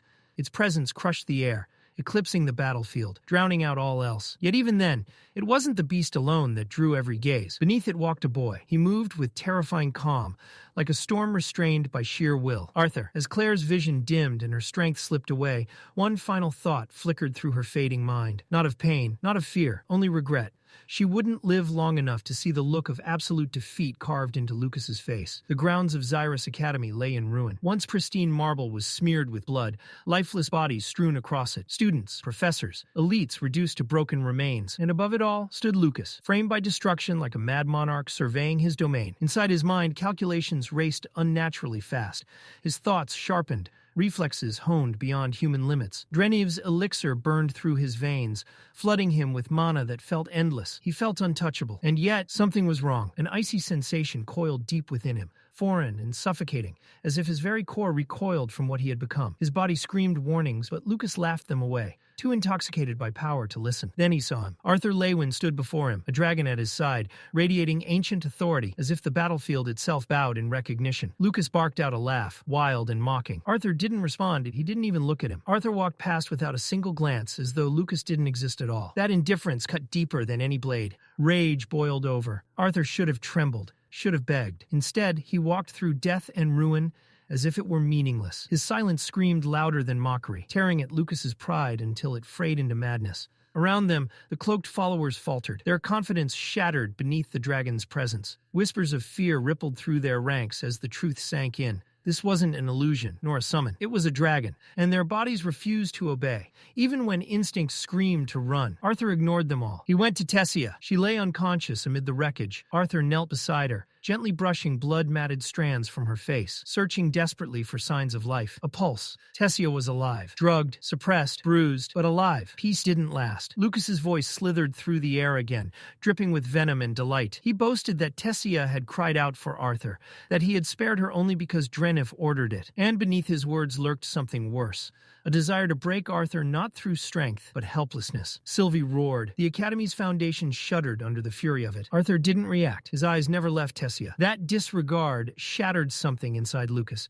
Just as he drew breath to scream again, the earth beneath Arthur groaned. Then it broke. The ground folded inward, as if the world itself recoiled. Lucas stumbled, balance vanishing, dread surging up his spine. A pressure seized his chest, ancient, predatory, inescapable. His fear was different. It eclipsed every authority he had ever known. Bloodlust poured from Arthur's presence, heavy and suffocating. His eyes locked onto Lucas at last, empty of mercy. Lucas was no longer a rival. He was an inconvenience. Terror flooded his limbs, his mana, his lineage, his power. None of it mattered. His body froze beneath that overwhelming will, chains of fear crushing him in place. Panic tore at his thoughts, as instinct screamed to flee. Shadows erupted beneath him. They coiled around his legs like living things, yanking him down as the darkness tightened its grip. His breath hitched, comprehension slipping through his fingers. How? How could all of it mean nothing? Then he understood. This wasn't raw power. It was experience. Battles survived, wars endured, lives taken, and burdens carried alone. Arthur stood above him like wrath incarnate. Desperate, Lucas lashed out. With a trembling snarl, he cast his spell. Hell's Rain. Dozens of fiery spheres ignited around him, forming a blazing ring of destruction as they hovered, spinning, ready to burn everything in their path. From behind, Sylvie called out, her voice sharp with concern, but Arthur didn't turn. He could have stepped back, watched Lucas tear himself apart with his own unstable magic. That would have been easy. Merciful, even. Arthur refused to grant him that mercy. Drawing a measured breath, he released the next seal within himself. The world drained of color, vision collapsing into stark monochrome as Dragon's Awakening. Second phase took hold. Water mana surged at his command, the very air screaming as it crystallized. White fire erupted outward. Absolute zero.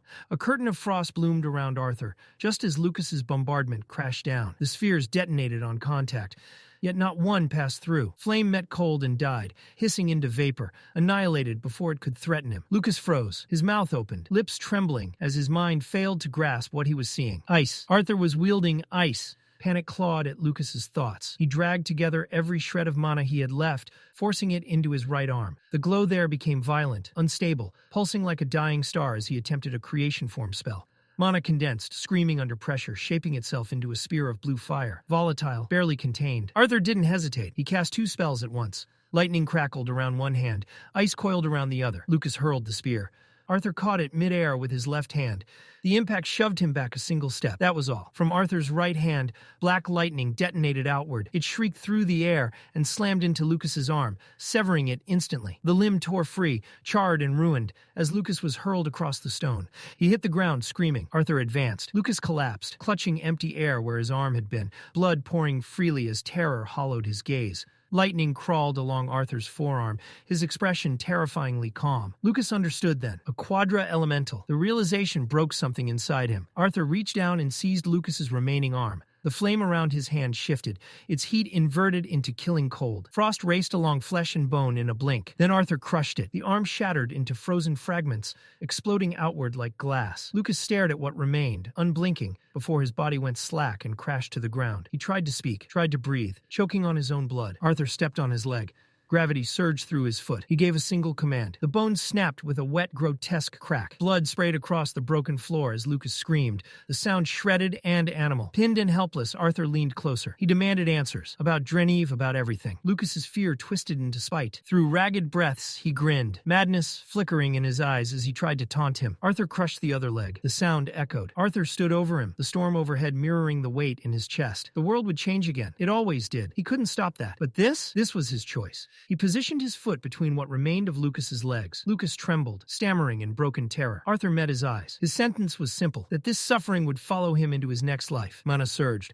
Arthur brought his foot down. The sound that followed was obscene. Lucas's final scream was no longer human. Silence fell. No cheers rose. No relief followed. Every student, every professor, they stared at Arthur with fear. The fear that had once belonged to Lucas now rested on him. Arthur felt it settle like a noose. Once, he had embraced that reaction. Now it felt like a burden he would always carry alone. Dragon Dragon's awakening unraveled violently. Pain ripped through him as glowing runes faded from his skin. Color returned to the world, though his soul felt torn raw. Lucas lay broken, frothing, eyes vacant, muttering nonsense as unconsciousness claimed him. Arthur raised his hand to finish it. Then the air screamed.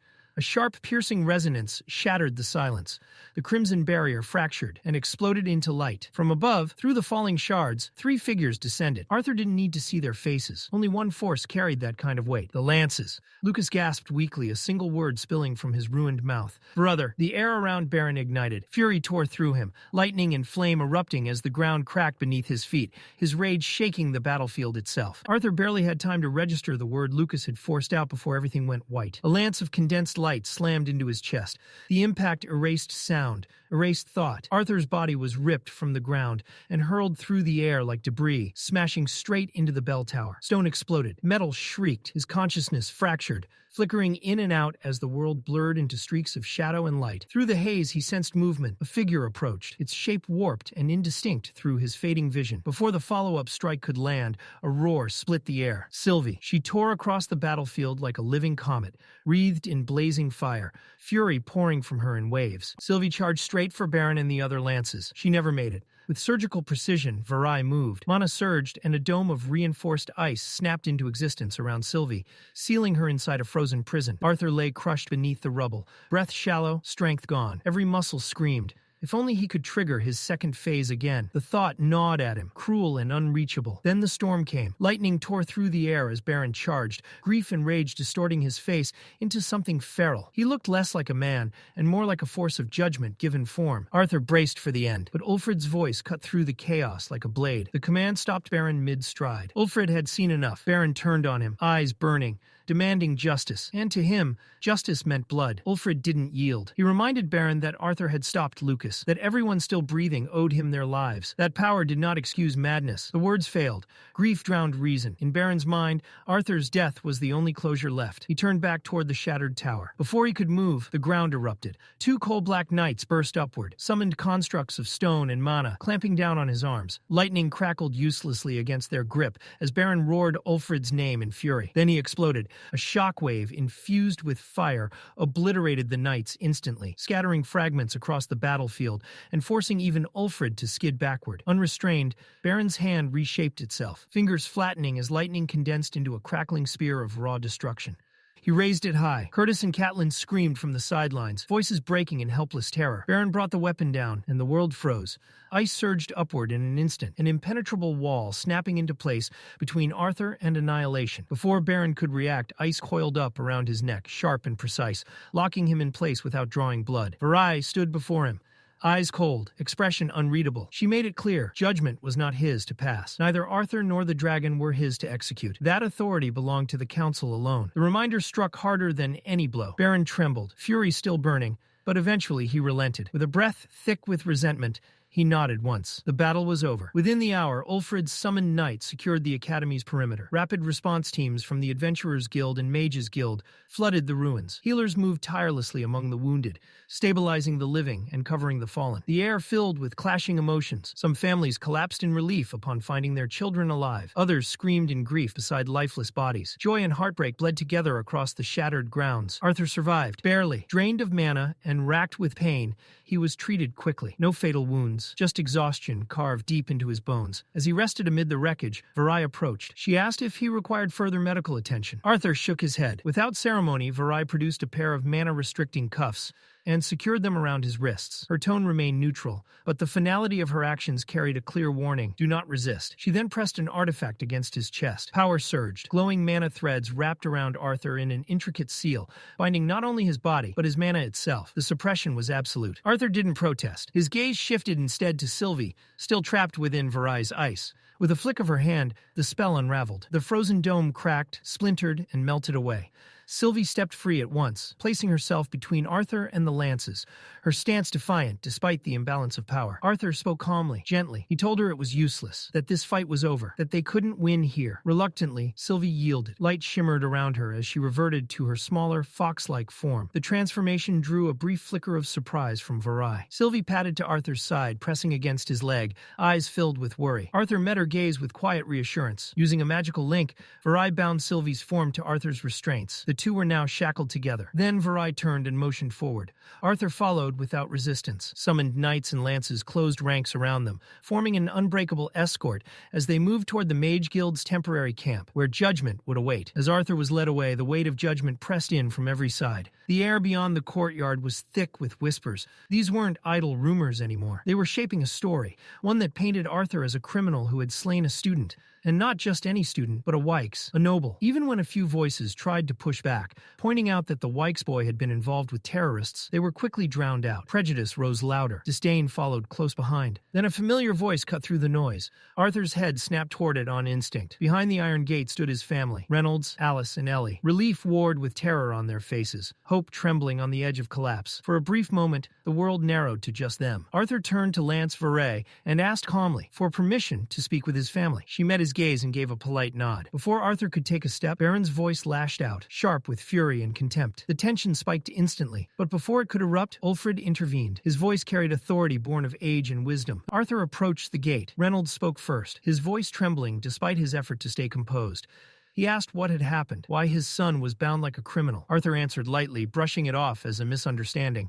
Alice clung to those words desperately, asking again and again if it truly wasn't serious. Arthur forced a smile, the kind meant to comfort others, not himself. He told them not to worry, said he would be fine, asked them to take care of each other until he returned. Alice wasn't ready to accept that. Her voice cracked as she asked if there was anything they could do, anything at all. Arthur looked away for a moment before answering. He promised he'd be fine, reminded them he was their son. Then a shimmer of light flared from the ring on Varay's hand, the signal everyone had been dreading. The Council of Dicathen had reached its decision. As the glow faded, a scroll materialized in Varay's grasp. Arthur, still facing his family beyond the iron gate, turned reluctantly as she began to read. Her voice was formal, detached. Arthur Leywin, son of Reynolds, and Alice Leywin. The charges were laid out plainly. Excessive violence, questionable circumstances, unresolved uncertainties surrounding the incident. As a result, his manacor would be restrained, his title as a mage revoked, his fate, for now, sealed with incarceration until further judgment could be passed. When Varai finished, the scroll curled back into itself. For the first time during the reading,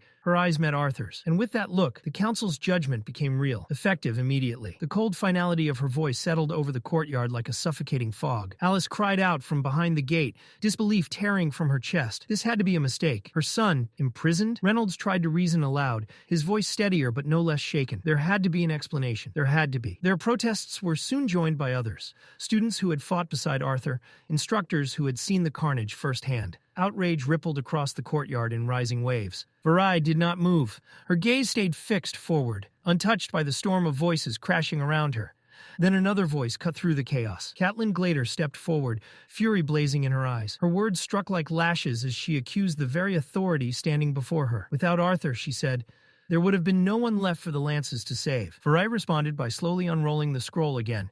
She revealed the signatures. Among them were the names of King and Queen Glader. Beside theirs, the Greysunders. The ruling powers of both kingdoms had agreed. Catelyn staggered back as if struck. Disbelief gave way to shock, then to something hollow and broken. Curtis moved to her side, gently pulling her away as she fell silent. Trembling, Arthur watched it all unfold, feeling the last remnants of resistance drain from him. The decision had been unanimous, approved by leaders he had believed would understand. With a slow breath, Arthur gathered what dignity he had left and asked for one last moment with his family. Varai gave a curt nod. He stepped closer to the fence, trying once more to soften the moment with a smile. But Alice saw through it immediately. Her voice dropped, quiet and shaking, as she asked if he even understood what was about to happen to him. Arthur couldn't meet her eyes, his gaze fixed instead on her hands, the same hands that had soothed him as a child, now helpless. Ellie stood beside her, fists clenched, face flushed red with fear. Her voice cracked as she begged him to tell her this was a joke. It wasn't. Arthur placed a hand gently on her head, ruffling her hair like he used to. The realization hit him harder than he expected. How much she had grown, how much he had missed. He whispered a promise, that he would come back, that this was temporary, that they would see him again. Reynolds stepped forward then, his presence steady and unyielding. He didn't offer false comfort, only certainty.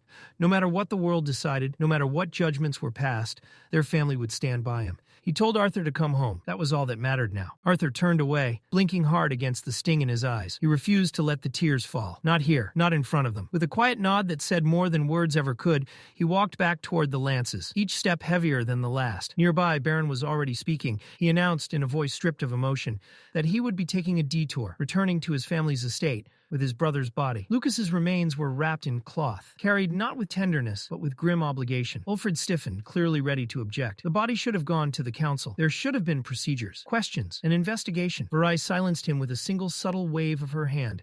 The decision was final. Baron's gaze flicked toward Arthur, sharp, venomous, brimming with unspoken hatred.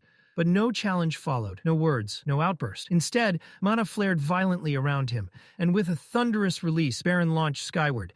In seconds, he vanished into the clouds, carrying his brother's corpse with him. Then Ulfred raised his hand. The ground trembled as a massive stone knight erupted from below, its form towering and expressionless. Without ceremony, it lifted Arthur into the air, prying him apart from Sylvie. There was no farewell, no final exchange. Their separation was as cold and efficient as a sentence being carried out. Arthur didn't resist. His eyes stayed fixed on Xyrus Academy as it shrank beneath him. It had been more than a school. It was where he had grown, struggled, found fleeting moments of peace, a second home. Baron descended from the clouds and landed at the gates of Wykes Manor. The impact was heavy, final. In his arms lay Lucas's wrapped body. His expression was rigid, carved from stone, but the weight in his steps betrayed the burden he carried. The household staff froze at his arrival. None had expected him, least of all like this. Bows and greetings went unanswered. A housekeeper approached, cautious and respectful, only to halt mid-step as her eyes caught the outline of the body in his arms. The color drained from her face. Before she could speak, Baron's voice cut through the silence, cold and absolute. "Summon my father, now." Moments later, Baron stood before Otis Veher Wykes. The air in the room grew suffocating as Baron delivered the truth. Lucas was dead. Otis's face twisted instantly, fury erupting like a storm. His fist slammed into the table, wood cracking under the blow. To him, Lucas's death was more than loss. It was disgrace, humiliation, a stain on the Wykes name. He ranted about everything he had poured into his son, the elite tutors, the rare beast cores, the priceless elixirs, all of it wasted. His rage wasn't grief, it was wounded pride. Then it turned on Baron. Otis accused him of failure, of allowing the family name to be dragged through the mud, of daring to bring Lucas's shameful remains back to the manor. To Otis, the corpse itself was an insult. He raised his hand to strike. The blow never landed. Baron caught his father's wrist mid-air. His eyes were unyielding, cold. This wasn't a son defying his father. This was a lance asserting his authority. He reminded Otis who he was now. Not just a Wykes, but a protector of the continent. Otis sneered, bitterness replacing rage. In his eyes, Baron's status wasn't earned. It was inherited, granted by bloodline. Still, he straightened, forcing his emotions down, and demanded the truth. Baron gave it. Lucas had allied himself with cultists, led by a man named Draneeve. Witnesses confirmed it. He had helped terrorize Iris Academy, and the one who ended Lucas's life did so swiftly, without mercy. Otis saw opportunity. Before reason or truth could interfere, he decided how this would be remembered. He summoned his assistant. The door opened, and Adeline stepped inside, composed and efficient. Otis immediately began dictating. His words were smooth, calculated, soaked in false grief. He painted the attack on Xyrus as a tragedy, casting Lucas not as a criminal, but a victim, a boy forced into obedience by Draneeve, a pawn with no choice. Resistance, Otis claimed, would have meant instant death. Lucas became a brave child caught in a storm beyond his control.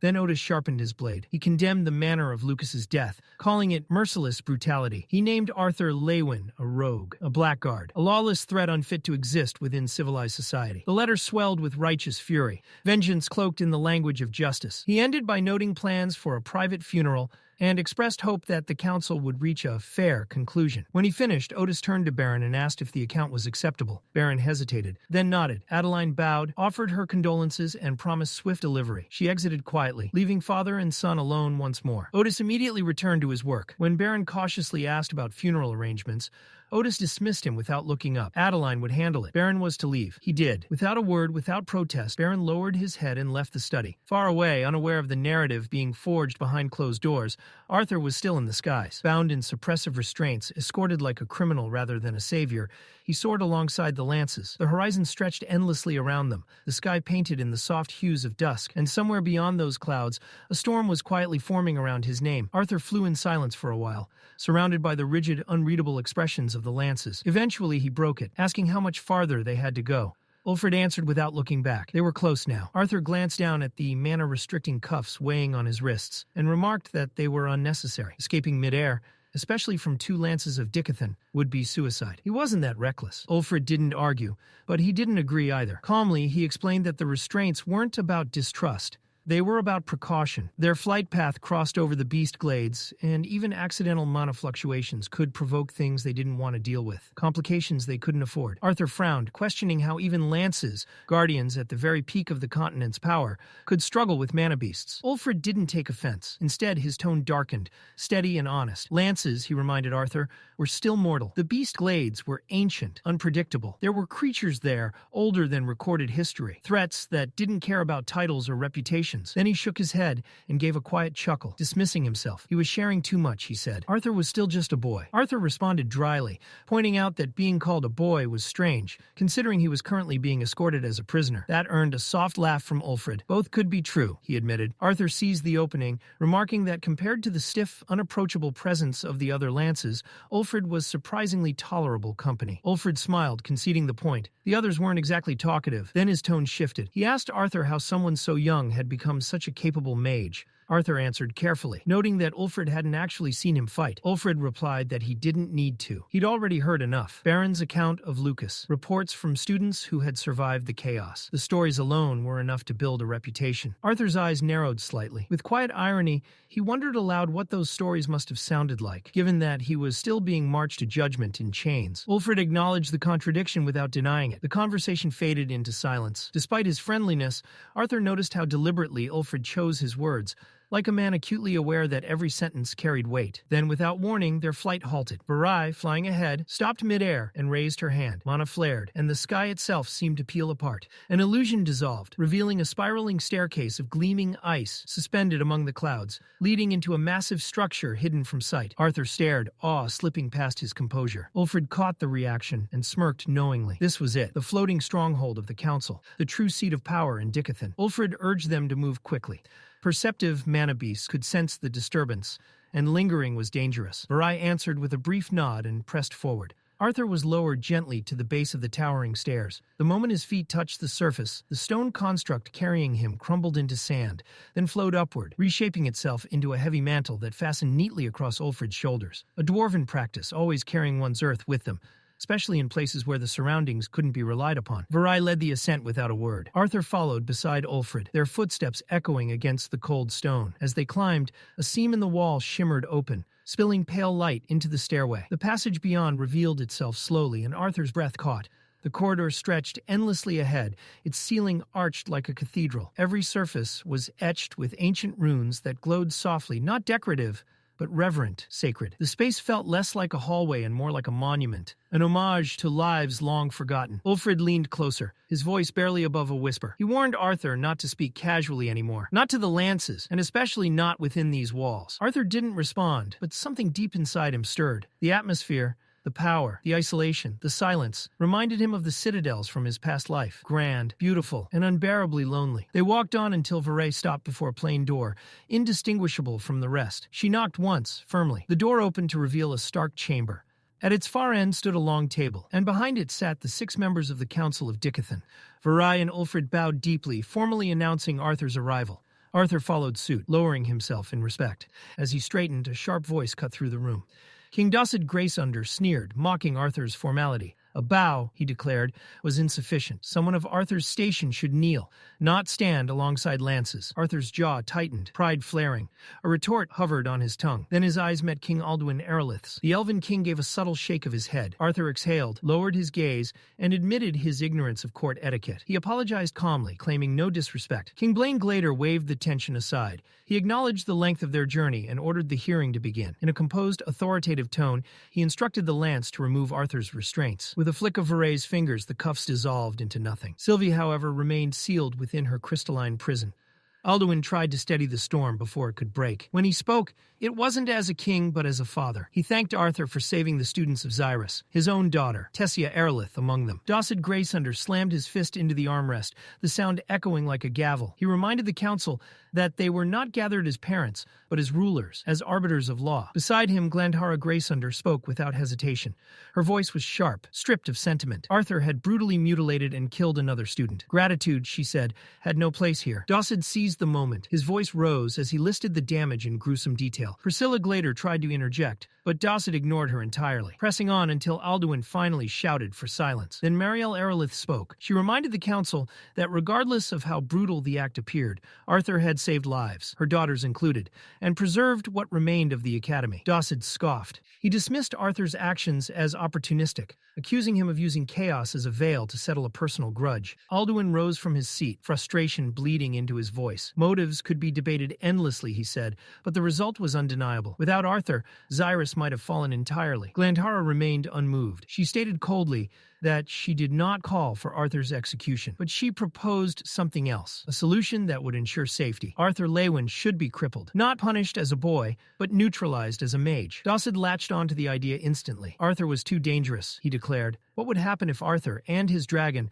ever turned their power against the continent? Marielle recoiled in disbelief, her composure cracking as she demanded to know where the others stood. Priscilla answered first, choosing compassion over fear. She and Blaine Glader owed Arthur a debt. Their children were alive because of him. Blaine followed, careful and deliberate. The Grey Sunders, he said, were thinking of the continent's stability. This was not vengeance, but caution. Marielle rejected that logic outright. Her voice rose, accusing them of stripping humanity from justice. That was when Alduin snapped. He erupted, condemning the suggestion of crippling Arthur and imprisoning or killing Sylvie as cowardice disguised as foresight. Dawson roared back, ordering Alduin to remember his place. Alduin refused. He spoke not as a subordinate, but as a ruler, as a father. Dawson's reply was venomous. He brought up Alduin's failures, his lances, the one he had lost. The words sliced through the chamber. Priscilla condemned the cruelty. Marielle stood defiant. Dawson did not waver. He invoked the specter of war, accusing Alduin of endangering Dicathen. In the middle of the firestorm, Arthur finally tried to speak. Calmly, he asked whether he had been summoned only to hear his sentence,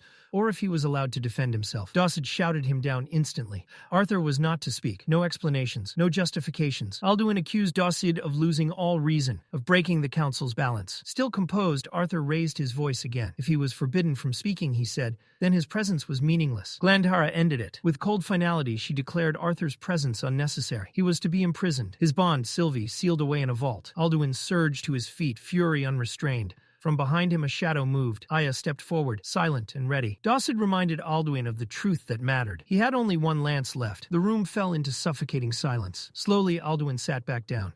Stone knights marched forward, armor grinding against marble. Arthur was seized without ceremony. Sylvie was taken separately. There would be no justice today. As Arthur was led away through a lesser corridor, the reality settled in. The Grey Sunders had turned fully against him. The Gladers chose neutrality, an absence of support that felt just as dangerous. They descended into the dungeon, and for the first time since Xyrus fell, Arthur was truly alone. Sylvie was too exhausted to grasp what was happening, and in some quiet, guilty corner of his mind, Arthur was thankful for that. She didn't deserve to feel this betrayal, this crushing turn of fate. But stripped of illusions and allies, the truth settled heavily on him. If there was any hope left, it rested with Alduin Eralith and Marielle Eralith. If even they failed to sway the council, neither he nor Sylvie would leave this place unchanged. At last, Ulfrid spoke. His voice echoed flatly as he declared this cell would be Arthur's. Sylvie would be taken elsewhere, separated from her bond. Darkness swallowed the cell, thick and suffocating. Arthur stood motionless, letting the silence press in, trying to anchor himself within it. Then a voice broke through, thin, weary, achingly familiar. Arthur's head snapped up.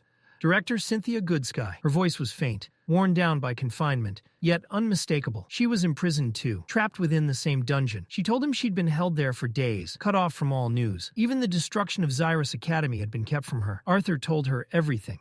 He spoke of the attack, the chaos, the students, Lucas, of how the academy she had once protected had nearly been erased. As he talked, something in her silence unsettled him. None of this aligned with what she'd been told. The council had turned on her abruptly, right after her last meeting with them, without explanation or warning. When she asked about Lucas, Arthur explained what he'd seen, the same drug that had infected others. But Lucas had been different, stronger, more controlled, horrifyingly aware. He hadn't been a mindless pawn. He'd known exactly what he was doing. Cynthia listened closely, asking whether Arthur had seen the one orchestrating it all. He hadn't. Whoever it was, They'd vanished before he arrived. That answer seemed to confirm her fears. She murmured about plans already in motion, moving faster than expected. She didn't elaborate, but her tone shifted, heavier, guarded. Arthur's pulse spiked. He demanded answers. Who were they? What was really happening? But Cynthia pulled back. She no longer spoke as a director, only as a prisoner, a scapegoat. Whatever truths the council was hiding, she had been sacrificed to keep them buried. When Arthur pressed harder, her voice strained, words breaking under invisible pressure. She confessed there were things she could not say, truths sealed by magic older and stronger than either of them. Even hinting at them caused her pain. A curse, triggered by forbidden knowledge, held her silent. Arthur's fury ignited. The thought of her imprisoned, silenced, and discarded while the real architects moved freely made his blood boil. He slammed his fists into the bars, metal ringing sharply through the dungeon, before collapsing back onto the cold stone. Cynthia apologized softly. It was all she could give him. Arthur didn't answer. He curled in on himself, staring into the dark, forcing his breathing to slow as sleep threatened to claim him. While somewhere beyond those walls, a far crueler plan continued to unfold. Within the secluded chambers of Blaine Glader, tension clung to the air like smoke. The door burst open. Dawson Graysunder stormed inside, rage blazing in his eyes. His voice thundered through the room, accusing, venomous. The agreement, made in secrecy, born of fear, had been broken. Blaine's silence in the council chamber, his refusal to publicly condemn Arthur, was nothing short of betrayal. Blaine didn't rise to the provocation. He poured himself a glass of aged liquor with measured calm and acknowledged the agreement without denial. But loyalty, he said, was not limitless. Arthur had saved the future of Dickathan, saved Blaine's own children. To condemn him openly with accusations he did not believe in was a line he would not cross. Dawson slammed his fist down, snarling that without decisive action, there would be no future left to protect. Arthur and his bond had to be handed over. That was the only solution. Sacrifice a few to preserve what remained. Blaine's restraint cracked. His voice sharpened as he reminded Dawson that he understood the stakes better than anyone.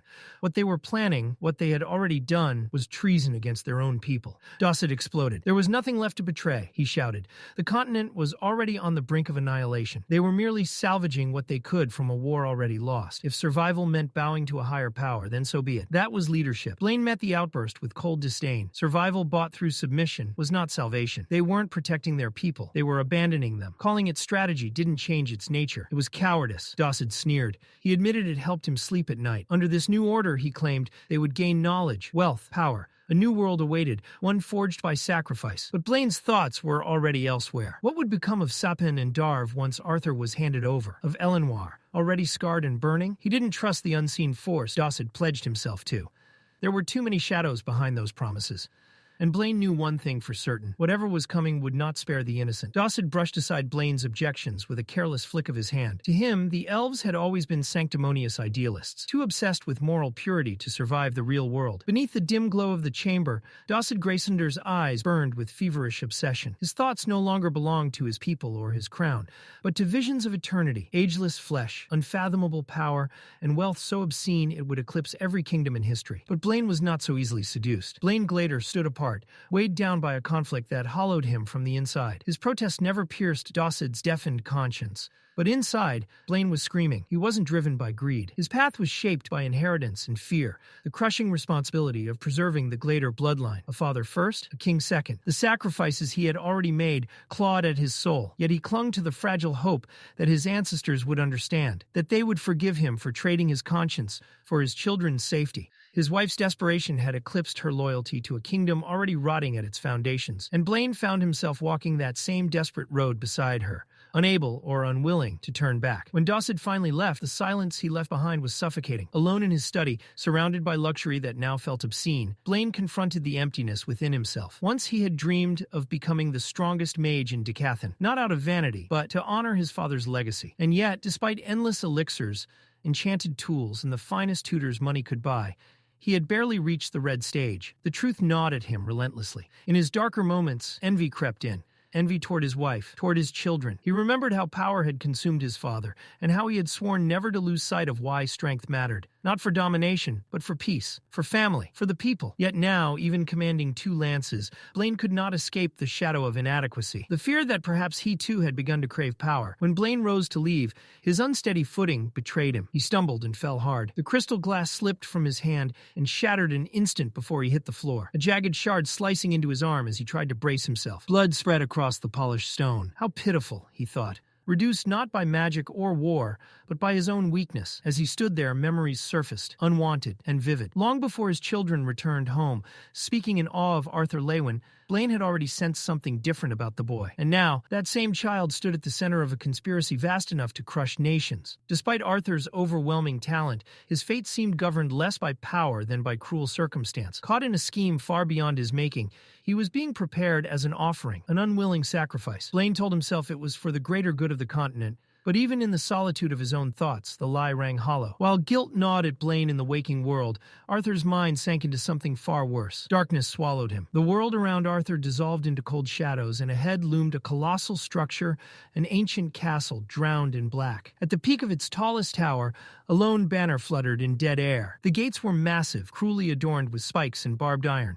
Crows perched along the fence, their numbers swelling unnaturally. One crow caught Arthur's eye, its body twisted, malformed. An unbearable urge seized him, a need to see what they were feeding on. He tried to scream. No sound came. The crows scattered anyway, obeying some unseen command.